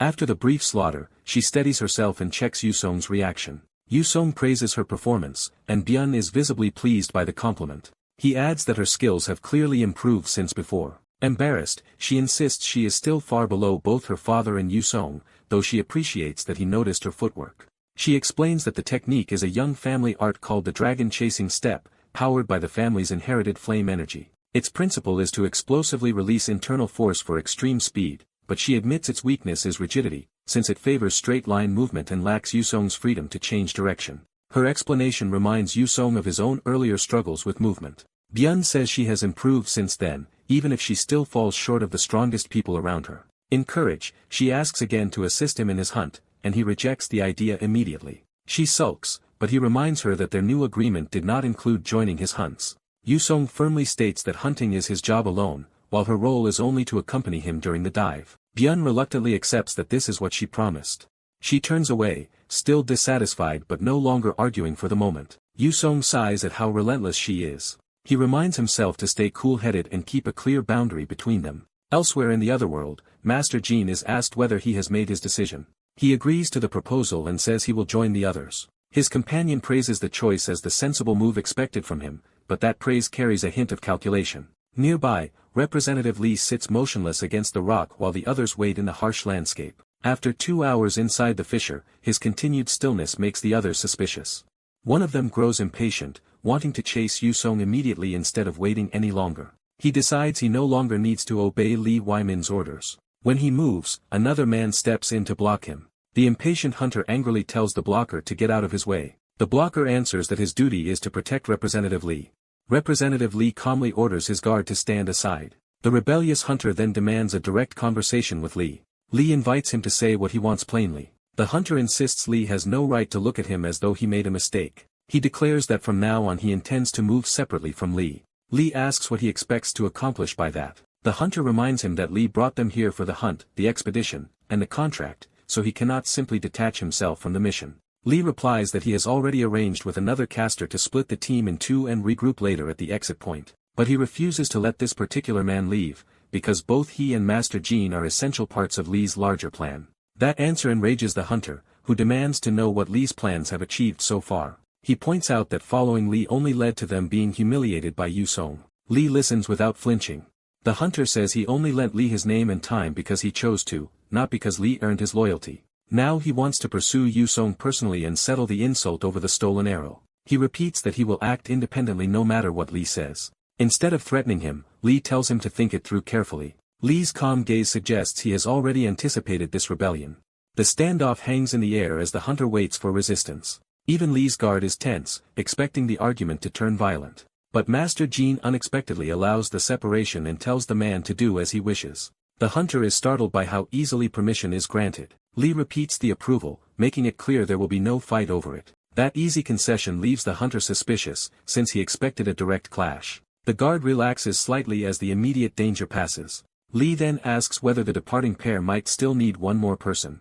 He explains that he can protect himself with spells and has no intention of exploring yet, so the guard would be more useful joining the active search. He adds that the other world is unpredictable, and a third person could matter if the two hunters face something they cannot handle alone. The hunter senses manipulation in that suggestion, but decides to accept the arrangement and leave first with the guard. He departs with his anger still fixed on Yusong. Lee sends them off with polite words that sound more like a move and a gain than genuine goodwill.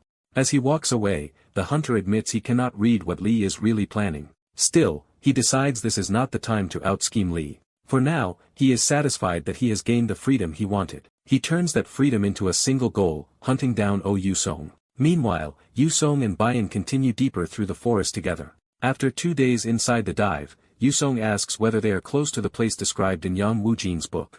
Bai says they should find it just beyond the forest to the northwest. They emerge near a vast cliff that cuts through the land. Bai recalls that the book said the target creature lives directly beneath an overwhelming presence below and knows the creature is there. He identifies it as a top-level predator, once said to be the ninth child of the legendary dragon. The name comes to him at once, the Chiwen.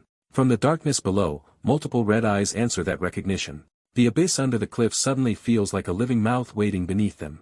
Yursung and Bai stand at the edge, facing the unseen monster together. Bai feels the pressure too and grows visibly tense. Yursung first wonders if the chill is only the wind, then realizes the fear comes from something far worse. He recognizes the sensation as the killing intent of a true apex predator, unmistakably the Chiwen's. Because of that danger, he tells Bai that from this point on he will hunt alone. Bai stiffens at the order instead of retreating. She asks to help anyway and insists on hunting beside him. Yursung is stunned that she still wants to join him even after feeling the monstrous murderous presence. He tries once more to warn her by name, hoping she will reconsider. Bai answers that she can handle the danger, but before the matter is settled, something interrupts them. Bai is jolted by something completely unexpected. She realizes too late that her body has suddenly been restrained. Panic sets in as she understands she cannot move at all. Yursung seizes control of the situation and takes hold of her. Without giving her a choice, he carries her away from the hunt. Bai, confused and hurt, demands to know why he is doing this. He brings her to safety and leaves her propped against a tree. Still shaken, she asks again why he is shutting her out. Yursung makes it clear that from here on he will hunt alone because she should not be involved. He explains the paralysis will wear off, orders her to investigate the other world until the exit opens, and tells her to leave when it does. Bai tries to protest, unwilling to accept being abandoned. Yursung decides to be blunt so she will stop clinging to him. He tells her directly that he does not want her attached to him anymore. To drive her away, he claims her presence would not help and would only get in his way. The cruelty of that answer catches her off guard. The rejection lands hard enough to leave her speechless and sick at heart. Yursung turns away while Bai sits there crushed by what he said. He coldly tells her to stop bothering him and declares they will not meet again. As he leaves, Bai can only watch in shock. She is left staring after him, hurt and unsettled. Yursung forces himself to believe that cutting her off is the right choice. He admits to himself that distancing her is painful, but he sees it as necessary to keep Bai out of danger. The real target ahead is not the Gung Jiai but a monster even more powerful. That realization sharpens his focus. He enters the open hunting ground alone and braces himself. A colossal serpent-like creature suddenly rises before him, catching him completely off guard. The monster towers over him, instantly establishing the gap in scale. Yursung is stunned by how silently and suddenly it appeared. He identifies it as the Chiwen and is alarmed that he never sensed its presence. Its emergence feels unnatural, as if something that huge materialized like a ghost without warning. He suspects the Chiwen had already detected them long before he noticed it. Even his auto-hunting instinct urges retreat, warning that the Chiwen may be beyond what he can handle in his current state. Instead of being discouraged, he finds the absurdity of hunting such a monster almost exhilarating. The danger only hardens his resolve. He commits himself to the fight, even if it means acting recklessly. The Chiwen fixes its eye on him and prepares to respond. Yursung launches the first attack at full speed. He races straight up the monster's massive body to disrupt its sense of direction. Using its own size against it, he leaps toward its head. The Chiwen opens its jaws to counter. Yursung presses in without hesitation. The monster tracks him with unnerving precision. A violent movement from the Chiwen throws off his approach. Yursung doubles down on his speed technique, intending to confuse it by moving as if he were running up a cliff. For a moment, the monster seems to lose track of him. He keeps accelerating along the terrain to maintain momentum. Then he realizes the Chiwen has vanished from where he expected it to be. He dashes along the cliff edge, searching for its position. The ground fractures under the pressure of the pursuit. Yursung realizes too late that the monster has gone underground. He tries to adjust his footing for an emergency response. He slams downward to force a change in the battlefield. The impact cracks the earth apart. The Chiwen erupts upward through the shattered ground in a direct counterattack. Its gaping maw rises to swallow him whole. Yursung recognizes that the monster is trying to end the fight in one bite. He instantly triggers Steinable, creating a petal-like construct to alter his path. That sudden shift lets him slip out of the monster's mouth. He briefly thinks he has escaped the trap. Then he notices a second threat. The Chiwen unleashes fire from its mouth at point-blank range. Yursung realizes the flames were the real danger hidden behind the bite. The blast expands with overwhelming force. A pillar of fire tears upward across the battlefield. Yursung is nearly swallowed by the heat and light. The firestorm continues to surge higher. The Chiwen sustains the attack with terrifying output. The flames spiral into a massive burning column. The inferno engulfs the area around the monster. Yursung realizes how close he came to dying. He is thrown away by the force of the blast. While falling, he admits that surviving that exchange was dangerously close. He explains that the moment he met the Chiwen's eyes, he knew it was about to breathe fire. That foresight let him activate Steinable immediately. Using the construct, he barely changed the direction of his leap in time. He knows that even a slight delay would have gotten him instantly vaporized by the flame pillars. Yursung now accepts that the Chiwen is far stronger than the record suggested and beyond anything he has fought before. Its enormous body moves with impossible speed, making it even more terrifying than its size alone would suggest. Its breath is just as monstrous, carrying enough heat and pressure to burn everything around it. He concludes that a straightforward contest of power is hopeless against this creature. Even so, he steadies himself by trusting that his plan can still bring it down. He summons Steinable again to prepare the next phase of that plan. While still airborne, he positions the construct beneath himself. He lands on the floating platform and regains control of his movement. The Chiwen watches him carefully, waiting for his next move. Yursung declares that the hunt is not over and that he is resuming the attack. The monster closes in again, ready to crush him. Yursung bursts upward into the air to seize the initiative. He uses Steinable to create platforms in midair. More floating constructs appear, giving him a shifting route through the sky. Combining those platforms with spin and slit, he begins a high-speed pattern meant to confuse the Chiwen. The monster as I follows, trying to read the trick. The Chiwen lowers its head and prepares another breath attack. Fire gathers in its mouth into a concentrated sphere. Yursung decides this next breath will be the opening he needs to combine both techniques fully. The Chiwen fires the attack. The monster believes it has locked onto him, but Yursung splits into multiple rushing afterimages around the blast. He reveals a new skill that makes his high-speed afterimages look like real clones. The Chiwen is suddenly surrounded by false targets. The clones scatter through the air, multiplying the confusion. Yursung predicts the Chiwen will answer by charging through them. The monster opens wide and commits to the attack. It lunges upward to smash through the swarm. One of Yursung's figures closes and near its eye. The real Yursung commits to the decisive strike. He narrows his focus entirely on the opening ahead. With his weapon ready, he drives in for the kill. Petals and motion trails mark the path of his fainting clones. The false images continue to fill the air around the Chiwen. The monster still cannot immediately tell which one is real. Yursung's swarm closes around its head from every direction. He taunts the Chiwen with the challenge of distinguishing the real attacker from dozens of clones. The Chiwen answers with another sweeping burst of fire. One of the apparent Yursungs is consumed by the blast, proving the clones can be sacrificed. Yursung reminds himself that he is aiming for the creature's one known weakness and must create a gap in its defense. This entire strategy was built from what he learned in Yang Wujin's book about the Chiwen's habits and vulnerabilities. According to that knowledge, the Chiwen's eyes hold the purest harmonic essence, making them the target he must pierce.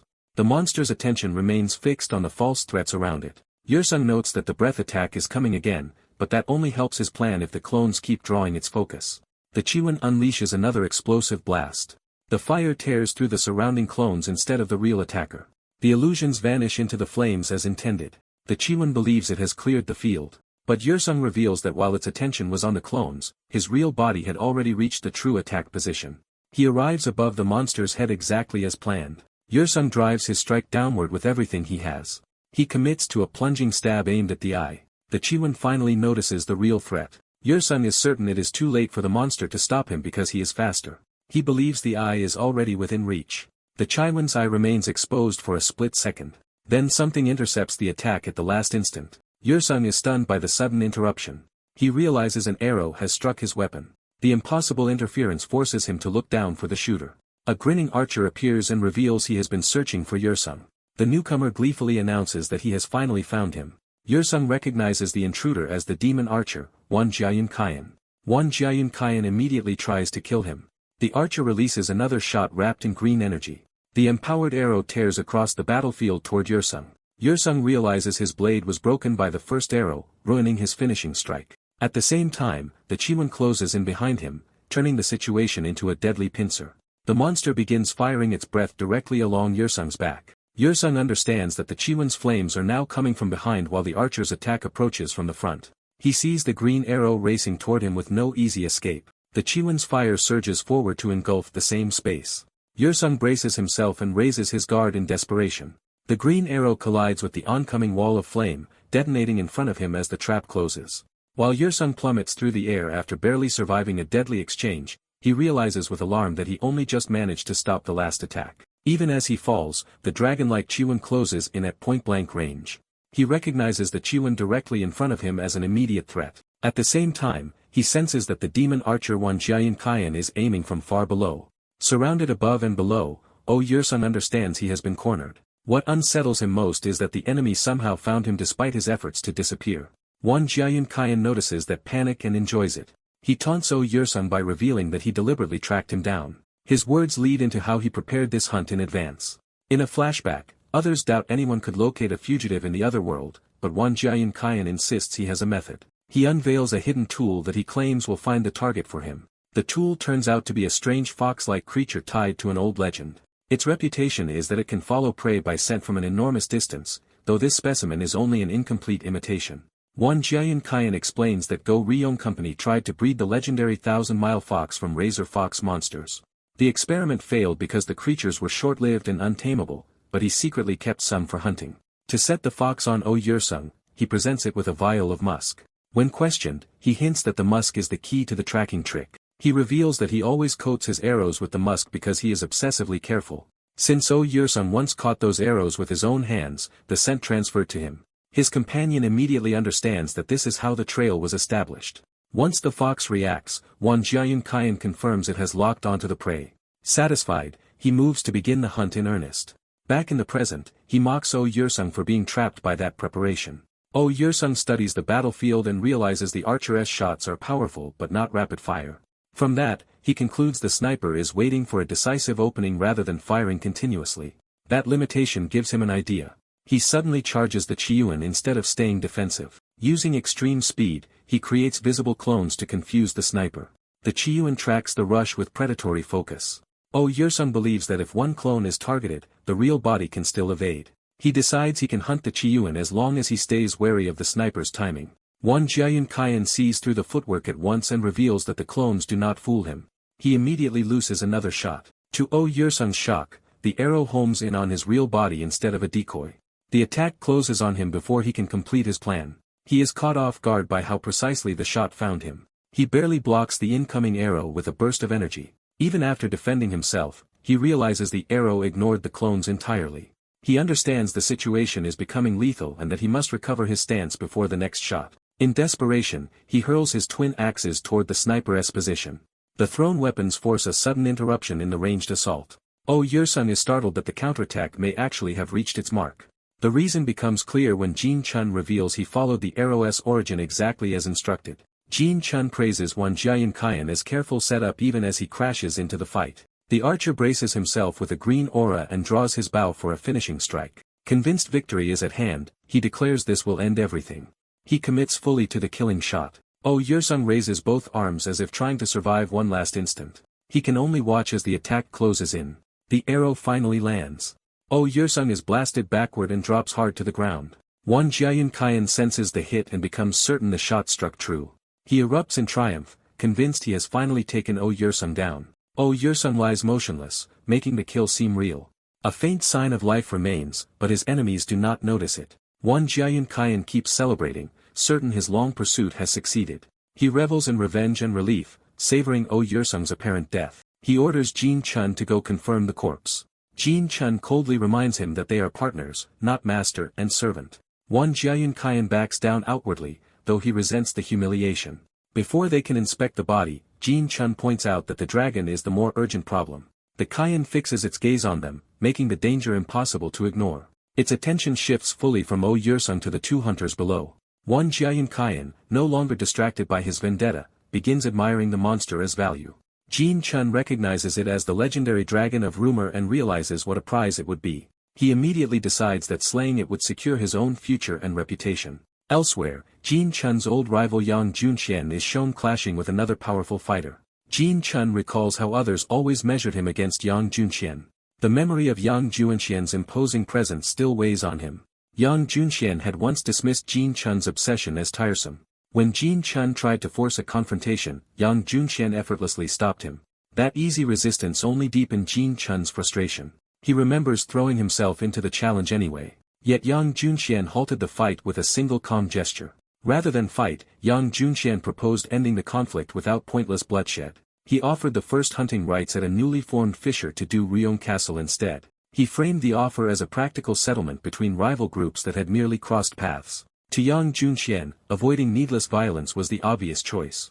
He also stated that the Red Dragon Society would simply take the second wave of the hunt. Even while speaking peacefully, Yang Junxian's presence made clear he could fight if pressed. When Jin Chun challenged his authority, Yang Junxian calmly invited him to test it. That quiet confidence shook Jin Chun more than open aggression would have. Yang Junxian's faint smile made the imbalance between them feel even worse. In the end, the Red Dragon Society withdrew on its own terms, leaving Jin Chun humiliated again. Jin Chun could only watch them leave in frustration. Back in the present, he admits to himself that Yang Junxian was always one step ahead of him. He remembers how all of Shanghai treated Yang Junxian as the true dominant figure after his rise among the elite 10. Jin Chun was always judged as second best, no matter his own power. Unable to bear that reputation, he repeatedly sought a duel, only to be refused every time. His resentment grew into a desperate need to prove himself. Now he sees the dragon as the chance to seize a feat grand enough to eclipse Yang Junxian. The dragon looms before him as the embodiment of that opportunity. If he becomes the first hunter to slay a dragon, he believes his achievement will surpass Yang Junxian's. With that ambition driving them, Jin Chun and Wen Jiayang Qian prepare to fight together. Wen Jiayang Qian regains his confidence and readies another empowered shot. The dragon faces them head-on, unshaken by their resolve. Wen Jiayang Qian exults that this battle is turning into his perfect day. Even while insulting Jin Chun, he acknowledges that the old hunter-esque combat skill is genuine. He recalls that Jin Chun's reputation in Shanghai came from overwhelming close-range power. Jin Chun enters a fearsome battle state as he commits to the vanguard. His aura-charged axe strike is said to crush anything in close combat. Wen Jiayang Qian decides that with Jin Chun in front and his own bow in support, they can kill any monster. The dragon's SI narrows as it reads their intent. Jin Chun plants his feet and launches forward. He charges straight at the dragon's massive body without hesitation. Watching the assault, Wen Jiayang Qian praises the opening and grows more excited. He convinces himself this is no different from the giant monsters he has hunted before. He fires a killing arrow at the dragon as Jin Chun closes in. The shot streaks toward the dragon's face with lethal force. Wen Jiayang Qian boasts that the dragon's size only makes it an easier target. The arrow appears to strike cleanly near the dragon's SI. A second projectile follows to capitalize on the opening, but Wen Jiayang Qian suddenly realizes something is wrong. Jin Chun is horrified to see that the arrows have been deflected rather than penetrating. He finds himself standing on the dragon's head, far closer to danger than he intended. Still trying to salvage the attack, he raises his axe for a decisive blow. He aims to split the dragon's skull open in one strike. His aura-wrapped axe comes down with full power. The dragon's SI glows with a different, unnatural force. Dark energy begins to gather around its body. Jin Chun's blow lands, but the impact fails to break through as expected. For an instant, he thinks he connected solidly. Then confusion replaces confidence when the result makes no sense. The dragon's defense instead shatters his weapon. Jin Chun stares at the ruined axe in disbelief. He cannot accept that his strongest weapon has broken against the monster. The dragon remains intact, its power only growing more ominous. Wen Jiayang Qian finally grasps how disastrous the situation is. He realizes the monster has entered a new level of threat. Jin Chun reaches the same conclusion and understands that the dragon can use aura. The broken remains of his weapon slip from his hand as his confidence collapses. He curses the monster, but the anger is already giving way to fear. The dragon moves, and Jin Chun is thrown off balance before he can recover. He admits to himself that ordinary attacks are useless against an aura-using monster. For the first time, he abandons the fantasy of victory and thinks only of escape. He realizes he cannot defeat this dragon alone and would need an entire hunting force. He turns and runs, gasping as panic takes over. The dragon reaches after him with terrifying ease. Jin Chun is stunned by how quickly it closes the distance. Facing death, he breaks completely and regrets ever challenging such a creature. In that terror, he admits the truth that all of this began from his obsession with surpassing Yang Junxian.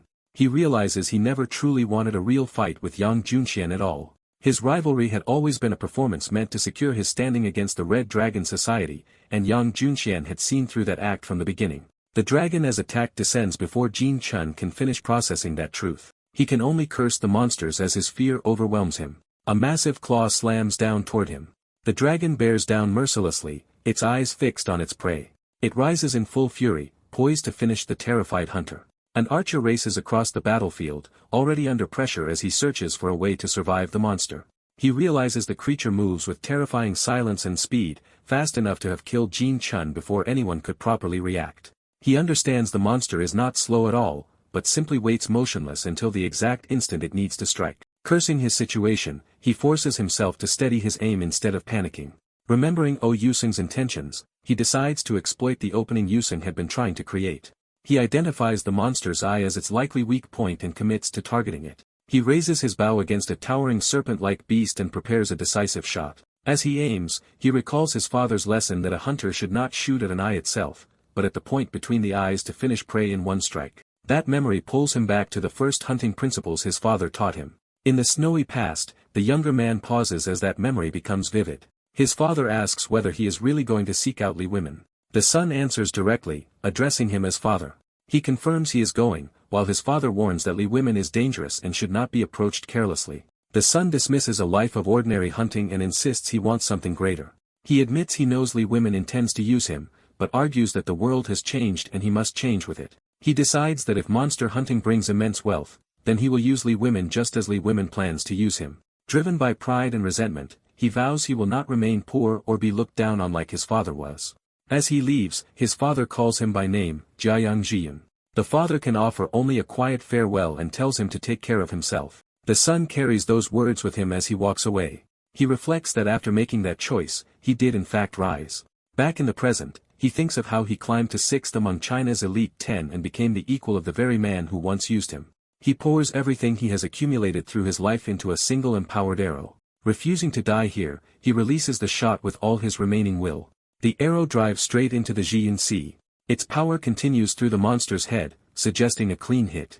For a moment, he believes he has succeeded. But the arrow begins to burn away inside the monster's flame power. His confidence collapses into shock. He realizes the arrow carrying all his energy melted before it could truly reach and destroy the target. Knowing his best attack failed, he curses and breaks into retreat. He admits he cannot defeat something like this and decides escape is his only option. He plans to reach the forest, hide there, and flee once he has broken the monster's line of sight. He reassures himself that unlike Jiayang Jiyun, he still has enough distance to get away. The Jiyun answers by unleashing a massive stream of flame after him. He briefly believes he can still escape the attack. Instead, the fire tears through the ground in a devastating line and closes the distance instantly. He screams as death seems certain.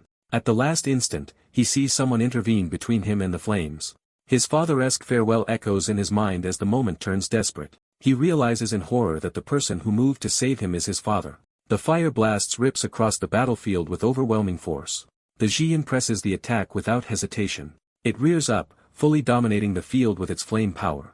Elsewhere on the battlefield, Yusung regains awareness. He realizes he had been struck by one Jiayang Qian's arrow and knocked down rather than killed. He finds that the shock from the arrow has left his body paralyzed and not yet recovered. The Jiyan looms over him, ready to finish him off. The monster closes in on the helpless Yusung. Flames gather in its mouth for another killing blast. Unable to move his arms properly, Yusung focuses on one option left to him, activating auto-hunting. Before he can do it, the Jiyan fires at point-blank range. Yusung realizes he is about to be engulfed before he can trigger his skill. The flames surge toward him. At that instant, Baiant slides in and throws herself into danger to reach him. She calls out to Yusung as she grabs him. Yusung is stunned to see Baiant appear in front of him. The Jiyan's fire continues to crash down on their position. Baiant drags Yusung clear just before the blast lands. She shields him with her own body as they tumble to safety. The attack detonates across the ground behind them. The flames spread violently through the area they had occupied a moment earlier. The Jiyan remains standing amid the destruction, still hunting them. It quickly searches for the pair again. From a short distance away, the monster reorients toward them while they lie exposed on the slope. Baiant realizes they survived by the narrowest margin. But even as she catches her breath, she knows the danger is not over. She sees that her leg was badly grazed during the rescue. Baiant admits she saved Yusung with her movement technique, but the injury means she cannot move properly right away. Even so, she first checks whether Yusung is still alive, and he answers that he is barely holding on. Seeing him still trying to rise despite his injuries, she decides she has to support him. She reaches for him to help him sit up. She braces herself and lifts him despite her own pain. Baiant forces herself onward, refusing to stop even though her legs are failing. Together they manage to get Yusung upright. She asks how he feels, and he sincerely thanks her for saving his life. Still confused, Yusung asks why she came back for him after he had told her to retreat. Byant awkwardly admits that he did tell her to go. She apologizes, but Yusung makes clear he is not blaming her and only wants to understand. Byant confesses that she did not think it through and simply moved. After escaping the forest and shaking off her paralysis, she saw the monster closing in on the fallen Yusung. At that sight, her body acted on its own because all she could think about was saving him. Yusung is quietly struck by how deeply she was thinking of him. He realizes the feeling is mutual. Their moment is cut short when the Qiyuan rises over them again. Yusung immediately recognizes that the monster has found them. He tries to move, but the paralysis still has not fully left his body. He returns to the idea of activating auto-hunting before the Qiyuan attacks again. Byant places her hand over his and stops him. Yusung turns to her in surprise.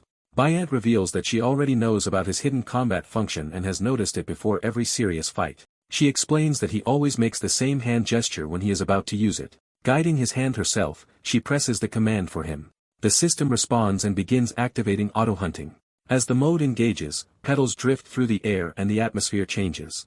Even the Qiyuan seems to sense the shift in pressure. Yusung rises to face the monster while Byant remains behind him. Byant is alarmed that he is standing at all in his condition. Yusung tells her not to worry. With calm confidence, he promises that things will be fine from here on. The Qiyuan roars and prepares to crush him. Byant can only watch, stunned by his composure. Yusung advances and takes up the fallen spear as his weapon. Since his own blade was broken, he decides to borrow the spear instead. Byant agrees but still urges him to flee now that he can move again, only for him to refuse. She points out that both of them are too badly wounded to run far anyway. Yusung answers that escape is unnecessary because the monster can be killed. Byant, flustered but trusting him, agrees to wait. Yusung steadies himself and commits fully to the fight. He launches forward to begin the counterattack. His first burst of speed carries him straight into striking range. He charges the Qiyuan head-on with the spear. The monster tracks him carefully, ready to counter. Byant calls out an alarm as he closes the distance. The Qiyuan recognizes him as the same being that had just frightened it. It remembers the earlier attack that made it feel fear for the first time in centuries. Realizing this is that same threat, the monster reacts with hostility and caution. It fires another massive flame blast to erase him before he can get close. Auto-hunting splits Yusung's movement into afterimages as he rushes through the attack pattern. The Qiyuan lashes out with a hand to swat him down. Yusung evades the strike in midair and keeps advancing. He slips all the way to the monster's face, directly beside its eye. Reading the situation, he notes that the Qiyuan is agile and troublesome, and that it will naturally try to protect its eyes just as before. He decides that predictable defense will no longer save it. He thrusts toward the eye again, forcing the monster to raise its flame aura barrier. Instead of stopping, he drives himself through the opening created by that defense. At close range, he confirms the eye is wrapped in both aura and concentrated flame chi. He recalls that anything touching that flame chi should melt, which is exactly why the monster believes him doomed. Yusung realizes this is the confirmation he needed. Everything is unfolding exactly according to his plan.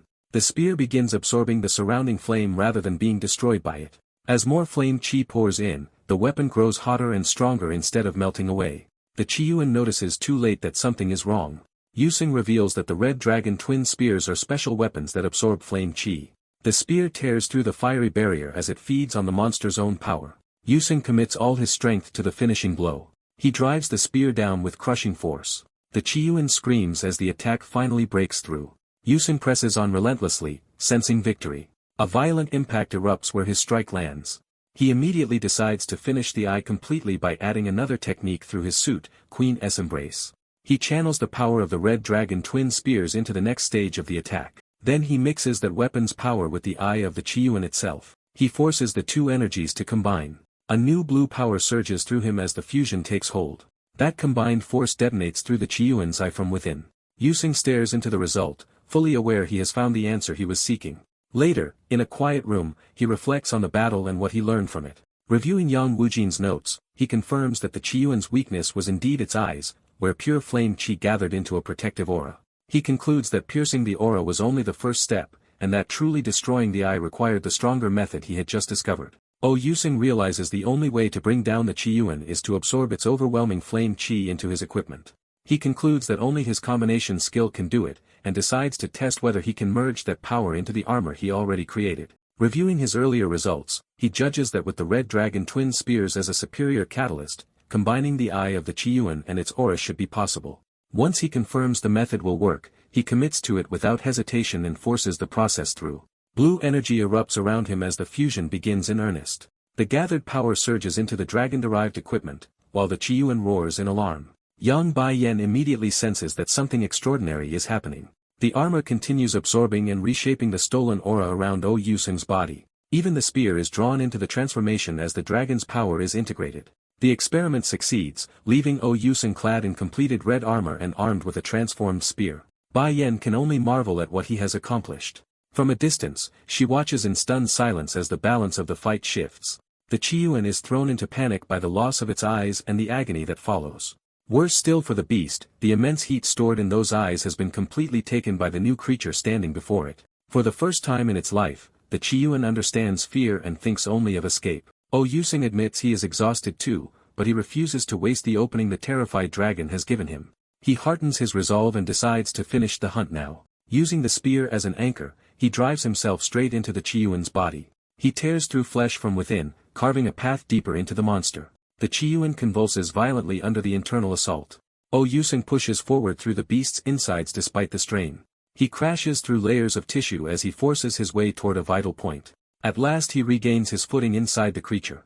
Seeing the interior clearly, he realizes he has entered the Qiyuan's body itself. A pulsing organ ahead draws his attention as dark energy courses around it. He identifies it as the Qiyuan's heart. Outside, the Qiyuan realizes in horror that its enemy has invaded its body. Enraged by the violation and half-blinded by pain, the beast vows to kill the intruder. It decides to fire the heat energy it had coughed up directly at the creature inside it. A torrent of destructive energy rushes inward toward O Yuseng. He braces himself and turns to meet the attack. At the last instant, he exerts himself to stop the blast. The combined aura in his armor spreads out and blocks the incoming breath inside the beast. The attack is smothered before it can reach him. O Yuseng confirms that the is. Aura fused with the armor can even shut down the Qiyuan's breath. The Qiyuan tries desperately to force another breath through its ruined mouth. Inside, the heart continues to pulse while the beast struggles to defend itself. O Yuseng sees that the Qiyuan is still resisting fiercely, making a direct stab through all its internal defenses difficult. So he settles on a different finishing method. Calming himself, he prepares the final move. The heart swells and trembles as the pressure inside the beast mounts. O Yuseng unleashes chi parasitic bees from within the Qiyuan. The dragon senses the new threat but cannot stop it in time. The parasitic projectiles pierce through the Qiyuan's body from the inside out. The beast is riddled with countless holes as the attack bursts through its flesh. Its heart is overwhelmed and begins to collapse. Certain the kill is complete. O Yuseng finally allows himself to believe the battle is over, but one last violent rupture tears through the Qiyuan's body. The dying monster lets out a final roar. Its towering body starts to lose all strength. The head droops as life drains away. The corpse topples into the great fissure below. The severed remains disappear into the darkness. Only the long scar the battle carved across the ground remains visible above. The battlefield falls briefly quiet around the edge of the chasm. Fragments of O Yuseng's armor lie scattered nearby, showing how much the fight cost him. He drags himself back up from the edge, barely holding on. Even in that state, he recognizes that he has truly succeeded. He knows luck played a part, because his aura was nearly exhausted and he would have failed without chi parasitic bees. Still, he takes pride in having completed the first hunting plan exactly as intended. For the first time, he can say he has hunted and killed the Qiyuan. His next thought is to reunite with Miss Bai Yan and head back to the exit, until an unexpected voice praises defeat. O Yuseng immediately turns wary at the interruption. A newcomer congratulates him on the astonishing accomplishment of slaying a dragon.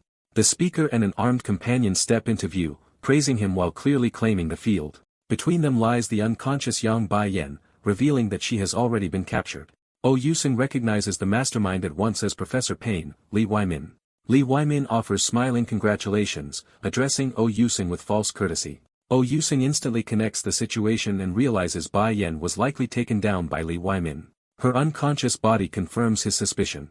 The distance and terrain make a direct rescue difficult. He also notices that Ha Yukul is standing guard in front of Li Weimin. O Yuseng starts searching for a gap between them to save Bai Yan, but the setup leaves him no easy opening.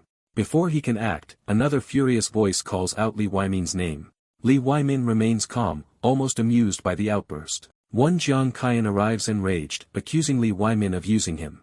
Li Weimin dismisses the accusation and claims he merely followed one Jiang Qian's own wishes. He adds that he secretly placed the talisman in one Jiang Qian's equipment as a precaution, proving he had been manipulating events from the start. Won Jiang Qian rages, but Li Weimin reminds him that the talisman's activation saved him from death. Li Weimin cuts off the argument by pointing out that Oh Yusung is the more urgent matter. Won Jiang Qian grits his teeth and swallows his anger for the moment. Oh Yusung agrees to postpone their internal dispute until after dealing with him. To force compliance, Won Jiang Qian steps toward the helpless Bai Yin. He plants his foot on her body, making the threat immediate and personal. He lays down the rule plainly: if Oh Yusung moves even one step closer, Bai Yin dies under his foot. Oh Yusung curses Won Jiang Qian but is forced to hold himself back.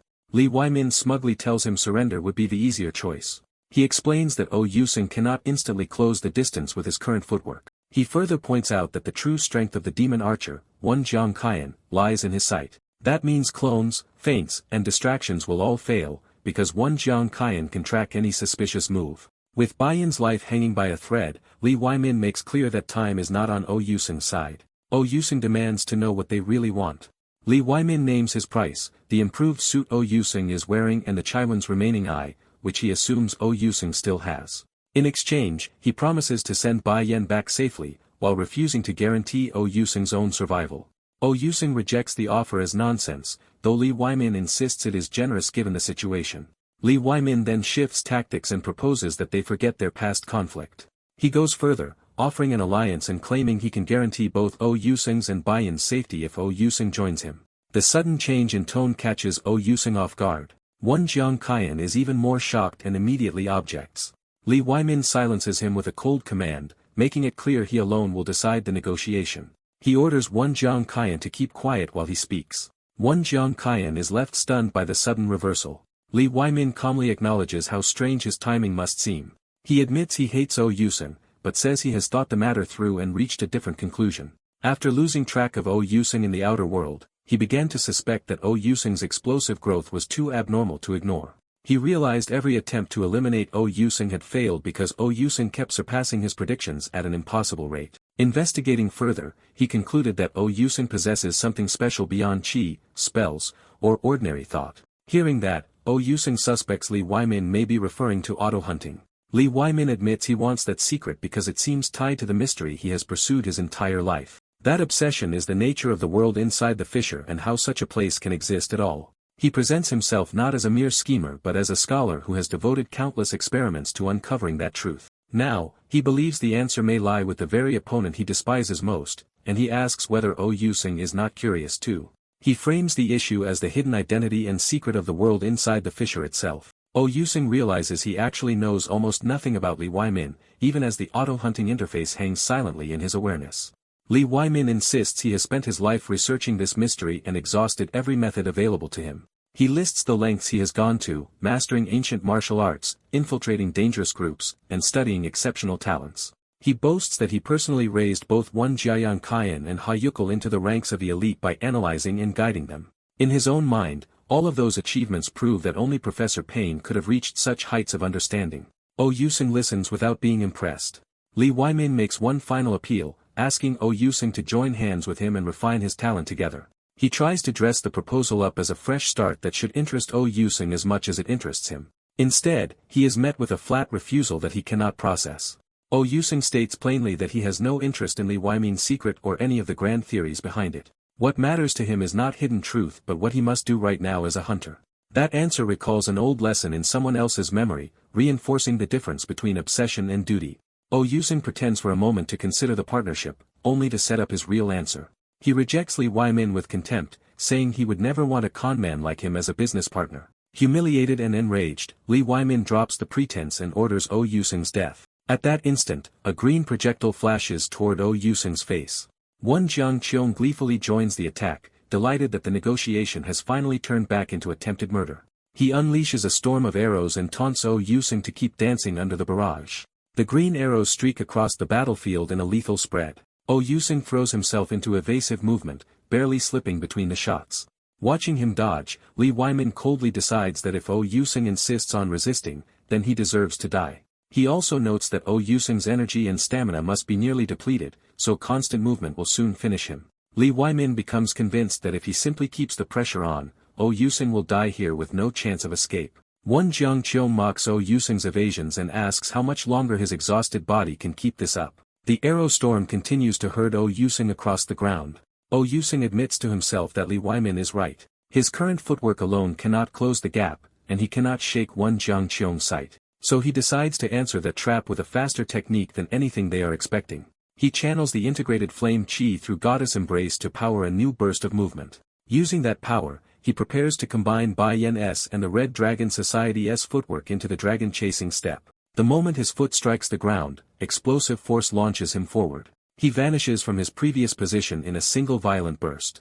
One Jiangqiong can only stare in disbelief as the impossible happens. Oh Yusing appears past the killing zone and inside their formation before they can react. Even one Jiangqiong is forced to wonder if Oh Yusing truly disappeared for an instant. Oh Yusing answers their arrogance with raw fury as he closes in. He crashes down between them, smashing through the hostage setup and blowing both enemies away from Bai Yen. One Jiangqiong is left reeling from the impact as Oh Yusing seizes back control of the battlefield. The demon archer braces in panic as attacks tear past him and he realizes the fight has already slipped out of his control. He is stunned that Oh Yusing has vanished from his sight and understands he is now exposed at close range. Trying to save himself, he decides he must create distance immediately before Yusing reaches him. He fails as Yusing closes the gap first and crashes into him with overwhelming speed. The archer is caught completely off guard by how decisively the momentum has turned. Yusing follows through without hesitation, driving another brutal blow into him. The archer is launched helplessly, his confidence collapsing under the sudden assault. He can barely accept that someone like him is being dominated so completely. In disbelief, he identifies himself as one Jiangqiong, the feared demon archer, as if the title alone should have protected him. Yusing remains calm and composed, showing no sign that the archer's reputation matters to him. One Jiangqiong is slammed to the ground and the onlookers realize the supposedly terrifying archer has been neutralized almost instantly. Yusing coolly assesses the field instead of celebrating. One of the remaining enemies cannot believe one Jiangqiong has fallen so easily. The bespectacled strategist steadies himself and begins reassessing Yusing with new seriousness. Yusing moves to the fallen woman first, prioritizing her condition over the enemy still standing. He checks Jiangqiong carefully and finds her unconscious but alive. Relieved that her breathing and pulse are normal, he allows himself a brief moment of reassurance. With her safety confirmed for the moment, he rises and turns back to the remaining threats. The swordsman lies battered nearby, showing how thoroughly Yusing has already dismantled their side. The swordsman struggles to process the defeat, coughing and barely conscious. Yusing addresses the survivors and makes it clear the battle has narrowed to them alone. One Jiangqiong remains down, no longer part of the fight. Yusing states plainly that only one opponent remains standing in any meaningful way. He names that last real threat as Li Weimin, the bespectacled planner. Li Weimin acknowledges that Yusing endured Ha Yukel's attacks with reinforced armor and even shattered his legs. Instead of fear, Li reacts with excitement, thrilled that Yusing has surpassed his expectations again. Yusing recognizes that Li is dangerous precisely because he treats overwhelming strength as a puzzle rather than a reason to retreat. Li admits Yusing has grown into something he cannot handle directly, but reveals that this possibility was already built into his calculations.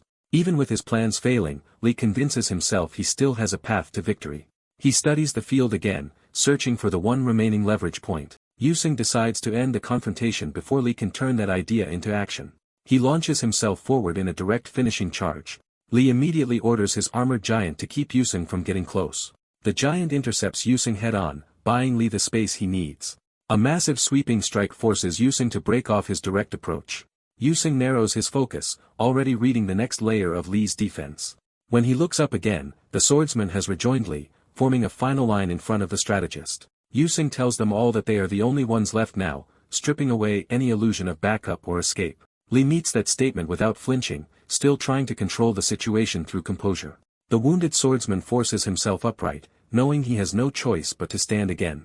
Yusing releases a stronger aura, making it clear he is done holding back. The swordsman wants to flee, but Li stops that thought immediately. Yusing tells them running is pointless, because he has already prepared a way to destroy them even if they escape. He reveals that he secretly attached a camcorder after entering the other world and recorded everything they said and did to him. Yusing explains that if he leaves through the fissure with that evidence, their careers as hunters are finished.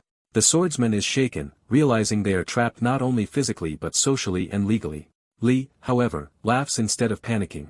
He is delighted that Yusing has raised the stakes even further and made the game more interesting. Li praises Yusing again for exceeding expectations and wonders what greater surprise he might produce next time. Yusing shuts that down, promising there will be no next time because all of them are going to prison.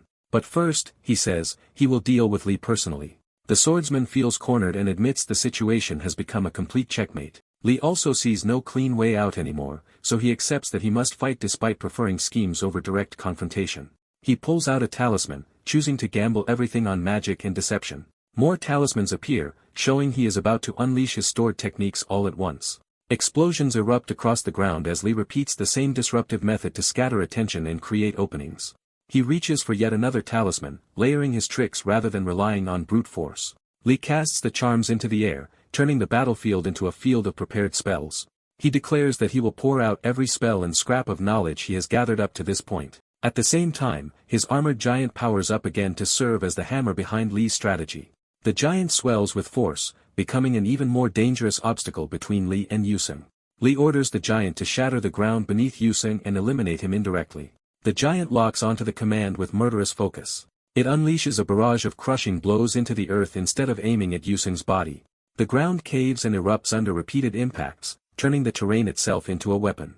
The bombardment spreads into a chaotic field of ruptures meant to trap or destabilize Yusung. Li quickly realizes even this much force may not be enough, because Yusung's armor is tougher than expected. Still, Li decides the destruction can serve as a distraction while he hides his true objective. He reveals his last Shikuchi talisman and admits he cannot simply flee while Yusung still holds the incriminating recordings. So he chooses a single desperate target that could reverse everything. Li decides to use the unconscious Yang Baiyan as leverage, believing she is his only path to victory. He commits to that plan without hesitation and moves toward her. Convinced he has found the winning move, Li declares the fight effectively over, but Yusung had already anticipated exactly that choice. Li is jolted by the realization that his supposedly clever move was predicted. Even as he moves, more talismans are prepared, showing he intends to combine speed and misdirection. His giant remains positioned behind him as a shield while he advances on Bai Yen. Li admits he dislikes frontal combat, but now embraces an all-or-nothing struggle with everything at stake. The swordsman, driven by desperation, convinces himself that killing Yusung is the only way to survive the aftermath. He raises his blade and fixes on Yusung as his final obstacle. Yusung dismisses the idea that what comes next is an even fight. He says this is no longer a battle between equals. From this point on, he declares, he will be hunting them. That promise leaves the remaining enemies startled and off balance. When Yusung suddenly vanishes, panic breaks out among them despite their attempt to stay calm. The ground begins cracking in multiple places, suggesting movement below the surface. They realize Yusung has gone underground, using the monster-made tunnels as a hidden route. Li quickly explains the tactic and tells the swordsmen they can still trap Yusung if they react the moment he resurfaces. He urges them not to panic and to listen for the sound that will reveal Yusung's position. Instead, Yusung strikes first from below, seizing the swordsman's leg and dragging him off balance. The swordsman screams as he is pulled down by an unseen attacker beneath the earth. He slams his sword into the ground in a desperate attempt to resist being swallowed. The struggle tears up the terrain, but it does not free him. Li curses the swordsman for losing control and ruining their chance to respond intelligently. He realizes the disturbance is bait and that Yusung wants them focused on the wrong place. Li starts to predict the fake out, but he is already too late. Yusung bursts in from another angle and catches Li before he can finish the thought. The strategist is hurled away, his careful composure shattered by the sudden hit. Yusung reveals that Li was never his true target in that exchange. Yang Baiyan was the one he knew Li would go after. Li can only choke in shock as he realizes he has been read completely. Yusung explains that a hunter survives by learning the habits and patterns of prey. Predicting movement, he says, is the most basic rule of hunting. Li bitterly admits he failed, recognizing that Yusung outplayed him at his own specialty. With Li broken, Yusung turns his attention back to Bai Yen. Bai Yen wakes and answers him, confirming she has regained consciousness. Yusung tells her the situation is nearly over and asks her to rest.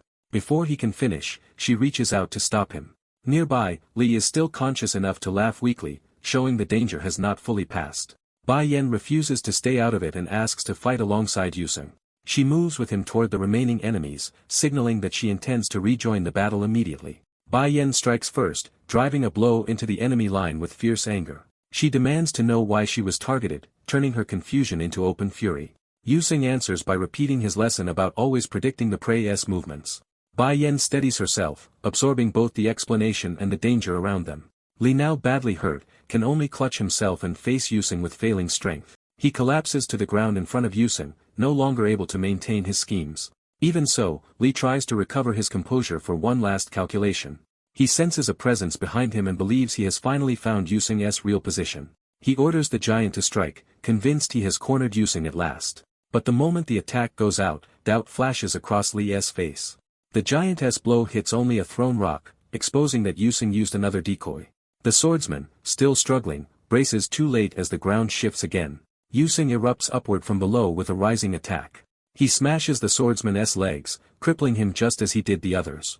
Li is horrified to realize Yusing chained one feint into another and fooled him twice in succession. Yusing immediately follows through, diving straight at the now defenseless swordsman. The swordsman can only stare in terror as the finishing blow closes in. Yusing's punch lands cleanly and decisively. The swordsman is knocked out, his resistance ending on the spot. Yusing counts him as finished, reducing the enemy's side by one more. The fallen swordsman lies motionless, confirming the knockout. His last breath of protest fades into helplessness. Yusing turns back toward the remaining pair, reasserting control over the battlefield. One giant Kaiyan still lies defeated, a reminder of how quickly Yusing dismantled their strongest names. Yusing repeats that only one true opponent remains. Again he names Li Weimin as the final enemy he intends to finish. Li once more evaluates Yusing's armor and the way brute force has failed against him. Instead of despair, he again reacts with twisted admiration at Yusing's growth. Yusing sees clearly that Li has become a schemer who cannot win in a straight contest. Li accepts that direct victory is impossible and falls back on prediction and contingency. Even then, he insists there is still some path left to survive. He studies the field from a distance, searching for another hidden opening. Yusing refuses to let that continue and resolves once more to end everything now. He charges again with the same relentless intent to finish the battle. Li's giant again moves to stop Yusing from closing in. Yusing crashes toward the giant without slowing, forcing another direct clash. The giant answers with another sweeping strike to keep him away. Explosions and ruptures spread across the ground again as Li returns to his familiar method of disruption. At the same time, Li reaches for another talisman, doubling down on magic and trickery. He scatters the charm overhead, preparing yet another layered spell sequence. Li commits fully, vowing to throw every spell and every scrap of knowledge he has left into one final attempt to stop Yusing. A towering armored enemy surges with power and prepares to crush the resistance outright. Its overwhelming size and aura make clear that the man facing it is badly outmatched. Realizing brute force will not work, the bespectacled schemer orders the ground beneath the monster destroyed to eliminate it indirectly. The armored giant locks onto the threat with lethal focus. It answers by unleashing a barrage of crushing blows instead of giving him room to maneuver. The attack hammers the earth in front of it, trying to collapse the battlefield and bury its target. The bombardment tears up the ground, but the man quickly sees that even this tactic will not be enough. He admits the monster's armor is far tougher than expected and too durable to break head-on. So he decides to use the attack as a distraction while hiding his real objective. His last Shikuchi talisman becomes his final gamble, because escaping alone means nothing while his enemy still holds incriminating videos over them. He commits to a single target and throws the talisman away to begin the real move. He chooses the fallen Yang Baiyan as the key to victory, deciding to use her as bait or leverage. Convinced his plan is about to succeed, he closes in on her. He declares the fight over, only to hear that his move was anticipated from the start. The sudden interruption shatters his confidence and leaves him stunned. Yusing appears in red armor and strikes before the schemer can react. The blow sends the man flying and instantly flips control of the battle. Yusing reveals that the true target was never him, but missed Bai Yan all along, and he planned around that. The schemer can only choke in shock as his trap collapses. Yusing calmly explains that hunting begins with reading a target's habits and patterns. He adds that predicting a prey's movements is the most basic skill of a real hunter. The defeated man realizes too late that his scheme has failed completely. Yusing turns his attention away from the con man and checks on Bai Yan instead. When he asks if she is awake, she answers weakly, showing she has regained consciousness. He reassures her that the danger is nearly over and urges her to rest. Before he can finish, she reaches out to stop him from carrying the burden alone. Even injured, she forces out a laugh, refusing to stay passive. Bai Yan insists on fighting beside him rather than being protected from afar. The con man watches from a distance as the two align themselves against him. Bai Yan immediately proves her resolve by attacking him herself. He is left reeling, unable to understand why she would target him instead. Yusing reminds him that he already explained the importance of predicting Bai Yan's sudden movement confirms that the trap has fully turned back on its maker. The con man staggers, clutching himself as panic replaces calculation. He collapses at Yusing's feet, stripped of any remaining advantage. Unable to accept defeat, he insists that this outcome is impossible. He desperately asks how Yusing realized the Bai Yan he approached was a fake. Yusing answers that the deception was obvious enough to fool even the man's own ally, one Zhang Kaiyan, proving how long the scheme had been prepared. He identifies the trick precisely. A spell of cognitive distortion was used to swap the real Bai Yan with a decoy. The real Bai Yan is shown safely hidden away from the con man's reach. Yusing explains the flaw that exposed the lie. Bai Yan had injured her leg during the final hunt. So when the supposed Bai Yan walked normally toward him, he knew the con man had slipped up. The con man is shaken by how effortlessly Yusing dismantled a plan he thought perfect. He realizes in horror that Yusing exposed his final trump card within seconds. Yusing coldly tells him to prepare himself for what comes next. The con man can only repeat that none of this should be possible. His mind loops back to the same disbelief that his hidden endgame was read so quickly. Yusing dismisses the trick as an obvious pattern anyone trained as a hunter should have recognized. He twists the knife further by noting that the con man failed because he was never truly a hunter. With the deception exposed, Yusing's killing intent rises and the balance of power becomes absolute. The con man forces himself to stop panicking and tries to stall for time with words. Yusing refuses to listen and charges straight at him. Instead of a finishing blow to the body, Yusing targets the man's mobility. He smashes the con man's leg with a brutal kick. The man screams as he realizes his leg has been broken. Yusing makes clear that the man's excuses and manipulations are over. He follows with a relentless flurry, determined to end the threat decisively. The beating shatters the con man's glasses and leaves him completely defenseless. Blood sprays from the impact as the punishment continues.